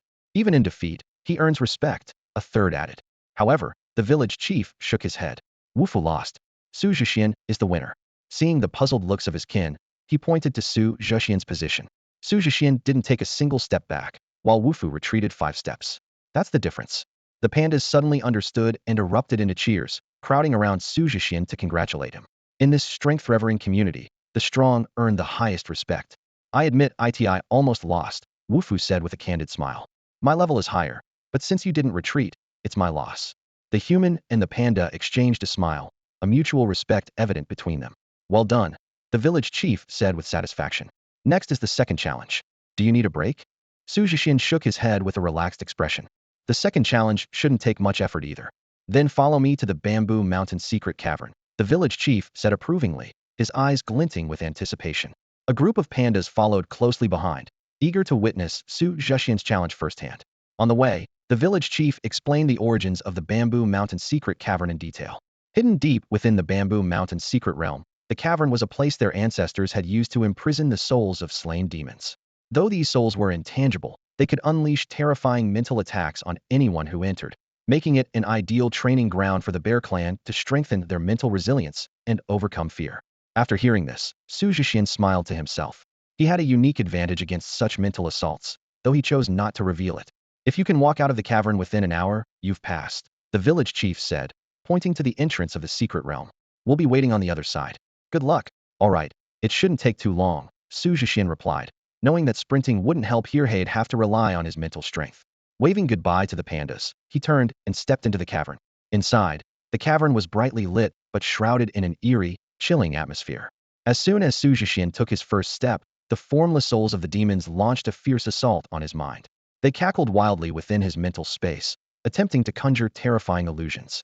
Enough of your nonsense, Xu Zhexian thought, and with a single mental command, the solar divine birds in his spiritual domain soared into action. Their searing divine light and overwhelming aura instantly filled his mental space, silencing the demonic laughter and reducing the spirits to ashes. Any new souls that dared to attack met the same fate, disintegrating in mere seconds.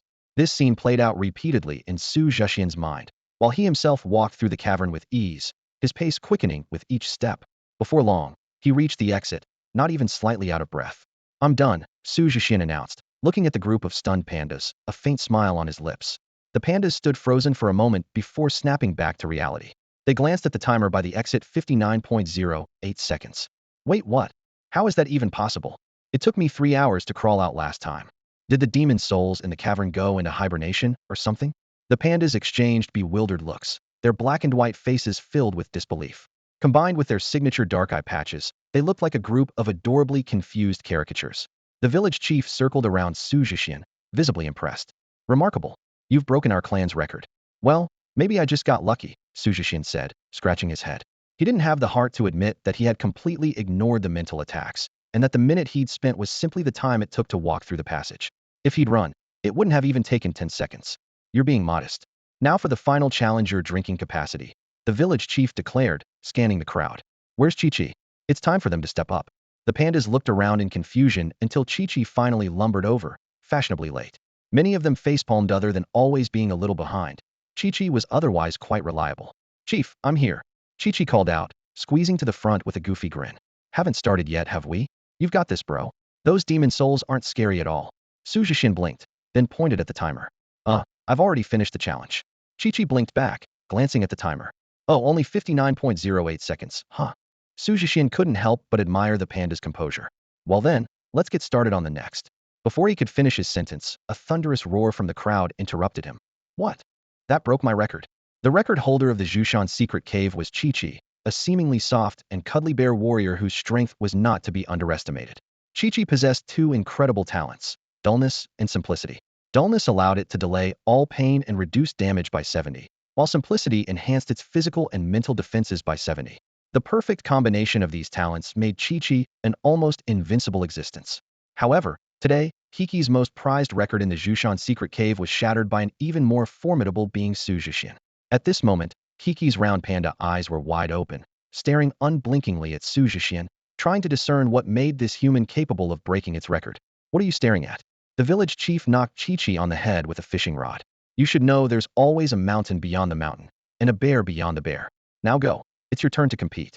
Got it, chief. They'll definitely break that guy's record. Chi-Chi excitedly dashed toward the secret cave, completely oblivious to the situation. The other bears facepalmed in exasperation. Clearly, Chi-Chi had misunderstood again. The village chief simply flicked his fishing rod, and the line wrapped tightly around Chi-Chi, dragging it back to the village. At a long bamboo table, bowls of fragrant bamboo, Winnie, a specialty of the Zhushan bear tribe, were laid out. This wine was the centerpiece of the Bamboo Wine Hero contest. A few bear cubs clambered onto the table, trying to sneak a sip of the wine, but were promptly scooped up by the larger bears, each given a steaming bun to stuff their mouths. No drinking if you're underage. Watching the little cubs' pitiful expressions, Xu Zhexian couldn't help but chuckle. The village chief explained the rules. There were 100 bowls of bamboo wine on the table, and whoever passed out first would lose. Considering the human constitution, They had thoughtfully prepared buns to line the stomach. Xu Zhexian thanked them, eagerly bit into a juicy, thin-skinned meat bun, and then downed a bowl of wine in one gulp. Chief, did you water this wine down? Xu Zhexian exclaimed in surprise. The wine was crisp and sweet like spring water, with none of the usual alcoholic aroma. The chief gestured to Liu Guang. Come here and show him. Liu Guang confidently grabbed a bowl of wine and chugged it in one go. Before he could strike a heroic pose, his bare face turned bright red, and with a hiccup, he collapsed flat on the ground. Is he okay? Xu Zhexian asked, stunned. Glancing across the table, he saw Qi calmly drinking their 17th bowl, even taunting him. What are you doing, feeding fish? Xu Zhexian decided not to overthink it. Since the bamboo wine tasted so sweet and refreshing, he might as well treat it like a beverage. Transforming into a wine-drinking champion, he surpassed Kiki's progress within 5 minutes, leaving the other bears in awe. The little cubs gazed at him with starry-eyed admiration.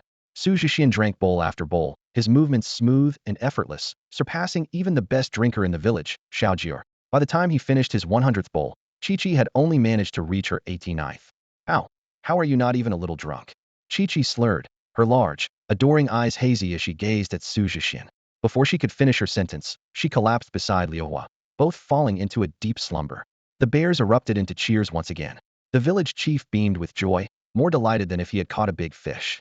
You're the first to complete all 3 trials. You may choose any 3 treasures from our village's treasure vault.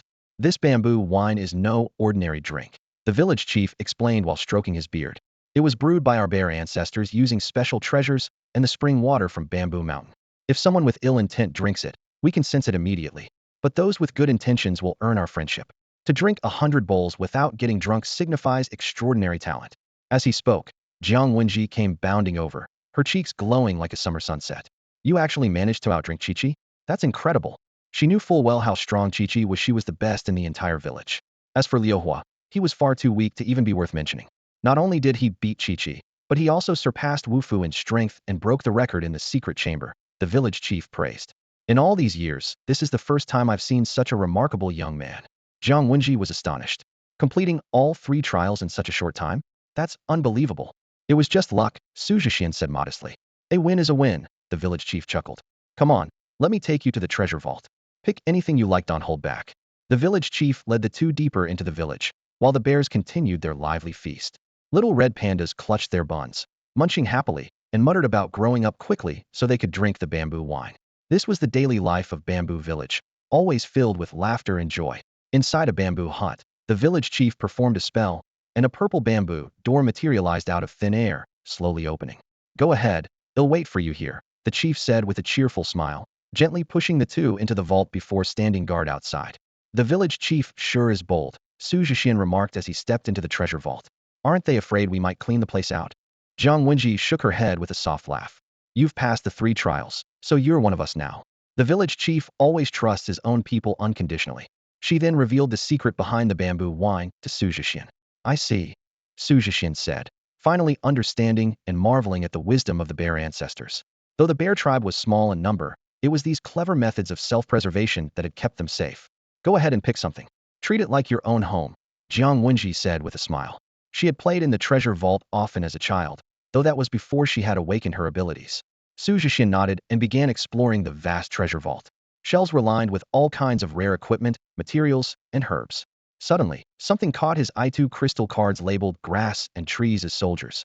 These were the very cards he had used before to summon the Qin warriors, but these 2 were of a higher quality blue version.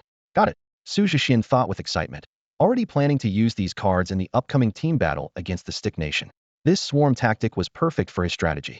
Just as he was reveling in his find, a sudden sharp pain shot through his palm. Xu Zhexian's gaze fell on the small cauldron in the palm of his left hand. At this moment, the cauldron was emitting a dazzling light, trembling as if in excitement. He immediately entered his spiritual source and saw a line of clear text appear above. 3rd shelf on the right. Second to last item, ding, ding, ding.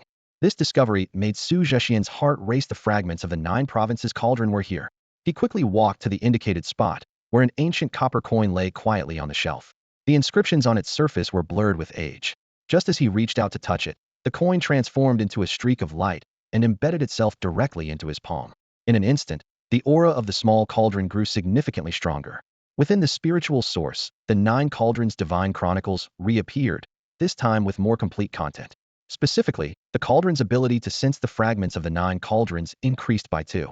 Though this seemed like a minor improvement, it meant a corresponding increase in the likelihood of finding more fragments, significantly accelerating the process of reuniting the cauldrons in the future. More importantly, this fragment enhanced Xu Zhexian's spiritual energy skills, directly boosting the power of his signature move, 10 suns across the sky. Excellent. A glint of determination flashed in Xu Zhexian's eyes. It won't be long before I crush those little devils and stick-wielders. A bold idea even crossed his mind: total annihilation of his enemies. If they dared to send their strongest to challenge him, he would ensure their elite forces were buried here, cutting off their future entirely. Thinking of the centuries of blood debts owed to Xia, Xu Zhexian clenched his fists. This debt would be repaid in blood. Look at you, all excited. Found a treasure you like. Jiang Wenji walked over, having already selected her material, planning to create her second card with auspicious as the prototype. I did, and I owe it to the village chief. The two of them reported their findings to the village chief. The chief simply said, if you need anything else next time, just come back. If the other members of the Jiang family heard this, they would likely be fuming every time they came here. They either got beaten up or forced to drink endlessly to earn just a bit of material. Xu Zhexian and Jiang Wenji, on the other hand, had such freedom. As they left the secret realm, Jiang Shan remarked in surprise, that was quick, only half a day. Jiang Wenji pointed at Xu Zhexian and explained, it's because he cleared all 3 trials and even broke the record for the secret grotto. As expected of Chong Lu and Lioli's child, incredible. Jiang Shan gave him a thumbs up. With his saint-level vision, he could already see the changes in Xu Zhexian. Xu Zhexian, however, looked puzzled. Improvement? I don't think so, but I do feel pretty happy. Jiang Shan laughed and patted him on the shoulder. The strength trial enhanced your physique, try feeling it out. With this reminder, Xu Zhexian realized his strength had indeed changed. He could sense a new energy coursing through his muscles. Throwing a casual punch, he created a sharp, whooshing sound in the air. Amazing. The courage trial wasn't for nothing either. Resisting the souls of demons has boosted your experience points. Xu Zhexian quickly checked his level, discovering he had risen from silver tier 2 star to 4 star. And as for the drinking trial, Jiang Shan continued, the bamboo wine silently improves the quality of your spiritual sea. You'll notice it when you summon cards or use cardmaster skills. Xu Zhexian suddenly understood. It turned out that the alcohol in the seemingly ordinary bamboo wine was actually a mystical spiritual substance. Xu Zhexian possessed a physique unlike any other.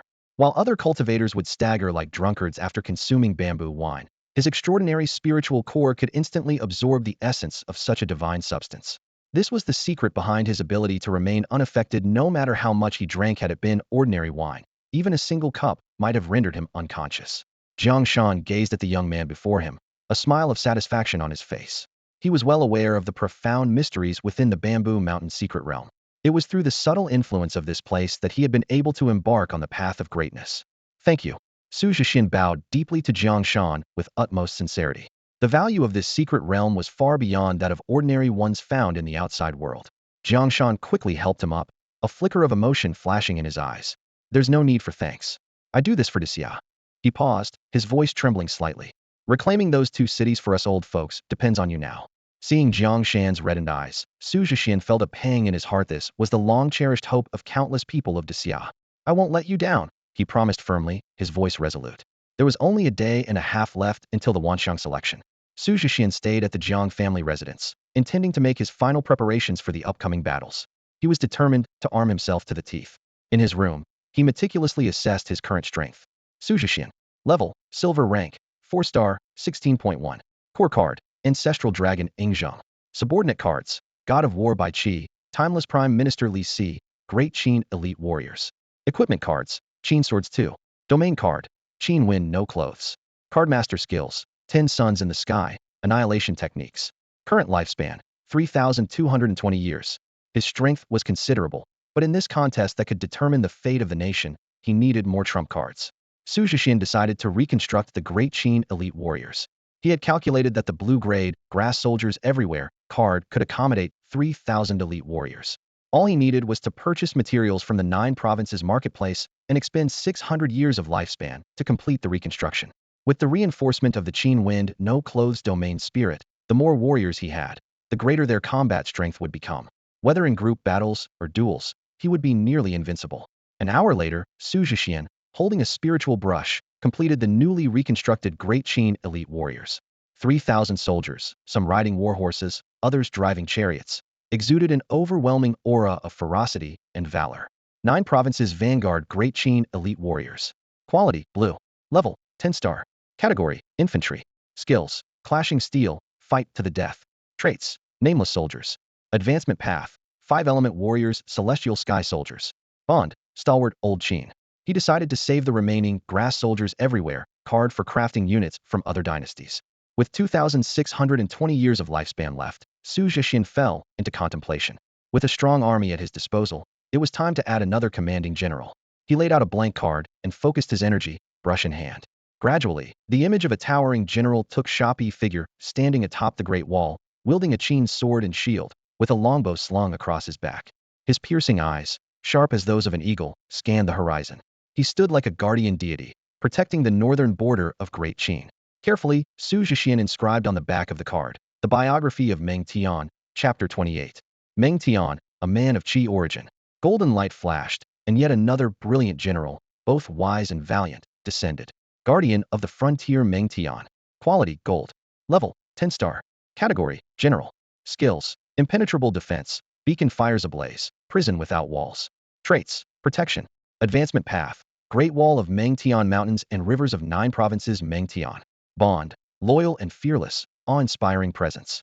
It's done. Xu Zhexian's face lit up with a joyous smile. 1 emperor, 3 ministers, covering various types. Xu Zhexian looked at the cards in his hand and nodded with satisfaction. Meng Tian's defensive abilities, combined with Ying Zheng, Bai Qi, Li Si, and the elite soldiers of Great Qin, had already established the basic framework of the Great Qin deck. As the third general of the Qin lineup, Meng Tian's addition brought Xu Zhexian an unprecedented sense of security. This commander, known for his prowess in defense, was truly the divine shield of the empire. Glancing at the panel displaying current lifespan, 20 years, Xu Zhexian smiled faintly.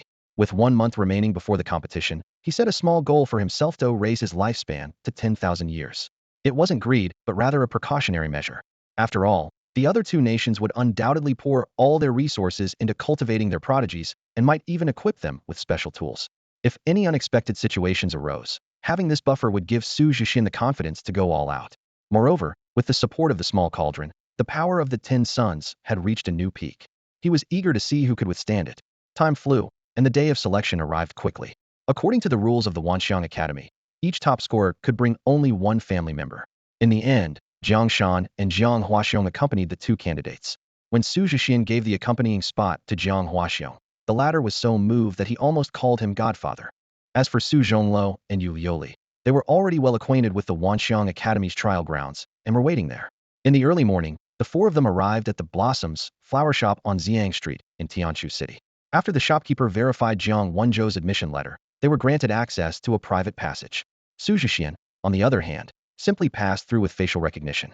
As they walked through the passage, the view suddenly opened. A misty mountain peak appeared before them, with a bottomless abyss beneath their feet. While Jiang Huaxiong marveled at the magical transition, Xu Zhexian pointed toward the sky and said, "It's here." Amid the clouds and mist, a colossal figure emerged. It was the Wanxiang immortal vessel, resembling the legendary Kunpeng from afar, its vast form blocking out the sky. The scale of this airborne mothership was a testament to the profound heritage of the Wanxiang Academy and the Great Xia dynasty. The immortal vessel hovered above the 4 of them, and with a flash of light, a scruffy-looking man appeared before them. "Hello, I'm Luo Chuan, the most handsome teacher at Wanxiang Academy." This self-introduction made all 4 of them deeply doubt the word handsome. Luo Chuan, however, paid no mind to their skeptical gazes and pulled out a mirror to check his reflection. Human confirmed. No mistakes. Let's go. This was a necessary procedure to prevent demons from disguising themselves. With a snap of his fingers, the teleportation light flared, transporting all 4 of them onto the immortal vessel. There's still some time before we reach the trial grounds. Feel free to explore. I stayed up all night playing ranked matches, so I need to catch up on sleep. Luo Chuan yawned and left, his casual attitude instantly shattering the sacred image Jiang Huaxiong had of the Wanxiang Academy. That's normal. Remember, strength is what matters most, Jiang Shan said calmly. This man is already a 9-star grandmaster at such a young age. He's undeniably strong. Inside the vast immortal vessel, a crowd had already gathered. They were the top scorers from various cities and their parents. Some were chatting leisurely, while others enjoyed the refreshments provided by the vessel. However, their gazes inevitably turned towards Xu Zhexian and Jiang Wenzhou. It was no surprise, given that these 2 were the most celebrated figures in Xia at the moment. Especially Jiang Wenzhou, who was revered by many as the fairy of Great Xia. The name of Xu Zhexian had long spread far and wide, so much so that even a random passerby could recount his deeds in vivid detail. Though most of these tales were exaggerated and distorted over time, it did nothing to diminish his widespread fame. The atmosphere at the scene instantly became lively, as everyone's attention shifted entirely to Xu Zhexian and Jiang Wenzhou. Why did they arrive together? They seemed so familiar with each other. Oh my, could they be a couple? This would be huge news. Whispers and murmurs filled the air, quickly dispelling the tense mood of the selection process. Under the eager gazes of the crowd, Jiang Wenzhou's face flushed red with embarrassment, and she appeared particularly uneasy. Fortunately, the scene remained free of any unpleasant provocations. Xu Zhexian and his group found a quiet spot to sit down, where the four of them focused on playing Cardmaster Glory. To everyone's surprise, the seemingly elderly Jiang Shan displayed incredible gaming skills, effortlessly executing complex moves. His performance left Xu Zhexian marveling at the unfathomable depth of strength possessed by the Saint Realm Masters. Suddenly, a loud rumble broke the tranquility, and the immortal vessel trembled slightly. Luo Chuan's voice came through the broadcast. The 10,000 Phenomena trial grounds have arrived. Please gather your belongings and disembark in an orderly manner. Xu Zhexian privately speculated that Luo Chuan might truly be the only staff member aboard this vessel, but his thoughts were soon interrupted by the breathtaking sight before him. When they stepped onto the trial grounds, everyone was rendered speechless by the spectacular view. Before them stood a majestic complex of golden palaces. Red bricks, gilded tiles, and intricately carved beams glimmered under the sunlight. The orderly array of buildings radiated an aura of grandeur and solemnity, with every brick and tile narrating the rich history and heritage of the Xia dynasty spanning centuries. Xu Zhexian trembled all over, taking a deep breath to calm his excitement. He could barely contain himself as he resisted the urge to grab Luo Chuan by the collar and shout, "Are you seriously using the Forbidden City as the trial grounds? Who turns an imperial city into a testing site? This is utterly absurd. Were our Xia ancestors really this audacious?" The others gradually recovered from their initial shock. "I can't believe our Xia kingdom has such a magnificent ancient city. No wonder it can only be reached by an immortal vessel. This place doesn't exist in the real world." A surge of pride welled up in everyone's hearts. At that moment, Luo Chuan approached with an elderly man in tow. The man was none other than Xia Wujiang, the Grand Chancellor of the 10,000 Phenomena Academy. With a casual wave of his arm, the surrounding scenery transformed into a grand martial arena capable of holding tens of thousands of people, as though the crowd had been transported to an ancient battlefield. "Welcome to the 10,000 Phenomena Academy Trial Grounds, the Forbidden City," Xia Wujiang announced. "This time, we will directly select 4 students." The crowd's eyes lit up. In previous years, the number of admissions was determined by the candidate's performance, ranging from none to 10. Noticing the change in their expressions, Xia Wujiang continued, "In addition to becoming students of the 10,000 Phenomena Academy, the chosen 4 will also represent the Xia kingdom in a competition against 2 other nations a month from now. This concerns the fate of our nation." He then elaborated on the upcoming challenge against the Gaoyao kingdom and the Xiaobang kingdom, as well as the potential consequences of victory or defeat. Upon hearing this, the top scholars from various cities fell silent, stunned by the heavy responsibility they were about to bear. But in the next moment, their eyes burned with determination as they shouted in unison, "We will fight to the death." "Good," Xiao Wujiang nodded approvingly. "Let's cut to the chase. Here are the rules. The selection process will consist of 3 stages. The first stage challenging Xu Zhexian. Whoosh. All eyes instantly turned to Xu Zhexian. What the? Xu Zhexian stood frozen in place, drenched in sweat, and completely dumbfounded. Wasn't he supposed to be a judge? This was clearly a setup. "He'll take this to Yujing Mountain. He'll report this to Yujing Mountain," he cried out in despair. "What is a judge?" Xu Zhexian stood below the stage, his brows slightly furrowed. In his understanding, a judge should be someone seated high above, commanding respect and authority, not someone who has to personally enter the fray and face a grueling battle against 107 challengers. This was nothing short of a mockery of the role of a judge. 1 person against over 100? And in a gauntlet match? Even if he's the top scorer in the Great Xia's national exams, no one could possibly be that strong. A wave of murmurs rippled through the crowd.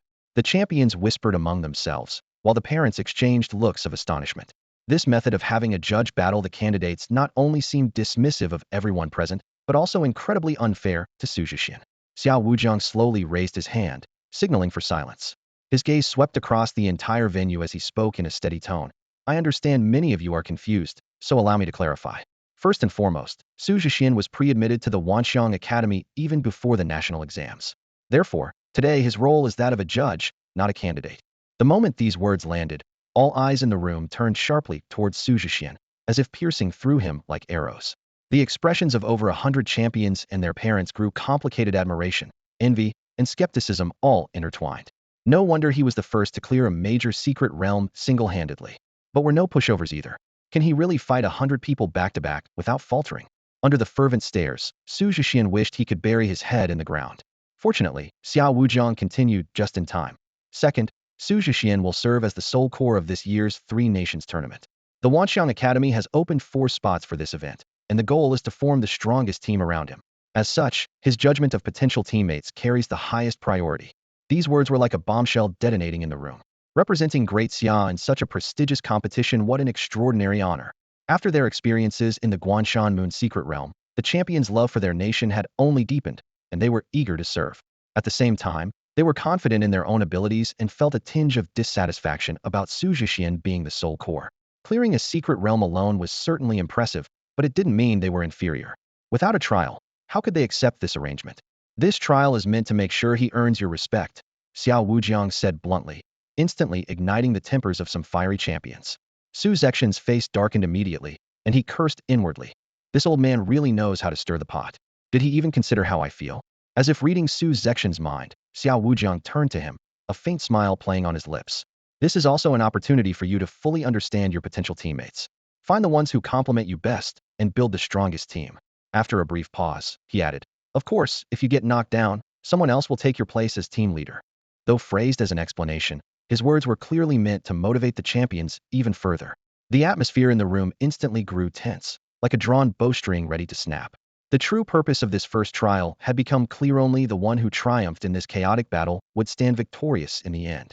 The atmosphere in the martial arena grew increasingly intense as the crowd prepared themselves, eager to join the fray. Only Zhang Wenzhou remained calm, and Composite knew all too well the strength of Xu Zhexian. Hey, do you think I should challenge you? One of the champions asked, brimming with anticipation. Good brothers don't fight each other, Xu Zhexian replied with a grin, waving his hand. How about we go back to Bamboo Village for a drink instead? Fair enough. He'll just stay down here and admire your brilliance. The man agreed cheerfully, retreating into the crowd.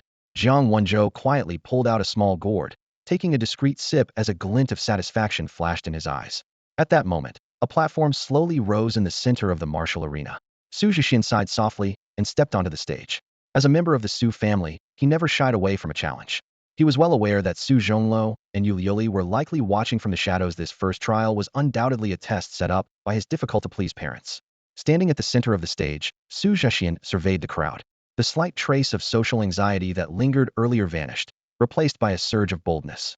He muttered to himself, I can't go all out like last time when I took down 300 people in one go. And I can't just end it instantly. Either I'll have to give them a chance to showcase their skills, hold back a bit. Unbeknownst to him, the platform amplified his voice perfectly, and every word of his muttering reached the ears of the audience. Zhang Wenzhou hurriedly covered his mouth, stifling his laughter to avoid disturbing others. Meanwhile, the other champions turned pale with anger, their frustration boiling over. 300 at once. What is he even thinking?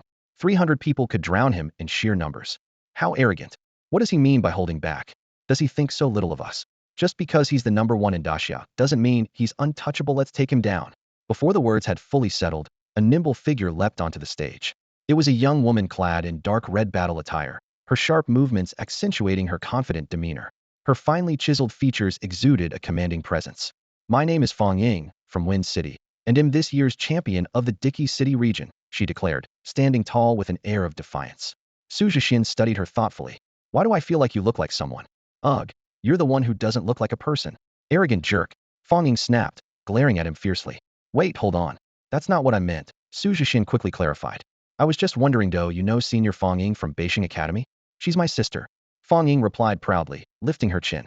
As Fong Ying's younger sister, she took immense pride in her sibling. After all, Fong Ying had also been a champion of the Dicky City region and had risen to prominence at Beijing Academy. Now, with the opportunity to join Wanxiang Academy, Fong Ying was determined to make her sister proud. Xu Zhexian couldn't help but marvel at the coincidence. Every time he faced an opponent, it seemed to be a woman who stepped forward first. And now, it was the younger sister of someone he had encountered before, both equally headstrong. Seeing the spirited sparkle in Fong Ying's eyes, he decided against mentioning that he had once made her sister cry during a duel. All right then, let's get started. There are a lot of people today, so let's not waste time, Xu Zhexian said. Fine, but I have one condition, Fong Ying replied. Name it, he said. If I win, you have to date me, Fong Ying declared boldly. Xu Zhexian, what? In the martial arts arena of the Forbidden City, Xu Zhexian stood frozen in place, utterly stunned. For the first time in both his lives combined, he was confessed to in public, leaving him at a complete loss. Instinctively, he glanced in Jiang Wenzhou's direction, only to see her frantically dabbing at Jiang Huaxiong's face with a cloth just moments ago. Upon hearing Fong Ying's bold confession, she had accidentally spat a mouthful of bamboo wine all over her brother's face. The sudden confession not only caught Jiang Wenzhou off guard, but also left the gathered scholars and their families in shock. Fong Ying's father, in particular, was so mortified that he covered his face not because of the confession itself, but because of his daughter's drastic shift in demeanor. One moment, she was fiercely demanding a fight. The next, she transformed into a sweet girl declaring, "If you beat me, you have to date me." Whispers quickly spread through the crowd. Her thought process is really hard to follow. Although, I kind of get it, Xu Zhexian is undeniably handsome. You just can't look away. Exactly, exactly. Setting aside his earlier mocking remarks, his looks are truly. Hey, wipe your drool. Don't be so love-struck. No wonder she was so eager to step onto the stage. It turns out her intentions had nothing to do with the fight. I should give it a try later. Who knows? Maybe I'll snag a handsome boyfriend too. Xu Zhexian's transformation was not without reason. Before his awakening, he had been a timid and insecure boy. Despite his noble background, his diffident personality overshadowed everything else, even affecting his outward demeanor. It was akin to how a student with poor grades struggles to gain a teacher's favor, while a top-performing student might receive extra attention despite plain looks. Take the scruffy Luo Chuan. For example, his confidence in his abilities led him to claim he was the most handsome, a confidence born of his strength. But the Xu Zhexian of today was a completely different person. After awakening and acquiring a card deck surpassing even the Emperor series, he exuded a newfound confidence and brilliance. His back straightened, his voice carried power, and every gesture radiated an awe-inspiring charm. With such a presence, few could rival him in appearance save, perhaps, for the esteemed author himself. In response to Fong Ying's confession, Xu Zhexian gave only a faint, wry smile, silently expressing his rejection through his actions. He took out a purple card and summoned a snow-white rabbit, the rabbit of the Chinese zodiac. You're using a common card? Fong Ying's eyes widened in disbelief. Her voice was laced with both shock and accusation. Are you looking down on me, or are you trying to lose on purpose so you can date me? I won't lose, Xu Zhexian replied calmly. This was a deliberate decision on his part. Using a common card allowed him to suppress his power and carefully observe his opponent while still ensuring victory. After all, the moves of figures like Ying Zheng could easily wreak havoc and were difficult to control. You're underestimating me. Fong Ying fumed, her anger boiling over. Just you wait, you'll lose. Her fury sparked a chain reaction among the other scholars, who quickly became indignant as well. Unbelievable. That's blatant disrespect. Let's teach him a lesson and see if he dares to act smug again. We're all top scholars, who's afraid of whom? If he looks down on us, he deserves to be taken down. Go, Fong Ying. Show him. Amid the cheers of encouragement, Fong Ying waved her hand and summoned two giant wolves. One was wreathed in flames, its head crowned with a single horn. The other emanated an icy chill, its presence equally intimidating. You'd better give it your all, or you'll make a fool of yourself. For this selection, all the scholars have crafted their own second cards. I want, Xu Zhexian replied firmly. Hearing his response, Fong Ying said no more. Fong Ying gave a sharp command, and the Frost Moon Wolf and the Blazing Sun Wolf launched their attack simultaneously. Beams of ice and fire intertwined, hurtling towards Xu Zhexian, only to be completely blocked by the moonlit shield released by the rabbit at his side. But this was just a feint. Using the elemental attacks as cover, the two giant wolves darted forward with lightning speed, their sharp claws aiming directly for the rabbit's vital spots. Too simple a tactic. Fight back. The rabbit responded immediately with a soft chirp. Its paw clenched in midair, instantly summoning a massive pestle. With a fluid motion, it swung the weapon effortlessly, as though wielding a baseball bat. Yet in an instant, the two wolves were sent flying. With a deafening crash, the wolves landed heavily near Fong Ying's feet, struggling to get back up, dazed and disoriented. Some rabbits really aren't to be trifled with, like the flower rabbit. A champion suddenly realized. I get it now. This is the Zodiac Collector's Edition. The standard version is called Zodiac Rabbit, but the Collector's Edition is the Mao Rabbit, a nationwide limited release of just 500 universal cards. Fong Ying's eye sharpened. She retrieved a pair of gauntlets from her storage ring and put them on. In an instant, a faint glow radiated from her, extending to the two wolves. Titan form, she commanded in a low voice. With her words, all three figures swelled dramatically, their massive forms now occupying over half the arena. Didn't expect your cardmaster skills to be this impressive, Xu Zhexian remarked softly, gazing up at the three towering giants. You're done for, Fong Ying declared with confident determination. The enormous iron fists and wolf claws rained down like a storm, their relentless strikes reducing the arena to rubble amidst thunderous crashes and clouds of dust.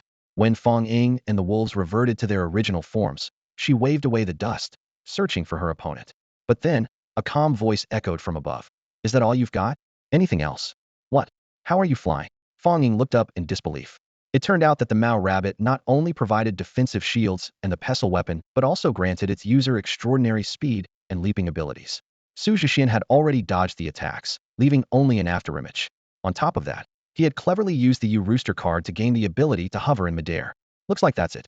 Your first round ends here. Before his words finished, a flurry of razor-sharp, rainbow-colored feathers rained down like a storm. The two wolves shielded their master, transforming into spiky porcupines, but Fong found herself trapped within a cage formed by the feather blades. The outcome was decided. How could this happen? Fong cried, tears streaming down like pearls. This was the first time she had ever been defeated so quickly in a duel against someone of the same rank. The pride of a champion was completely shattered. Watching the crying girl, Xu Zhexian scratched his head, reflecting, did I win too fast? He had already tried to prolong the battle, yet it was still too much for his opponent to bear. He silently resolved to let his next opponent make the first move and refrain from counterattacking. However, this idea proved overly naive. The next challenger fared no better, lasting less than 3 minutes. With just the Mao Rabbit and U-Rooster cards, Xu Zhexian effortlessly defeated several challengers. Where exactly did such overwhelming strength come from? Inside a grand hall of the Forbidden City, Lu Zhan watched the scene in the water mirror where Xu Zhexian was unleashing a massacre. He couldn't help but sigh to Su Zhonglou and Yu Lioli. Your family's fifth child has mental strength that's truly extraordinary. That U-Rooster's feather blades are firing like there's no limit, like an ancient Gatling gun. Xiao Wujiang nodded in agreement. His mental strength flows endlessly like a river, and its quality is exceptional. This allows even ordinary cards to display extraordinary power in his hands. This is the root of his strength compared to other card masters. It's like the difference between a divine beast fed with spiritual elixirs and one fed with ordinary food. The final strength is worlds apart. However, Su Zhonglou didn't seem pleased by the praise for his son. Instead, he frowned slightly. I wish he were even stronger to ensure an absolute victory in the matches. Winning this easily does little to help him improve. In the battle for national fortune, card masters from the Little Devils and Little Sticks have always been known for their cunning. Yu Lioli, sharing her husband's thoughts, spoke softly. That's why we restricted him from using Mao Rabbit and U-Rooster. Without flight, the difficulty of battles naturally increases. Xia Siming, who had traveled all the way from Zilicheng, couldn't help but shake his head and smile wryly upon hearing this. You two are truly masters of sabotaging your own child, and specifically targeting the fifth one. Xu Zhexian probably has no idea that this selection process is mainly extra training for him. Seeing that the parents were in agreement, Xiao Wujiang instructed Luo Chuan to deliver the message. Meanwhile, in the martial arena, Xu Zhexian had just kicked his 13th challenger, a female card master, off the stage. The continuous series of matches had left him somewhat fatigued, and he was gasping for breath. Luo Chuan leisurely walked to the edge of the stage and signaled for a pause in the competition. How are you holding up? Feeling exhausted? Not bad. Got some water? Xu Zhexian wiped the sweat off his face and asked. Easy. Luo Chuan handed him a bottle of mineral water and a pack of spicy snacks. Xu Zhexian accepted the supplies with a grin. Thanks for the treat. Big bro, virtual bow of gratitude to you. By the way, there's something I need to inform you of, Luo Chuan said with a peculiar expression. Your mom has forbidden you from using Mao Rabbit and U-Rooster. Xu Zhexian spat out a mouthful of water, staring wide-eyed at Luo Chuan in disbelief. Absolutely true. I'm just passing on the message from Xiao Laoda, Luo Chuan said, clearly amused, as he walked away. Good luck from here on out. Xu Zhexian let out a long sigh toward the sky. I'm fighting unknown battles, and my mom's out here banning my heroes. Well, what can I do? She's my mom. Complaining to Yujing Mountain won't help, and I might even get punished when I get home. Resigned, he recalled Mao Rabbit and U-Rooster and announced to the audience, from now on, I won't be using these two cards. Who's up next to challenge me? The moment he finished, the crowd erupted in outrage. Voices of protest echoed through the arena. What? That's too arrogant. This is outright disrespect. Just because you have some skill, you think you're invincible? Don't you know there's always someone better? Why aren't you using them? Are you looking down on us? We have even stronger challengers waiting. The misunderstanding deepened, and the crowd's fury grew, leaving Xu Zhexian in an even more awkward predicament. Xu Zhexian stood on the arena platform, his expression calm and composed. Just then, a figure leapt onto the stage, a young man with a round physique, estimated to weigh around 200 pounds.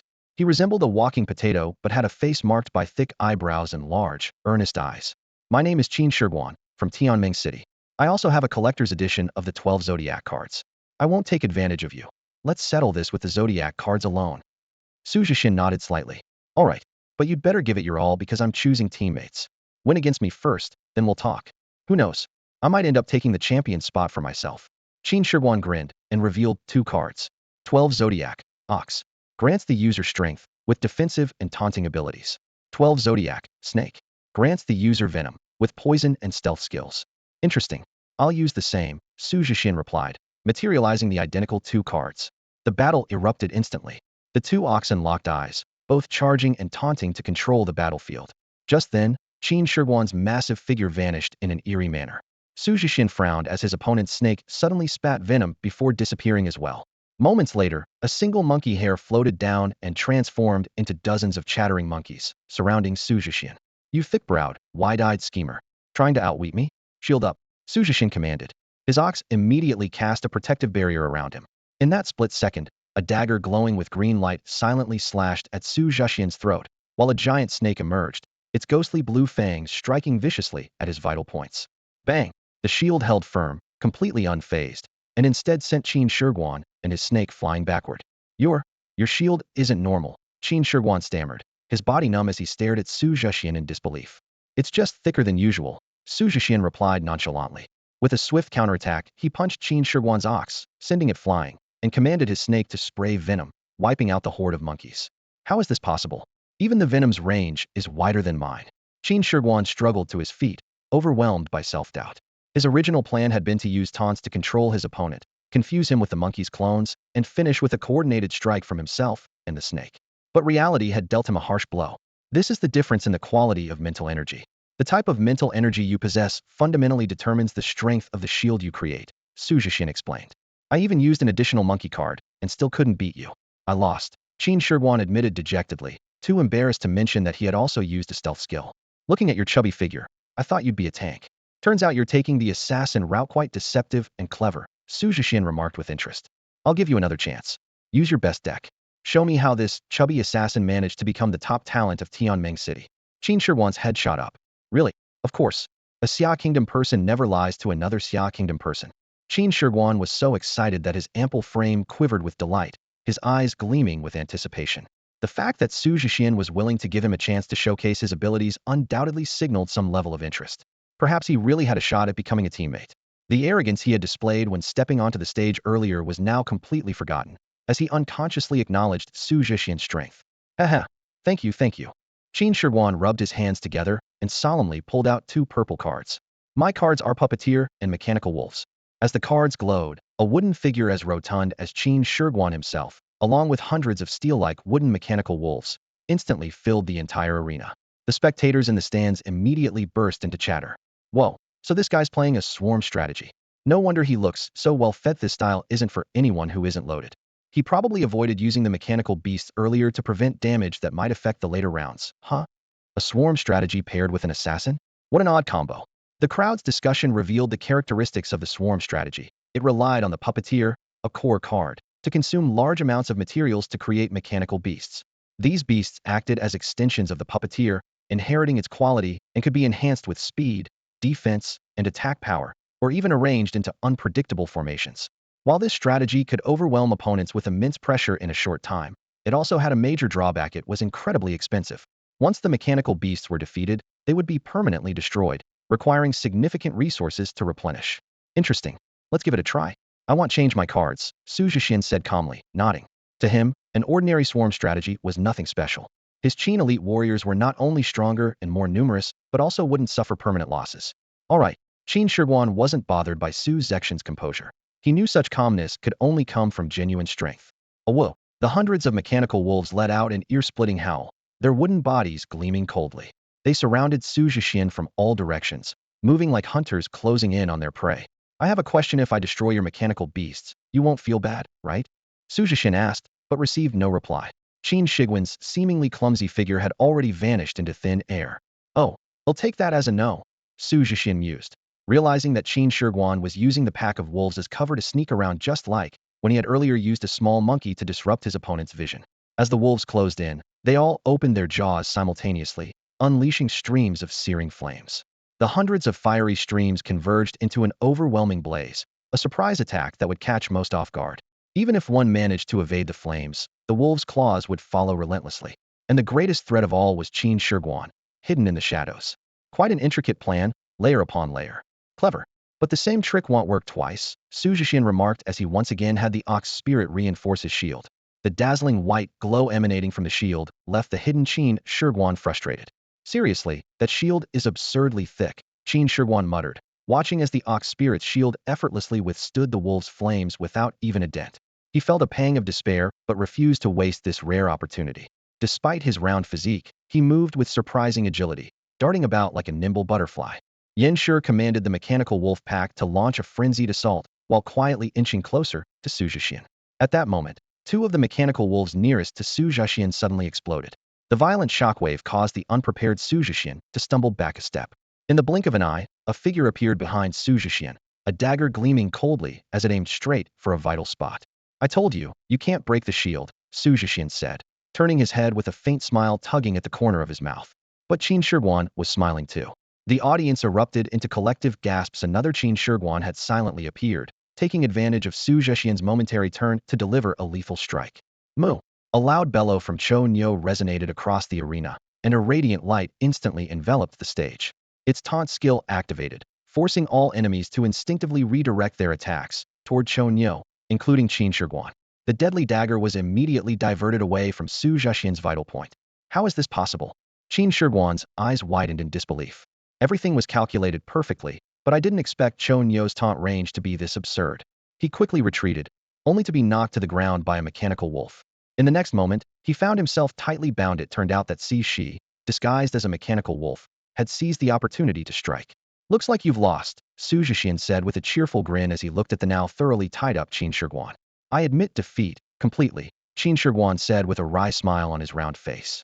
Thank you for not letting Shi destroy my mechanical wolves. He knew that if Xu Zhexian had instructed Shi to spray venom, his mechanical wolf army would have suffered devastating losses, which would have severely impacted his chances in the upcoming matches. That Yan Shi was a fake too, wasn't it? Xu Zhexian asked, pointing to the Yan Shi who had been commanding the wolf pack on the stage. Ah, you even saw through that. Qin Shi Huang was taken aback, but quickly explained. Yes, it was just a decoy. My Yan Shi has a special skill possession. The real Yan Shi can possess one of the mechanical beasts. If you attack the decoy, you'll trigger a trap and be completely immobilized. He paused before adding. But I admit, the decoy standing still was a bit too unnatural. I'll need to improve that.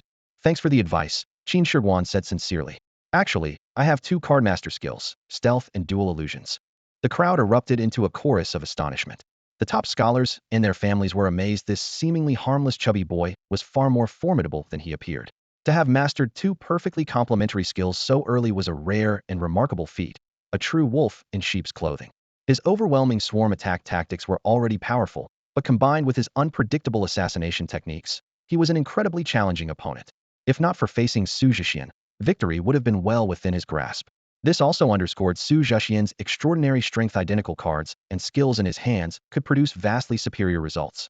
It was only now that everyone truly understood why Wanxiang Academy had preemptively admitted Xu Zhexian's strength was the ultimate answer.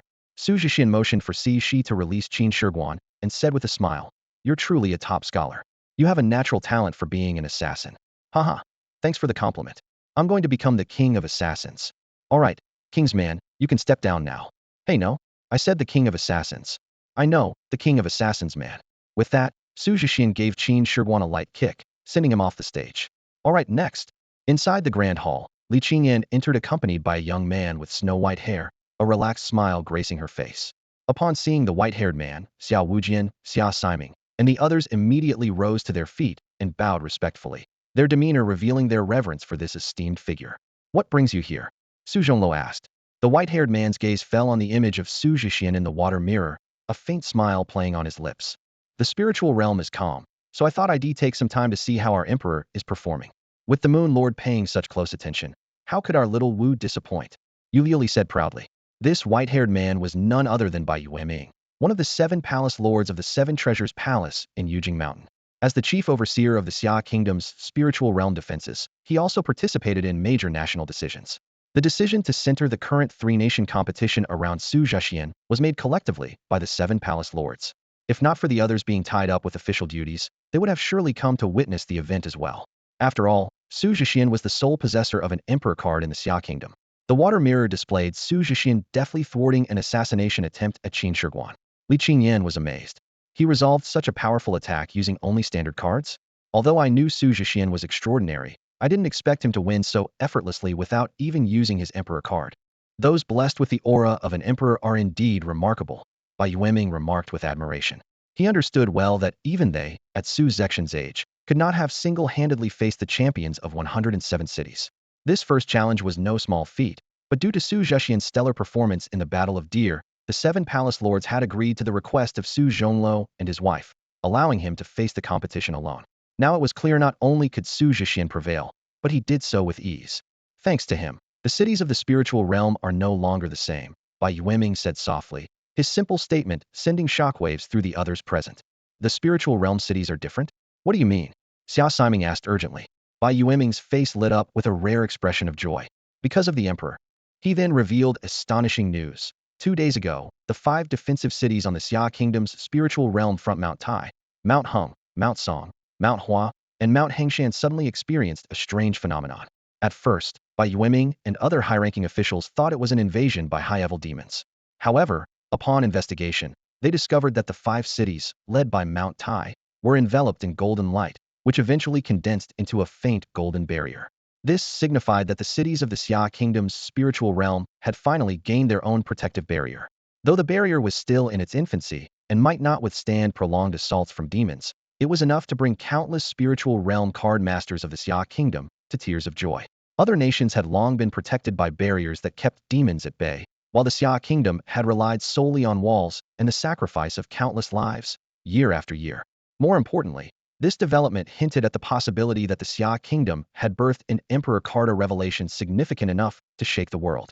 Bai Yueming and the other 6 palace lords quickly decided to announce publicly that the barriers were a result of newly deployed defensive artifacts in each city, thus concealing the monumental truth that the Xia Kingdom now possessed an Emperor card.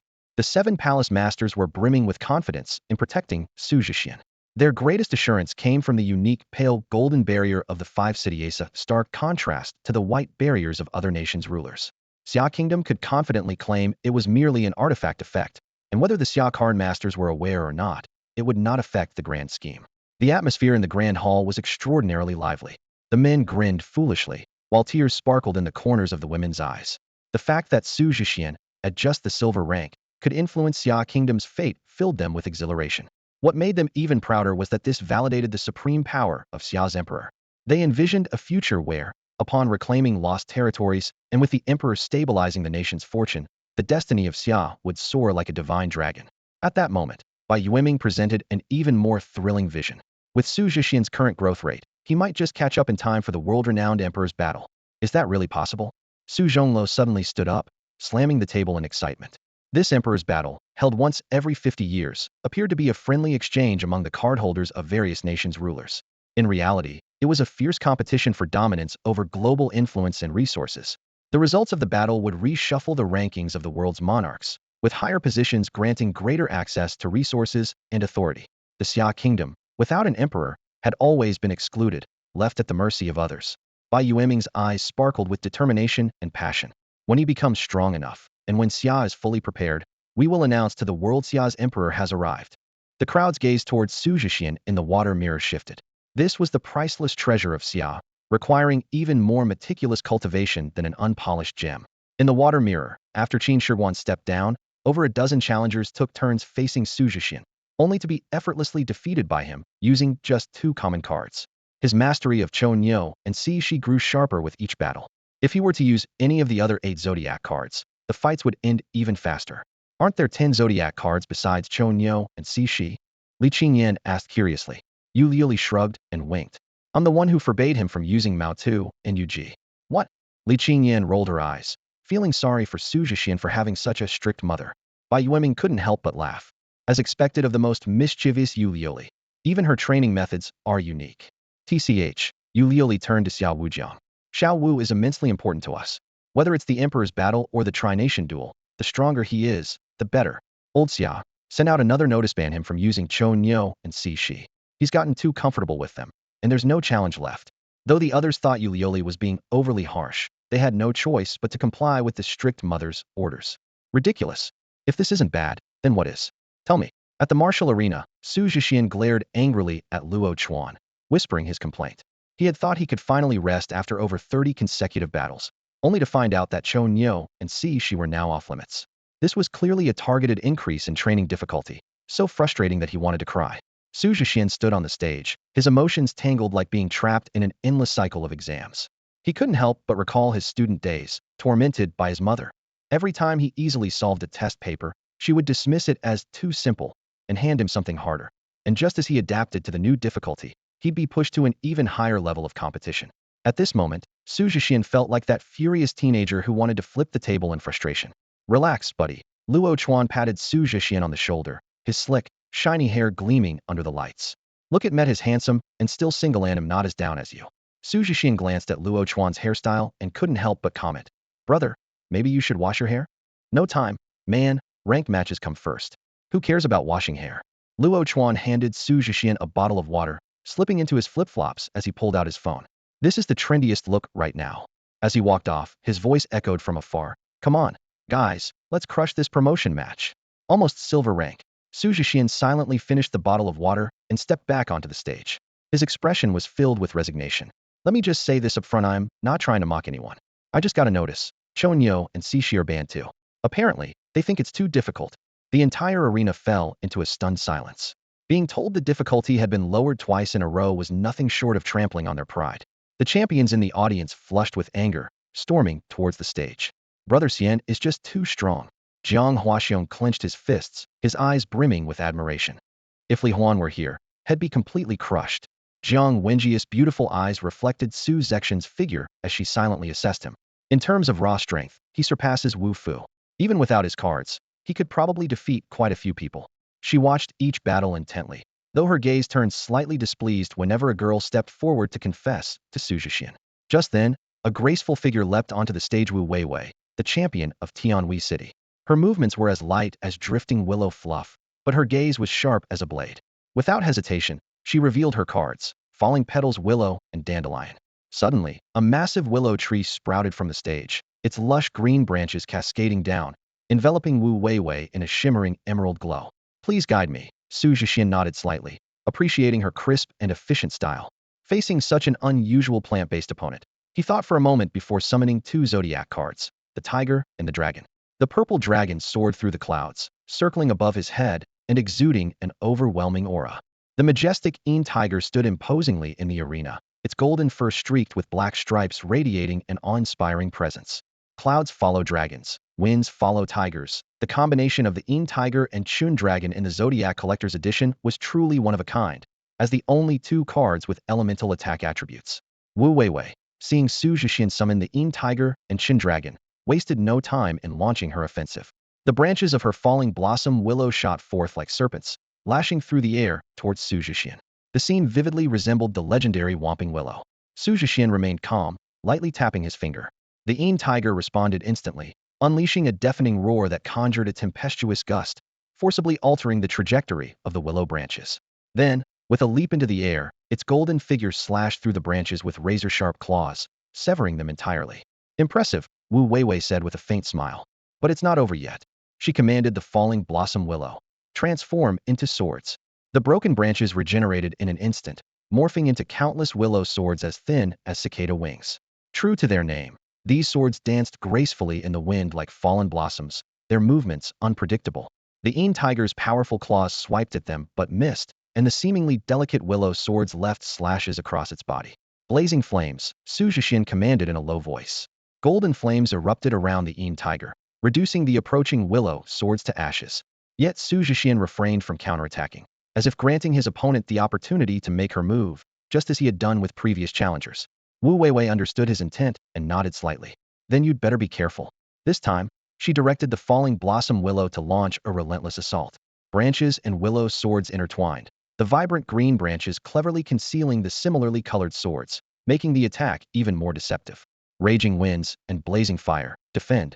Xu Zhexian responded with ease.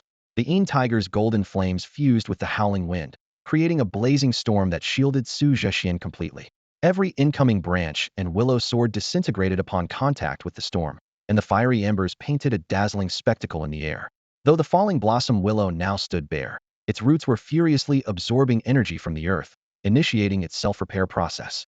Looks like it's my turn to attack, Xu Zhexian declared, deciding to apply some pressure. Qin Dragon, unleash thunder. High in the clouds, the Qin Dragon roared in response, releasing a web of lightning that illuminated the sky. The electrifying display enveloped Wu Weiwei and the falling blossom willow, exuding an overwhelming aura, as if a sovereign had descended to command all beneath it. Wow, his Qin Dragon is insane. Qin Shi Huang exclaimed from the stands, wide-eyed with disbelief. That's not just thunder, that's pure devastation. He couldn't help but compare it to his own Qin Dragon, whose lightning was feeble like tiny snakes, a thought that stung his pride. Under the onslaught of lightning, Wu Weiwei made a seemingly risky decision. She stayed beneath the falling blossom willow. The tree frantically absorbed energy from the earth, forming a protective barrier around her. Even so, stray sparks of lightning occasionally struck her, leaving her numb and disheveled. I can't just sit here and take it, Wu Weiwei muttered through gritted teeth. Crossing her legs, she retrieved a guqin. Zheng. The clear, resonant note echoed. Willow Melody, Blossom Sword Slash. This was Wu Weiwei's card master's skill Willow Melody that doubled the power of the falling blossom willow's sword energy. As the guqin strings vibrated, a massive emerald sword aura shot skyward, tearing through the lightning and aiming directly at the Qin Dragon. Impressive attack power, Xu Zhexian remarked with an approving nod. Then, with a calm gesture, he raised his hand toward the heavens.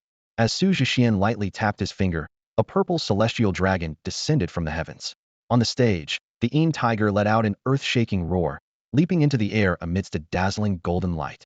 In the instant that the dragon and tiger clashed, purple and gold radiance intertwined and merged, transforming into an awe-inspiring, majestic purple-gold heavenly general. The enormous emerald green sword energy fell into the hands of the general, and with effortless ease, it was crushed as though it were a mere leaf. No way. How can a common card be this powerful? Even if it's a collector's edition, this is too much, someone in the audience exclaimed in shock. You don't understand anything. Qin Shi Huang sneered dismissively. The key lies in the quality of his mental strength. That's the true foundation of any deck. As someone who also wielded the collector's edition of the 12 zodiac cards, he understood the secret all too well. While both utilized the fusion of Dragon's Roar and Tiger's Cry, Xu Zhexian could summon a commanding and formidable purple-gold heavenly general, whereas he could only summon a tattered, ordinary heavenly soldier. Have you noticed? His mental strength seems inexhaustible, someone murmured quietly.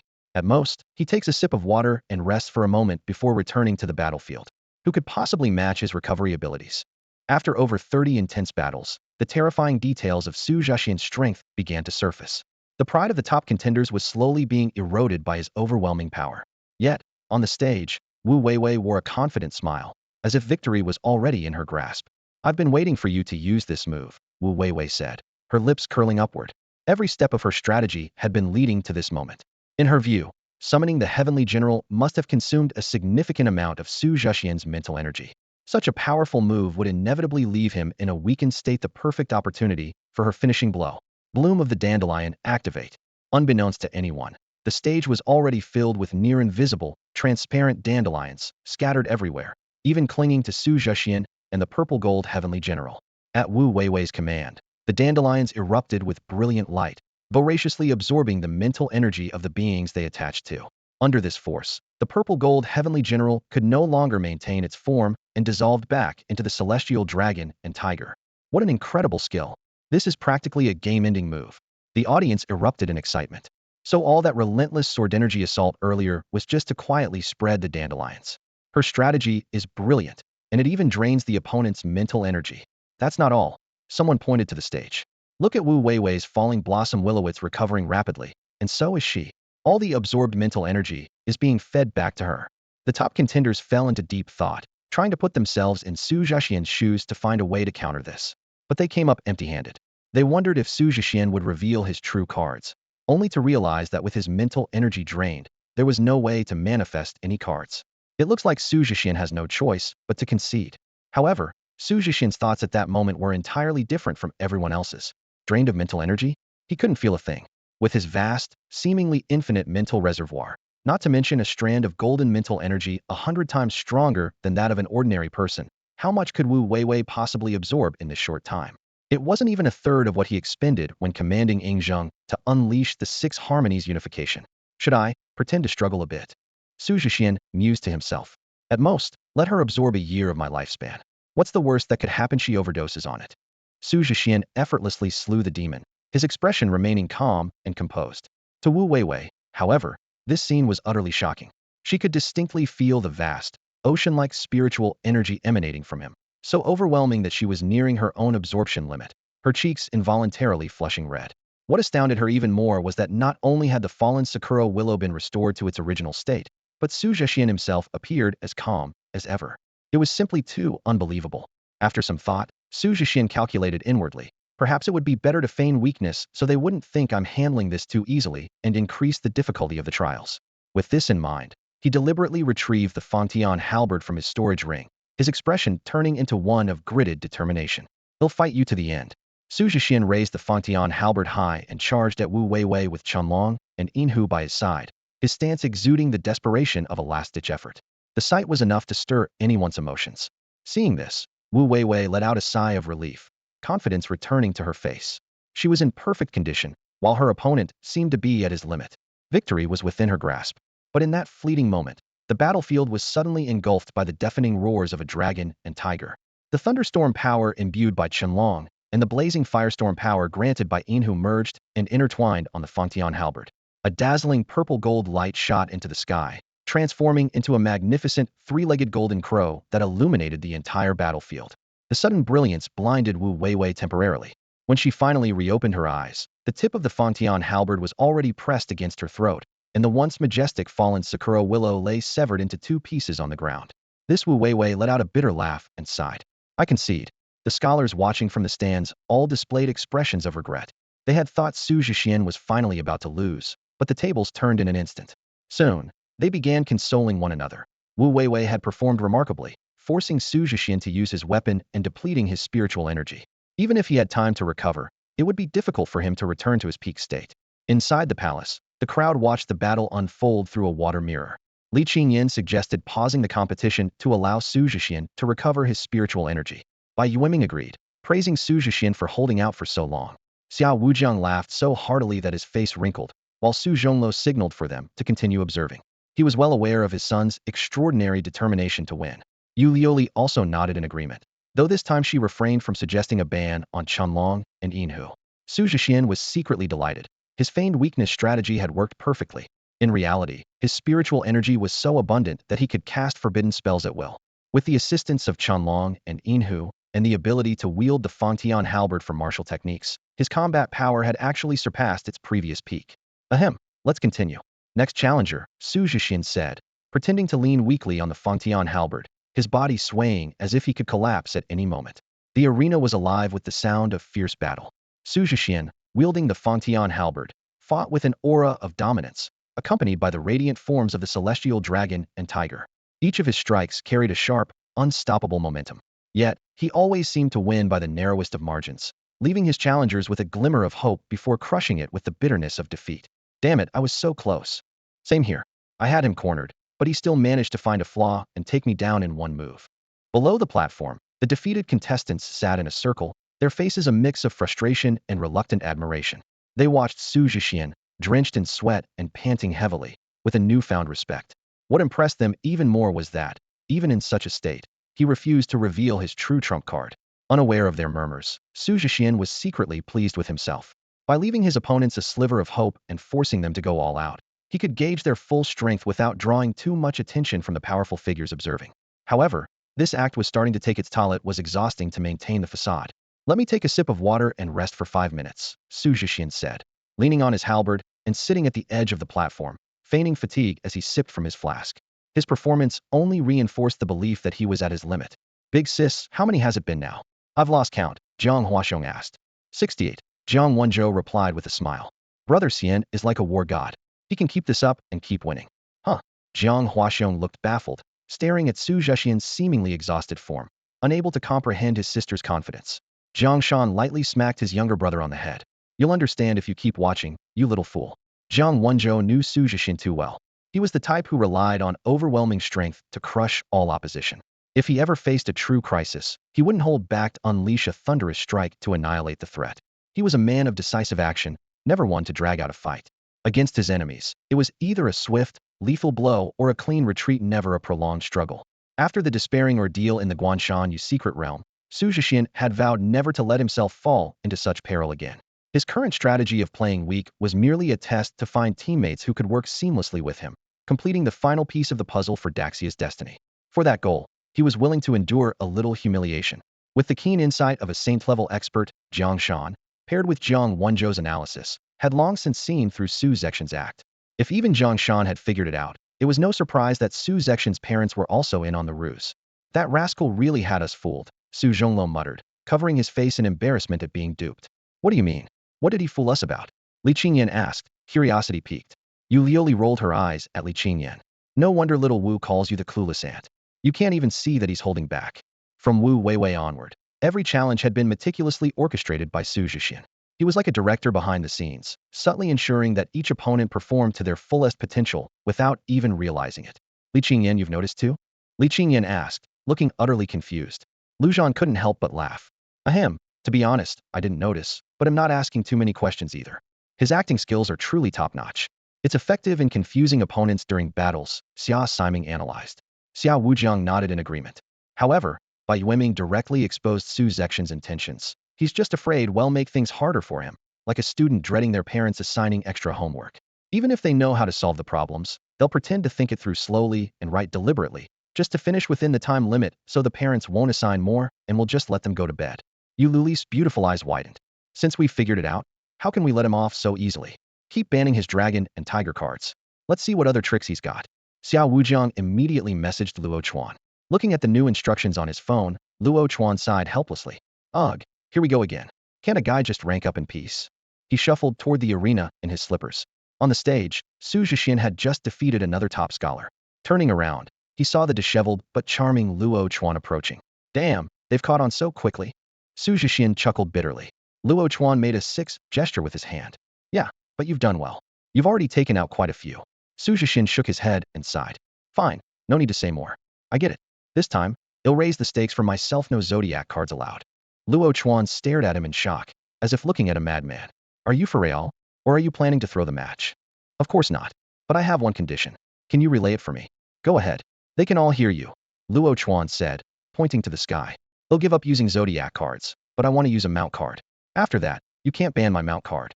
His words echoed throughout the arena via the sound system. The entire crowd fell silent, whether it was the scholars who had already faced him or those who had yet to take the stage. It was only then that they realized they had been completely played by Xu Zhexian, manipulated like clueless puppets.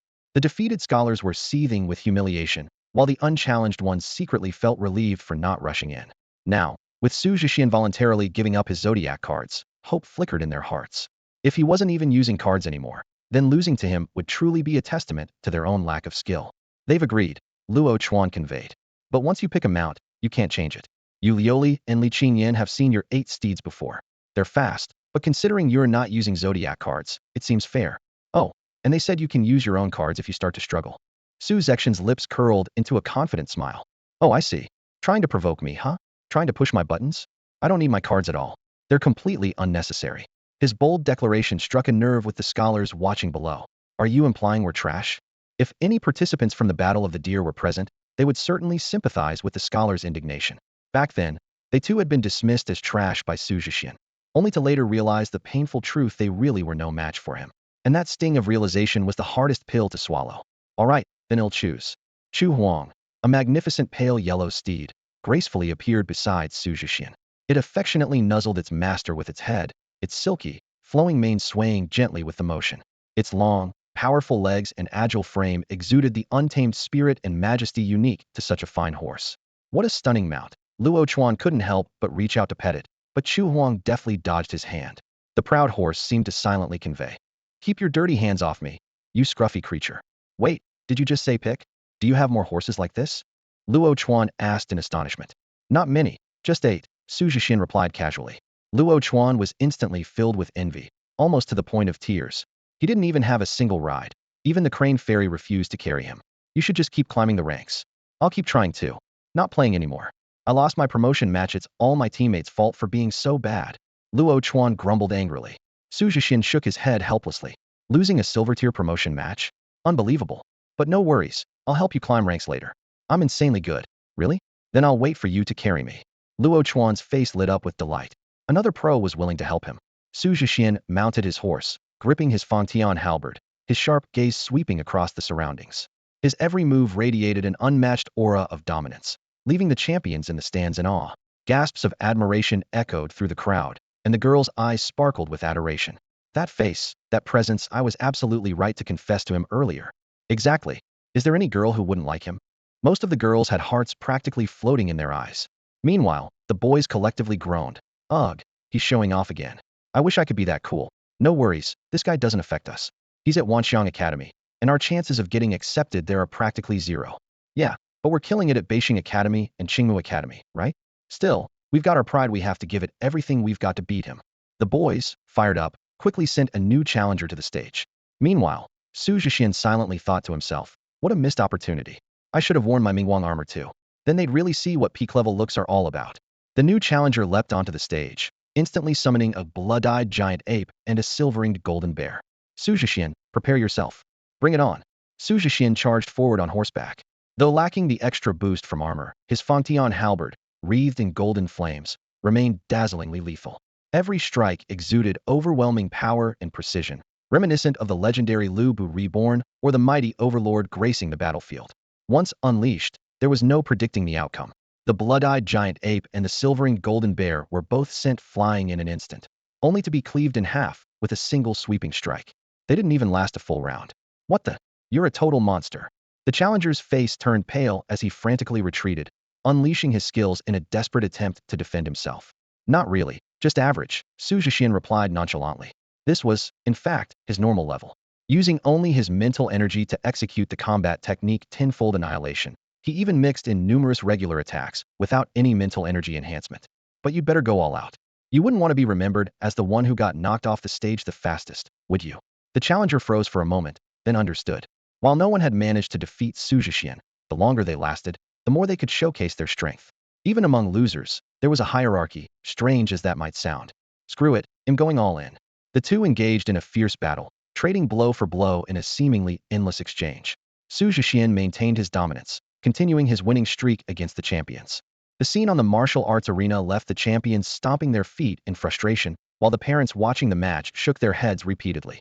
Who would have thought that the top scholars from all the cities of Xia would be entirely defeated by a single person? Heaven-tier martial arts? Bai Yueming asked softly in the grand hall, his tone a mix of uncertainty and delight. His question broke the silence in the hall. Yes, he mentioned it. Li Qingyan recalled that heart-wrenching moment, his voice low. Xiao Wujiang chuckled awkwardly. Haha. Well, he's an emperor, right? The supreme ruler of ancient empires, so naturally his martial skills are top tier. Makes sense, doesn't it? Ah, right. Xia Siming suddenly grew agitated. Makes sense, my foot. How many people in this world even possess heaven-tier martial arts? His eyes widened. As a battle-hardened warrior, he could count the number of heaven-tier martial artists he'd encountered on one hand. Starting at this level is just absurd.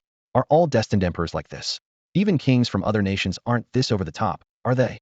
Su Zhonglo couldn't help but sigh. I really didn't expect him to defeat so many people with just 3 moves. On the stage, Xu Zhexian was indeed domineering. With only 3 combinations of moves, he swept through the competition. He didn't even use ultimate techniques like Great Night Enshrouding the Heavens or Tenfold Annihilation, thinking it would be too excessive. Yet even so, the challengers couldn't withstand him. A man and his steed, unmatched in their dance of chaos. I've always underestimated his abilities, Yu Lioli said with a radiant smile, proud of her son's strength. She eagerly anticipated that in the upcoming 3-nation competition, he would continue to dominate and successfully unlock the 2 cities. Haha, even Lioli is impressed now, huh? Bai Yueming chuckled. This is how the emperor of Xia should be in Li, then can he reign supreme. He rejoiced that this journey had been worth it. Such a formidable Xu Zhexian signified that Xia would undoubtedly become even more powerful. As the golden sun set in the west, and the silver moon rose in the east, Xu Zhexian had already defeated his 105th opponent. Under the starry sky above the Forbidden City, the moonlight poured down like water, illuminating the martial arts arena as if it were daytime. Anyone else? Xu Zhexian took a deep breath, his gaze sweeping over the crowd below. I'll go, a timid voice called out. The speaker was a skinny boy with a mushroom-shaped haircut and black-framed glasses. He appeared frail, as though a gust of wind could knock him over. He looks more like a science nerd, Xu Zhexian blurted out. The boy was surprised. How did you know I'm the top science student from Dean City's regular exams? Xu Zhexian's eyes widened. Wait, seriously? No, who even asked you that? My name is Huang Jinjia, from the Dean City region. The skinny boy introduced himself.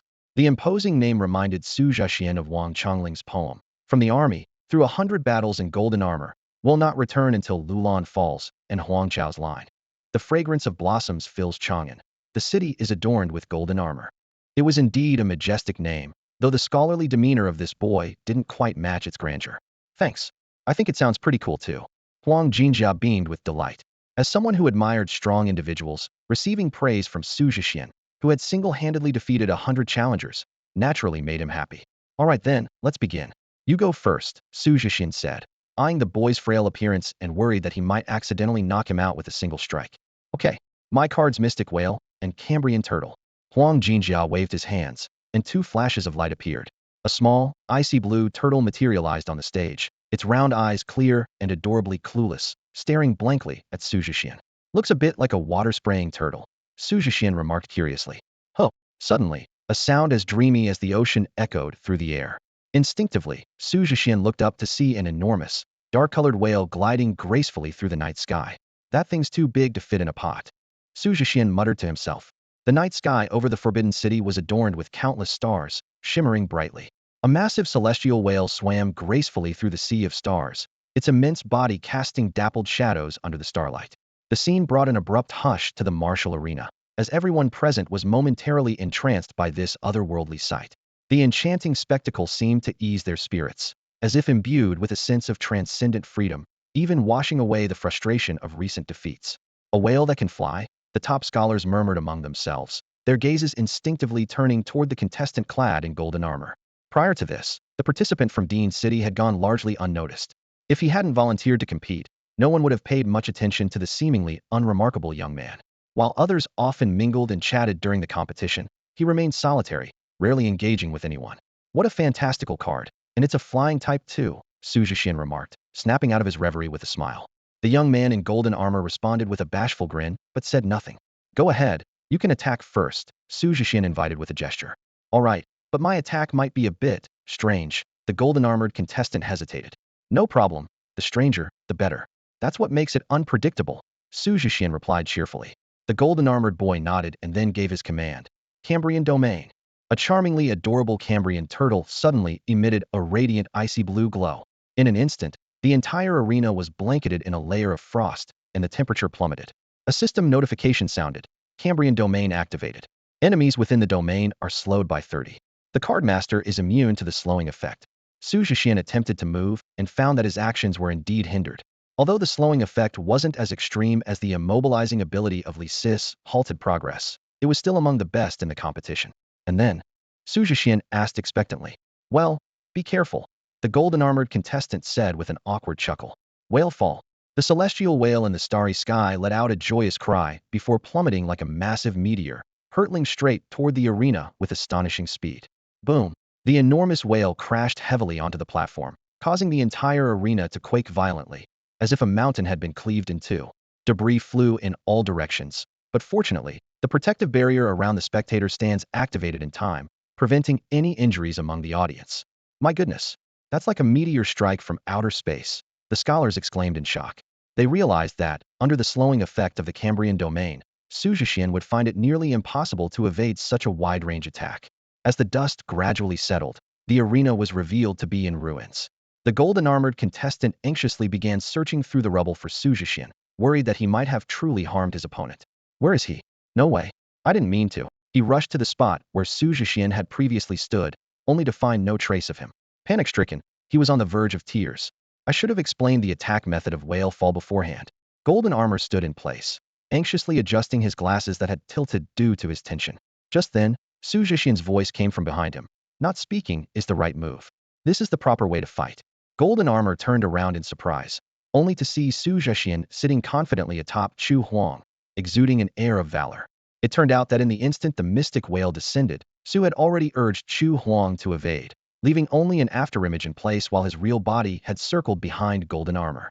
It was a brilliant tactic after all. The mystic whale couldn't risk attacking golden armor as well. Though the Cambrian domain's slowing effect did impact Xu Huang, the effect was negligible. As one of the 8 steeds, Xu Huang's extraordinary abilities were beyond imagination. Back at the Li family manor, it had even toyed with the master-level Li Wei.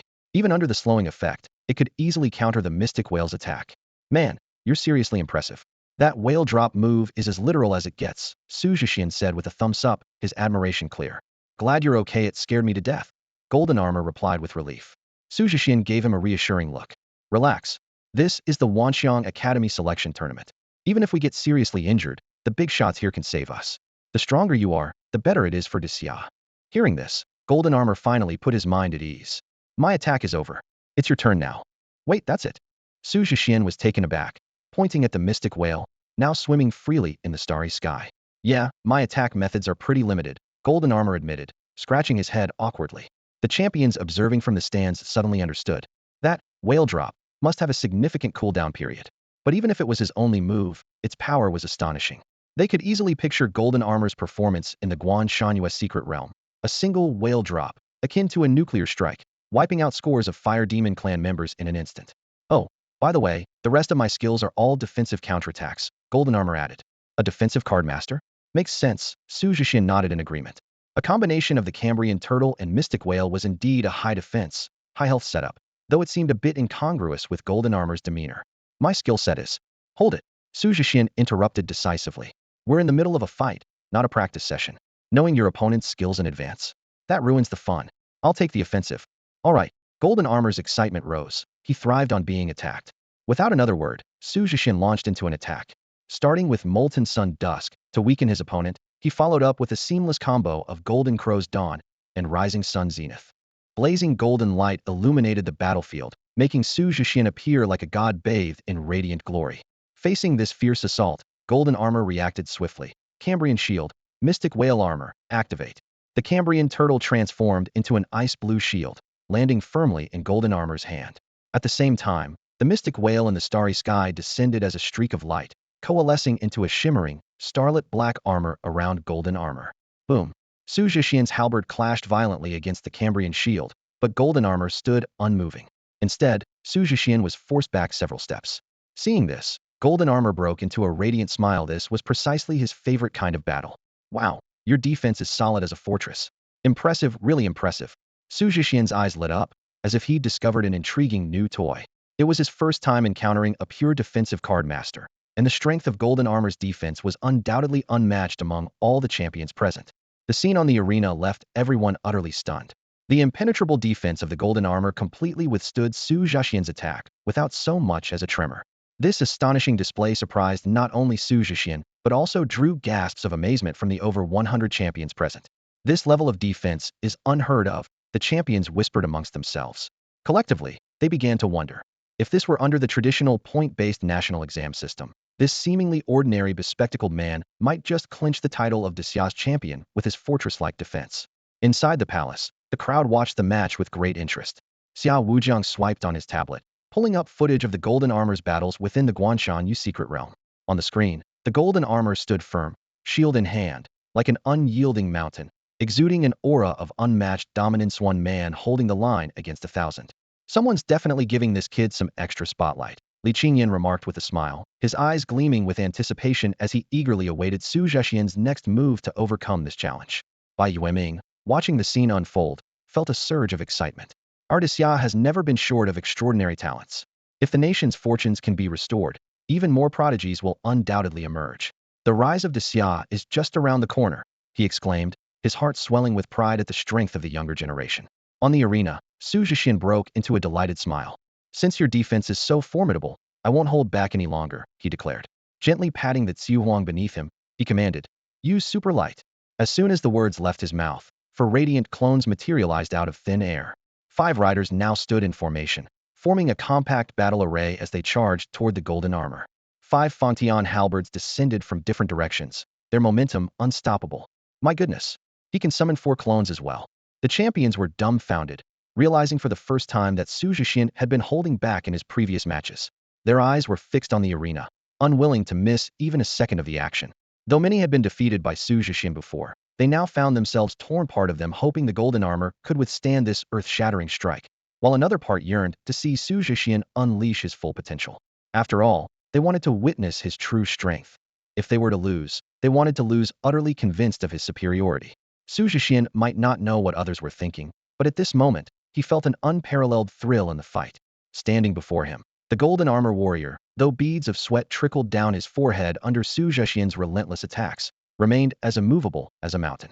Your defense is stronger than I expected. Let me ramp it up a notch, Xu Zhexian said with excitement. All right.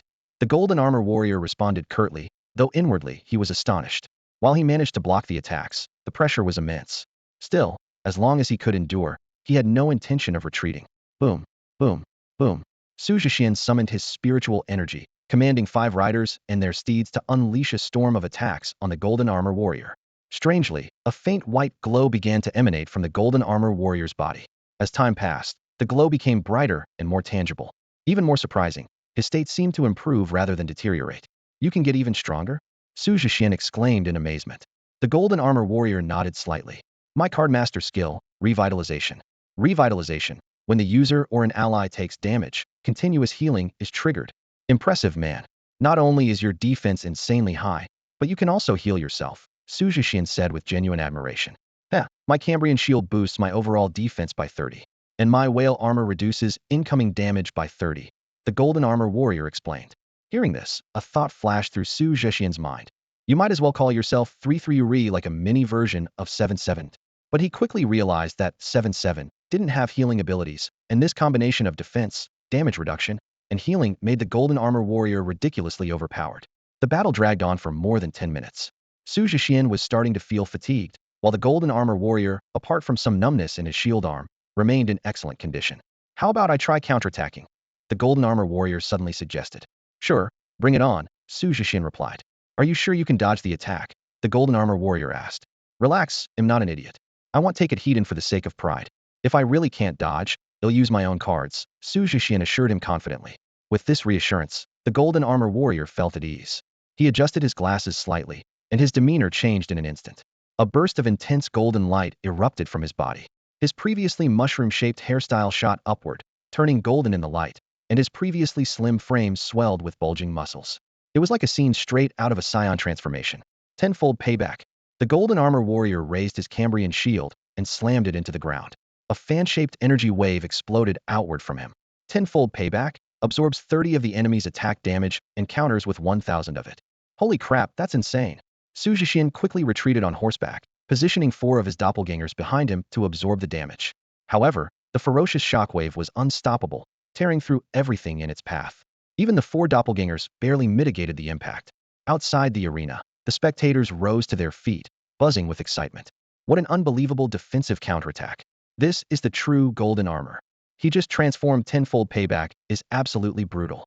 Finally, we get to see Xu Zhexian take a loss. Too bad it's not one of us who defeated him, but it's still satisfying to watch. As expected, the most low-key ones are always the real powerhouses. Golden armor is incredible. On the arena stage, Xu Zhexian did look a bit disheveled. Faced with the oncoming shockwave, he seemed to have no other options, either concede defeat or manifest his own card. But in that critical moment, he turned his head slightly, and that simple action sparked an idea for a countermeasure. Playing games does have its perks, hee. On the martial arts arena, at a critical moment, Xu Zhexian leapt into the air from his horse. Twisting his body midair, he thrust his formidable Fontian halberd toward the ground like a bolt of lightning. The tip of the halberd pierced deeply into the solid ground. Xu Zhexian landed lightly, balancing on 1 foot atop the halberd's shaft, a height that perfectly allowed him to evade the surging shockwave below. Standing there with an air of defiance, his hands clasped behind his back, Xu Zhexian gazed coldly over the entire arena. This scene showcased his untamed charisma to the fullest, far outshining any ordinary display of skill. Huang Jinjia watched in stunned disbelief, his glasses nearly slipping off his face. The audience of scholars and their families below the stage were equally astonished. They looked on in amazement. Xu Zhexian had not only evaded the attack flawlessly, but had done so without using any cards, creating such a breathtaking moment in the midst of danger. The male scholars, however, reacted with frustration, angrily throwing their water bottles to the ground. This Xu Zhexian, they thought. It's bad enough he's overwhelmingly powerful, and even worse that he's incredibly good-looking, but now he has to show off like this? It's infuriating. The female scholars, on the other hand, had an entirely different reaction. Several of them were so overwhelmed by his dashing display that they fainted on the spot. Even though they were highly skilled themselves, they couldn't withstand this kind of heart-stopping charm. I can't take it anymore, it's too handsome. My heart can't handle it, one exclaimed. Another added, if I could be his girlfriend, I wouldn't mind driving luxury cars or living in mansions for his sake. Keep dreaming. Xu Zhexian belongs to all of us, other girls chimed in passionately. In no time, Xu Zhexian had unknowingly gained a fervent group of female fans. If it weren't for the strict confidentiality rules of the Wanxiang selection, this dazzling moment would surely have gone viral. Outside the arena, Li Qingyan turned to Yu Liuli and said, "Looks like you don't have to worry about Xiao Wu struggling to find a partner." Yu Liuli shook her head and replied, "No, what I'm worried about is him having too many potential partners." "That won't be a problem," Li Qingyan said with a sly smile, pointing to Jiang Wenzhou on the screen. "Don't overlook her." Unlike the other girl's excitement, Jiang Wenzhou remained composed. She smiled faintly, her eyes curving gently, with dimples subtly appearing a warmth as bright and serene as a spring day. Li Qingyan had always been a firm supporter of the Xian wine pairing, having witnessed Jiang Wenzhou's quiet care for Xu Zhexian. And Xu Zhexian's willingness to venture into the realm of mist for Jiang Wenzhou was proof enough that some people were simply irreplaceable. Yu Luli's face lit up with a smile as well. They'll be facing off later, won't they? I'm even more excited for that now. Li Qingyan's expression softened into a knowing, almost maternal grin. Back on the stage, Xu Zhexian remained oblivious to the fact that he had once again become the subject of fan-paired fantasies. He gracefully leapt down from the halberd shaft and reclaimed the Fangtian halberd in his hands. "How are you holding up?" he asked. Huang Jinjia, panting heavily, looked up and replied, "I'm fine, just a bit drained." "You're really strong. Few people can dodge that move of mine." "Not too bad," Xu Zhexian remarked, shaking his head. "After all, you gave me a warning in advance. If you had unleashed that tenfold return without any notice, I probably wouldn't have been able to react in time." His words were not out of humility. Had Huang Jinjia suddenly used tenfold return during Xu Zhexian's offensive, the outcome could have been vastly different. "Hey, quick question. When Cambrian shield slammed the ground earlier, your water-spouting turtle didn't get hurt, did it?" Xu Zhexian's eyes flashed with a hint of concern as he looked at his opponent. Golden Armor paused briefly, then broke into a confident smile. "Not at all. That's one of its traits." "Impressive," Xu Zhexian praised. "So are we still fighting?" "Of course. I haven't conceded yet." Golden Armor raised the Cambrian shield once more, his fighting spirit blazing. Xu Zhexian beamed. "You truly live up to your name, Golden Armor of 100 battles." "Thanks. Maybe he'll even get you to use your own card." Golden Armor's voice brimmed with confidence. He'll think about it." Xu Zhexian's simple response sent a ripple of anticipation through the audience. Everyone held their breath, eager to witness his true strength and see what his personal card might look like. Is he finally going to make his move? Guess waiting all day wasn't in vain. It's kind of depressing, though. We've been fighting him all day and still haven't forced him to go all out. The crowd murmured in excitement, their voices rising and falling. Against Golden Armor's nearly impenetrable defense, Xu Zhexian's current attacks were proving ineffective. Now, he was left with two choices, either summoning Zheng or Bai Qi, either of whom could instantly overpower Golden Armor, or unleash the spiritual energy version of Tenfold Annihilation or 10 Suns Ablaze. Seeing the expectant look in Golden Armor's eyes, Xu Zhexian decided on a compromise. "If you can withstand this next move, I promise to use my card." "You have my word." "Really?" Golden Armor's eyes lit up. "Bring it on. I'm confident in my defense." "All right." Xu Zhexian leapt onto Xu Huang, this time alone, without any companions. In his hand, the Fangtian halberd glimmered in the sunlight, blazing like the peak of summer's midday sun. He began to gather power, spinning the halberd in preparation for a devastating strike. Tenfold Annihilation. The spiritual energy version of Tenfold Annihilation erupted with the force of primordial chaos splitting the heavens and earth. Golden flames surged out in all directions, their overwhelming power dominating everything in their path. Boom. The golden Fangtian halberd struck Golden Armor's Cambrian shield with tremendous force. Golden Armor was driven into the arena floor like a nail, the sheer power smashing the platform into a web of cracks. The searing golden flames melted both the Cambrian shield and the Xianwei armor entirely. What? The power of this technique exceeds even the heaven tier. Bai Yueming shot to his feet, the shock evident in his voice. Even through the water mirror, he could feel the earth-shattering force of the attack. He's been holding back this whole time. And now he's finally showing his strongest move, Xiao Wujiang said, stunned. What kind of monster did the Wanxiang Academy admit this year? Compared to him, students from previous years seem so ordinary. Adding in the move he used at the Li Manor, does this technique have 5 forms? Li Qingyan turned to Yu Liuli. Don't ask me. I have no idea. Yu Liuli shook her head with a wry smile. It was only now that she realized how laughable her earlier training sessions with Xu Zhexian had been. She thought she was pushing him to his limits, proud of herself for bringing out his potential. But in reality, her son had merely been humoring her. The sheer power of this strike left even the strongest among them uneasy. Lu Zhan and Xia Siming spoke in unison. If it weren't for the need to familiarize him with each champion's abilities, over 100 champions together might not be enough to take him down. I think I finally understand the resentment of those trial participants during the Battle of the Stags. Su Zhonglo laughed heartily. What can I say? When your son's this strong, you can't help but feel proud. Back on the arena, Xu Zhexian dug the unconscious golden armor out of the rubble. Even with his formidable defenses, golden armor couldn't withstand such an attack at his current level. Hey buddy, wake up. Xu Zhexian lightly patted golden armor's cheek until he slowly regained consciousness. Golden armor trembled as he adjusted his now broken glasses and weakly muttered, I surrender please, no more. Stop talking nonsense and snap out of it. Xu Zhexian shook Huang Jinjia's shoulders firmly until he finally woke up from his nightmare. Huang Jinjia instinctively patted himself down, checking that all his limbs were intact, and exhaled deeply. I swear I'll never boast again. For a moment there, I really thought I was done for. His voice still carried traces of lingering fear, as the terrifying impact of Xu Zhexian's 10 Directions annihilation move echoed deep within his soul. That kind of near-death experience, one that struck directly at the core, was something few could claim to have endured, let alone survive. Thank goodness Su Xiang'e was merciful, or would be preparing for a funeral right now. The champions exchanged glances, their expressions a mix of awe and relief. Even Qin Shi Huang and Wu Weiwei shook their heads in amazement.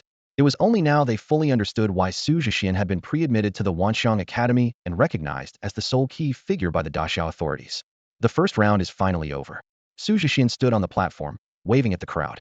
Though his body could still hold up after a full day of trials, the exhaustion on his face was undeniable. Just as he was helping Huang Jinjia off the stage, a voice suddenly rang out from the crowd. Wait a minute. It's not over yet. Huang Jinjia was number 106. Aren't we still missing someone? The crowd exchanged puzzled looks, and then, as if struck by a collective realization, exclaimed, oh right. The most beautiful one, Fairy Jiang. All eyes immediately turned to Jiang Wenzhou, who was quietly enjoying fish tofu paired with a sip of bamboo wine in the corner. The sudden attention caused her cheeks to flush red. Though the night offered some cover, for someone with social anxiety, being thrust into the spotlight like this was overwhelming. She quickly pulled Jiang Huaxiong in front of her as a shield. Brother, I can't handle this. Everyone's staring at me. You're handsome, incredibly handsome. You've got nothing to fear. On stage, Xu Zhexian couldn't help but chuckle as he witnessed the scene. She doesn't need to compete. I know her well, he said casually. His remark instantly set off a flurry of speculation among the crowd. So they really do know each other. Does this mean I've been unknowingly competing for Xu Zhexian's love interest? No way. They have to fight it out. I need closure. Why does she get a free pass? The uproar grew louder as Xu Zhexian sighed, realizing his plans for an early end to the day had just gone up in smoke. Meanwhile, Jiang Wenzhou, having composed herself, stood up and adjusted her attire. Her serene and elegant demeanor returned, her Ming-style hanfu accentuating her quiet grace. As she stepped onto the stage, the moonlight shone brightly overhead, leaving the crowd wondering whether the moon was more radiant or the person before them. Huang Jinjia glanced at Xu Zhexian, then at Jiang Wenzhou, and wisely decided, I think I'll just head down now. Standing on the platform, Jiang Wenzhou asked softly, how shall we compete? Xu Zhexian's lips curved into a smile as he looked gently at Jiang Wenzhou. Jiang Wenzhou blinked her bright eyes and playfully said, then let's go with the simplest competition from Bamboo Village, so you won't get too tired. All right, Xu Zhexian immediately understood her meaning. The simplest competition in Bamboo Village was a test of strength. Whoever was stronger would win. Simple and straightforward. Of course, Jiang Wenzhou had no intention of competing with Xu Zhexian in raw strength. With a wave of her hand, golden light shimmered, and she summoned the upgraded version of Abeo Panda Ducom. Although Abeo still retained his round, adorable panda appearance, his aura had grown significantly stronger, a clear sign of his reconstruction upgrade to gold tier quality. Xu Zhexian put away his Fangtian halberd and smiled.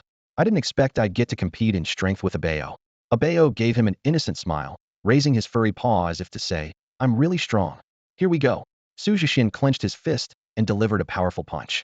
Abeo's aura erupted like he was entering an unstoppable mode, and he unleashed his own punch. Boom. The moment their fists collided, the recently repaired arena shattered once more. If the arena had a consciousness, it would probably be cursing by now. Abeo was sent flying into the starry sky, disappearing as a speck of light in the distance. I lost. I won. Xu Zhexian and Jiang Wenzhou exchanged smiles. From the very beginning, this contest wasn't about winning or losing, it was just to satisfy the onlookers. Jiang Wenzhou couldn't bear to let Xu Zhexian exhaust himself, and Xu Zhexian couldn't bring himself to go all out against Jiang Wenzhou. What? That's it? It's over already? Wow. Are you two just playing rock, paper, scissors here? No, it's like they're just toying with us. We're the monkeys being entertained. Not just that, don't you feel like they're flaunting their sweetness in front of us? It's unbearable. Can someone call a healer? My dad's diabetes is acting up. This sweetness is going to kill him. The scholars were hopping mad, but there was nothing they could do. They had fought, after all, and the rules never stated they had to fight to the death. The most frustrated among them was Li Qingyan. How could you do this? This is not how it's supposed to go. The proper script involves exchanging glances and tender feelings during the duel, creating an emotional entanglement. What is this force-feeding us sugar? It's too sweet, ugh. Xiao Wujiang shook his head and sighed. As a proud vermilion bird inspector, this behavior is utterly unbecoming. Mind your own business. Believe it or not, I'll have my master tear down your academy. Never mind, Xiao Wujiang said, his face changing instantly at the mention of Li Qingyan's master. He vanished without a trace. Ha, coward. My master deserves better. The crowd in the palace burst into laughter. Li Qingyan's master was indeed Xiao Wujiang's Achilles heel.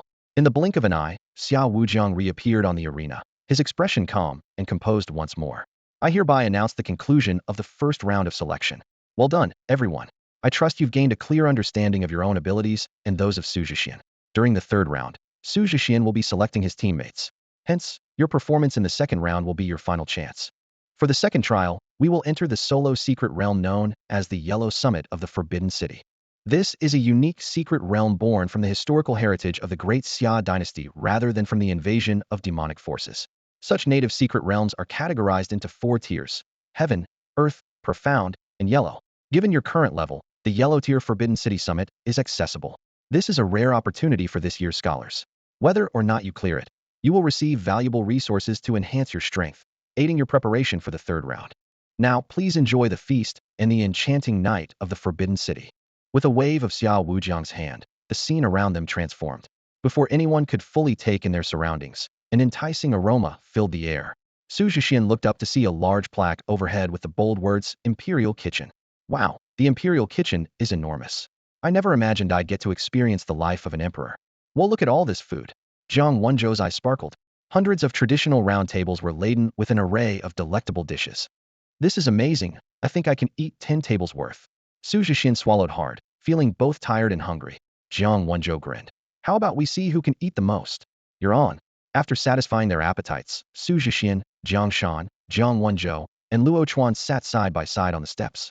Xu Zhexian had promised to help Luo Chuan rank up, but, big brother, your card hero has long-range attacks. Why are you building tank items? No, don't steal my siege minion. Go to the jungle and farm monsters. Hey, join the team fight. Why are you standing in the fountain? Oh, you're buying items? I can't carry this, I really can't. The 4 of them spent the evening learning firsthand what it meant to play a 4v6 ranked game. No wonder Luo Chuan couldn't climb out of silver rank. The next morning, in the martial arts training ground of the Forbidden City, the top scholars had gathered, brimming with energy. The exquisite delicacies from the Imperial Kitchen the night before were not only delicious, but also had miraculous effects in restoring mental strength. Coupled with the nourishing spiritual aura unique to the palace, everyone felt in peak condition like never before. No wonder the Wanxiang Academy is so renowned. Their resources are truly unmatched, the scholars murmured to themselves. Today's challenge is an individual trial in the secret realm, finally sparing us from being crushed by Xu Zhexian. With that thought, their spirits lifted even further. Xiao Wujian and Luo Chuan arrived on time. Xiao Wujian, clad in a dignified Ming-style hanfu, exuded an air of authority. Luo Chuan, on the other hand, had undergone a forced makeover. At Xiao Wujian's hands, his signature greasy long hair was gone, replaced by a shiny bald head. To cover up the awkwardness, he donned a small soldier's helmet, which clashed hilariously with his flying fish robe, making him a comical sight. Puffed, Xu Zhexian couldn't hold back his laughter. The absurd scene reminded him of the illusion mask his elder brother, Xu Tianxian, had gifted him. He silently felt grateful, thinking, if I ever end up in such an embarrassing situation, at least I could wear a different face and let someone else take the fall. Silence. Xiao Wujian raised a hand to signal calm. Today, we will open the secret realm known as the Summit of the Forbidden. This trial embodies the legacy of my great Xia ancestors. I hope all of you can appreciate the greatness of our heritage as you face its challenges. He elaborated. The Summit of the Forbidden consists of 99 levels. Every 10 levels, you will receive treasures as rewards. These could include experienced spirit pearls, rare materials, martial arts manuals, or even soul pearls, priceless treasures. Each level offers unique rewards tailored to the challenger, guaranteed to be the most suitable for the recipient. Starting from the first level, the Guardians are at the 1-star silver rank, with difficulty increasing progressively. Each Guardian possesses special abilities. How far you can climb depends solely on your strength. This is practically a treasure trove. The scholars were eager, rubbing their hands in anticipation. We have to give it our all. Opportunities like this are rare. Xiao Wujin chuckled. Hold your excitement. Let Xu Zhexian demonstrate first. The summit of the forbidden is not as easy to conquer as it seems. Xu Zhexian rolled his eyes. Why is it always me?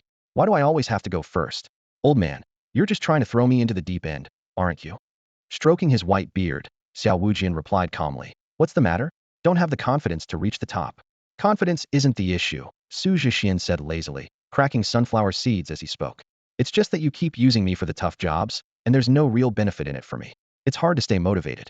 Oh, and what kind of benefit would motivate you? Xiao Wujin asked. Xu Zhexian's eyes lit up. If I clear the yellow tier of the summit of the forbidden, you have to let me visit the black tier. Even if I can't beat it, I just want to see it for myself.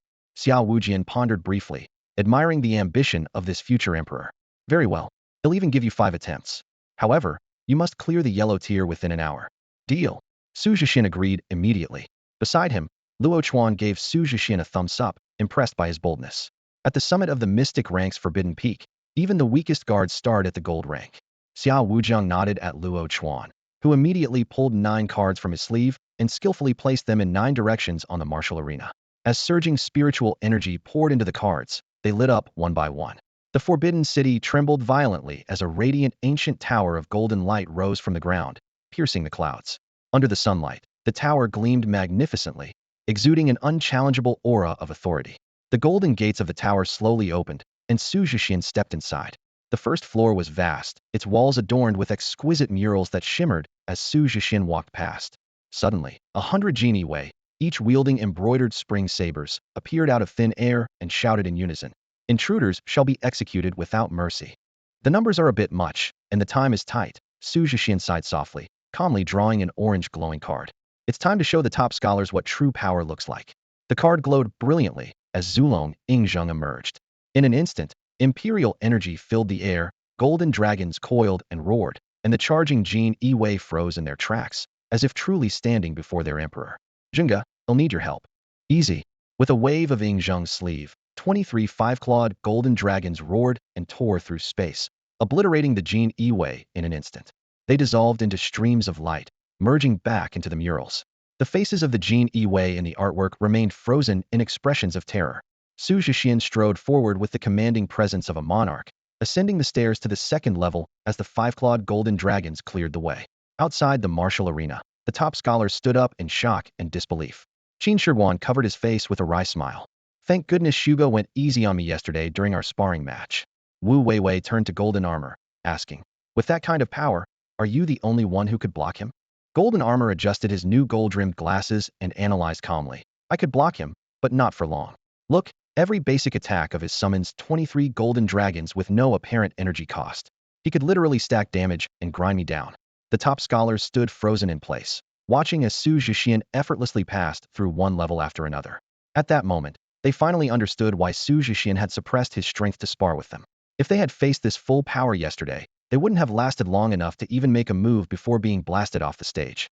As they stared at Xu Zhexian's retreating figure, a single thought crossed all their minds. Big shot. Please take us with you. Although he had watched the video before, the overwhelming sense of awe upon seeing it with his own eyes compelled by Yueming to stride quickly toward the water mirror. Within the reflection, a majestic golden 5-clawed dragon swirled and danced, exuding an aura of authority and sanctity that made it impossible for him to look away. As a native of Daxia, he felt an innate connection to the dragon of his homeland. On the spiritual battlefield, he had encountered dragons from other nations, but they resembled winged lizards more than anything else. Compared to the imposing presence of this 5-clawed golden dragon, the difference was like night and day. The appearance of the 5-clawed golden dragon is an omen of Daxia's prosperity, Xia Siming remarked with a smile, patting Xiao Wujiang on the shoulder. This emperor has a far stronger starting point than any ordinary card master. I'm afraid you're going to lose this bet. Back in the palace, Xiao Wujiang gazed at the image of the golden dragon dancing wildly in the water mirror, his expression calm and composed. Winning or losing doesn't matter. We had already planned to devote all our resources to nurturing him. Today, he can vanquish the guardian of the secret realm in an instant. Tomorrow, he'll be able to slay demons and monsters, and even eliminate those with malicious intent. His lips curved into a faint smile. Xu Zhexian's strength is Daxia's strength. If Daxia is invincible, why would I, Xiao Wujiang, not rejoice? Daxia eternal, flourishing for all generations. At that moment, Xu Zhexian was making rapid progress through the secret realm. While the strength of the guards increased layer by layer, he effortlessly overcame them using Zheng's overwhelming attacks and his own martial skills. To save time, he summoned the 8 steeds, riding the fiery red Qi Ji himself, while Zheng mounted Yulun. Together, they surged forward like a gust of wind, swiftly reaching the 90th floor. Along the way, Xu Zhexian reaped considerable rewards. 9 different materials needed for card crafting and weapon forging, as well as 2 spirit pills that boosted experience points. Consuming the pills instantly raised his level by 1 star, a far easier process compared to the usual grind. Though he didn't obtain any life essence since the guards weren't demons, Zheng's fortune value accumulated rapidly in this realm, reaching 50,191 points. With the support of the Imperial Jade Seal, the maximum could go up to 99,999 points. This amassed fortune would prove invaluable during the upcoming 3 Kingdoms competition. On the final floor, Xu Zhexian and Zheng encountered a fearsome general whose presence was nothing short of intimidating. Clad in iron armor that gleamed with a cold brilliance and wielding a frosty iron spear, the general's piercing gaze locked on Xu Zhexian with an icy determination. His power was at the 1-star gold tier, a seemingly small step above the 10-star silver tier, but in reality, the gap was immense. Facing such a formidable opponent, Xu Zhexian decided to hold nothing back. Since Zheng had already been summoned, he might as well orchestrate a grand assembly of the Qin dynasty's imperial card set. 3 beams of golden light illuminated the space as Li Si, the eternal prime minister, Meng Tian, the defender of the frontier, and Bai Qi, the god of slaughter, all materialized one after another. 3 heroic spirits appeared on the battlefield simultaneously, each accompanied by one of the 8 fine warhorses carefully selected by Xu Zhexian. At this moment, aside from holding back his trump card, the 3,000 elite warriors of the Qin Empire had already revealed all his other cards. My god, the top scholars watching from the sidelines were utterly stunned. An orange card and 3 gold cards, all at 10-star level. This is impossible. They instinctively rubbed their eyes, as if waking from a dream. After all, each of them typically only had 1 core card and 1 support card on average. Yet Xu Zhexian not only had 4 cards, but they were all the most difficult to cultivate. Heroic spirits. Is he really in the same cohort as us? Someone murmured in disbelief. This is just too absurd. If these scholars were considered the prodigies of their generation, then Xu Zhexian was the god standing atop the pinnacle of all prodigies. Not only were the scholars shocked, but even their parents were left speechless. At the high school graduation stage, disregarding swarm tactics, Xu Zhexian was the first genius to possess such an extensive array of cards. No wonder he could single-handedly take on hundreds of opponents with ease. This was the true source of his confidence. Even the prominent figures present dared not claim they could definitively defeat Xu Zhexian, let alone these newly graduated high school students. Inside the palace, all the influential figures turned their attention to Su Zhongluo and Yu Liuli, Xu Zhexian's parents. Faced with the questioning gazes of the crowd, the couple could only shrug helplessly. Don't look at us like that. We don't know when he got another heroic spirit card either. Even Su Zhongluo and Yu Liuli were shocked by their son's prowess. Xu Zhexian's rate of growth had already surpassed the realm of normal genius, heading straight into the territory of the extraordinary. Wujiang, seal this information immediately. That's an order. Bai Yueming instructed Xiao Wujiang gravely. If this news got out, the rival nations would likely cancel the upcoming Tri-Nation competition by tomorrow. Understood. Xiao Wujiang responded promptly. I will coordinate with all the scholars and their families to temporarily reside in the Forbidden City until after the Tri-Nation battle. With the Forbidden City under his control, no one would be able to leave without his permission. Bai Yueming added. I'm sure everyone will cooperate once we explain the reasoning. Besides, training within the Forbidden City offers many benefits. They'll likely be eager to stay a few extra days. The new generation of heavenly stars and earthly fiends is arriving tomorrow. They should remain as well.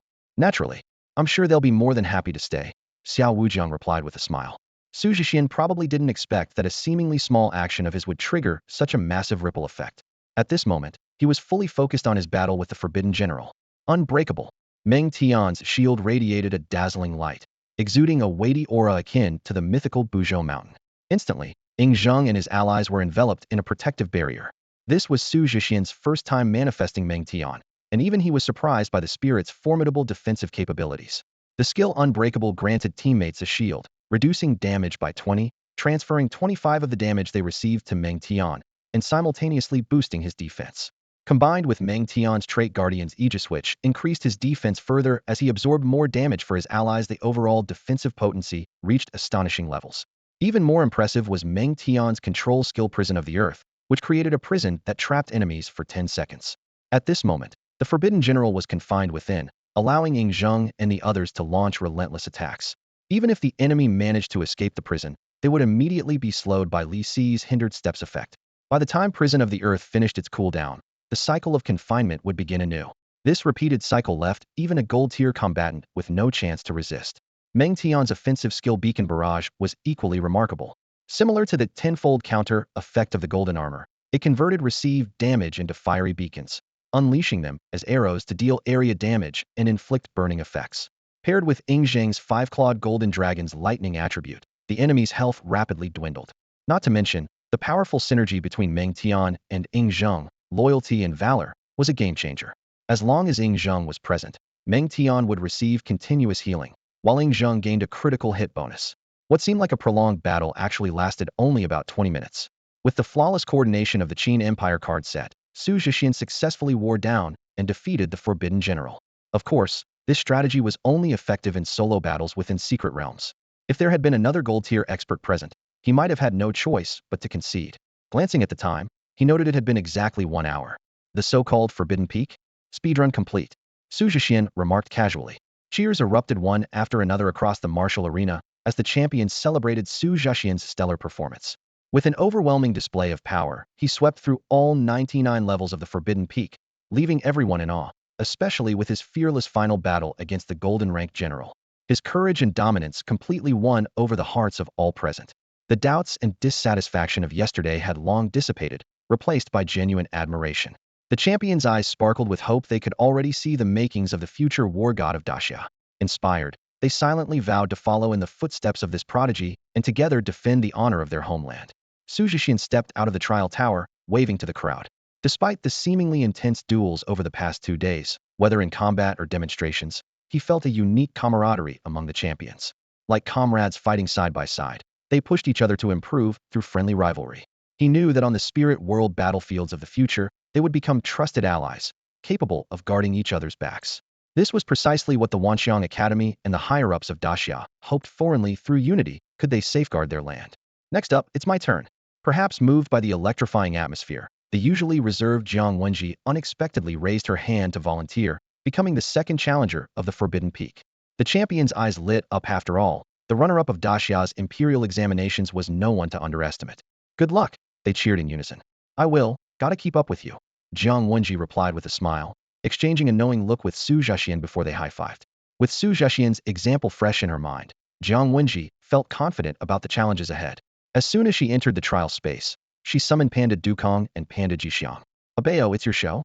Jixiang, and I will back you up. Roar! Dukong let out an excited growl as his form expanded, his Qinglong crescent blade gleaming coldly in his hands. Transformed into a fearless warrior, he charged into the fray, slashing through the ranks of the Imperial Guards with arcs of crescent-shaped blade energy. Jixiang, buff Abeo. Jixiang clapped her paws together, releasing a crimson glow that first enveloped her, then spread to Dukong. In an instant, Dukong seemed to embody a fiery war god, his Qinglong crescent blade blazing with flames that scorched the surrounding Imperial Guards. Impressive. Jiang Wenji cheered for the flawless teamwork. It was her first time activating Jixiang's special abilities. Panda Jixiang possessed 5 elemental skills, each with 2 states, one for buffs and one for attacks. Take Jixiang Fire. As an example, its first state boosts a teammate's fire damage and resistance, while the second state summons a Fire Phoenix for area attacks. Besides fire, Jixiang also harnessed gold, wood, water, and earth elements, totaling 10 unique skills. Even Xu Zhexian couldn't help but marvel at her power, understanding why the younger generation of bamboo pandas revered Jixiang as their leader. With such synergy, Jiang Wenji ascended the Forbidden Peak with unstoppable momentum, just like Xu Zhexian. However, upon reaching the final level, facing the formidable Zijing general, she made a few probing attacks before decisively choosing to retreat. She certainly didn't possess Xu Zhexian's ability to wear down opponents through sheer persistence. Even so, her performance was nothing short of spectacular. Jiang Wenjiu held 2 cards in her hands, one specialized in close combat, with flashing blades delivering devastating attacks, while the other combined powerful support abilities with terrifying combat skills. On the battlefield, she moved like a graceful butterfly, her light and agile steps leaving no room for the Jinyui to evade. In mere moments, a swath of them had fallen. The top scholars watched in awe, unable to tear their eyes away, and exclaimed, Fairy Jiang and Xu Zhexian truly are a match made in heaven. This dazzling display ignited their fighting spirit, and one after another, they stepped onto the purple Forbidden Peak to take on new challenges. Only the golden armor scholar chose to go last.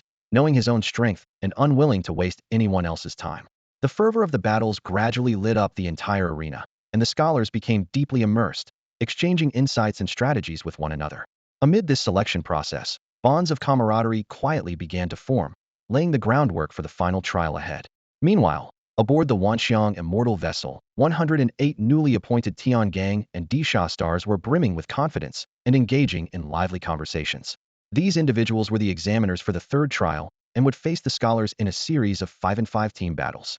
Though they had suppressed their full power, they had their own motives. They were eager to encounter Xu Zhexian. Finally, we'll have the chance to settle the score.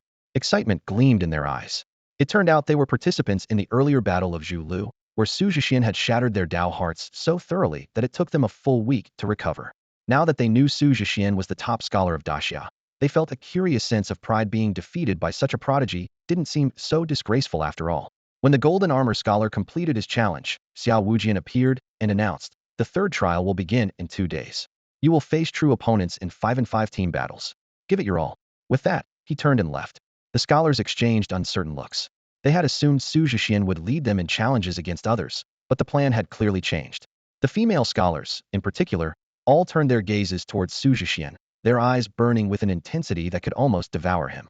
"If I can't be his girlfriend, at least let me be his teammate," they thought.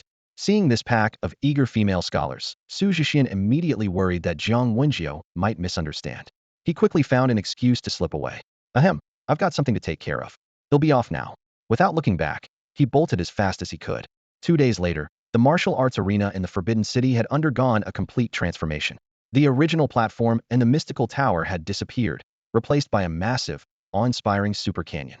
This was no ordinary canyon. It was a flawless replica of the Glory Canyon map, with every detail matching the scenes from the Cardmaster Glory game down to the finest precision.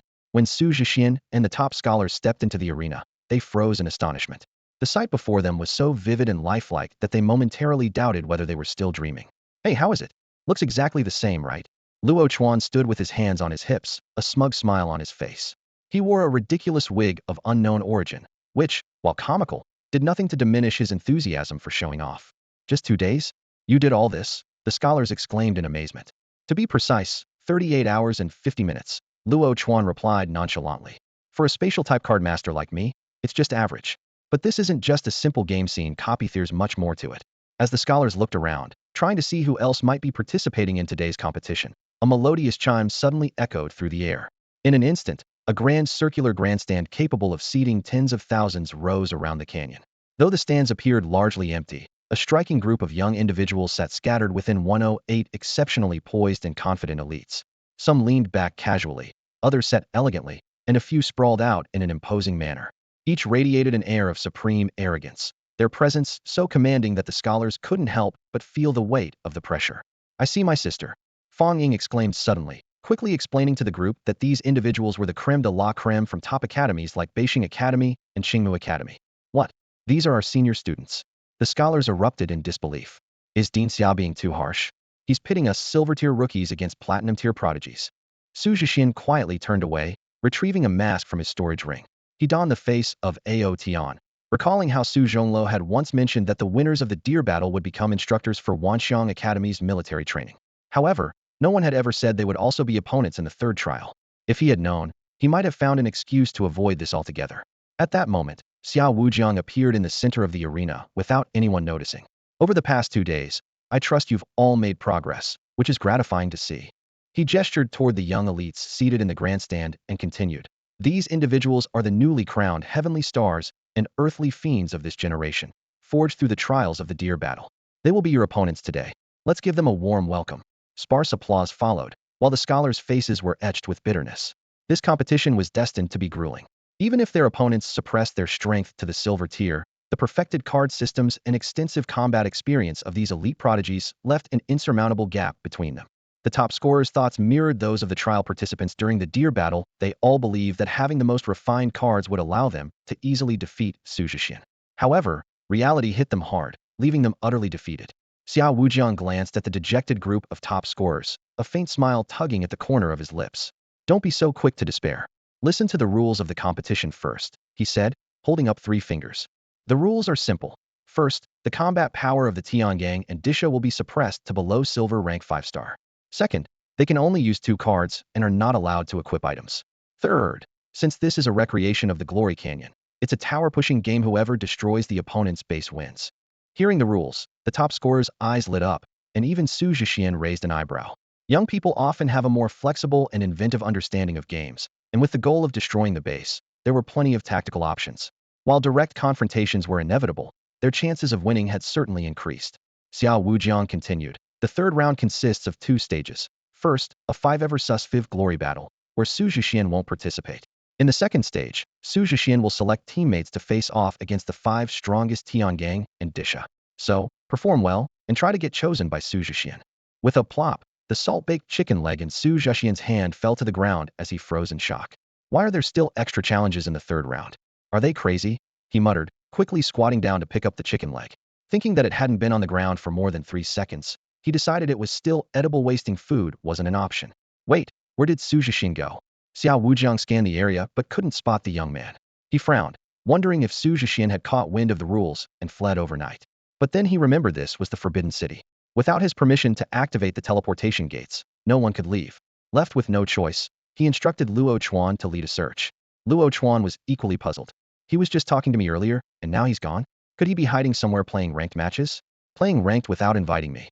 Meanwhile, the Tiangang and Disha in the stands were also searching around, hoping to catch a glimpse of Xu Zhexian's reaction, but the young man had denied them the opportunity. Putting aside this minor hiccup, Xiao Wujiang went on to explain the specific rules of the Glory Canyon. The canyon was filled with wandering demons and monsters. Upon entering, card masters could only rely on their own strength to defeat these creatures and earn points. Points could then be used to unlock card usage rights. The first card required 100 points, the second 500 points, and unlocking card master skills also consumed points. Soon, the first match began. Fong Ying's team faced off against 5 members of the Tiangang and Disha. Fong Ying's team had a solid lineup.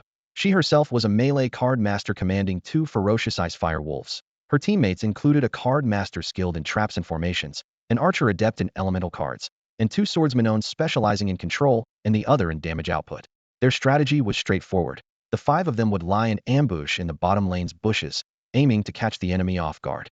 The plan was to take out 2 opponents, gain control of the bottom lane and jungle area, and swiftly clear the enemy's jungle monsters. This way, they could accumulate points quickly, unlock cards or skills early, and leverage this advantage to dominate the middle and top lanes. As long as we unlock our cards first, we can suppress them. Without cards or skills, what can the Tiangang and Disha do against us? Fong Ying said confidently. 30 seconds later, the 2 teams bumped into each other in the bottom lane bushes. What theory camping here too? Both sides exclaimed simultaneously, clearly not expecting the other team to use the exact same tactic. With no other choice, it came down to a heated clash. Whoever had the upper hand would claim the bottom lane. In an instant, the 10 players were locked in a chaotic melee, and the battle escalated into intense action. Fong Ying's team suffered a crushing defeat in their first team battle. 3 members were sent back to the base, while the other 2 fled in disarray. Their opponents, leveraging both their age advantage and superior skills, mercilessly overwhelmed the rookie team without showing the slightest hint of mercy. While analyzing the situation, the rookies cheered themselves on, determined to regroup. They realized their opponents were also employing psychological tactics, but hadn't expected them to target their juniors so ruthlessly. Meanwhile, the Tiangang Disha team appeared calm and confident, as if silently mocking them. Think you can outwit us? You're far from it. Well, Fong Ying, looks like your little sister's about to cry, someone teased. Fong Ying's lips curled into a knowing smile. It's fine. This is all part of the journey. You learn from your setbacks. She remembered how she herself had once been brought to tears by Xu Zhexian in the past. That experience had driven her to fight harder in the subsequent Zhu Lu battle, where she ultimately claimed 3rd place and earned the title of Tianji Star. What she didn't know, however, was that Fong Ying had also endured a similar defeat at Xu Zhexian's hands. Where's Xu Zhexian anyway? Someone asked, glancing around. With his skills, he's not the type to run away. We'll get our chance to properly deal with him in the next round.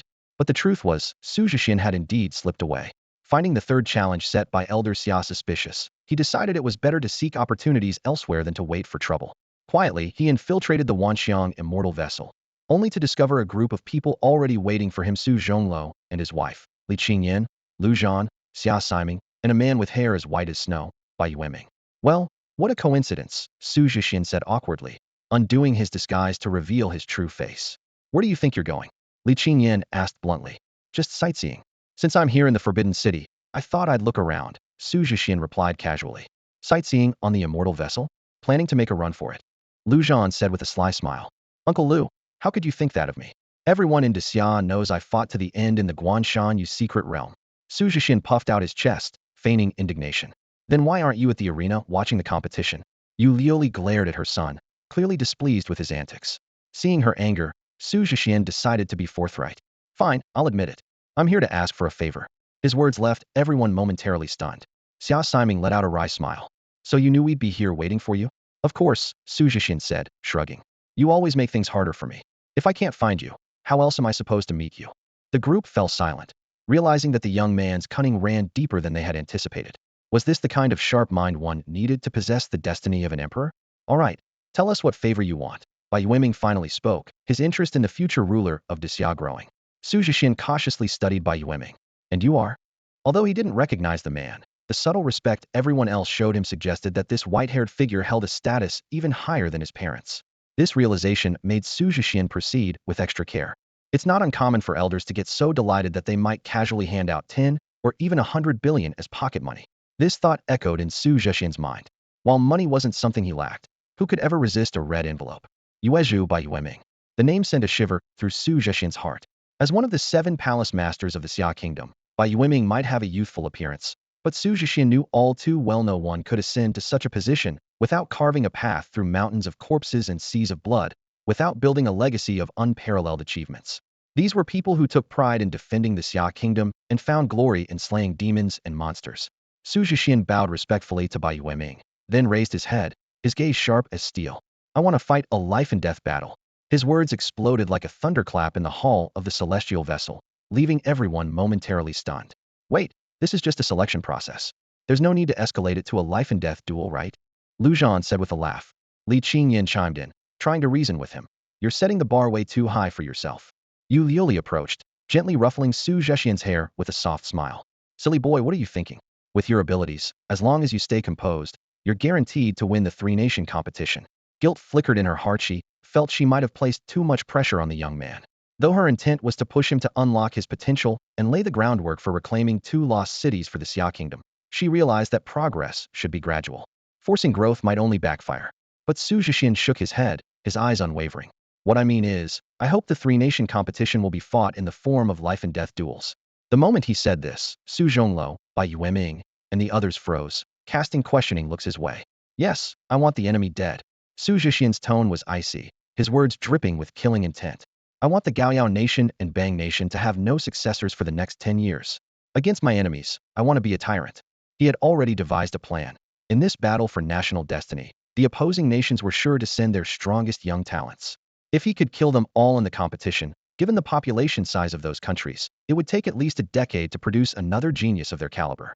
This would create a gap in their succession and, more importantly, serve as vengeance for the Xia kingdom's card masters who had sacrificed themselves deep in enemy territory to retrieve the sealed artifacts. Blood debts must be repaid with blood. Why not start collecting interest now? The hall fell silent. These high-ranking individuals found themselves awed by the presence of an 18-year-old. They had thought he was merely a child acting out, asking for candy. But Xu Zhexian was demanding a fight to the death. To die on the battlefield for one's country, what need is there to return wrapped in a horsehide shroud? Bai Yueming pondered aloud after a moment of silence. You're suggesting that the Xia kingdom negotiate with the others to amend the competition rules. Exactly. Life and death are not to be questioned. I see.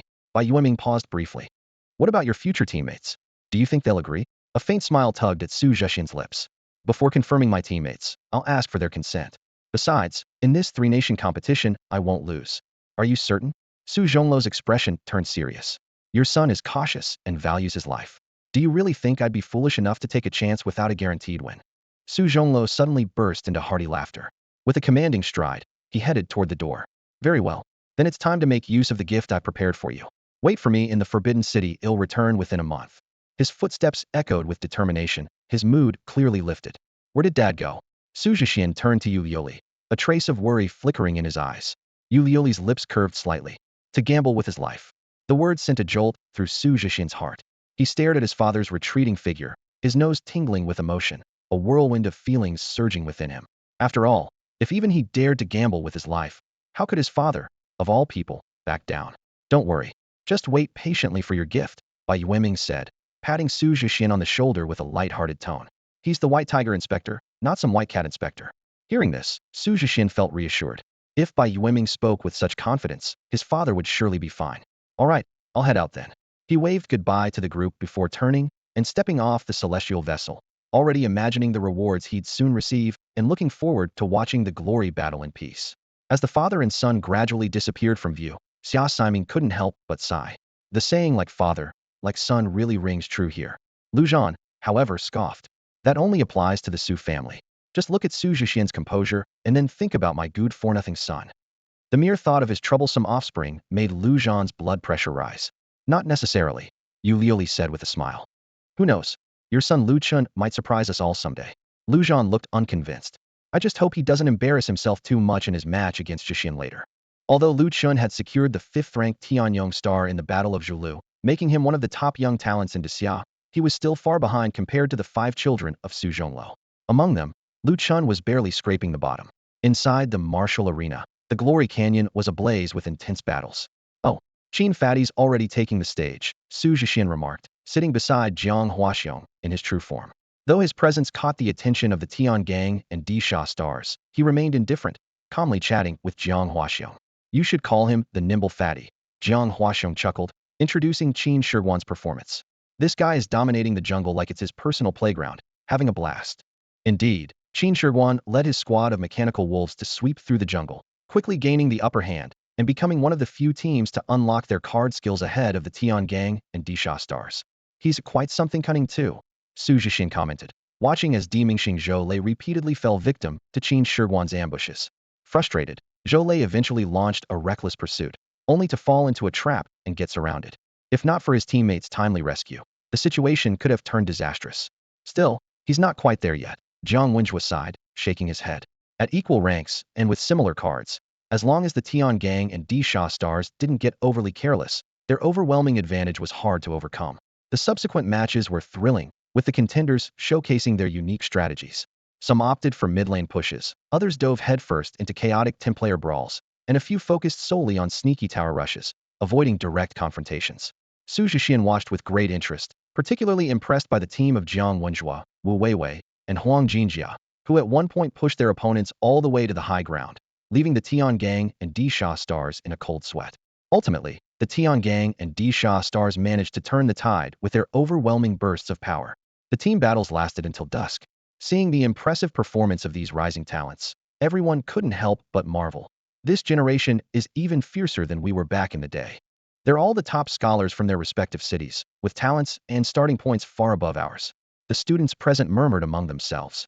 Someone mentioned that even among the ranks of the Tian Gang and Disha, there were those who only rose to prominence in the academy after 2 or 3 years of arduous training. Not everyone was born a champion. Though this duel ended in defeat, just being able to spar with the Tian Gang and Disha was a rare and valuable experience. We were so close to winning. Let's train harder in the academy for a while and then challenge them again, someone said, unwilling to accept the loss. Sounds good. But for now, let's watch Xu Zhexian's team. They might actually win, another suggested, drawing everyone's attention to the arena. The top scholars rested on the sidelines, their focus on Xu Zhexian's decision. After all, this was the true highlight of the selection process, the team that would represent Daxia in the upcoming competition. It was not only a supreme honor, but also a tremendous responsibility. If Xu Zhexian's team could defeat the strongest 5-member group of Tian Gang and Disha, their chances in the imminent 3-nation contest would significantly improve. At that moment, Xiao Wujian appeared once again, bathed in the glow of the setting sun. With a casual wave of his hand, the twilight vanished, replaced by a blazing sun hanging high in the sky. This display left everyone present stunned. Such mastery over the elements was a testament to the overwhelming power of the Grand Almoner of Wanxiang Academy. Xiao Wujian, aware of Xu Zhexian's conditions from earlier, admired the young man's courage and vision. There's no better stage for this battle of honor than under the brightest light. Xu Zhexian, have you made your decision? Xu Zhexian rose slowly to his feet. I've chosen the participants, but I have a few questions to ask first. Of course, it's entirely up to you, Xiao Wujian replied with a knowing smile and a nod. Xu Zhexian scanned the crowd, his gaze settling on the eager faces of the top scholars. Jiang Wenjiu, Qin Shi Huang, Wu Weiwei, Huang Jinjia.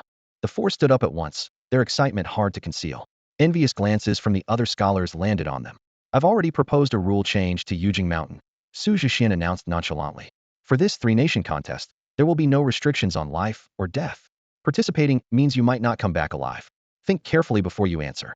The training ground fell into a stunned silence, followed by an uproar. What? He's proposing a life-or-death battle. Xu Zhexian, think this through. That's so bold and brave, but isn't it unnecessary? It's too risky. The top scholars gasped in disbelief. To many, Xu Zhexian's strength was already sufficient to secure victory in a standard competition. Reclaiming the two cities and restoring Daxia's fortune would have been enough. But if life and death were on the line, their enemies would undoubtedly resort to extreme measures. If Xu Zhexian, such a prodigious talent, were to fall, it would be an irreparable loss for Daxia. The parents in the crowd, though shocked, felt a deep respect. For an 18-year-old graduate to stake their life in such a way was an extraordinary act of courage. Yet, what was a single life compared to the restoration of Daxia's fortune? Without the resolve to face death, how could one speak of victory? The families of Jiang Wenjiu, Wu Weiwei, Qin Shi Huang, and Huang Jinjiao watched their children in silence, neither discouraging nor encouraging them, leaving the choice entirely in their hands. Jiang Wenjiu glanced at Xu Zhexian, uncorked the small gourd at his waist, took a hearty swig, and grinned. I'm in. To the death. Qin Shiguan's round face grew firm with determination. His father noticed the blazing light of unwavering resolve in his son's eyes. Wu Weiwei's Zuwei sword let out a clear, melodious hum. She gently ran her fingers along the blade, its cold gleam reflecting her resolve. Until the end. Huang Jinjiao removed his glasses, exhaled on the lenses, and wiped them clean. A faint smile tugged at his lips. No regrets. The entire arena was filled with solemn respect. To face death with such valor, to be so unyielding in one's youth, what an awe-inspiring sight. Starting today, from this very battle, we fight to the death. Xu Zhexian raised the small gourd handed to him by Jiang Wenjiu, took a deep swig, and his eyes shone with unwavering determination. As his voice fell, the 108 stars of Tiangang and Disha stood up in unison, their momentum surging like a tidal wave. Excellent. I admire your courage and resolve. We will give it our all. Let this battle serve as a prelude to the ultimate showdown, said Wan Ruofei, the Tiankue star and current champion of the Zhu Lu tournament, his voice steady and commanding. He then gestured with his arm, signaling the others. Tiangang star Cheng Xiong, Tianji star Fong Ying, Tianxian star Hu Lieji, and Tianyong star Lu Chen followed closely behind, stepping out from the stands in an orderly fashion. In an instant, the atmosphere of the Forbidden City erupted with fervor. Though the two sides had yet to cross swords, the tension was palpable, and the fighting spirit soared to the heavens. In the hearts of everyone present, this clash of honor had already escalated into a life-and-death struggle. Standing to the side, Bai Yueming wore a smile broader than any he had shown in decades. Watching this group of spirited youths, ready to dedicate everything for the glory of Daxia, his eyes grew misty.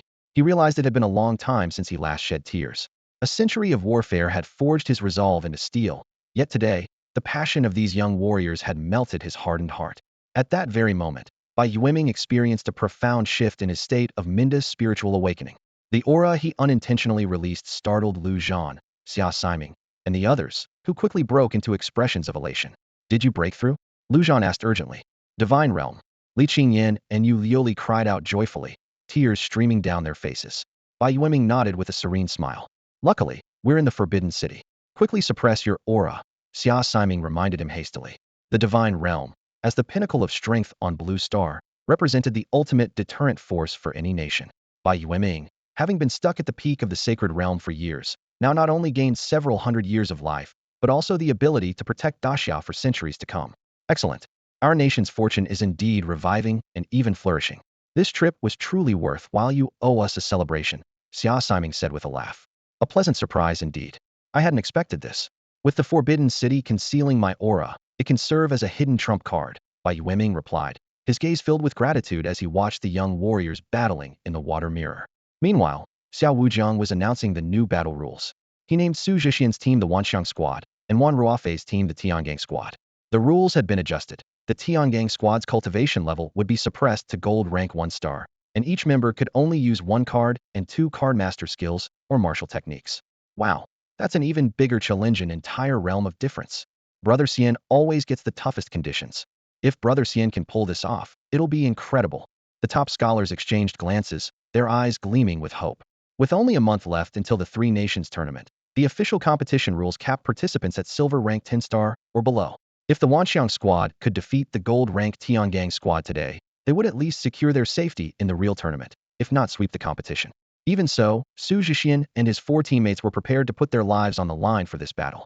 But no one wanted to see them perish like this. If they could survive, they would undoubtedly contribute even more to Xia's future. Xu Zhexian scanned the 5 members of the Tiangang squad, a playful smile tugging at the corner of his mouth. Now this feels like a bit of a challenge. Otherwise, at the same level, I'd honestly be worried about taking you all out in an instant. As soon as he said this, the expressions of the Tiangang squad members darkened. Memories of being utterly crushed before surged back, causing their blood pressure and resentment to spike simultaneously. Hu Lieji crossed his arms over his chest, his bulging muscles making him look like a small mountain as he glared at Xu Zhexian in defiance. A real man doesn't dwell on past victories. Back then, we were holding back. This time, we won't go easy on you. It might just be you who ends up crying. Speaking of crying, Sister Fong, Xu Zhexian turned to Fong Ying, wearing an expression of sincere apology. I'm sorry about making your sister cry the other day. Fong Ying was momentarily speechless. Internally, she fumed. Were we sisters some kind of cosmic destroyers in our past lives? Or did we owe Xu Zhexian a fortune? How did we both end up being humiliated by the same person? It's utterly mortifying. Sis, why aren't you saying anything? Are you feeling unwell? I don't want to talk to you. Fong Ying turned her head away, unable to face the situation. Xu Zhexian then turned to Lu Chun with a look of genuine concern. And brother Lu Chun, I didn't know who you were before, so I might have gone a bit overboard. My second sister mentioned that you used to get beaten up by her too, so surely you don't hold a grudge against me, right? Lu Chun awkwardly replied. Of course not. It was just harmless sparring, nothing too serious. But inwardly, he cursed. Of course, I hold a grudge. Because of the Battle of Zhulu, he had been scolded by Lu Zhan when he returned. His resentment toward this golden child was practically overflowing. But he dared not voice this, lest he face the combined wrath of Lu Zhan and Su Lingxiao. Exactly. Let's not hold back later and have a proper fight. Xu Zhexian nodded enthusiastically. Xiao Wujiang waved dismissively. All right, go get ready. We'll start in 10 minutes. With that, he sent them into Glory Canyon. On the red side, the Tiangang squad used the waiting time to hastily strategize. Based on the data, the strongest member of the Wanxiang squad was undoubtedly Xu Zhexian. Possessing 4 spirit card summons in such a short time was simply monstrous. They proposed 2 opening strategies. 1. To aggressively suppress Xu Zhexian's development, preventing him from unlocking cards and summoner skills, thereby neutralizing the biggest threat. Or 2. To target the weakest member, Golden Armor. Though he boasted the best defense, his offensive power was lacking, as evidenced by his slower performance during the climb to the Purple Forbidden Peak. Taking him out would essentially turn the match into a 5-4 scenario. 2 plans. What's the choice? 1. Ruofei asked. After discussion, they unanimously chose the second plan. Xu Zhexian was too difficult to suppress, so it made more sense to start with the weakest link and build an advantage before focusing on him. Meanwhile, on the blue side, the Wanxiang squad, Xu Zhexian was emphasizing farm, farm, and farm again. As long as we can unlock cards and skills, we'll have a chance to win. Golden Armor, however, was visibly anxious. I might end up holding you all back. What should I do? He was increasingly aware of his shortcomings in offense. His Whale Fall skill had a long cooldown, and even Tenfold Counter was merely a reactive ability. Xu Zhexian patted his shoulder reassuringly. They'll either target you or me, so why don't we just stick together? We'll draw their attention and create space for the other 3 to farm. Qin Shi Huang, can you handle the pressure? It's a bit risky, someone asked. Yeah, you're our strongest player. Isn't this like cutting off our own arm? Wu Weiwei also voiced her concerns. Xu Zhexian flashed a confident smile. That's why the first thing we need to do after the match starts is to make sure I get 20 points. With 10 points, I can unlock an equipment card. Got it. Jiang Wenjiao and the other 3 suddenly understood his intentions, their doubts now replaced with clarity. Welcome to the Valley of Glory. As the system notification echoed, the showdown between the 2 factions was about to begin. The Tiangang team, representing the red side, quickly assembled at the bottom lane. Although their initial strategy focused on targeting the Golden Armor, a shared thought lingered in everyone's mind: ambushing Xu Zhexian in the bushes. After all, they were at the gold rank, while their opponents were merely silver. Catching Xu Zhexian off guard and giving him a beating would be the perfect start. However, the Wanxiang team was no ordinary group. Even when facing a rank disparity, Xu Zhexian had already planned ahead. Clear the jungle first, he commanded succinctly, leading his team straight to the lair of the 3-headed flame hounds. The silver-ranked flame hounds were no match for them. While pummeling the flame hounds with powerful blows, Xu Zhexian reminded his teammates, their gold rank, their damage is higher than ours. Focus on farming and avoiding direct fights early on. The 5 of them worked in perfect sync, swiftly clearing the jungle resources. Meanwhile, the Tiangang team's ambush proved fruitless. The audience could clearly see that Xu Zhexian, the Zhuangyuan of Dixia, was no reckless player, fully adept at avoiding direct confrontations and biding his time. They're not on the lanes. They must be farming the jungle. One Ruofei quickly deduced. Spread out and start clearing lane monsters to unlock cards and skills. The Tiangang team immediately split up to take action. At the same time, Xu Zhexian had already accumulated 20 points, instantly unlocking 2 equipment cards, 8 dragon steeds, and Fong halberd. 5 majestic steeds appeared before them. The pure white Bai Yi, the pale yellow Qu Huang, the black Manhua Lu, the blue-purple Yuluan, and Xu Zhexian's own crimson Qi Ji. Without hesitation, he assigned the steeds to his teammates. Bai Yi was given to Qin Shi Huang, whose sky gallop skill enabled him to traverse great distances at night. Xu Huang went to Wu Weiwei, whose phantom light skill created 4 decoys, perfectly complementing her ranged attacks. Hua Lu was entrusted to Jiang Wenjiu, with its mist breaker ability enhancing her graceful movements. Yu Luan was bestowed upon the golden armor, with its lightning-fast shadow surge skill. As for Xu Zhexian himself, he rode the Qi Ji, whose ground shrink ability was ideal for his ambush tactics. Everyone charge!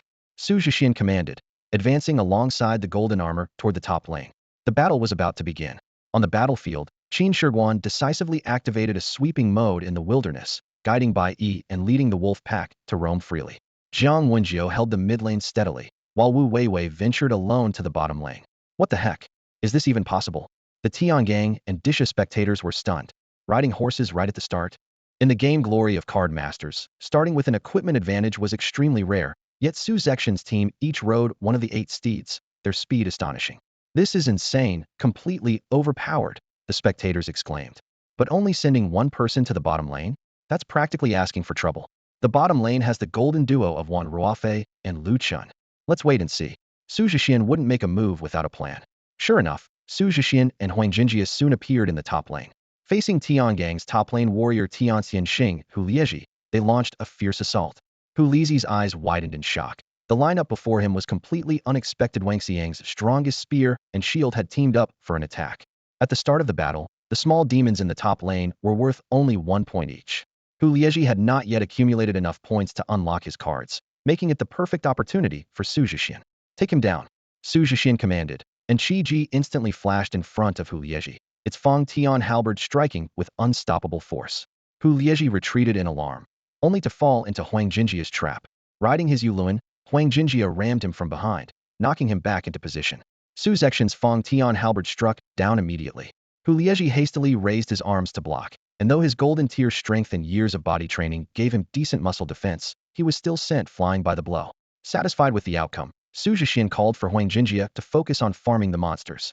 The 10 small demons that refreshed every 10 seconds were shared resources. Whoever claimed them got them. Forced to cower under his tower, Hu Lieji could only watch as these resources fell into Xu Zhexian and Huang Jinjia's hands. He'll need backup, Hu Lieji said with a wry smile. Otherwise, the top lane is going to breed 2 monsters. With Xu Zhexian's unstoppable offense and Huang Jinjia's impenetrable defense, letting them establish dominance on the high ground would be like creating an unshakable fortress. Meanwhile, seeing Wu Weiwei suppressed under her tower in the bottom lane, Wan Ruofei decided to bring Fong Ying from the jungle to assist the top lane. However, by the time they arrived, Xu Zhexian and Huang Jinjia had already retreated effortlessly on their 8 steeds, showcasing their unmatched mobility. Thanks for the farm, don't mind if we do, the duo quipped, retreating under their tower with relaxed expressions. As Wan Ruofei's trio stomped their feet in frustration, a sudden change occurred in the bottom lane. Something's wrong. This girl is unstoppable. I can't outfarm her. Lu Chen shouted in panic. Wu Weiwei had activated Qu Huang's super light skill, instantly creating 4 identical clones. The 5 riders charged at Lu Chen, who, lacking Hu Liezi's defensive prowess, could only retreat in disarray, helplessly watching as Wu Weiwei monopolized the small demon resources. By the time Wan Ruofei returned to the bottom lane, Wu Weiwei had already retreated calmly to her tower. Meanwhile, the tug-of-war in the top lane continued, with Fong Ying joining Hu Lieji to create a 2v2 standoff against Xu Zhexian and Huang Jinjia. At the same time, Qin Shi Huang's voice echoed from the wilderness. Every monster in the jungle is mine. Riding Bai Yi and leading the wolf pack, he swept through the enemy's jungle, occasionally harassing the mid-lane Tiangang Xing Chengxiong. The Wanxiang team, employing the strategy of advance when the enemy retreats, harass when they hold, strike when they're weary, was steadily turning the tide of the game.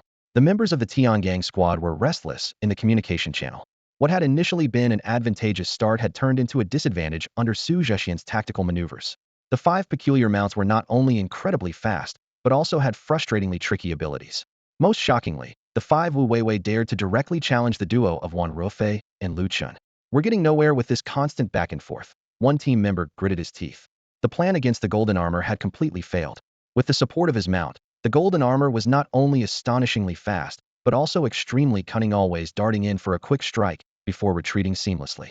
His coordination with Xu Zhexian was flawless. Both were seasoned guerrilla tacticians, and their strategy was driving the Tiangang squad to the brink of frustration. In the stands, the Tiangang Disha members were even more anxious. "You're supposed to avenge us," someone shouted. "Stop yelling, they can't hear you. Trust them," another person reassured. Xu Zhexian's mental strength is truly monstrous, controlling 5 mounts simultaneously without breaking a sweat.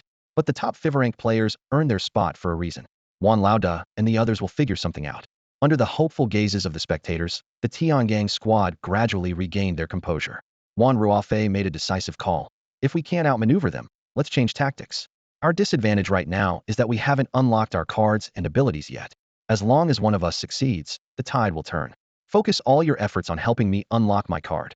The other 4 immediately agreed, abandoning their skirmishes with the on-field demons and heading into the wilderness to assist Wan Ruofei.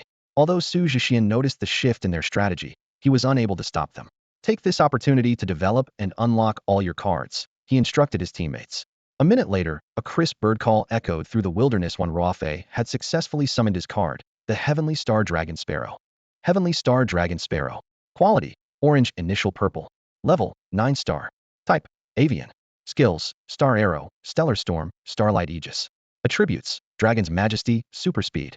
Following this, Wan Ruofei unlocked the Heavenly Star Bow. He nimbly leapt onto the back of the Heavenly Star Dragon Sparrow and flew toward the top lane. Holy crap, the leader of Tiangang is an archer? And he can ride a flying card. The Zhuang Yuan team panicked. "He's shooting from the sky, there's no way we can reach him." The situation flipped in an instant. In the Wanxiang squad, only the golden armor's Xian Whale could fly, but its speed was no match for the Heavenly Star Dragon Sparrow. When Xu Zhexian and the golden armor saw Wan Ruofei in the air, they were momentarily stunned. "His name's Ruofei, and he really can fly. Huh," Xu Zhexian muttered with a wry smile. "Raise the shield, retreat now." The golden armor, having unlocked the Cambrian turtle, immediately activated the Cambrian shield to protect the 2 of them. The shield's glow just barely enveloped them, but their situation remained precarious. With air superiority, Wan Ruofei easily shot down minor demons while occasionally firing arrows at the 2 below, preventing them from comfortably farming points. The passive position of Xu Zhexian and the golden armor began to ripple across the other battlefronts, shifting the overall dynamics of the match. First, on the bottom lane, Lu Chun and Hu Lieji joined forces to launch an offensive. Hu Lieji, with his impressive defensive capabilities, stood at the front, temporarily holding off Wu Weiwei's attacks.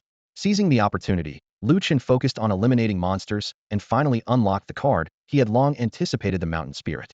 This orange card, initially of purple quality and rated 9 stars in the elemental category, possessed 3 powerful skills: Mountain, River, and Wrath of Nature, along with the Unyielding Mountains and Rivers trait. As the essence of mountains and rivers, the Mountain Spirit carried extraordinary power. At Lu Chen's command, the seemingly small and adorable Mountain Spirit waved its round little hand, instantly summoning 2 small mountains that crashed down toward Wu Weiwei. Her expression changed drastically as she hastily retreated. Fortunately, Xu Huang reacted quickly, managing to pull her away from the deadly strike just in time. Though the attack missed its direct target, the 2 small mountains stood like imposing guardians, completely cutting off the bottom lane. Wu Weiwei was forced to retreat under the safety of her tower, helplessly watching as her opponents freely farmed monsters. Meanwhile, the mid lane was equally intense. Jiang Wenzhou, initially gaining an advantage over Cheng Xiong with Qin Shi Huang's support, had unlocked the Panda Auspicious card. However, as Qin Shi Huang was forced to deal with Fong Ying's threats in the jungle, the mid lane advantage quickly slipped away. Cheng Xiong seized the moment, rapidly accumulating enough points to unlock his Nethergrass card. This orange card, also of purple initial quality and rated 8 stars in the plant category, featured 3 skills: Nether Path, Soul Return, and Soul Rest, along with the Unyielding Tenacity trait. When Cheng Xiong activated Nether Path, a dark path formed beneath his feet, paved with black grass. Any monsters stepping onto the path were ensnared and consumed by the nether grass, its eerie control effects coupled with devastating damage. This forced Jiang Wenzhou to maintain his distance. In the jungle, Qin Shi Huang faced even greater challenges. Fong Ying, instead of immediately unlocking a card, prioritized acquiring the summoner skill Moonshadow. In the dim jungle, she moved like a shadow cast by moonlight, appearing and disappearing unpredictably. Wherever there was a shadow, her presence could manifest, leaving Qin Shi Huang, mounted on Bai, scrambling to escape. Were it not for his reliable mount, he might have already become the first defeated member of the Wanxiang team. Just 2 more points to unlock it, so frustrating. Qin Shi Huang muttered to himself as he fled, feeling regretful. Having ceded the jungle earlier to Xu Zhexian, he now had to hope for a chance to take down 2 more monsters. The Tiangongdisha team, witnessing the scene, erupted in cheers. Now this is our true strength. We love seeing Xu Zhexian's frown finally. Some payback. Wan Lauda, keep it up, and we've got this in the bag. In contrast, the Zhuangyuan team members looked grim. The rank gap is just too big. It's really tough against a gold tier team. If the opponents were also silver tier, Xiang'e would have dominated already. They cheered for the Wanxiang team while consoling themselves, saying, "It's okay if we lose this match, it's just practice, and will help us prepare for the Three Kingdoms competition." Despite the dire situation, the Wanxiang team remained composed. Golden Armor spoke up. "Does anyone have skills to counter aerial attacks? That's our weak spot, we need to note this, and work on it later." Qin Shi Huang, "I remember Xiang'e has a spirit with a bow, right?" "Yes, but it's still far from being unlocked, about 50 points away," Xu Zhexian replied. "High-quality cards can sometimes be a double-edged sword. Here, the quality refers to the card's initial quality, unlike the orange cards of the Tiangang team, which were upgraded over time. According to the rules, unlocking cards with purple or gold initial quality requires different point totals. If it weren't for being suppressed, Xu Zhexian would have already accumulated enough points. How many points do you have now? 150. Don't you have other cards with lower initial quality? Wait. Xu Zhexian's eyes lit up. Now that you mention it, I think I might. Being used to dominating everything with ease, Xu Zhexian almost forgot he had other cards in his deck. His teammates' reminders snapped him back to reality, and his eyes lit up. We're just 50 points short of unlocking it. Who can lend me 50 points? Qin Shi Huang urgently called out in the team channel. Come to the jungle and farm the stone golem. I'll lure this big sister away. Hang tight, brother. I'm heading over with reinforcements to save you. Xu Zhexian's eyes gleamed with determination. He left his golden armor tanking on the front lines and mounted his scarlet steed, galloping straight toward the stone golem's location in the jungle. High above, Wan Ruofei closely observed Xu Zhexian's every move. Weighing his options, he decided to take advantage of the situation to destroy the enemy's top lane turret and send the golden armor back to the fountain. With a minute-long respawn timer and Xu Zhexian abandoning the top lane, he had enough time to farm the points needed to unlock his cardmaster skill, possibly even pushing into the Wanxiang squad's high ground. Fong, keep an eye on him. Xu Zhexian is heading into the jungle. Got it. I'll intercept him. Fong immediately changed direction, but by this point, Xu Zhexian was no longer the same as before. His scarlet steed thundered forward at full speed, with the desperation skill activated. In the blink of an eye, he reached the stone golem's area. With a mighty swing of his Fangtian halberd, an overwhelming aura erupted, pulverizing the stone golem instantly. Points secured. Xu Zhexian's eyes sparkled, just enough to unlock the Great Qin warriors. Brother Xian, that big sister is heading your way. I can't hold her off. Don't worry. My army will be here soon. The ground trembled with the sound of iron hooves. In an instant, 3,000 Great Qin warriors flooded the jungle. The system notification appeared. 9 provinces elite Great Qin warriors. Quality, blue level, 10 stars category, soldier. Skill, golden spear and iron horse, fight to the death. Trait, nameless foot soldier. Evolution path, 5 elements warriors, celestial soldiers. Bond, mighty Qin spirit. Follow me into battle. Xu Zhexian commanded with a thunderous voice.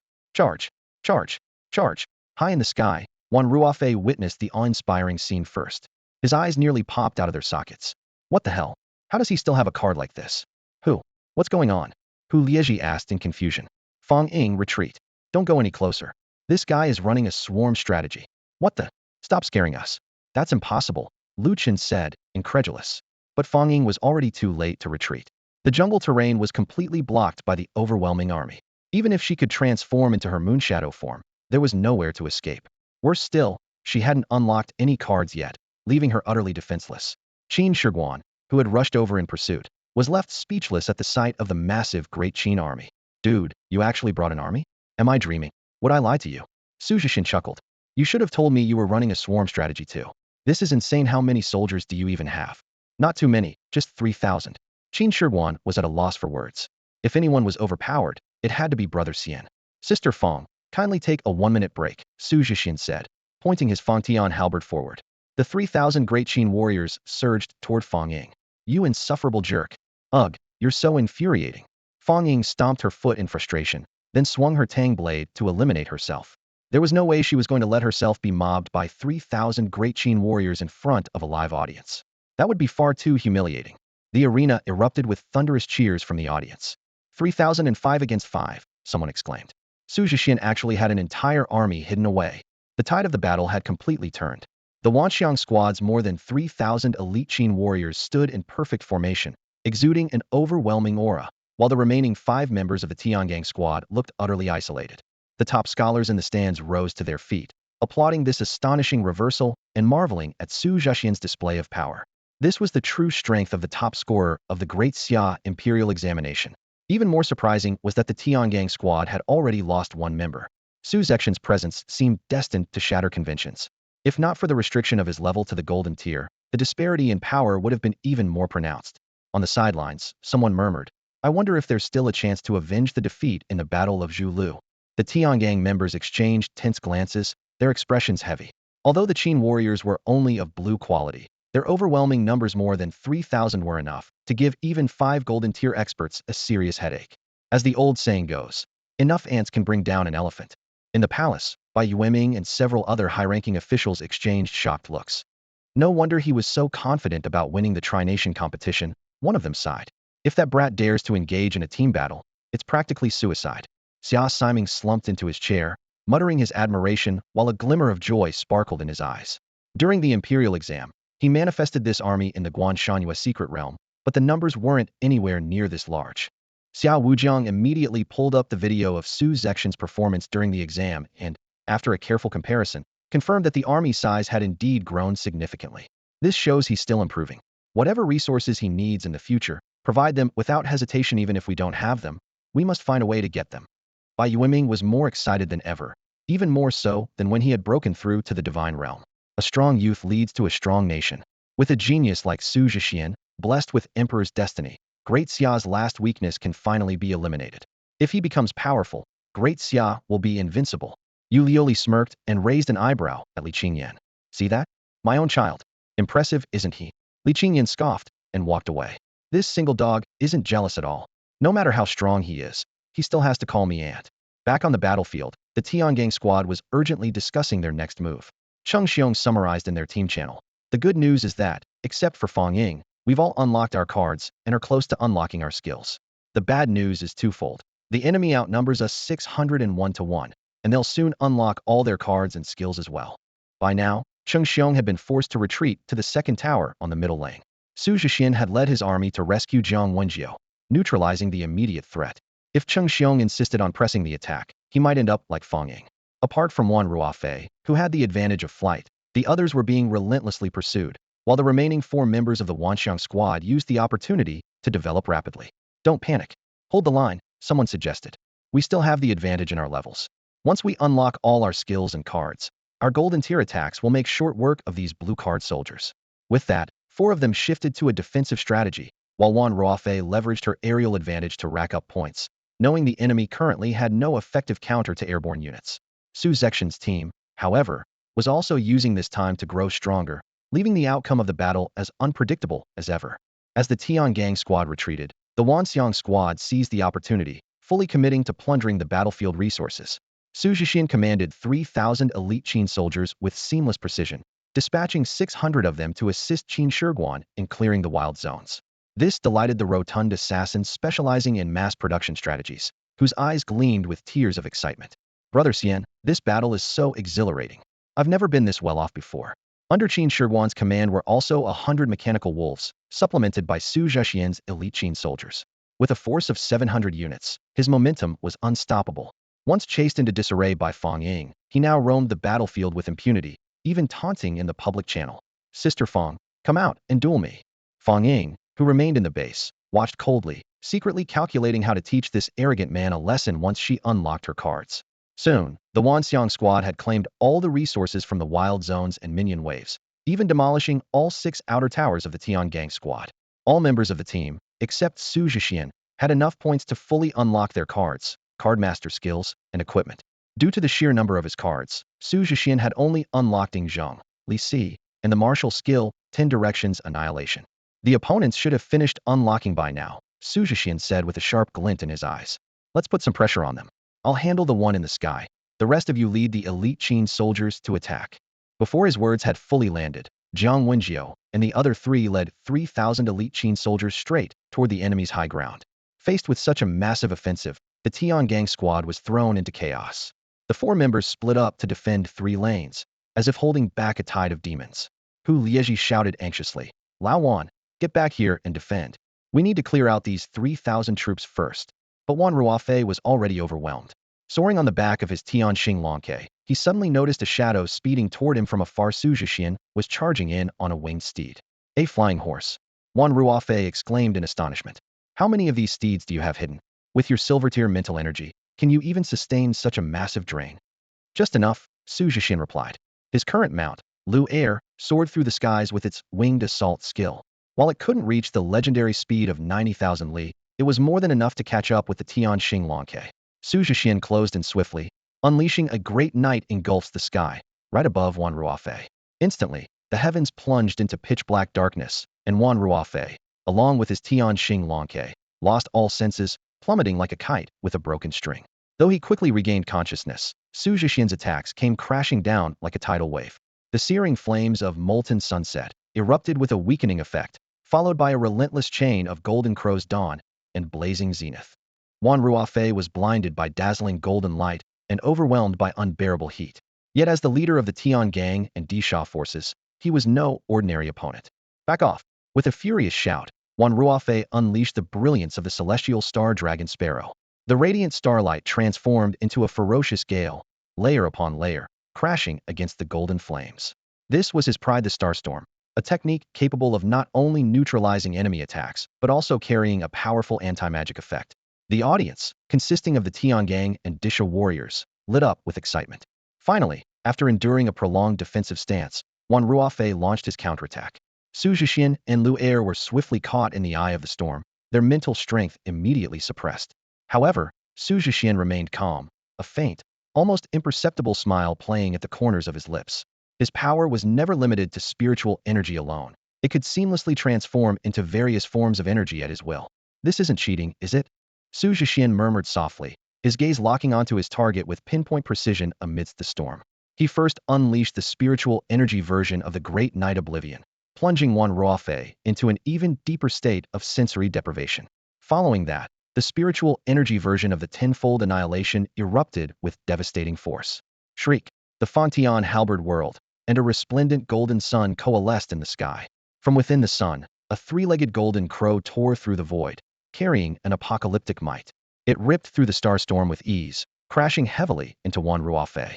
With a deafening explosion, Wan Ruofei's vision was consumed by a blinding golden light, and his consciousness plunged into darkness. When he came to, he found himself lying in the red team's healing spring. I was taken out in one hit?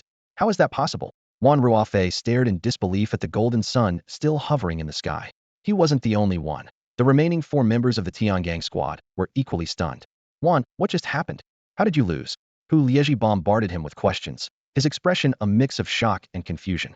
Fong was similarly astonished. After all, Wan Ruofei was widely regarded as their strongest member, yet he had fallen so easily. Wan Ruofei pondered for a moment before offering a wry smile and explanation. He managed to bypass the sealing effect of the Starstorm, or rather, his spiritual energy quality far surpasses all of ours. With that level of spiritual energy support, his Heaventier techniques are simply unparalleled in power. This conclusion left the other 4 in silence. They couldn't help but recall that breathtaking moment at the Zhu Lu City Martial Arena, the clash between the myriad golden dragons and the towering divine sword. So, does that mean he has the ability to surpass his own level? Lu Chen tentatively asked. No, Wan Ruofei corrected. It means that, in terms of spiritual energy quality, we are the ones at a lower level. Being defeated by him while unprepared is understandable. Lu Chen, don't worry, he added, my mountain and river grand array is almost complete. Once it's finished, we won't have to worry about being caught off guard. It turned out that the Tian Gang squad's decision to retreat was partly to buy time for Lu Chen to complete the array. As a card master skilled in formations, Lu Chen could use the mountain and river spirit cards to construct various effects by leveraging the terrain. However, Jiang Wenjiu and his 3,000 Qin elite soldiers had significantly delayed the progress. To outsiders, it now appeared that the Tian Gang squad was at a severe disadvantage. Inside the palace, Bai Yueming smiled and remarked, it seems our emperor has finally decided to let loose and stop holding back his trump cards. Seeing even the slightest improvement in Xu Zhexian brought him genuine joy. This doesn't quite qualify as a true level skip, Xiao Wujiang analyzed as he reviewed Wan Ruofei's data. He hasn't used his wind manipulation or celestial star arrow techniques yet, so he's not at full strength. Xia Siming nodded in agreement. Indeed, If the Tiangang squad launches an all-out counterattack, the situation could still shift. Then let's wait and see, Li Qingyan said, her eyes gleaming with excitement. This battle for glory has only just begun. Wan Ruofei was temporarily unable to move, putting immense defensive pressure on the Tiangang team. With Xu Zhexian joining the fray, the combat strength of the Wanxiang team surged dramatically, and they launched a ferocious assault. In front of the mid-lane high ground tower, dense waves of Daqin elite soldiers surged forward like a tide.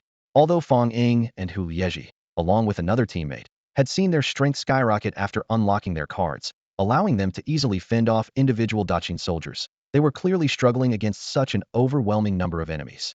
Seizing the moment, Xu Zhexian commanded his troops to dive past the tower and surround the defenders, while he led an elite squad to concentrate fire on the high ground tower. Lu Chun, are you ready yet? We can't hold on much longer. Fong Ying shouted anxiously while fending off relentless attacks with her blade. Despite her strength as a golden rank, she had to remain on high alert against ambushes from mechanical wolves hidden among the crowd. Juan, you go out and hold them off first. Just give me 30 more seconds. Lu Chen's words were cut short by a thunderous boom as the mid-lane high ground tower collapsed. The stands erupted into cheers. Whoa, they're about to push for the win. Wanxiang team is incredible. This year we might finally beat Tiangang. This hate's been so hard. It's all thanks to Xu Zhexian. Without him, no way we could have won this. The top students clapped and celebrated excitedly, while supporters of the Tiangang Disha team looked visibly anxious. No way. The strongest 5 of Tiangang Disha just lost like this? I don't believe it. It's looking grim. Even the high ground has fallen. Sai, it's all up to Lu Chun now. Only his mountain and river formation can save this. Lu Chun was renowned in the Battle of Zhuolu for his mastery of formations. While many experts ranked within Tiangang could defeat him in normal combat, once his formation was set, his strength became formidable. He had only lost to 4 others and was ultimately ranked 5th. At this critical moment in the Tiangang base, with Wan Ruofei sharing the pressure, Lu Chun finally completed the mountain and river formation just in time. Xu Zhexian and his team suddenly felt the ground tremble violently. A nearly indestructible barrier rapidly expanded from the base's center, accompanied by a surging force resembling rivers and mountains. The onslaught scattered the Wanxiang team, pushing them back beyond the high ground. What the? Is this a formation? Qin Shi Huang scrambled to his feet, wiping river water off his face in disbelief. As Huang Jinjia nodded in confirmation, Xu Zhexian shouted, "Watch out." 9 starry arrows were already streaking toward Huang Jinjia.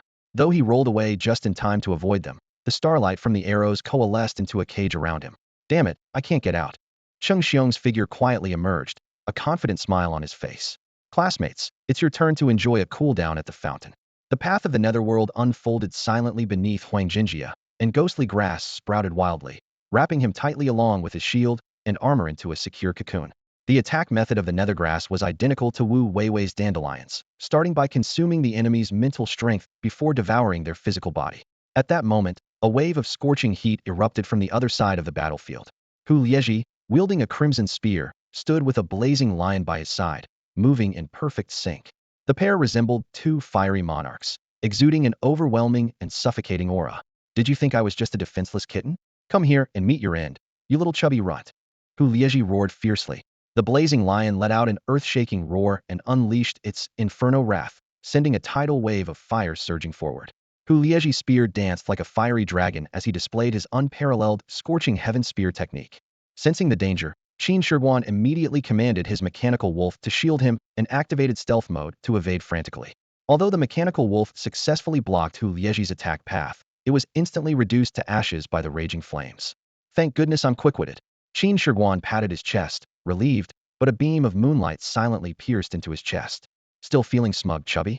Fong Ying's crisp voice rang out. Bang! Qin Shi Huang's eyes widened in shock as he collapsed to the ground, his last sight being Fong Ying and her moonlight deer approaching him with a smile. Xu Zhexian frowned deeply. Their team had just lost 2 members, while the opposing side was already regrouping with 5. If we're not careful, this could be a total wipe. Fall back and defend until they revive. The remaining 3 members of the Wanxiang squad swiftly turned their mounts and retreated. However, the Tiangang squad had anticipated this. In the sky, Wan Ruofei loosed an arrow that split into 9 star-like projectiles, his cardmaster skill, Celestial Star Arrows.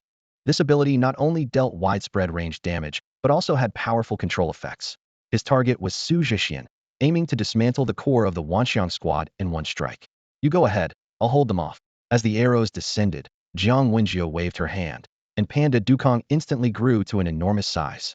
Like a mountain, A bao blocked the 9 arrows for Xu Zhexian, but was shattered into dust by the immense impact. I'm here too. Wu Weiwei activated Qu Huang's 4 clones and her falling blossom willows. 5 willows lined up, spewing emerald sword energy. The strings of the guqin in her hands reverberated, each note transforming into a towering sword. Countless dandelions floated amidst the swirling sword energy. Jixiang, boost all of Weiwei's attributes. Jiang Wenjiu commanded. Jixiang, wearing a red embroidered hood and carrying 10 banners, trembled as 5 of the banners ascended, glowing with different lights. The gold banner granted melee attacks that ignored defense. The wood banner enhanced vitality and healing effects. The water banner restored mental strength over time. The fire banner added fire attribute damage, and the earth banner reduced incoming damage by 15. Under the wood banner's boost, the 5 falling blossom willows grew into towering trees, forming a 100-meter-high verdant wall to block the Tiangang squad's advance. Meanwhile, Wu Weiwei's sword energy, augmented by the fire attribute, became even more devastating, with each strike as unstoppable as a blazing heavenly sword. You go ahead, Weiwei, and I will hold them off. As long as you're alive, we won't lose. Jiang Wenjiu stood shoulder to shoulder with Wu Weiwei, the two resembling valiant warrior goddesses. Understood. Xu Zhexian made a decisive move, mounting his scarlet steed and leading the Qin elite soldiers in a mad dash toward the base. Despite one Ruofei's relentless arrows, Xu Zhexian evaded them all with his ultimate skills. Once he safely reached the high ground defense tower, Wu Weiwei and Jiang Wenjiu, who had been covering the rear, had also been forced back to the fountain. Fine, fine, I'll show you what it means to be an impenetrable fortress, Xu Zhexian declared resolutely. How could this happen? The champions in the stands were filled with anguish and disbelief as the promising momentum of the Wanxiang team was abruptly overturned in an instant. On the battlefield, Xu Zhexian stood alone, fending off the encirclement of 5 elite golden rank warriors. The situation was dire. Members of the Tiangang dishes wore confident smiles, as their strongest 5-man formation finally revealed its full power. The might of the mountain and river array is no mere boast, one of the Tiangang dishes remarked, their eyes gleaming with pride as they observed the impenetrable defensive barrier on the field. The surging rivers had transformed into a natural shield, capable not only of repelling all attacks, but also of engulfing any intruders. To make matters worse, this formation bestowed the entire team with the strength of mountains and rivers. With the mountain and river arrays enhancement, the Tiangang team's strength far surpassed that of ordinary 1-star golden rank fighters. Even though each of them could only use 1 card, it was more than enough to crush their opponents. In just 5 seconds, 6 outer towers fell in quick succession. Within a minute, Xu Zhexian is bound to lose. I bet Boss Wan will sweep through them in 30 seconds. Inside the Grand Palace, several influential figures observed the battle through a water mirror with great interest. Their attention wasn't on the Tiangang team's aggressive siege, but rather on how Xu Zhexian would handle such a desperate situation. Lu Zhan, watching his son Lu Chun deploy the mountain and river array, allowed himself a rare moment of pride. My son may be average in other areas, but his mastery of this formation is quite impressive. Yu Lioli chimed in with timely praise. Cardmasters proficient in formations are indeed rare. If Lu Chun wishes to delve deeper into the path of formations, he only needs to ask. As an important figure in the Jiuzhou Chamber of Commerce, she never hesitated to invest resources if it benefited Daxia. Bai Yueming, however, smiled and said, no need to rush. Someone who managed to break through the desperate situation in the Guanshan Moon secret realm can handle a small scene like this. Indeed, for Xu Zhexian, there was more than one way to break the stalemate. He could have summoned 10 suns in the sky, turning the entire Glory Canyon into scorched earth. However, he chose a different path to hone his adaptability. After retreating to the high ground, Xu Zhexian immediately summoned 2 generals, Bai Qi and Meng Tian. With Bai Qi's synergy bonus, the remaining 2,000 elite Qin soldiers, though reduced in number, saw their quality upgraded from blue to purple. He swiftly reorganized his troops, assigning 500 soldiers each to the top and bottom lanes, while gathering 1,000 in the middle lane. Bai Qi, Meng Tian, Xu Zhexian commanded in a low voice, I leave the defense to you. Meng Tian, the renowned general who once led his troops to defend the Great Wall and repel the Xiongnu, was undoubtedly the perfect choice for this defensive battle. His unbreakable skill not only provided a 15 damage reduction shield for his allies, but also transferred 30 of their damage to himself while boosting his own defense. Paired with the protection trait, the more damage he endured, the stronger his defense became. At this moment, 2,000 elite Qin soldiers stood in formation under Meng Tian's command. Thanks to the damage-sharing mechanism, Meng Tian's power was steadily increasing. Meanwhile, Xu Zhexian cleverly activated the Qin Wind, no clothes card. When there were at least 3 units of the same faction, the destined spirit of the Xian bird was summoned, granting shields to all allies and distributing damage among them. This defensive setup was nearly impenetrable unless the Tiangang squad could unleash an attack as devastating as Xu Zhexian's spiritual energy-powered 10 suns in the sky. Li Si, deploy halted progress outside the high ground tower. Make sure they can't take a single step forward while we show them the strength of our offense. At once, Li Si quickly set up slowing traps at the 3 main pathways, leaving the spectators in the audience utterly stunned. This is insane. Are they even human? Good thing he wasn't in our battle for supremacy season, or would have been annihilated in the platinum tier. The Tiangang squad looked at Xu Zhexian's setup with trembling hearts. When they reached the high ground, everyone fell silent. They had never seen anything like this before. It was as if a typical 5v5 card master glory match had suddenly turned into a battle against an army of 3,000 soldiers. It felt almost like cheating. This slowing effect is infuriating. Our attack efficiency has plummeted. What's worse is that all their soldiers have been upgraded to purple tire quality. This is beyond broken. Stop complaining and focus. We don't have much time left. The Tiangang squad pushed through the slowing field, launching a desperate charge at the Qin army. Time was of the essence. Jiang Wenjiu and the other 4 were about to respawn, and the mountain river array's augmentation was nearing its end. They had to eliminate the enemy quickly while they were still at full strength. Taking down Xu Zhexian would mean the collapse of the Wanxiang squad. Amid the fierce battle, Xu Zhexian exchanged a glance with Ying Zheng and Bai Qi. The two had been waiting for this moment. Ying Zheng unleashed unified 6 directions, summoning hundreds of golden 5-clawed dragons with each swing of his weapon. Meanwhile, Bai Qi's sword art of 10,000 nations sent a barrage of sharp sword energy aimed directly at Lu Chun, attempting to destroy the core of the mountain river array. Lu Chun retreated repeatedly, using Mountain Peak to barely fend off Bai Qi's relentless attacks. However, the frequent use of his skills was rapidly draining his mental energy. Old Wan, while the mountain river power is still active, you're the only one who can take down Xu Zhexian. Once he falls, everything else will crumble, Cheng Xiong calmly analyzed. Understood. But his martial skill is truly troublesome. As the team's sole aerial combat specialist, Wan Ruofei had been waiting for the perfect moment to unleash a fatal arrow. Yet, he couldn't help but hesitate due to Xu Zhexian's formidable celestial-level martial skill. He'll distract him. You find your opportunity to strike. Fong Ying wielded her Tang blade, each slash freezing several Qin soldiers in place. This was her martial skill, Frost Moon. Got it. Wan Ruofei nodded in agreement. Moon Spirit. Fong Ying softly chanted, and her core card, Moon Spirit Deer, transformed into a silvery white glow that enveloped her body. In this Moon Spirit-possessed state, she became immune to detection and perception, ignored obstacles, and gained significant boosts in speed and strength. Like moonlight, she weaved through the Qin army, heading straight for Xu Zhexian. At that moment, everyone watching held their breath involuntarily. The Tiangang and Disha warriors were especially tense, fully aware of the power of Fong Ying's moon soul. In the Glory Canyon, the cycle of day and night had shifted into evening, the perfect time for Fong Ying to unleash her moon soul. The Tiangang and Disha's gazes darted across the battlefield. They caught sight of Wan Ruofei stealthily ascending amidst the cover of a raging wind, and immediately understood the strategy of this duo. In their hearts, they silently worried for Xu Zhexian. Brother Xian, be careful. The enemy is clearly planning a diversion. Meanwhile, the scholars clasped their hands together in prayer, their eyes shut tightly. It seemed their prayers had some effect, as Xu Zhexian suddenly turned his head to the right. His golden, sun-like eyes gleamed sharply, as if piercing through everything. Show yourself, he commanded. Fong Ying froze, startled by his godlike gaze. She hadn't expected even her moon soul to be seen through. This opponent was truly extraordinary.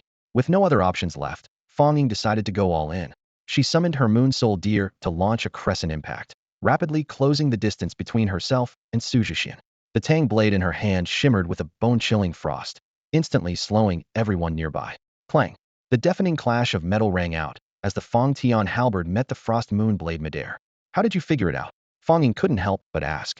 Xu Zhexian glanced calmly at the ground beneath her feet. As an assassin-type card master, do you never watch where you're stepping? Only then did Fong Ying realize she was standing in Li Si's no forward steps slowing field. Anyone entering this area would be detected by Li Si, and her high-speed charge towards Xu Zhexian had naturally given her away. Fine, I lost to you again. But I haven't lost entirely, have I? Fong Ying's lips curled into a sly smile. Her goal to divert attention had already been achieved. High above, Wan Ruofei had fully charged his Sky Star bow with layers of compressed wind energy.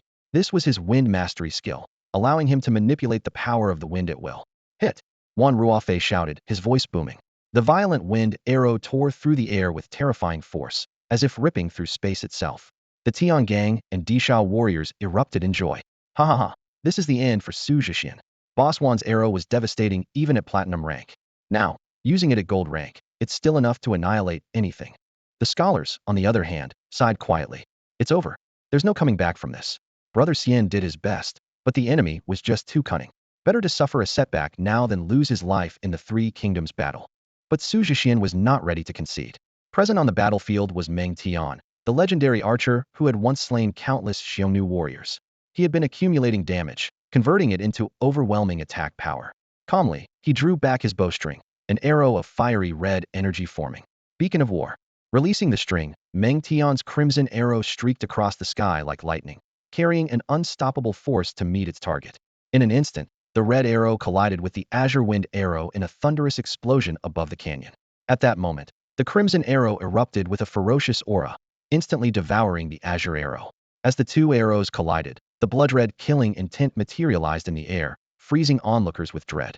Even more shocking, the crimson arrow did not dissipate but charged forward like an eagle soaring through the skies, heading straight for Wan Ruofei. Wan Ruofei's pupils constricted as an unprecedented wave of terrifying killing intent swept over him, causing his very soul to tremble. To his horror, he found himself unable to move a muscle, as though an invisible force had pinned him in midair. In that life-or-death moment, all he could do was watch helplessly as the crimson arrow pierced through his heart. The next moment, Wan Ruofei reappeared at his team's fountain. The surrounding Tiangang and Disha members exchanged bewildered looks, breaking into incredulous murmurs. What kind of arrow was that? It took down Boss Wan in an instant. That power is terrifying. Not only did it break through the heavenly star arrow, but it even counterattacked with such force. We're doomed. This resurrection time is 2 minutes, someone shouted in frustration. It wasn't just the Tiangang and Disha members. Even the Zhuangyuan competitors, their families, and the high-ranking figures in the palace were emotionally shaken, as if riding a roller coaster. The intensity of the match left those with weaker hearts on edge. On the battlefield, Xu Zhexian casually smiled at Fong, twirling his spear with ease before sending her back to the fountain. At that moment, Lu Chun, Cheng Xiong, and Hu Lieji seemed to have an imaginary danger sign flashing above their heads. The power of the mountain and river blessing had worn off, and the next activation would require a 5-minute cooldown. With their current strength, the three of them stood no chance of breaking through Xu Zhexian's defense. Retreat immediately. We need to wait for Old Wan and Fong. With the mountain and river barrier in place, they won't be able to get through, Hu Lieji decisively commanded. However, the other 4 members of the Wanxiang squad had already charged in, leaving the situation dire and forcing them to retreat. Lu Chen must not fall. Without him, the mountain and river formation will collapse. Hu Lieji and Cheng Xiong shielded Lu Chen. Xu Zhexian, fully aware of this, wasn't about to let the opportunity slip. Glory Canyon is essentially a turn-based game. Now it's our turn. Charge. Target, Brother Chun. Xu Zhexian shouted as the Wanxiang squad mounted their warhorses, leading over 200 Qin elite cavalry in pursuit. The sound of pounding hooves echoed as Lu Chun glanced back and forced a bitter smile. Great, we're infantry, and they're cavalry. Hu Lieji and Cheng Xiong also looked grim, knowing the lack of mounts was a glaring disadvantage. In no time, the three were overtaken. Sorry about this, Brother Chun, but I have to take you down again, Xu Zhexian said with a grin, raising his spear. Next time my sister gives you a hard time, just mention my name, she might go easy on you. With a sweep of his mental energy-enhanced spear, Lu Chun was sent back to the fountain. Hu Lieji and Cheng Xiong soon fell as well, overwhelmed by Jiang Wenjiu's group and the Qin cavalry. Their fastest respawn is still over a minute away. Push through and end this. Victory is ours. Xu Zhexian led the charge toward the Tiangang team's base. Boosted by the speed of the 8 steeds, they quickly reached their destination. The mid-lane inhibitor turret was already gone, leaving only the 2 nexus turrets and the base itself. The 5 of them unleashed their attacks with reckless abandon, their momentum akin to mountains crumbling under their assault. The Tiangang team could only watch helplessly from their fountain. Cheng Xiong hesitantly asked, even though we lost, it wasn't a total stomp, right? He was met with 4 meaningful gazes. Fong Ying's tear-filled eyes spilled over like pearls dropping one by one. Hu Lieji's eyes were bloodshot, holding back tears but seething with frustration. Wan Ruofei was still dazed, replaying Meng Tian's earth-shattering arrow in his mind. Only Lu Chun frowned deeply, giving Cheng Xiong a questioning look. You think if I mention Xu Zhexian's name next time, I'll really get off easier? Cheng Xiong sighed helplessly. It was a stomp look. We've even got one guy who's been beaten silly. But hey, we still have a chance as instructors. Maybe we can redeem ourselves. Boom. A thunderous explosion echoed through the Valley of Glory as the red team's base collapsed in a resounding crash. The victory of the Wanxiang squad was sealed, leaving no doubt about their triumph. The stands erupted in deafening cheers, the spectators jumping and shouting in uncontrollable excitement. As the only team to defeat Tiangang Disha, This victory was not just a triumph in the competition, but also a perfect conclusion to an epic battle of honor. On the battlefield, each of the 5 players delivered a standout performance. Qin Shi Huang, despite being an assassin frequently suppressed by opponents, showcased his adaptability and fearless spirit. Even with a significant level disadvantage, he managed to shine with his unpredictable strategies and tenacity.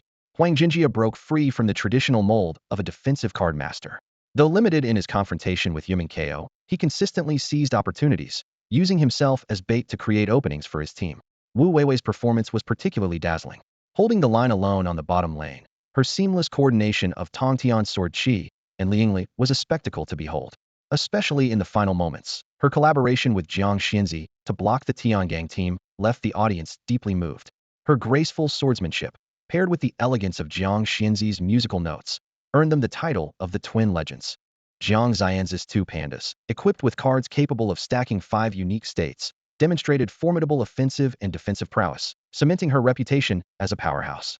However, the brightest star of all was undoubtedly Xu Zhexian. As he led his team out of the Valley of Glory, all eyes were fixed on this unshakable anchor who turned the tide of the battle. His 4 heroic spirit cards, each a masterpiece in its own right, defined excellence in their respective domains. Ing Zheng, with his majestic presence, unleashed the 5-clawed golden dragon, exuding imperial dominance that awed the entire arena. The spectators reverently referred to him as the Dragon Emperor, a title befitting only the founding Qin ruler of Xia Kingdom, who could wield such divine power. Bai Qi, on the other hand, struck fear into the hearts of the audience with his chilling sword aura. One sweeping strike filled the battlefield with an overwhelming killing intent, earning him the title of Sword Master. During the final defensive counterattack, Meng Tian's performance was particularly exceptional. His stunning defensive capabilities and a single arrow that ignited a chain reaction of beacon fires perfectly embodied his title, Guardian Master. His presence truly brought peace to the battlefield, securing victory and reassurance for his team. Li Si's performance might not have been flamboyant, but his wide-range slowing techniques earned the silent admiration of all the top contenders present. Xu Zhexian's precise understanding of his cards, his skilled execution, and the 3,000 soldiers capable of overwhelming even a rush strategy, all highlighted the foresight of Xia's leadership in building a team centered around him. Xu Zhexian, you're amazing. The top contenders cheered enthusiastically, a stark contrast to the slightly dejected expressions of the Tiangang Disha members. The consecutive defeats of their strongest fighters forced them to admit they had underestimated Xu Zhexian's astonishing growth. It seems there's no chance to settle the score from the last competition. The Tiangang Disha members exchanged glances, their emotions a mix of frustration and resignation. To be defeated on the same level of cultivation was one thing, but to lose even with a significant advantage in cultivation level was another. They shared bitter smiles, muttering, "Are we here to test Xu Zhexian's strength, or is he here to test ours?" However, upon seeing the radiant smiles on the faces of Xu Zhexian and the Wanxiang squad, their resentment seemed to dissipate. The strength of the Wanxiang squad symbolized the strength of Xia, and in the upcoming 3 Nations tournament, they would undoubtedly bring trouble to their rivals. As Xia citizens, how could they not feel proud? Xu Zhexian, I admit defeat.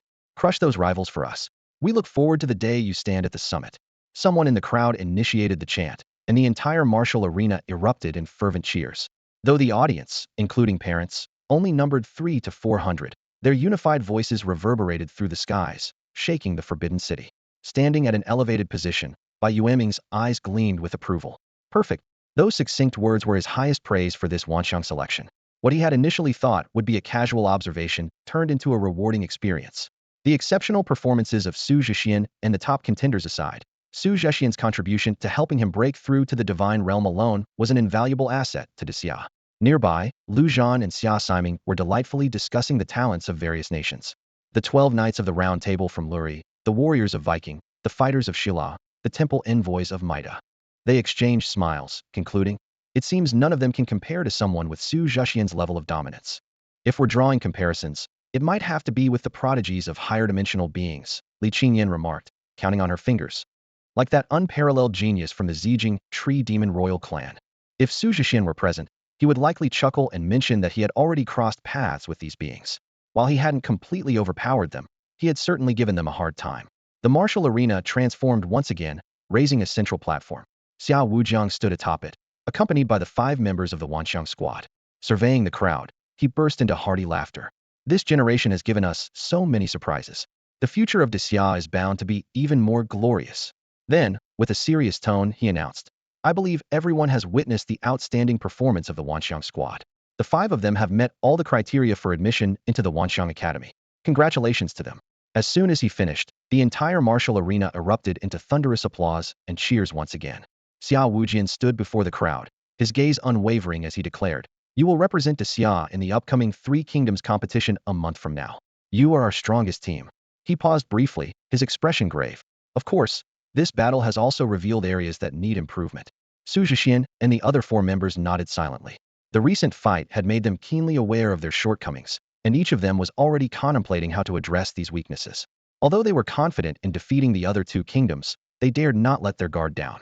As the old saying goes, even a lion uses all its strength to catch a rabbit. There's no room for carelessness.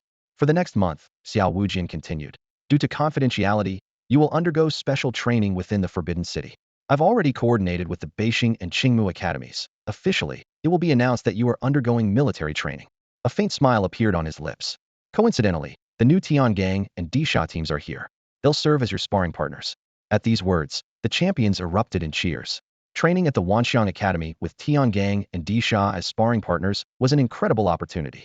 However, the Tiangang and Disha members exchanged confused glances, their faces filled with puzzlement. Weren't they supposed to act as instructors? Noticing their bewilderment, Xiao Wujian chuckled and explained, "It's simple because you lost to Xia Siming in the land battle. That was a major blow to your reputation. So, you'll also undergo a month of retraining while helping the Wanxiang team improve their combat skills." What? No way. The Tiangang and Disha members groaned in unison. This is all Xu Zhexian's fault. Well, remember this. They had initially planned to subject Xu Zhexian and the others to the grueling training they had endured, but now it seemed they'd have to relive that painful experience themselves. Ignoring their complaints, Xiao Wujian turned back to Xu Zhexian and the others, his tone light. As new students, Wanxiang Academy has prepared a special benefit for you. You can choose a set of test papers from the Wanxiang Pavilion. Each set contains 10 copies. Hearing this, Xu Zhexian frowned, his face incredulous. Are you serious?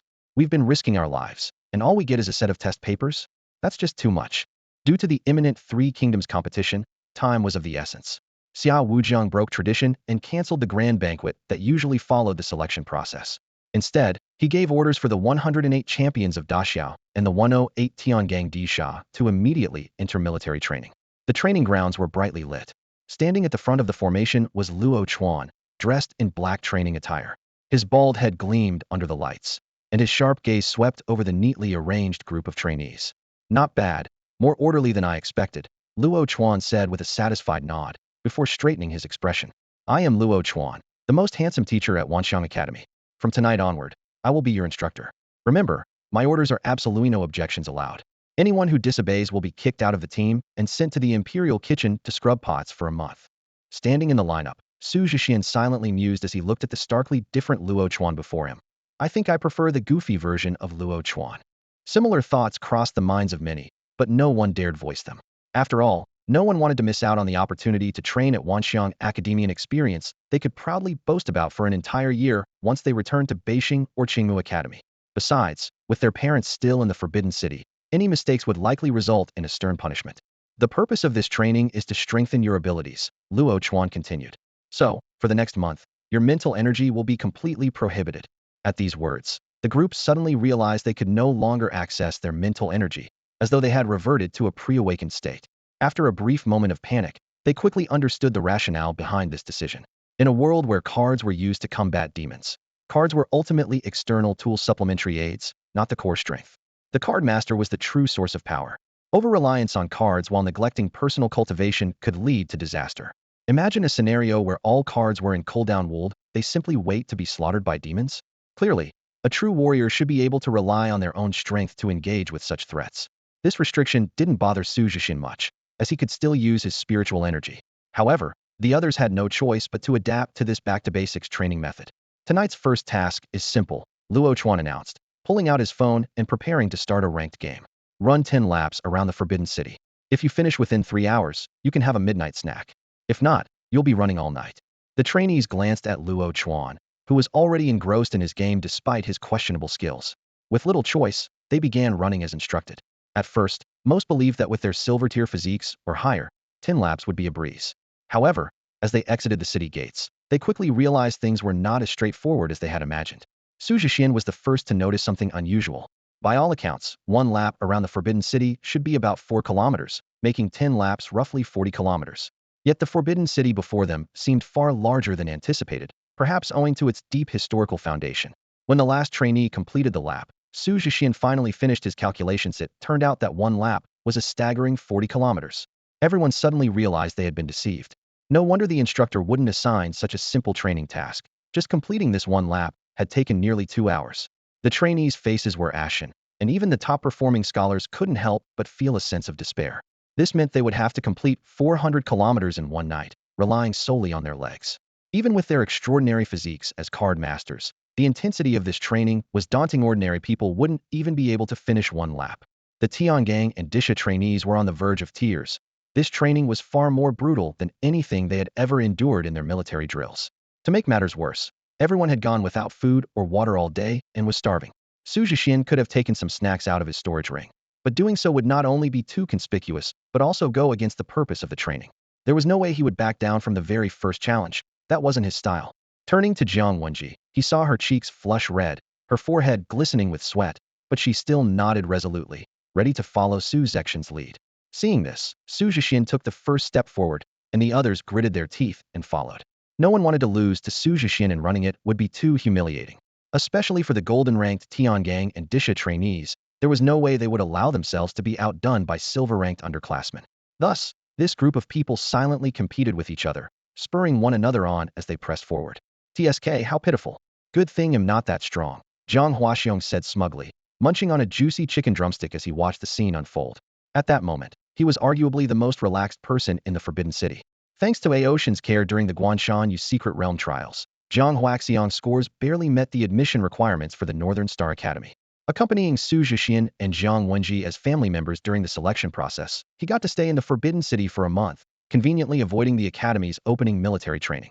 And since he wasn't a top scholar, he wasn't involved in the military training for Wanxiang Academy either. This unexpected loophole allowed him to enjoy a carefree life. The thought of indulging in good food for a whole month made him sigh with gratitude. Thanks, Brother Xian. Worshipping you was definitely the right choice. As he happily bit into the crispy chicken leg and sipped on a refreshing drink, contemplating whether to move a hot pot from the imperial kitchen to enjoy while watching the show, a voice interrupted his daydream. Huh? What are you doing here? It was Luo Chuan, drawn over by the aroma of the chicken leg. Jiang Huaxiong hurriedly explained. Brother Luo, I'm just a family member, here to admire their heroic efforts. Luo Chuan nodded. Oh, then come over and play some ranked matches with me. At the mention of ranked matches, Jiang Huaxiong's face turned pale. The last time he played ranked matches with Luo Chuan, even his great-grandfather Jiang Shan couldn't help but curse it was pure torture. No, I'm not good at it. I need to focus on improving myself. By the way, what other training projects do they have? He quickly changed the subject. Luo Chuan pulled out a training schedule and explained seriously. There are a lot of projects, mainly divided into physical training, knowledge and mental fortitude exercises, and team battle coordination. The teamwork of the Wanxiang squad is especially important. Brother Luo, the plan's great and definitely necessary. But this team battle coordination training seems a bit over the top. 211 people against my sister's group of 5. Zhang Huaxiong asked in shock.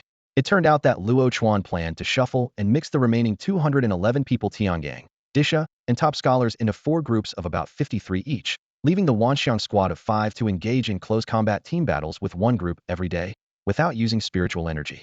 Not really.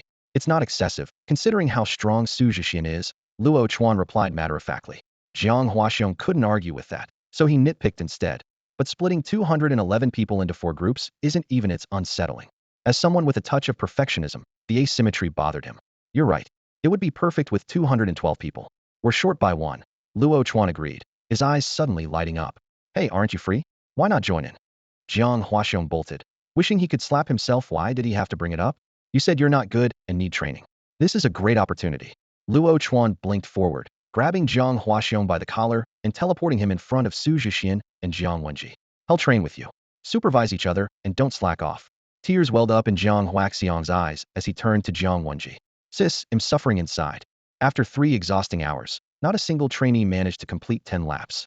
They had no choice but to persist through the night, finally finishing the task by dawn. Notably, not one person, including Zhang Huaxiong, opted to give UPIF only for the sake of their pride. They gritted their teeth and carried on. As the first rays of sunlight streamed into the imperial kitchen, the famished trainees finally let go of their restraint. Except for Zhang Huaxiong. Everyone else had gone an entire day without food. They rushed into the kitchen, devouring their meals ravenously. Even the usually composed and graceful ladies abandoned their decorum, their hunger making it difficult to even hold their chopsticks steadily. After all, no one could predict when their next meal might come, especially if Luo Chuan's strict demeanor surfaced again. As it turned out, their concerns were well-founded. After the meal, Luo Chuan appeared right on schedule, a faint, almost imperceptible smirk playing on his lips. Full now? Good. Time to burn off those calories. We have plenty of time today. Start with 10 laps to warm up, then climb to the peak of the Forbidden Summit. If you can finish before noon, you'll be rewarded with half an hour to enjoy a grand feast. He casually pointed into the distance, where a towering golden pagoda suddenly materialized, piercing the clouds. The trainees' faces turned pale instantly. This pagoda was clearly different from the one before. It was at least 100 meters tall. Reaching the top alone would be a monumental challenge, let alone figuring out how to descend safely. Some couldn't help but grumble internally. Other groups' military training involves combat simulations or card manipulation exercises, so why does Luo Chuan insist on sticking to these ancient physical challenges? But no one dared voice their complaints, fearing they might be punished with kitchen duty. Let's go? Stop wasting time. Xu Zhexian, as always, charged ahead of the group. For him, this kind of training was almost a relief. At least it was better than being drilled by the brutal Tian Gang and Disha squads. However, his optimism proved premature.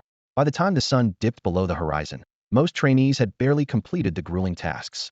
A few unlucky ones were still stranded at the summit, paralyzed by fear, and a couple of others had been swept off by strong winds, landing directly in the Forbidden City's Imperial Hospital, though rumor had it they would be fully recovered and lively again by the next day. Exhausted and hoping for a break and a meal, the trainees were instead greeted by Luo Chuan's voice once more. Those whose names I call, step forward. You'll be engaging in a glory match against the Wanxiang squad shortly. If you win, you'll earn an extra half hour of rest tonight. If you lose, it's extra training. Those not called, head to the Great Hall to study. There will be an exam tonight. The announcement left everyone dumbfounded. A combat match was expected, but studying and exams? That was unheard of in military training. At least we don't have to study, Qin Shi Huang said with a wide grin. After the battle yesterday, he felt invincible. With Xu Zhexian on their side, he was confident they could take on any opponent. However, as Luo Chuan continued to call out names, Qin Shi Huang's smile slowly froze. 53 of them against just 5 of us. And we can't use mental powers? This is just a beating waiting to happen. Qin Shi Huang glanced down at his pudgy frame, already anticipating the pain to come. Golden Armor quietly put away his glasses. His previous pair had been destroyed in a fight with Xu Zhexian, and this was his last spare. If these broke, he'd be practically blind. Xu Zhexian also found the situation absurd, but seeing Luo Chuan's domineering expression that clearly said, "Object if you dare," he could only resign himself. Fine, let's fight. Worst case, we spend the night in the hospital.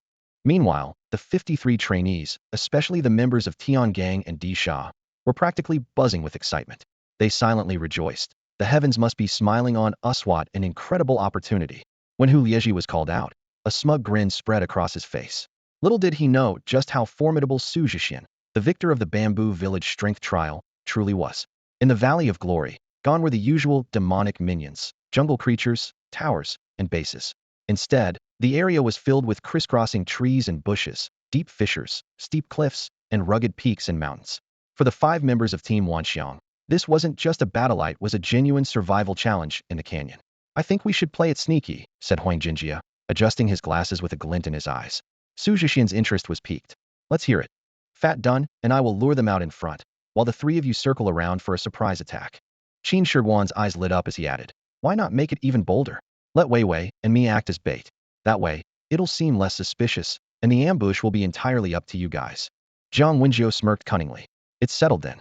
Today's goal is to take down 5. Anything extra is just a bonus. With the plan in place, Team Wanxiang sprang into action. Since the opposing 53 participants had split into smaller groups, the pressure was manageable. Sure enough, the first group they encountered was led by Hu Lieji and his Tiangang Dishan team. Oh, it's Muscle Tiger. Run! Qin Shi Huang shouted in feigned panic, secretly signaling to the ambushed Xu Zhexian. Haha, fat done. Looks like it's my time to shine. Hu Lieji, who had a strong impression of the sharp-tongued assassin, immediately gave chase with his 10 teammates. Qin Shi Huang, Zhang Wenjiu, and the others fled while deliberately maneuvering through complex terrain, gradually splitting the pursuers apart. At just the right moment, Xu Zhexian descended from above, landing silently behind the last 2 members of Hu Lieji's group. What the hell are you here? We've been tricked. But you think you can take on the 2 of us alone? Dream on. Thud. Thud. 2 muffled blows later, the pair collapsed unconscious. Xu Zhexian flexed his wrist. Looks like my punches are great at putting people to sleep. Eventually, Hu Lieji found himself surrounded by all 5 members of Team Wanxiang, his teammates already down. Impossible. You're just a silver rank, how can your strength surpass a gold rank? Hu Lieji stared in disbelief. Xu Zhexian curled his finger in a taunt. Care to find out? Hu Lieji's muscles tensed, and his fists clenched audibly. Without another word, the two clashed head-in, fist against fist. Crack! A sharp sound of bones breaking echoed, followed by a resounding boom. Hu Lieji slammed heavily into the cliffside, his right arm hanging limp as spiderweb-like cracks spread across the rock behind him. You're unreal. Hu Lieji muttered before passing out. Shuga, you're amazing. One punch took down Muscle Tiger. Qin Shi Huang's eyes sparkled with admiration. Huang Jinjia adjusted his glasses again, relieved that with Xu Zhexian around, his glasses were safe. I bet even Instructor Luo didn't expect you to be this strong, Wu Weiwei remarked. This time, it was just a surprise attack, Xu Zhexian replied. There might be new rules tomorrow, but it's a good chance for us to practice different strategies. As he spoke, Qin Shi Huang suddenly perked up. Someone's coming hide. Still 43 left. The sooner we finish, the sooner we eat, Jiang Wenzhou chuckled. Using this strategy, Team Wanxiang secured a decisive victory in the canyon battle. All 53 opponents were sent to the Imperial Hospital, still unconscious. Xu Zhexian felt a bit guilty, his punches might have been too heavy, but at least this spared them from extra training. Just as they were about to grab a meal, Xiao Wujiang appeared. Come with me to Wanxiang Pavilion to select your test papers. The members of Team Wanxiang fell silent, stunned. Old man Xiao, we're starving. Xu Zhexian slumped to the ground, his voice laced with exhaustion. He glanced around at his equally weary teammates and silently grumbled to himself. Training all day without a break was bad enough, but now they had to go pick up test papers? That meant another pile of questions waiting for them back at the academy. What kind of military training was this for a proper academy? It won't take long, just a quick stop, Xiao Wujiang said with a smile, motioning for the Wanxiang squad to follow. Xu Zhexian noticed the tired expressions on his 4 companions and hatched a plan. Since training was over, grabbing a bite to eat shouldn't technically break any rules. Swiftly, he pulled out a heap of snacks from his storage ring and handed them out to everyone. Here, eat something to keep you going, Xu Zhexian said as he tore open a packet of smoked duck wings. However, Jiang Wenzhou and the others just stared at him in stunned silence, while even Xiao Wujiang, who had been walking ahead, stopped in his tracks. Why are you all looking at me? Aren't you hungry? Xu Zhexian asked, taking a bite of the duck wing. He then turned to Xiao Wujiang and offered. Old man Xiao wants some? I've got plenty. Xiao Wujiang swallowed hard, his voice trembling slightly. You can ignore the spiritual energy seal? That was exactly the question on the minds of Wu Weiwei and the others. After all, this was a formation personally set up by Xiao Wujiang himself, far more advanced than one raw-phase starstorm array. Maybe my spiritual energy is just too active to be contained, Xu Zhexian replied offhandedly. Xiao Wujiang gave him a skeptical look, as if silently saying, Sure, I totally believe you. Turns out Brother Xian is even more extraordinary than I imagined, Huang Jinjia muttered, adjusting his glasses with a knowing look. Yeah, nothing seems strange when it comes to him, Jiang Wenzhou agreed. Exactly. Just eat already, I'm starving. Wu Weiwei exclaimed as she eagerly tore into a pack of crispy noodles. Ever since this military training started, it feels like no amount of food is ever enough. Xiao Wujiang nodded, deciding not to dwell on the matter. After all, Xu Zhexian was the first person in 1,000 years to possess imperial destiny, so it was only natural for him to be exceptional. All right, let me introduce you to the Wanxiang Pavilion, Xiao Wujiang began as they resumed walking. He explained that the Great Hall in the Forbidden City was a place for studying, while the Wanxiang Pavilion served as a repository of texts. Unlike the Sutra Pavilion on Yujing Mountain, which housed artifacts with spiritual properties, the Wanxiang Pavilion contained various scriptures nurtured by the Forbidden City itself. These included works from Taoism, Buddhism, Confucianism, legalism, military strategy, Moism, agriculture, and other cultural treasures of the Grand Xia civilization. Although many of the texts were incomplete, it was thanks to the ancestors of Grand Xia that these invaluable classics had been preserved at all. Once you're inside, you can each choose one scripture, Xiao Wujiang continued. Each scripture contains 9 to 10 chapters. You'll need to carefully study and comprehend them. Finally, the scripture will generate questions, and your ability to answer them will determine the spiritual talent you gain. He explained that this talent referred to mental aptitude. While awakening a spiritual source signified potential to become a card master, the quality of one's spiritual energy could vary greatly. Xu Zhexian, for instance, possessed extraordinarily high-quality spiritual energy. Spiritual talent would enhance one's spiritual source with unique effects, similar to card traits. To awaken this talent, they would need to fully immerse themselves in the scriptures of the Wanxiang Pavilion. Not just anyone can read the scriptures, it depends on their strength, Xiao Wujiang stated solemnly, standing before the 5 individuals. 4 card masters with weak mental power, Rashly studying the scriptures can lead to mental collapse at best, or instant death at worst. The purpose of Wanxiang Academy is to identify those capable of withstanding the power of the scriptures. Take your father, for example. His white tiger talent was derived from insights gained through the scriptures. Hearing this explanation, the five individuals had a look of sudden realization in their eyes. Xu Zhexian's eyes lit up as he eagerly pulled out a fragrant pack of vegetarian tripe from his pocket and offered it to Xiao Wujiang with a flattering smile. Xia, sacrificial wine. Which scripture is the most powerful? Could you give us some guidance? Xiao Wujiang's mouth twitched slightly as he looked at the young man who usually called him Old Xia, but now respectfully addressed him as Xia, sacrificial wine. With a helpless shrug, he replied, "There's no definitive answer. Once inside, it all depends on your individual fate and luck. Some might come out empty-handed." These words filled the Wanxiang squad with both anticipation and anxiety. They feared being the unlucky one who failed to connect with any scripture. Not only would it be embarrassing, but it could also drag down the entire team. Before long, a grand palace adorned with intricate carvings and vibrant paintings appeared before them. This was the legendary Wanxiang Pavilion. As they pushed open the heavy doors, they were greeted by rows upon rows of bookshelves glowing with a mysterious light, stretching as far as the eye could see. The shelves continuously shifted and rearranged themselves, as if showcasing the vast, starry history of the Grand Xia Empire. "Well, if it isn't Brother Zhexian." A cheerful voice suddenly rang out, and an elderly man with an ethereal, scholarly demeanor appeared out of thin air. "Brothers Hua." Xu Zhexian was stunned. "What are you doing here? Who's guarding the scripture pavilion?" The old man chuckled and waved his hand. "You've got it wrong. Im Xiang. Zhuixi is my elder brother." Seeing Xu Zhexian's confused expression, Xiao Wujiang explained, "Zhuixi and Yu Xiang are twin brothers who respectively guard the scripture pavilion and the Wanxiang pavilion. Though their current strength is only at the half-step divine realm, not quite on par with Bai Yueming, they were once peak divine realm experts. They voluntarily allowed their cultivation to decline to protect the Grand Xia, and have since recultivated to their current level. These two pavilions, the very foundation of the Grand Xia, are not something ordinary people can safeguard." "So my dad had two masters?" Xu Zhexian asked in surprise. "That's right," Yu Xiang said with a proud smile. "Your father is the only disciple we've ever acknowledged. We thought no one could surpass his talent until you, a young man with the aura of an emperor, came along." The rest of the Golden Armor team marveled at this revelation. Aside from Jiang Wenjiu, none of them had expected Xu Zhexian to have such an impressive family background, given how low-key he had always been. Yu Xiang pointed to the void, dispelling the barrier in front of the bookshelves for them. "Go ahead. You have 6 hours.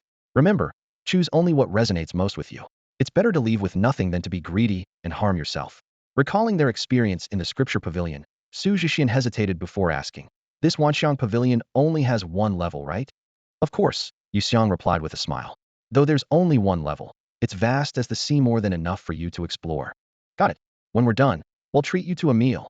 Xu Zhexian waved goodbye along with the other 4 as they stepped into the boundless sea of books. Xiao Wujiang and Yu Xiang pulled up wrought tin chairs, lounging leisurely as they snacked on sunflower seeds and sipped tea, waiting for the group to uncover their fates. The Forbidden City, Wanxiang Pavilion. The moment Xu Zhexian stepped into the barrier, the world before him transformed abruptly. In the tranquil space, only the soft echo of his footsteps could be heard. As far as his eyes could see, rows of ancient, austere bookshelves were neatly arranged. Each volume of ancient texts emitted a gentle golden glow, sacred, yet not blinding. Xu Zhexian paused between the shelves, carefully examining these remnants of Xia's heritage. Some consisted of nothing more than a thin page, others were fragments of broken scrolls. Each ancient text seemed to carry the weight of history, yet emanated an unyielding pridea, confidence and belief born from Xia's legacy, a world so vast, yet only Xia could claim invincibility. The bookshelves shifted continuously before him, revealing new shelves every few minutes, each bringing forth different ancient texts. He recognized many classics familiar to him from his past life. The Mahist text Mozi, the strategist strategies of the warring states, the Yinyang scholars' golden principles of law and image. There were also military classics like the Yellow Emperor's Info Sutra, 6 secret teachings, 3 strategies, the art of war, along with texts from Taoism, Confucianism, agrarianism, medicine, and even Buddhist scriptures. Unfortunately, all these works were incomplete fragments. The seemingly vast ocean of bookshelves, in truth, contained only single pages or partial scrolls on each shelf. Gazing at these fragmented treasures of Xia, Xu Zhexian felt a deep sense of regret. How he longed to restore these works, to revive the glory of Huaxia's classics. Yet the immense 5,000-year history of Huaxia civilization was a boundless abyss, far beyond the grasp of any one individual. With reverence in his heart, Xu Zhexian walked forward slowly. He wasn't seeking a specific goal, He simply took his time appreciating these ancient texts, which felt like cherished family members, and immersing himself in the unique sense of belonging that came with being a part of Xia.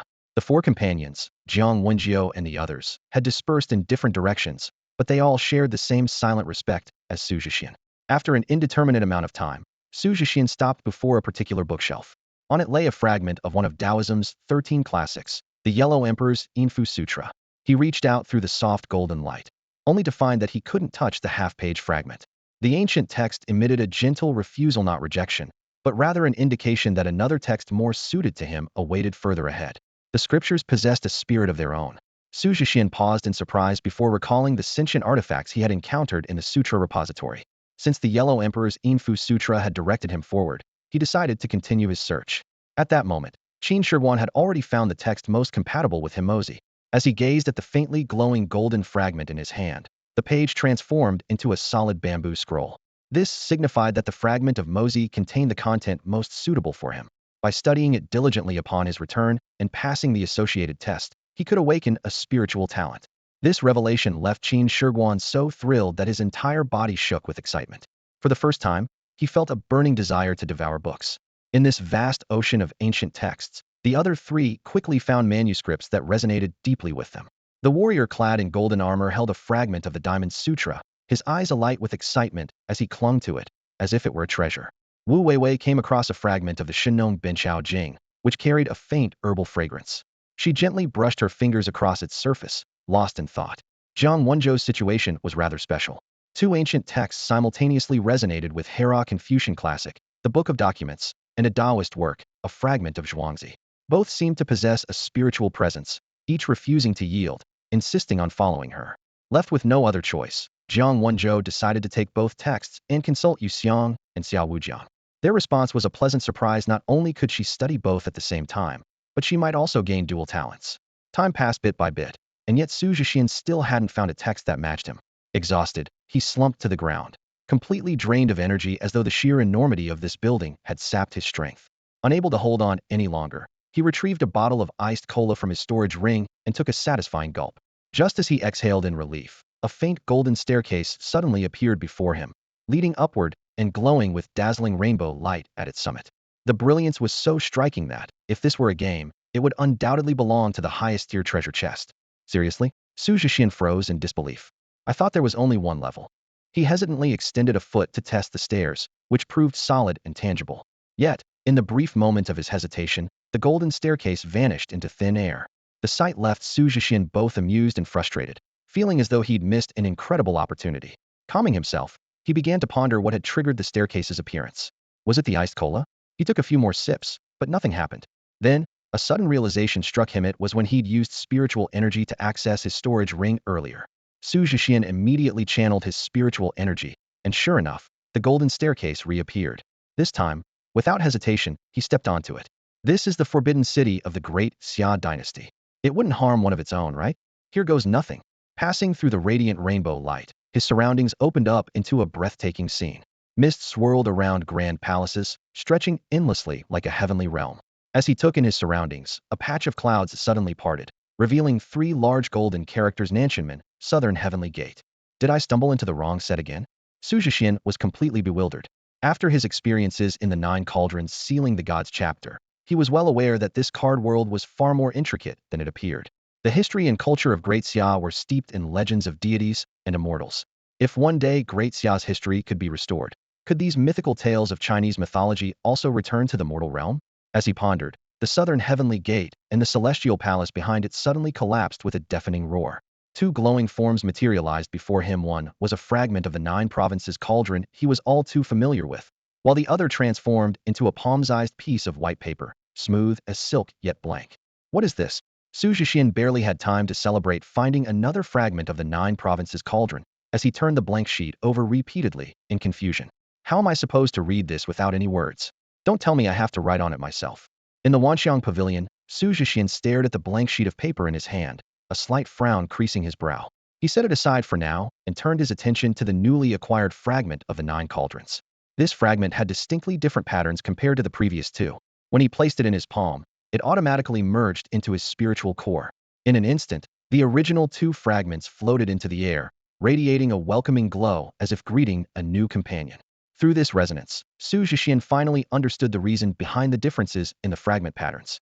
In ancient times, Dayu divided the land into 9 regions, commissioning each region to contribute bronze to forge the 9 cauldrons, symbolizing the unity of the 9 provinces. The first 2 fragments he had obtained were part of the Yongzhou cauldron, while today's fragment was a piece of the Qingzhou cauldron.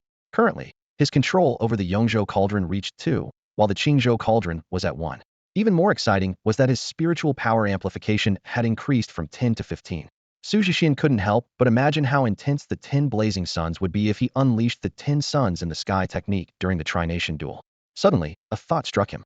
Since he had previously activated the pale gold stage using spiritual power, could it be that this mysterious blank paper also required spiritual power to activate?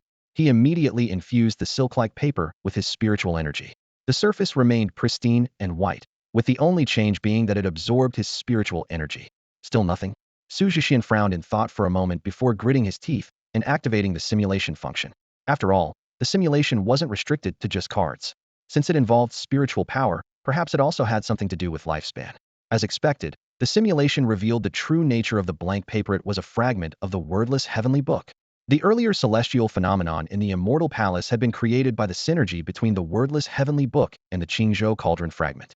As someone who had been an artist in his past life, Xu Zhexian had vivid memories of the animated film legend of the heavenly book. The wordless heavenly book, capable of teaching miraculous spells, had filled him with envy back then. Now, he had obtained a page of it himself. While it might differ from the version in the animation, it was undoubtedly of great value. Eagerly, he flipped to the final page of the simulation information and discovered the true purpose of the fragment. Spend 200,000 years of lifespan to evolve the wordless heavenly book fragment and acquire the spiritual talent heaven and earth. The staggering number made Xu Zhexian gasp. Although the simulation didn't reveal the exact details of the heaven and earth talent, the enormous lifespan cost indicated its extraordinary power. The problem was, where could he find 200,000 years of lifespan? The selection trials had already consumed a significant portion of his lifespan, leaving him with current lifespan remaining 1,801. Even with the 10,000 years he originally planned to save for the Trination duel, he would still need to gather a total of 210,000 years. The sheer magnitude of this number left Xu Zhexian feeling dizzy and overwhelmed. Since he had already obtained the scripture he needed, he decided to act immediately. The most urgent task now was to find a way to accumulate enough lifespan within a month. Everything else would have to wait. The first step was to seek out Old Man Xia and ask where he could quickly hunt down demons and monsters. As soon as Xu Zhexian stepped out of the barrier, he eagerly asked Xiao Wujiang, "Where can I slay demons and eliminate evil? The bigger, the better." Xiao Wujiang frowned and replied, "Hunting demons at this time? I think studying the scriptures is more important." "I must go," Xu Zhexian said firmly. "This is also a necessary step for me to comprehend the scriptures. My blank heavenly book can only be understood through slaying demons." Stroking his beard, Xiao Wujiang asked seriously, "Do you need to kill a lot of demons?" "Yes," Xu Zhexian nodded, his eyes flashing with determination. "The stronger, the better. The more, the better." Seeing Xu Zhexian's resolute demeanor, Xiao Wujiang took it seriously but still frowned. There are no such secret realms within the Forbidden City. The demons in Glory Canyon are merely simulations. Ahem, right? Xiang, standing nearby, gave Xiao Wujiang a meaningful look. "You could take him there, couldn't you?" Xiao Wujiang's eyes widened. "That's too dangerous. With the upcoming battle, he absolutely cannot afford any missteps." Xu Zhexian and the other 4 became intrigued, all turning to look at Xiao Wujiang. With a sigh, Xiao Wujiang explained, "In the Ling realm, within the Shao Bangua region, there are 3 special secret realms. Many high-dimensional beings are sealed there by Shao Bangua, and it serves as a training ground for their card masters. These realms were created by their 3rd king, who used formations to seal the creatures. Many high-dimensional beings attempted to rescue their kin, but ended up trapped themselves, eventually forming these 3 training grounds. Can we enter?" Xu Zhexian's eyes lit up. "It's not impossible, but it requires a special method," Xiao Wujiang explained. "This is an open secret. Card masters from many countries have been there. Shao Bangwa's strength in the Ling realm is only enough to defend against demons. They lack the power to counterattack. They're actually eager for others to enter the secret realms and help them kill demons. After all, if those enormous secret realms were to collapse one day, unleashing countless demons, it would be catastrophic for them. Although they tend to be wary of Dexia's card masters, Dexia has its ways," right? Xiang added confidently. "We Dexia folks go wherever we please. If they don't like it, we'll deal with it." "What ranks are the demons in those secret realms?" someone asked. "The 3 secret realms are divided into silver, gold, and platinum levels." Xu Zhexian's excitement was palpable. "I never dreamed something this great could exist." Using Xiaobang's resources to fight Xiaobang and Xiao Gui? Incredible. Since we're going, all 5 of you will go together, right? Xiang decided. Wu Jiang and I will accompany you, so there's no danger. With a half-step deity and a peak saint-level master, their safety was guaranteed. Right, brother, you're the best. What are we waiting for? Let's go, Xu Zhexian exclaimed, as excited as a child. Not so fast, Xiao Wujiang said seriously. This is a major undertaking and requires preparation. Since the goal is to slay demons and comprehend the scriptures, we might as well go all out and make a big impact. 10 days from now, at 10 p.m., we set out. Got it. Over the next 10 days, the Wanxiang squad continued their rigorous training.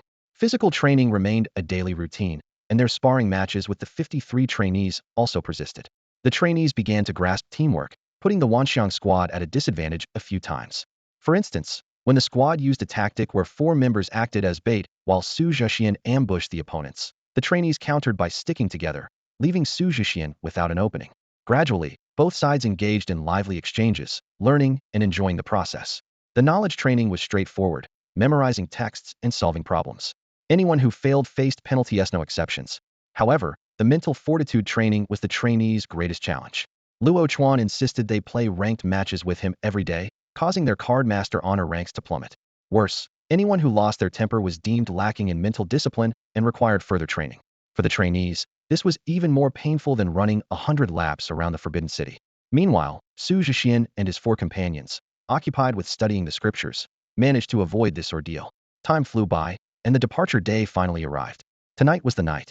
Ah, damn it, Kim Sang-hyuk, you bastard.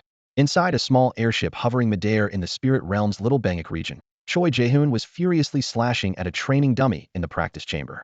A glaring red slap mark on his right cheek stood out starkly, making his anger-twisted face appear even more menacing.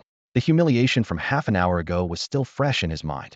Kim Sang-hyuk's arrogant face, the merciless slap, and the degrading scene of himself kneeling like a defeated dog to apologize.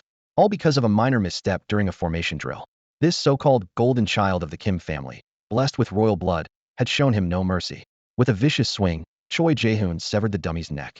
His small, beady eyes glinted with venomous hatred. Despite being the heir to the Choi conglomerate, he had no choice but to bow before Kim Sang-hyuk, whose power and status overshadowed his own. Young master, please calm your anger and focus on the bigger picture. The elderly, hunched-over butler urged softly.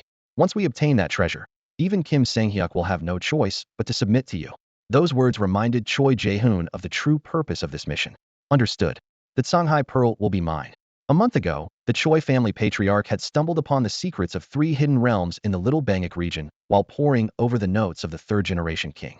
Among them, a silver-tier realm was said to house a treasure vault, with its most prized possession being the Songhai Pearl, a gem rumored to grant card masters unparalleled power.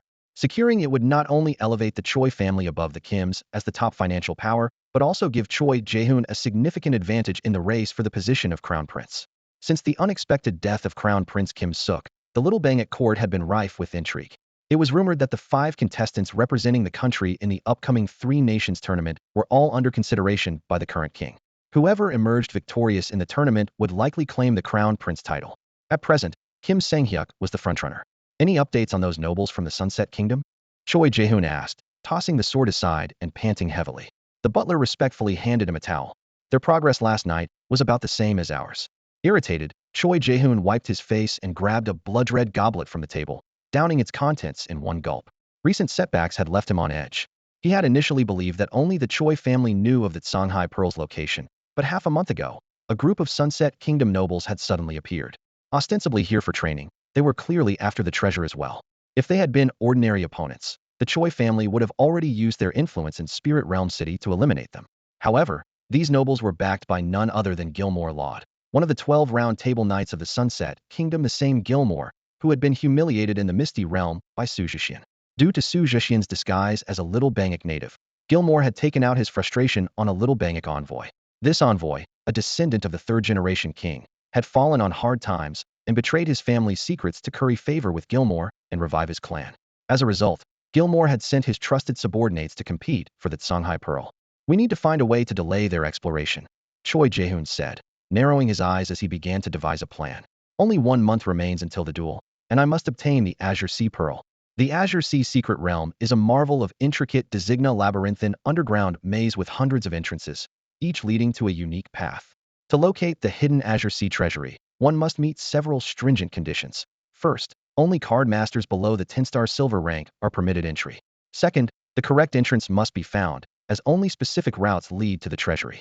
Third, every demon encountered along the way must be slain. Retreating from battle is not an option.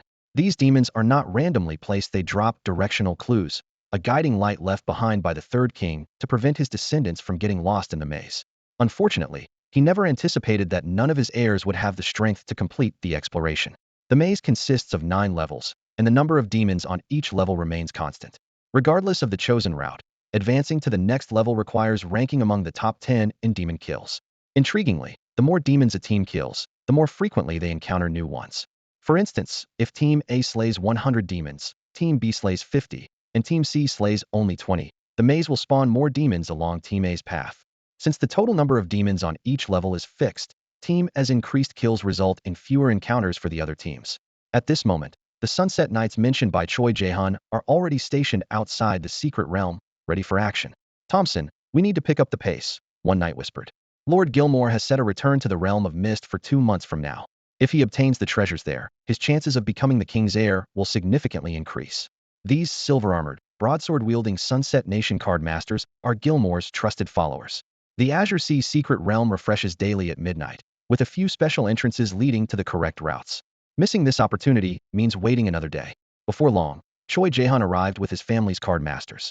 Lord Thompson, we meet again, he said with an ingratiating smile, a stark contrast to his previously sinister demeanor. Huh, Xu Zhexian, you sure are persistent. It's hard to believe that despite your efforts, your Little Stick Nation is still so weak, Thompson retorted mockingly. To the Sunset Nation, Little Stick Nation was nothing more than a guard dog. They didn't even bother to disguise their disdain or use covert methods, brazenly stepping into enemy territory. Xu Zhexian maintained his smile. You're absolutely right. We still have much to learn from you, Lord Thompson. At that moment, the maze's entrances materialized. Xu Zhexian gestured politely, inviting Thompson's group to proceed first. Once they entered, Xu Zhexian's expression darkened as he led his team in after them. They'll make you kneel and beg before me, he muttered coldly. Soon, more card masters arrived, including demons disguised as humans who silently infiltrated the crowd. In the blink of an eye, the hundreds of entrances vanished. Suddenly, the space outside the secret realm rippled irregularly, and a dark blue shuttle quietly appeared. 7 figures disembarked. It was none other than Xu Zhexian and his companions. So, this is the Little Stick Nation's secret realm? Xu Zhexian, cloaked in a silver-white mantle, asked. The cloak, aside from its aesthetic appeal, served only to conceal their presence. With it, not even time reversal spells could trace their whereabouts. These cloaks and the shuttle were specifically requested by Xiao Wujiang from Bai Yueming. Indeed, this is a rare training ground, Xiao Wujiang replied seriously. The silver-ranked demons inside are as strong as gold-ranked ones. Be cautious at all times. If you're in danger, crush the ancient coin and old right, and I will immediately teleport you back to the shuttle. All right, we're ready to go, Old Right said. He controlled the shuttle, firing a dark blue beam that forcefully created a new entrance into the secret realm. This spatial technique essentially opened a backdoor, allowing them to enter undetected by the realm's records. Impressive. Let's head in, Xu Zhexian said as they stepped into the secret realm. Roar. At the entrance of the maze, a massive, bloodthirsty giant ape lunged at Xu Zhexian and his 4 companions. Fortunately, they had been prepared. Weapons in hand, they quickly formed a battle formation to confront it. Though the giant ape was only at the level of a silver 5-star, its explosive strength rivaled that of a gold 1-star elite in a secret realm. Through seamless teamwork, the 5 managed to subdue the ferocious monster without even resorting to the power of their cards. Phew! Wu Weiwei let out a sigh of relief and gave the giant ape's corpse a kick. Xu Zhexian, on the other hand, couldn't contain his delight. This bloodthirsty giant ape had just added 200 years to his lifespan. To reach the goal of 210,000 years, I only need to take down 1,050 more monsters, he calculated silently. This place is practically a treasure trove of life force. Among the ape's loot, a guiding token made of white jade stood out prominently. Xu Zhexian pocketed it before turning his attention to their surroundings. The torches on the walls emitted a dim glow, illuminating the uneven stone surfaces. Evergreen vines sprawled across the walls like spiderwebs, with scattered remains of bones, human or otherwise, hanging amid them. Ahead, the passageway was narrow, allowing only 3 people to walk side by side, and its depths were consumed by impenetrable darkness. Old Qin, send the mechanical wolves to scout ahead, Xu Zhexian instructed cautiously. Qin Shi Huang immediately summoned 3 mechanical wolves, dispatching them in different directions to investigate. Before long, They relayed their findings. Within 100 meters, there were 2 turns, one of which led to a dead end where an unknown number of monsters were lurking. Upon hearing this, Xu Zhexian didn't hesitate to choose the dead end where the monsters were hiding. Since their primary goal was to slay monsters, navigating the maze was only a secondary concern. Without delay, he summoned his 4 main combat cards: Ying Zheng, Bai Qi, Li Si, and Meng Tian. After all, their entry into this secret realm had been forcibly achieved through a forbidden technique, rendering the realm unable to track their movements or spy on their actions. As for other card masters they might encounter, Xu Zhexian had already decided: avoid them if possible, fight if necessary. Seeing Xu Zhexian reveal his trump cards, Jiang Wenji and the others also summoned their cards. However, Wu Weiwei's Luoying Willow and the Golden Armor's Mystic Whale were too large to materialize in the confined space. The team quickly formed their positions. The Mechanical Wolves were sent ahead to scout, Meng Tian guarded the rear, and the Golden Armor held a shield to protect their backline. The main combat cards, led by Xu Zhexian and his companions, comprised the core of their offense. With Jiang Wenji's auspicious state boosting the team and Abao's Du Kong Wine amplifying their strength, the combat prowess of Ying Zheng and Bai Qi surged dramatically. Ordinary monsters were often slain with just a single coordinated strike from the two. Against tougher or more numerous foes, Xu Zhexian and the others would step in to deliver the finishing blow. With such synergy, the entire team exuded an unstoppable aura of dominance. "We're so powerful," Qin Shi Huang exclaimed, patting his round belly with a smug expression. "Yeah, right. It's all thanks to Xiang'e." The Golden Armor at the back of the team shot down his pride without hesitation. "Focus on controlling the Mechanical Wolves to scout ahead. The faster they search, the higher our efficiency." Xu Zhexian chuckled lightly at the remark. "As you command, my dear Xiang'e." Meanwhile, other explorers were perplexed. Xu Zhexian, a seasoned family card master, was intimately familiar with the spawn rate of demons on the first level. Normally, 5 would appear within 10 minutes. But tonight, only 3 had shown up, a puzzling anomaly that furrowed his brow. Could it be that the bastards from Sunset Nation have sent in a new expert? He speculated, urging his subordinates to pick up the pace. Even if they encountered fewer demons, securing a top 10 spot and advancing to the next level was the priority. Thompson's team harbored similar suspicions. No wonder he was so smug even after we humiliated him earlier. He must have a plan. These despicable little punks. The knights from Sunset Nation thought their analysis was spot on, unaware that their assumptions were simply a reflection of their own biases. Before long, the first level's demons were entirely wiped out. A stone gate suddenly appeared before Xu Zhexian's 5-person team. If there was a leaderboard, the Wanxiang squad would undoubtedly dominate first place, leaving the second-place team far behind. "We're heading into the second level. Stay alert," Xu Zhexian cautioned. Unlike the first level, the second level introduced plant-type demons. These creatures often disguised themselves as unassuming little flowers along the walls, only to spring to life and devour unsuspecting prey. The poor Mechanical Wolves were the first victims, becoming easy meals for these cunning predators. "Damn, that scared the life out of me," Qin Shi Huang exclaimed, still shaken. Since his mental energy was linked to the Mechanical Wolves, every time one was devoured, he felt as if he had experienced it himself, regretting he hadn't brought some heart relief pills. "Let me handle this," Wu Weiwei said, summoning nearly transparent dandelions that instantly revealed the hidden plant demons lurking in every corner. "Great idea," Xu Zhexian praised sincerely, secretly admiring the unique utility of other card types. However, he firmly believed that his future Emperor card would bring unparalleled surprises. He had already planned to add another subordinate card before the next duel, completing a Oni Emperor Forminister's lineup. Combined with domain and scenario cards, his Qin Dynasty-themed Emperor deck would be nearly complete. As for the next Emperor card, though it would be even more challenging and require more life essence, he had already taken these factors into account. The second-level maze was soon cleared by the unstoppable Wanxiang squad. However, the thrill of overcoming challenges was replaced by the simple satisfaction of grinding through enemies. "This place is amazing. I've leveled up to silver 4 stars," Golden Armor announced excitedly. As a shield warrior card master, leveling up had always been a struggle for him, especially since most top-tier players hovered around silver 5 stars. "I'm almost at 6 stars, Qin Shi Huang grinned like a Buddha. Ever since joining Xu Zhexian's team, everything seemed so effortless. "Same here," Jiang Wenzhou and Wu Weiwei chimed in simultaneously. "Great. Let's push harder and aim for everyone to reach 10 stars before the duel." The Wanxiang squad was in high spirits, blissfully unaware of the immense pressure their performance was putting on other teams in the maze. How is Xu Zhexian so relentless? What the hell have those bastards from Sunset Nation done? Damn those little punks. We can't let them succeed. Both teams were pushing themselves to the limit, while the cheerful Wanxiang squad remained oblivious to the chaos they'd stirred. "Charge, charge, charge!"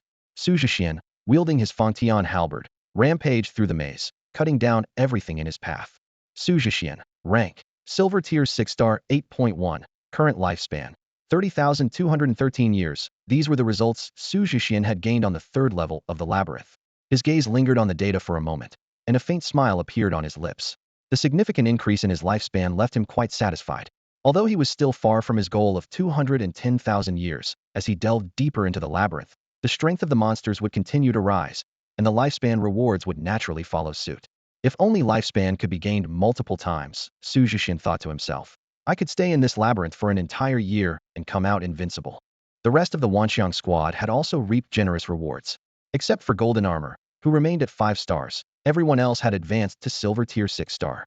Golden Armor was so thrilled that even his hair stood on end. A monumental achievement for a defensive card master. I owe my second place finish in the Xia College entrance exam entirely to him, Zhang Wenjiu said with a grin. I got to experience what it's like to win effortlessly long before you guys. Brother Su, I'm sticking to you for life. Qin Shi Huang exclaimed, clinging to Xu Zhexian's arm like an oversized koala. Get lost. Xu Zhexian slapped him onto the labyrinth wall with a single motion. At that moment, Wu Weiwei reminded the group. We're about to enter the 4th level. Xia Zhuozhou mentioned that this level is the turning point of the entire labyrinth. Let's test the waters first. If it gets too tough, we'll head back and stabilize our realms for a few days before returning. Everyone agreed. After all, recklessly pursuing short-term gains could easily lead to irreversible consequences. Meanwhile, Xu Zhexian stood at the entrance to the 4th level with a grim expression. The requirement to proceed was to slay 50 monsters on the 3rd level, and their team was still one short. To make matters worse, they couldn't find any trace of a monster now. How the hell are they killing so fast? Xu Zhexian stomped his foot in frustration. We were neck and neck last night, but now they're way ahead.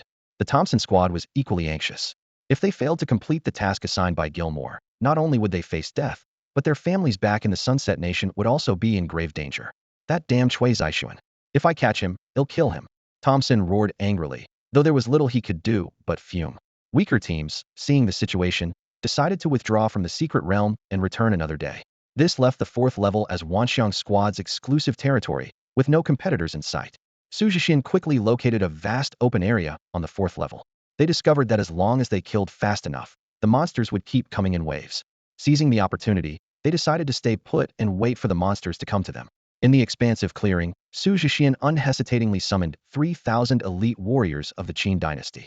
Under the precise command of Ing Zhong, Bai Qi, Meng Tian, and Li Si, the elite warriors of Great Qin moved as one, unstoppable in their advance.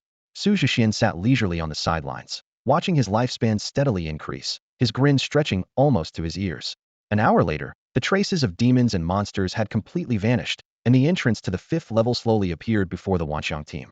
At this rate, we'll reach silver rank 10 stars by tonight, the team members exclaimed with confidence. Though each star in the silver rank required 10 times the experience of the previous one, their experience points were skyrocketing as if propelled by a rocket. Meanwhile, Choi Jae-hun and Thompson had finally made it to the 4th level after much struggle. However, the desolate scene before them plunged them into despair. Pain, helplessness, and frustration intertwined in their hearts. Let's go? I refuse to believe they'll succeed. Thompson gritted his teeth and decided to give up. With no demons left to slay, they had no other choice. Elsewhere in the maze, Choi Jae-hun also withdrew in defeat, planning to return the next day with his family's most powerful resources. Both silently cursed the other, hoping their rival would perish on the 9th level. Unaware of all this, Xu Zhexian's team was immersed in their joyful harvest. They advanced level by level, cautiously exploring each one before launching a complete sweep. The demons, imprisoned for centuries, seemed to encounter their liberators. Reluctant to die, they nonetheless could not escape their fate. 5 hours later, the Wanxiang team finally reached the 9th level. The system displayed. Xu Zhexian. Level, silver rank 10 stars. Current lifespan, 182,003 years. The entire team had ascended to the peak of the silver rank, needing only one advancement quest to break through to the gold rank. Xu Zhexian was just 30,000 years of lifespan away from his goal. However, the scene on the 9th level left them stunned in open field the size of a football stadium, devoid of demons or maze structures. This contradicted the information provided by Xiao Wujian, which clearly stated there should be 99 high-level demons here.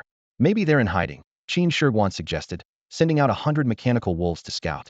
The wolves conducted a thorough search and unexpectedly discovered an ancient teleportation array. The array had 9 indentations, perfectly matching the white jade guidance tokens they had collected along the way. Should we activate it? Zhang Wenjiu asked. What if it sends us to the demon's world? This was originally a place where demons were imprisoned by Xiaobang Nation. It shouldn't be connected to their world, analyzed golden armor. Ultimately, Xu Zhexian decided to send the great Qin warriors and mechanical wolves ahead to scout. If there was danger, they would retreat. If not, they would proceed with their exploration. The moment the jade token was placed into the teleportation array, a dazzling light shot skyward, illuminating the entire space. Xu Zhexian and Qin Shi Huang simultaneously issued commands to their subordinates. Instantly, the Qin elite soldiers and mechanical wolves entered the array in an orderly fashion and disappeared into the radiance. The 2-minute wait felt like an eternity. Suddenly, both Xu Zhexian and Qin Shi Huang's eyes lit up, clearly receiving feedback from their troops. It's completely safe over there. Not even a trace of demonic presence, Xu Zhexian said, his tone tinged with surprise. And Qin Shi Huang's voice trembled slightly with excitement. It's practically a treasure trove, filled with countless priceless treasures. Their words left Jiang Wenjiu and the others exchanging bewildered glances.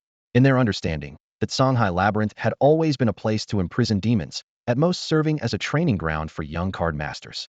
For hundreds of years, no one had ever mentioned the existence of a treasure vault. Could we really have stumbled upon incredible fortune? Jiang Wenjiu murmured, his eyes glinting with astonishment. Golden Armor immediately made a decision. Since we're sure there's no demonic threat, we might as well check it out. With our current strength, we should be able to handle it. Agreed. Wu Weiwei quickly echoed. At this point, the Wanxiang squad had all reached silver tier 10 stars. While their realms might not yet be fully stabilized, they were more than capable of dealing with the current situation. Under the dual protection of Golden Armor and Meng Tian, the group stepped into the teleportation array in succession. As light and shadow intertwined, a dizzying sensation overwhelmed them. When the 5 of them regained their footing, they found the Qin elite soldiers and mechanical wolves already lined up, awaiting orders. The sight before them left everyone speechless in awe. In this vast space, spanning roughly tens of thousands of square meters, treasures were piled high everywhere except for a winding path in the center. However, these were not the typical gold and jewels. Instead, rare and precious materials were scattered throughout. Purple smoke stones, crimson flame steel, 7-leaf lotus, 100-color flowers, many of which were so exotic that even the well-informed Xu Zhexian and Jiang Wenjiu couldn't name them.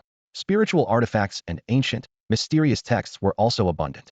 The value of these treasures could elevate the card master strength of a small nation by several levels. Where on earth did that little nation get all these treasures? Everyone shared the same thought. After all, the nation of Xiaobang had always been resource poor. It was impossible for them to amass such wealth. Even if they had these resources, given their nature, they would have squandered it long ago. Hiding it away like this was unthinkable. The group walked slowly along the central path until they reached the far end, where a stone tablet came into view. The inscriptions on the tablet glowed with a glaring light, as if flaunting something. When they finally made out the words, their expressions darkened instantly. I am Jin Yanwu, the 3rd king of the Dabong dynasty. The inscription began with a self-aggrandizing narrative, detailing how Jin Yanwu awakened his spiritual source to obtain the king's card, how he made nations tremble, and how the entire universe supposedly revered him. But the most infuriating part was the latter half of the text. These treasures had been plundered during the turmoil in the Daxia kingdom, stolen repeatedly by Jin Yanwu's orders. The true purpose of constructing this labyrinth was to leave this ill-gotten fortune for the descendants of the Jin family, ensuring the so-called glory of their lineage could continue. Inside the stone tablet lay a hidden treasure, the Songhai Pearl. It was a mystical artifact forged by Jin Yanwu through his own power, containing a wisp of royal fortune. Legend had it that whoever possessed this pearl could become a king-level card master. The inscription on the tablet read, "For descendants, 3 bows and 9 kowtows before the stone tablet are required to claim this pearl. I'll bow to your ghost." Qin Shi Huang roared with fury, delivering a heavy kick to the stone tablet. Stealing the treasures of Artisya and even erecting a monument to flaunt it? Shameless. Jin Yanwu must be buried here. Huang Jinjiao exclaimed, his anger causing his hair to stand on end. Gritting his teeth, he added, "Dig 3 feet deep if we must, but we'll find him and grind his bones to dust." Without hesitation, Jiang Wenjiu pulled out hundreds of cards from his storage ring. Each card materialized into a storage ring, and each ring could hold items across 100 square meters. The crisp sound of rings hitting the ground echoed as they piled up, leaving Xu Zhexian and the others dumbfounded. "Xiaojiu, you carry this many storage rings with you?" Wu Weiwei asked in astonishment. Jiang Wenjiu's cheeks flushed slightly as he softly explained, "I was worried Xu Zhexian might eat all the snacks, so I brought backups." Xu Zhexian silently grumbled in his heart. "I'm not the only foodie here," but a faint smile still tugged at the corner of his lips. "Pack it all up," Jiang Wenjiu commanded, his tone brooking no argument. "Not a single treasure of our ancestors is staying here." "Got it." Qin Shi Huang and Huang Jinjiao responded in unison, and Xu Zhexian and Wu Weiwei immediately sprang into action. The 5 of them spread out, frantically looting every treasure in sight, leaving no gem or artifact, not even those hidden in the cracks of the stone tiles. To speed up the process, Xu Zhexian summoned 3,000 elite Qin warriors to assist. Personally wielding his Fong Tian halberd, he pried up every jade tile to inspect beneath. Stealing from our ancestors? You've got a death wish. The 5 of them cursed as they worked, venting their anger with every word. Half an hour later, the entire treasury was stripped bare. Xu Zhexian ordered the Qin warriors and mechanical wolves to dig 3 feet deep, ensuring Jin Yanwu hadn't hidden any Dixia treasures underground. All that's left is this thing, Huang Jinjia said, pointing at the stone tablet. That Songhai pearl is inside, but I'd rather die than bow to that bastard. Naturally, Xu Zhexian replied, gripping his Fong Tian halberd as golden light swirled around it. Stand back. With a single strike of his 10 directions annihilation, the indestructible stone tablet was reduced to dust in an instant. Xu Zhexian paid no attention to the Songhai pearl, dismissing it as unworthy since it didn't belong to Dixia. As the dust settled, the Songhai pearl remained intact, floating in midair and radiating a dazzling light, as if Jin Yanwu were flaunting his power to future generations. TCH, lucky you, Xu Zhexian muttered. He struck the pearl several times with his Fong Tian halberd to ensure it was harmless before picking it up. This thing's tougher than I thought. He fiddled with it roughly, already contemplating how to destroy it, unwilling to leave anything valuable for his enemies. Suddenly, the Songhai pearl began to shake violently, as if something was about to break free from within. The Songhai pearl in Xu Zhexian's hand emitted an eerie and foreboding blue glow. Xu Zhexian frowned and, without hesitation, flung the pearl far away, as if discarding some repulsive piece of trash. You insolent wretch! How dare a disloyal descendant treat me like this? A commanding voice roared from within the pearl. The blue light suddenly intensified, coalescing into a figure none other than Jin Yanwu, the 3rd king of the Xiaobang kingdom. However, what awaited him was not the reverent kneeling of his descendants as he had imagined, but 5 young faces filled with fury. So, you old scoundrel, you've been hiding in that pearl all along. Xu Zhexian sneered. A mere Bang kingdom dares to call yourself Zhan? Now that you've shown yourself, it's time to settle the debt for stealing treasures from Dixia. Jin Yanwu stood frozen, clearly unprepared for such a scenario. He shook his slightly dazed head after years of dormancy within the pearl. His thoughts were still clouded. It was only now that he began to recognize the identities of those before him. You're from the Xia kingdom. Looks like even a king like you is nothing special, Xu Zhexian said with a mocking smirk. It took you this long to figure out who we are? What a disgrace to the title of king. And those so-called glorious achievements inscribed on your monuments, didn't you feel ashamed? How dare you? Jin Yanwu thundered, his anger erupting. How did you manage to enter this place? My treasures theory gone. It was you who stole them. Before he could finish, Qin Shi Huang spat a mouthful of phlegm directly at his face. Though it passed through Jin Yanwu's spectral form, the insulting gesture was enough to wound his pride. You've got some nerve accusing us when you stole Daxia's treasures first. We're just taking back what's rightfully ours. Keep running your mouth, and I'll spit on you until you're nothing but shame. Qin Shi Huang, usually polite, had no patience for a brazen thief like this. If Jin Yanwu had been in physical form, the 5 of them would have already attacked, regardless of the odds. To steal Daxia's treasures was an unforgivable crime, and they'd fight to the end, even at the cost of their lives. Curse you Xia people! How dare you insult the king of the great Bang dynasty? Bow before me. Jin Yanwu's outrage caused his blue spectral form to expand, unleashing an oppressive aura of royal dominance. Qin Shi Huang, a silver-tier fighter, could barely withstand the pressure, and Jiang Wenji, Huang Jinjia, and Wu Weiwei struggled to hold their ground. Yet, even under such crushing force, they refused to kneel before their enemy. Leave. Xu Zhexian stepped forward, placing himself protectively in front of the group. As a natural-born emperor, he was impervious to the intimidation of a mere vassal state's monarch. With him standing tall, Jiang Wenji and the others immediately felt the pressure lift, straightening their spines once more. How can you possibly resist me? Jin Yanwu stared at Xu Zhexian in disbelief. Ordinary card masters had no ability to withstand the suppressive aura of a king. It was a unique power that only monarchs possessed. Typically, only another king could counter it, and even then, it depended on their relative strength. But Xu Zhexian was an exception, a natural-born emperor, inherently immune to the dominance of lesser rulers. Xu Zhexian, radiating the aura of a monarch from the Great Xia dynasty, fixed his piercing gaze on Jin Yanwu. His voice carried an undeniable authority. First, don't address yourself as Zhan in my presence, you're not qualified. Second, understand the situation clearly. I hold the blade, and you are the fish on the chopping block. Third, he coldly pointed to the ground. Kneel and speak to us, or die. Jin Yanwu's face contorted instantly upon hearing those words. As an emperor, no one had dared to speak to him in such a manner in decades. Overcome with rage, he let out a bitter laugh. Foolish imp. Let me show you the might of my divine power. Xu Zhexian kneel. Boom. A formless pressure erupted from Xu Zhexian's body.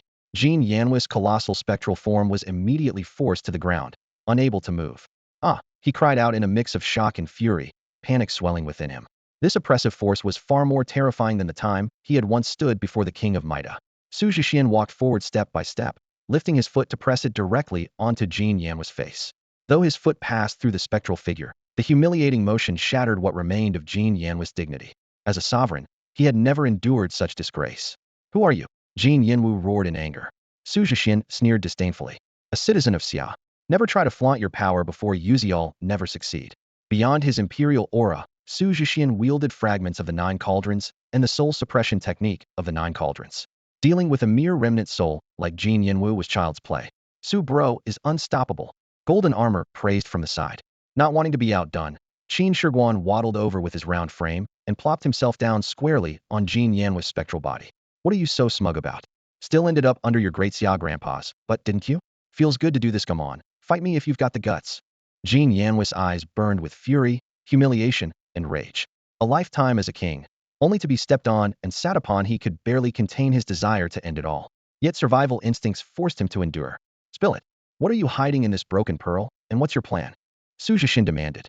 Jin Yanwu remained silent, retreating into the Songhai pearl in a flash of light, hoping to escape his predicament. Xu Zhexian smirked coldly, picking up the pearl. Not talking, huh? Then I'll hand you over to the great Xia authorities. They'll know how to deal with you. Jin Yanwu knew all too well that falling into the hands of great Xia would mean a fate worse than death. Desperate to survive, he quickly emerged from the pearl. Wait, don't hand me over. I can offer you something you'll find very beneficial. Xu Zhexian said nothing, simply smiling as he gestured for Jin Yanwu to continue. Yet his eyes conveyed a clear warning. If Jin Yanhui's answer was unsatisfactory, his fate would only grow more miserable. Jin Yanwu took a deep breath and finally revealed the plan he had kept hidden for years. His gaze flickered, and his voice carried a long-suppressed desire. I will seize the body of a descendant and reclaim my throne as the ruler of the Great Bang dynasty. He slowly recounted how, many years ago, he had stumbled upon a secret method deep in the ocean. This method allowed him to condense its Songhai pearl to nourish his soul, granting him a temporary state of immortality. All he needed was a suitable descendant's body to complete the process of soul usurpation and rebirth. To achieve this, he meticulously created 3 secret realms. The Platinum Realm held the king's card, the Golden Realm stored the king's equipment, and the most crucial Silver Realm served as the sanctuary for his soul. Choosing the Silver Realm was no coincidence, Jin Yanwu explained, a glint of cunning in his eyes.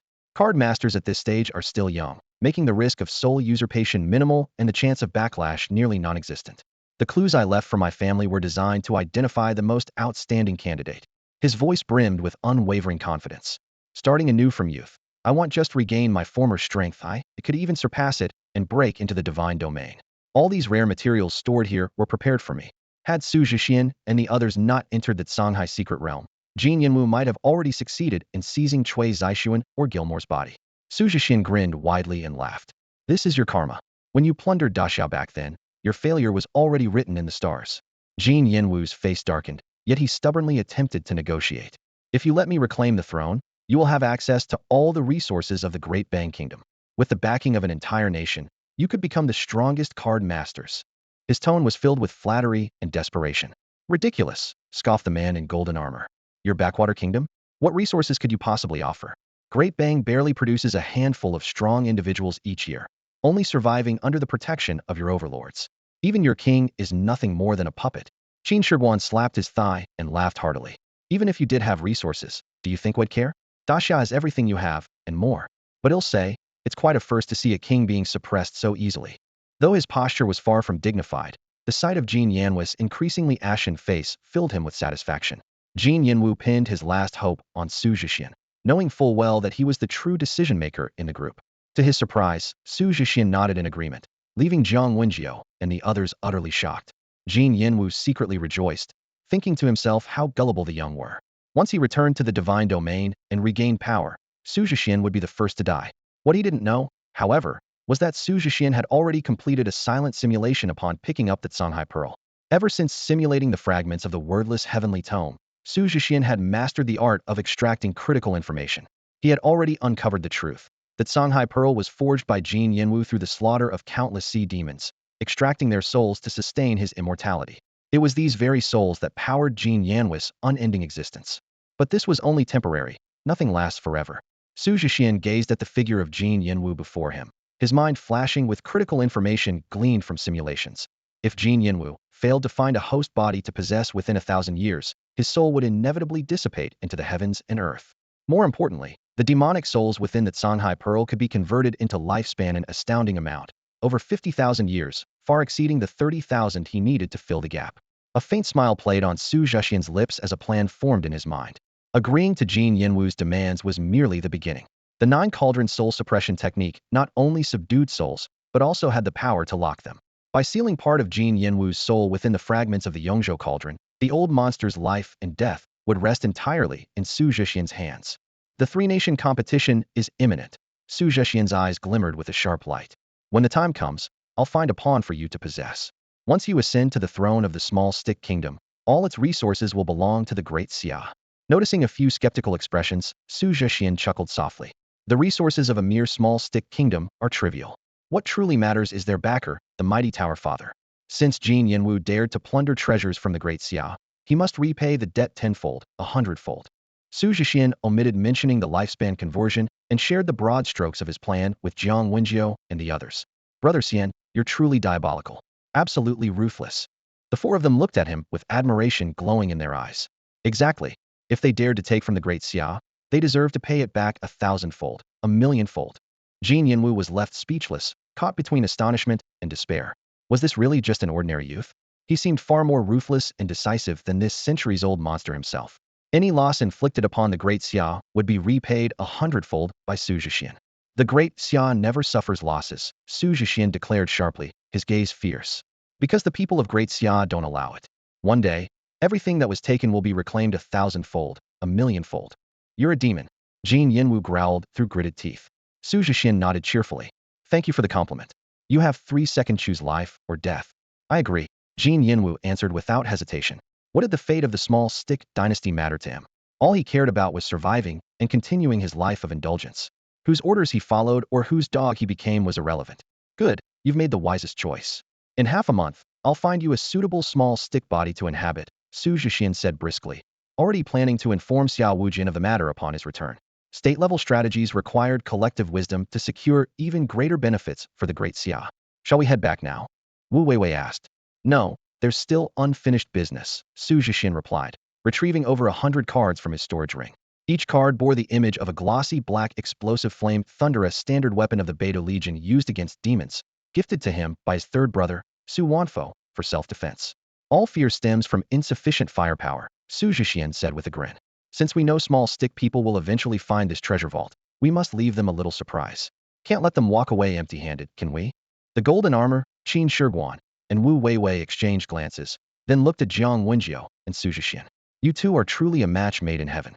One carries hundreds of storage rings full of snacks, and the other carries hundreds of explosive flame thunders. Aren't you afraid of accidentally blowing yourselves up? Come on, everyone, lend a hand and bury these, Xu Zhexian said, beckoning them with a smile. Jin Yanhu shut his eyes in despair, silently praying that the next group to find this place wouldn't be his descendants. Otherwise, his future supply of servants might be completely cut off. As the Wanxiang squad emerged from the Songhai maze, it was already midday of the second day. The glaring sunlight made them squint their eyes, but despite their exhaustion, their faces were alight with undeniable joy. Their overnight achievement of leaping from silver 1 star to silver 10 stars was a feat monumental enough to shake the entire cultivation world. After reuniting with Xiao Wujiang and Yu Xiang, Xu Zhexian wasted no time activating the flying shuttle to leave this perilous yet opportunity-filled spiritual realm. Without a word, he handed over hundreds of storage rings to the 2 elderly men and recounted everything that had transpired within the Songhai maze, including Jin Yanhu's actions. The 2 elders, whose combined ages approached 5 centuries, had a range of reactions as they listened. Their expressions shifted from furious condemnation of Jin Yanhu's behavior to hearty laughter as they praised the ingenuity and bravery of Xu Zhexian and his companions. Meanwhile, Jin Yanhu, hiding within the Songhai Pearl, was so terrified that he didn't dare breathe audibly. Inwardly, he vowed to stick close to Xu Zhexian from now on, believing it to be the safest choice. He'll escort you back to the Forbidden City, Xiao Wujiang said, a flicker of seriousness passing through his eyes. This matter is no trivial affair. I must head to Yujing Mountain to let the 7 palace masters decide. However, his expression suddenly lightened as he grinned. I'm confident they'll agree with your plan. Honestly, I'm just going there to show off. Arresting a monarch, Xiao Wujiang remarked with a sigh. Since the invasion of demons 1,000 years ago and the arrival of the cards, such a thing has never happened. If this news gets out, it will surely shake the entire Blue Star. Those from the small stick nation will probably be so embarrassed they'll want to crawl into a hole. With that, he thoughtfully granted the Wanxiang squad a day off to recover, acknowledging that their intense battle overnight had drained them as much as 10 days of training. That night, Choi Jae-hun and Thompson's teams crossed paths again outside the Songhai maze. Both sides initially felt relieved that their rivals hadn't accessed the treasure vault, but they couldn't help silently cursing each other for not perishing in the maze. Upon returning, Choi Jae-hun immediately sought an audience with his grandfather, the patriarch of the Choi clan, to report the astounding strength of Thompson's team. After some contemplation, the clan leader retrieved 2 red cards heirlooms of the Choi family. These cards contained the sealed essence of 2 peak Grandmaster-level demons. By sacrificing lives, the Choi family could temporarily control these demons, a foundational reason for their position among the top 10 conglomerates in the small stick nation. Similarly, Thompson reported the situation to Gilmore and was granted permission to unseal the Holy Sword. These swords, blessed by the mysterious sacred spring of the Sunset Nation, not only enhanced the attributes of their wielder and their cards, but also provided 1 second of invincibility in critical moments. Each holy sword took decades to forge, and every use diminished their limited supply, making this a significant sacrifice for Gilmore. At midnight, the entrance to the maze reopened. Without hesitation, both teams charged inside. That night, it was as if they had divine assistance slaying demons at an incredible speed as they advanced layer by layer. Finally, they once again found themselves on equal footing at the starting line. But today, I am stronger. Chui Zixuan's lips curled into a confident smile as he waved his fingers lightly, controlling the demons beside him. He firmly believed that last night's failure was only because he hadn't revealed his trump card. Standing opposite him, Thompson was equally brimming with confidence. What neither of them knew was that last night's outcome had nothing to do with their efforts. It was the handiwork of the Wanxiang squad. On the vast platform of the 9th level, the two sides quickly confronted each other. The air was thick with tension, as if a clash could erupt at any moment. I knew it. You've come for my family's treasure vault, you shameless thieves. Chui Zixuan was the first to speak, attempting to take the moral high ground. This was a typical tactic of his nation, always claiming everything is their own. Dog of might a country, Thompson sneered. That treasure vault was left by the ancestors of the Jin family. When did it ever belong to the Chui family? Chui Zixuan's expression darkened, and he raised his chin in defiance. Humph. This is the secret realm of my great nation. Get out of here. Otherwise, you'll end up as food for the demons. Thompson couldn't be bothered to respond to such threats. Did this little nation even have the right to challenge the Sunset Kingdom? He simply gestured for his team to place the collected jade tokens onto the teleportation array. Stop right there. Chui Zixuan roared, his killing intent surging. You want to kill us? Thompson shot back coldly. Then don't expect to leave here alive yourselves. How about this? Let's enter the vault together. Whoever grabs the treasures first gets to keep them. Chui Zixuan was silent for a moment, ultimately agreeing to the proposal. A flash of teleportation light later, both sides appeared inside the treasure vault. But the sight before them left everyone stunned. The vault was completely empty. There were no treasures to be found. The mountains of treasures and walls of white jade described in the records were nowhere to be seen. Instead, there was only rough dirt ground and mud walls, littered with messy footprints. This is the taste of the 3rd king of my great dynasty? Were we ever this poor? Chui Zixuan and his family's card masters exchanged bewildered glances. Impossible. We are the greatest nation. This must be a deliberate anti-theft setup by His Majesty the King. Thompson sneered inwardly. When had this so-called great nation ever been truly wealthy? They had always survived by serving others. Look, what's this? A card master from the Sunset Kingdom suddenly shouted, picking up a discarded wrapper from the ground. Reading it aloud, he said, Shenlong brand, spicy konjac strips. Manufactured by Daxiayan City, Yunwu Road, Economic Zone, number 668. Production date, March 1st, 6104. Made in Daxia. The room fell into a stunned silence. The production date was only a few months ago. The truth was obvious. Daxia's people had not only been here, but had already emptied the vault. Not only that, but they had even leisurely snacked here, leaving behind blatant evidence of their presence. It was a direct and mocking provocation. Chui Zixuan mechanically turned his head to look at Thompson, seeing the same despair reflected in his eyes. Those damn Daxiao people dared to steal the treasures of my great nation. So last night's anomalies were caused by Daxia's card masters. Just moments ago, the two sides had been at each other's throats, but now they seemed like comrades in misfortune. We must make them pay and demand 100-fold in compensation. Yes, we have evidence. If there's no way they can deny this. Both groups of card masters began frantically searching for more evidence. Without realizing it, they wandered into the explosive thunder zone. The wrappers left behind were intentionally placed by Xu Zhexian to lure them deeper into the area, preventing them from merely scouting, as the mechanized wolves and Qin warriors had done before. It was also a way to teach them a lesson about who had truly emptied the treasure vault. Wait, what's this? Could there still be treasures left behind? Xu Zhexian knelt down, brushing away the dirt to reveal a glowing red explosive thunder device that seemed to smile mockingly at him. Impossible. Boom. A deafening explosion reverberated through the spiritual realm. The power of the explosive flame mines wasn't actually that significant. The combined energy of the hundreds of mines buried by Xu Zhexian was merely equivalent to a single atomic bomb from his previous life. In the world of cards, where moving mountains and filling seas was commonplace, this was hardly remarkable. The explosion's shockwaves surged like a raging storm, blasting from the 9th level underground straight into the sky. The deafening roar of the explosion reverberated, shaking hearts and filling people with dread. This was especially true for the area around the spirit realm city of the nearby Xiaobang kingdom, closest to the Canhai maze. The already small and fragile city trembled incessantly under the force of the blast. What's going on? Are demons attacking the city? No, it seems like there's been an explosion in one of the spirit realm areas. It's probably the spirit realm city of the Xia kingdom nearby. It has nothing to do with us. The card masters of the Xiaobang kingdom calmed themselves and analyzed the situation. Maybe the Xia kingdom's city was destroyed by demons. All we need to do is watch from a distance and gloat. There's no need to get involved. But gradually, the Xiaobang card masters began to feel that something was amiss. The ground of the spirit realm continued to quake, as if thousands of iron cavalry were thundering toward them. That sound, it's getting closer. Oh no, demons! Where did so many demons come from? As the dust settled, the Xiaobang card masters finally saw the scene outside the city. A massive horde of demons roared furiously, as if venting boundless hatred and rage, charging wildly toward the spirit realm city of the Xiaobang kingdom. These were the demons that had escaped from the Canhai maze. The explosive flame mines had blown a hole through the entire Canhai maze. While many demons perished in the explosion, even more managed to escape. Over the centuries, the number of demons imprisoned in the maze was incalculable. Even though the Wanxiang squad had cleared out a portion last night, and today's explosion killed another batch, the escaping demons were still as numerous as a plague of locusts. And the first thing these demons sought upon escaping was vengeance. The spirit realm city of the Xiaobang kingdom, being the closest to the maze, was the first to bear the brunt of their wrath. Damn it! What's happening? Quickly, notify the king. There's no time. There are too many of them. We can't hold the city. Run. Fall back to the second line of defense, or well, all be dead. The once arrogant Xiaobang card masters now fled faster than dogs, abandoning even the thought of defending the city in their desperation to survive. What they didn't realize was that their retreat handed over the spirit realm city of the Xiaobang kingdom to the demons. The city became a nest and supply point for the demons, a stepping stone for further devastation and attacks on the Xiaobang kingdom's spirit realm. When the current king of the Xiaobang kingdom, Park Hyunchul, received the news, he nearly fainted. Idiots.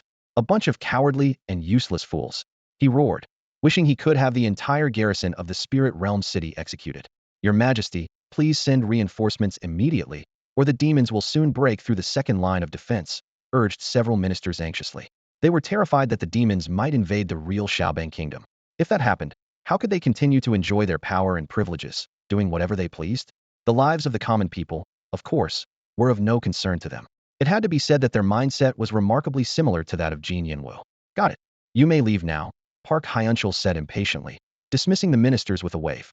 As for sending reinforcements, it wasn't going to be his forces. The Xiaobang kingdom didn't have that many troops. They'd have to rely on their wealthy backers. Taking a deep breath, Park Hyunchul opened a communication video in the hall behind the throne. Park Hyunchul dropped to his knees with a heavy thud, his face plastered with the most obsequious smile. His forehead was nearly touching the ground. Most esteemed master, please save your humble servant. On the other end of the video call, the meta leader wore a dark expression and unleashed a torrent of scolding. Park Hyunchul pressed his forehead firmly to the floor, not daring to make a sound. Such was the fate of a subordinate. I endure this humiliation for the sake of my people. One day, they will surely repay me. He consoled himself silently. Despite the unrelenting reprimand, Meta ultimately deployed the Cardmaster Corps. While this defensive battle would be costly, as the master, they couldn't simply stand by and watch their servant face disaster without taking action. Meanwhile, in the Choi family's estate in small stick nation, the head of the household, Choi Yongjun, sat in a daze, his eyes vacant. The parchment notebook in his hands was clenched so tightly it was nearly deformed. How could the abyssal labyrinth have exploded? His heart bled at the thought. The loss of his grandson was secondary. What truly devastated him were the two red cards that had sealed away powerful demons. Without those trump cards, the Choi family would undoubtedly lose their standing among the conglomerates. Worse yet, no one could learn of the family's connection to the labyrinth's explosion. Such a revelation would surely provoke the wrath of the small stick king. Father, this must be Gilmore's doing. Choi Jae-hoon's father exclaimed in anguish. They stole the abyssal pearl and destroyed the labyrinth. And Jae-hoon, he was so young. The loss of his brilliant son meant a significant blow to his own future prosperity. Humph, Gilmore will pay for this. Choi Youngjun's eyes gleamed with a chilling light. In Sunset Nation, inside an opulent villa, Gilmore stood like a statue, frozen in place. The room was in shambles, evidence of his earlier outburst of rage. His personal guard, the elite unit armed with holy swords and trained at great expense, had been completely wiped out, and they had failed to secure the abyssal pearl. This catastrophic failure would undoubtedly spread among the Round Table Knights, leaving him with no chance in the competition for the throne. My lord, this must be a conspiracy by the small stick nation. The Choi family must have allied with someone to plot against you. A servant cautiously suggested. I understand. Leave me. Gilmore replied weakly, a trace of blood seeping from the corner of his mouth, a manifestation of his seething hatred. From a promising newcomer among the Round Table Knights to this state of despair, it was all because of that small stick nation man in the Mist Realm. Just wait. Once I obtain the treasures of the Mist Realm, I will raise the small stick nation to the ground. No one will be spared. In the Seven Treasures Palace atop Jade Capital Mountain, Xiao Wujiang was giving a video report to the Seven Palace Lords. He gleefully embellished the story told to him by Xu Zhexian, his smugness barely concealed with each sentence. The Palace Lords, watching him, couldn't help but find it amusing despite themselves. They had to admit, however, that he had reason to boast. It was Xiao Wujiang who had brought Xu Zhexian to the abyssal secret realm, and it was Xu Zhexian of the Myriad Phenomena Academy who had apprehended Jin Yanwu. As Xiao Wujiang continued his animated recounting, Lu Zhan burst into the room, unable to hide the grin on his face. Apologies for the interruption, but there's urgent news. Half an hour ago, the abyssal secret realm suddenly exploded, and the demons imprisoned within have already taken over 3 spirit realm cities in the small stick nation. The entire hall fell silent, stunned by the revelation. After a long pause, Bai Yueming broke the silence. Should we follow protocol or just laugh outright? In an instant, the hall erupted into laughter. Another masterpiece by Xu Zhexian. This could be considered Jin Yanwu's blessing left for the Xiaobang nation. The 7 palace masters sat around the discussion hall, their faces adorned with meaningful smiles. They recounted the chain reactions of this incident. If Park Hyuncheol discovered that the root of the trouble was planted by his predecessor, he would likely be at a loss whether to laugh or cry. The suppression of Meta's arrogance was an unexpected bonus, not to mention the loss suffered by the Sunset Nation's Round Table Knight and the fall of Choi Jae-hoon, Xiaobang Nation's contestant in the upcoming Tri-Nation competition. Xu Zhexian's move was truly a stroke of genius, one palace master praised while stroking his beard. With just one exploration of the secret realm, multiple forces suffered setbacks, while the Xia reaped the benefits effortlessly. The 7 palace masters unanimously nodded in agreement with Xu Zhexian's plan, even expressing their readiness to assist the Xia leadership should further cooperation be needed. Let Xiaobang Nation, the mad dog, turn against its masters and allies, another palace master said as he gently caressed his teacup, his eyes gleaming with wisdom. This strategy is brilliant. To possess such strategic acumen at such a young age, Xu truly is a prodigious talent of the Xu family. The group unanimously decided to gift all the treasures and materials retrieved from the Songhai Maze treasury to Xu Zhexian and his companions. Since the 5 of them reclaimed these spoils, let them use them as they see fit. It'll be perfect for preparing for the Tri-Nation competition, an elderly palace master remarked. The Xia had already set aside resources for them, and now we've gained additional treasures. It's truly an unexpected blessing. Our ancestors would surely be gratified by this outcome. The scene then shifted to the Forbidden City. When Xu Zhexian and his team of 5 emerged from their rooms, brimming with energy, Xiao Wujian led them to the Wanxiang Pavilion and delivered startling news. That Songhai secret realm had been destroyed, and demons had attacked Xiaobang Nation. Wait, are you telling me that while I was just catching up on sleep, the maze was obliterated? Xu Zhexian's eyes widened in disbelief as he sought confirmation. Youxiang picked up a teacup, a smirk playing on his lips. Not only is the maze gone, but you also managed to send Xiaobang's Tri-Nation competitor Choi Jae-hoon to the heavens. What? That's too much of a coincidence. Qin Shi Huang exclaimed, slapping his chubby face hard to ensure he wasn't dreaming. Xiao Wujian chuckled as he analyzed. With the loss of a key contestant, whether they find a replacement of comparable strength or not, their team coordination in the group battle will undoubtedly suffer. This is definitely advantageous for the Xia in the upcoming group competition against Xiaobang Nation. A glint of shrewdness flashed in Xu Zhexian's eyes as he thought to himself that eliminating another Xiaobang prodigy during the competition would be a massive gain. Nearby, Huang Jinjia suddenly chuckled mischievously. If only Gaoyao Nation had a similar maze. Before he could finish, Youxiang smacked him on the head with a finger flick. Dream on. Back to the top. It shows your scripture reading coming along. Pretty good. The 5 members of the Wanxiang squad replied confidently. We should be ready to answer the questions in 2 or 3 days. We're determined to comprehend our spiritual talents. Their recent achievement of reaching Silver Tier 10 stars the previous night had bolstered their confidence significantly. As for Xu Zhexian, he had already transformed the demonic souls within the Songhai Pearl into life essence. If not for being utterly exhausted upon his return, he might have already comprehended the concept of heaven and earth. Gazing at the system panel displaying current life essence, 233,333 years, he felt a surge of delight. Such an extraordinary lifespan was unparalleled on the entire blue planet. All right, Xiao Wujian concluded. If you ever have any questions, feel free to consult Yu Lao or me at any time. All the resources you obtain this time are stored in the Wanxiang Pavilion. You can use them to reconstruct cards or create new ones. It's entirely up to you. The announcement of the rewards by Xiao Wujian instantly brightened the eyes of the 5 individuals. When it comes to nurturing cards, aside from the foundational backstory, the importance of resources cannot be overstated. High-quality resources often lead to the creation of more powerful cards. Ordinary students only begin working on their second card after entering the academy. However, these top-ranking students, either through family support or school rewards, had the opportunity to create their cards in advance. Yet, no one anticipated the arrival of a third card so soon. Of course, Xu Zhexian was an exception. This would be his 5th spirit card. Before the Onedui break ended, everyone returned to their rooms. As soon as Xu Zhexian entered his room, he took out a fragment of the wordless heavenly book and began his formal simulation. As the vitality continuously flowed into the book through his palms, a system notification appeared. Congratulations on obtaining the spiritual talent, Qian. Qian symbolizes the heavens and the sun, representing ultimate yang. Kuan symbolizes the earth and the moon, representing ultimate yin. In the culture of Dixia, the words Qian encapsulate the profound mysteries of the universe and the heavens. Upon acquiring this talent, Xu Zhexian's spiritual core underwent a dramatic transformation. A blazing sun and a full moon slowly rose within, shining together in harmony, as heaven and earth intertwined in radiant splendor. This meant that Xu Zhexian could now command 2 distinct types of spiritual power: the ultimate firm and yang energy of the Qian sun, representing the heavens, and the ultimate gentle and yin energy of the Kuan moon, representing the earth. Though the explanation was somewhat abstract, even Xu Zhexian himself found it difficult to fully comprehend. Practice makes perfect, Xu Zhexian murmured as he got up and headed to the martial training grounds. It was already 1 a.m., and the night sky was as dark as ink, sprinkled with countless stars. In the field, only Luo Chuan and a dozen other students were still training. What brings you here? Couldn't sleep and decided to train? Luo Chuan asked. Xu Zhexian shook his head. I'm here to test the spiritual talent I just comprehended. You've already mastered it? Luo Chuan exclaimed in amazement. You're incredible. Back in my day, it took me half a month of painstaking effort to comprehend my moment talent. The so-called moment referred to a spatially attributed spiritual power, which explained why Luo Chuan's cards and skills leaned heavily toward the spatial category. As Luo Chuan spoke, he pulled out his phone to call for reinforcements. He thought Xu Zhexian's talent was too extraordinary to be ordinary, and to prevent any unintended damage to the Forbidden City, it was necessary to wait for Xiao Wujiang to arrive and set up a protective barrier. Sure enough, Xiao Wujiang appeared moments later, still dressed in his pajamas. With me here, feel free to test it out, he said, his face brimming with anticipation.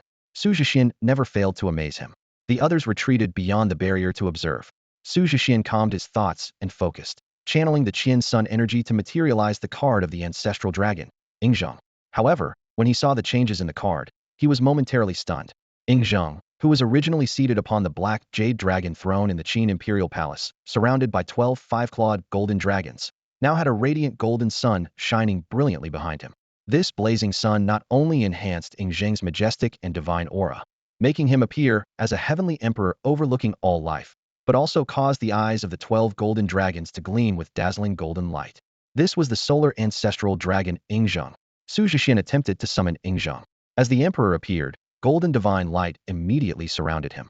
With a slight raise of his hand, a sun entwined with golden dragons emerged in his palm. So cool.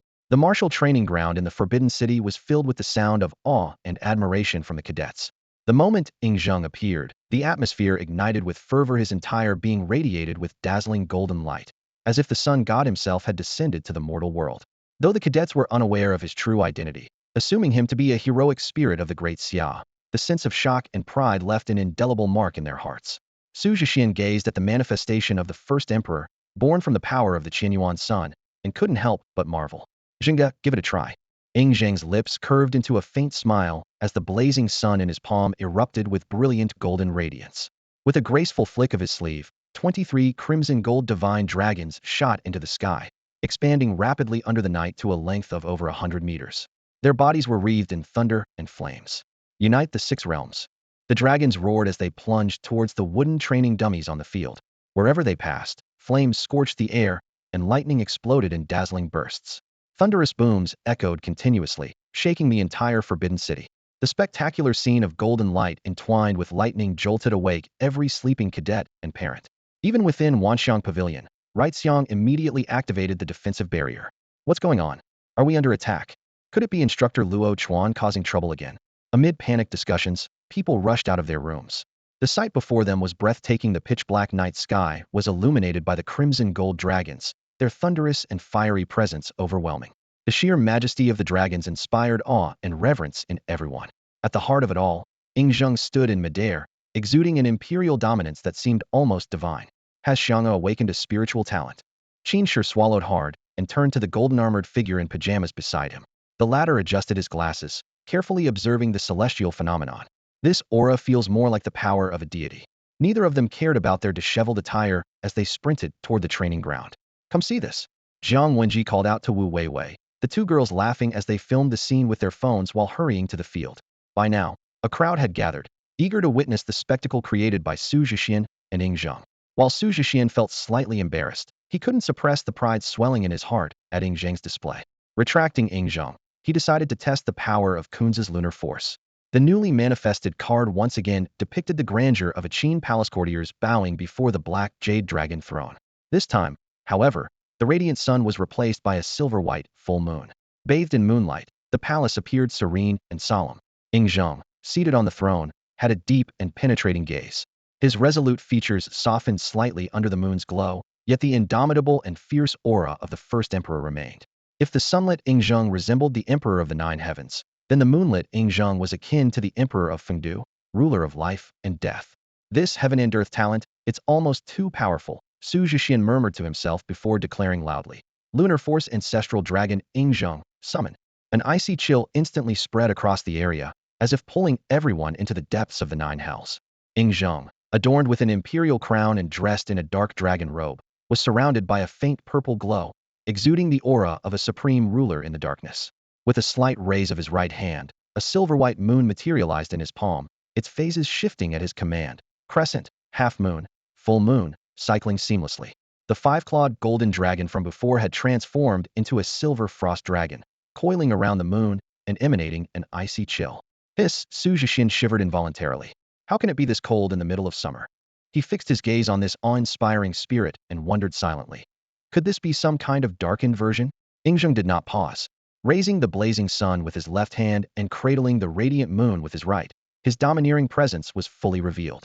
Under the watchful eyes of the crowd, he unleashed the unification of the 6 realms once more.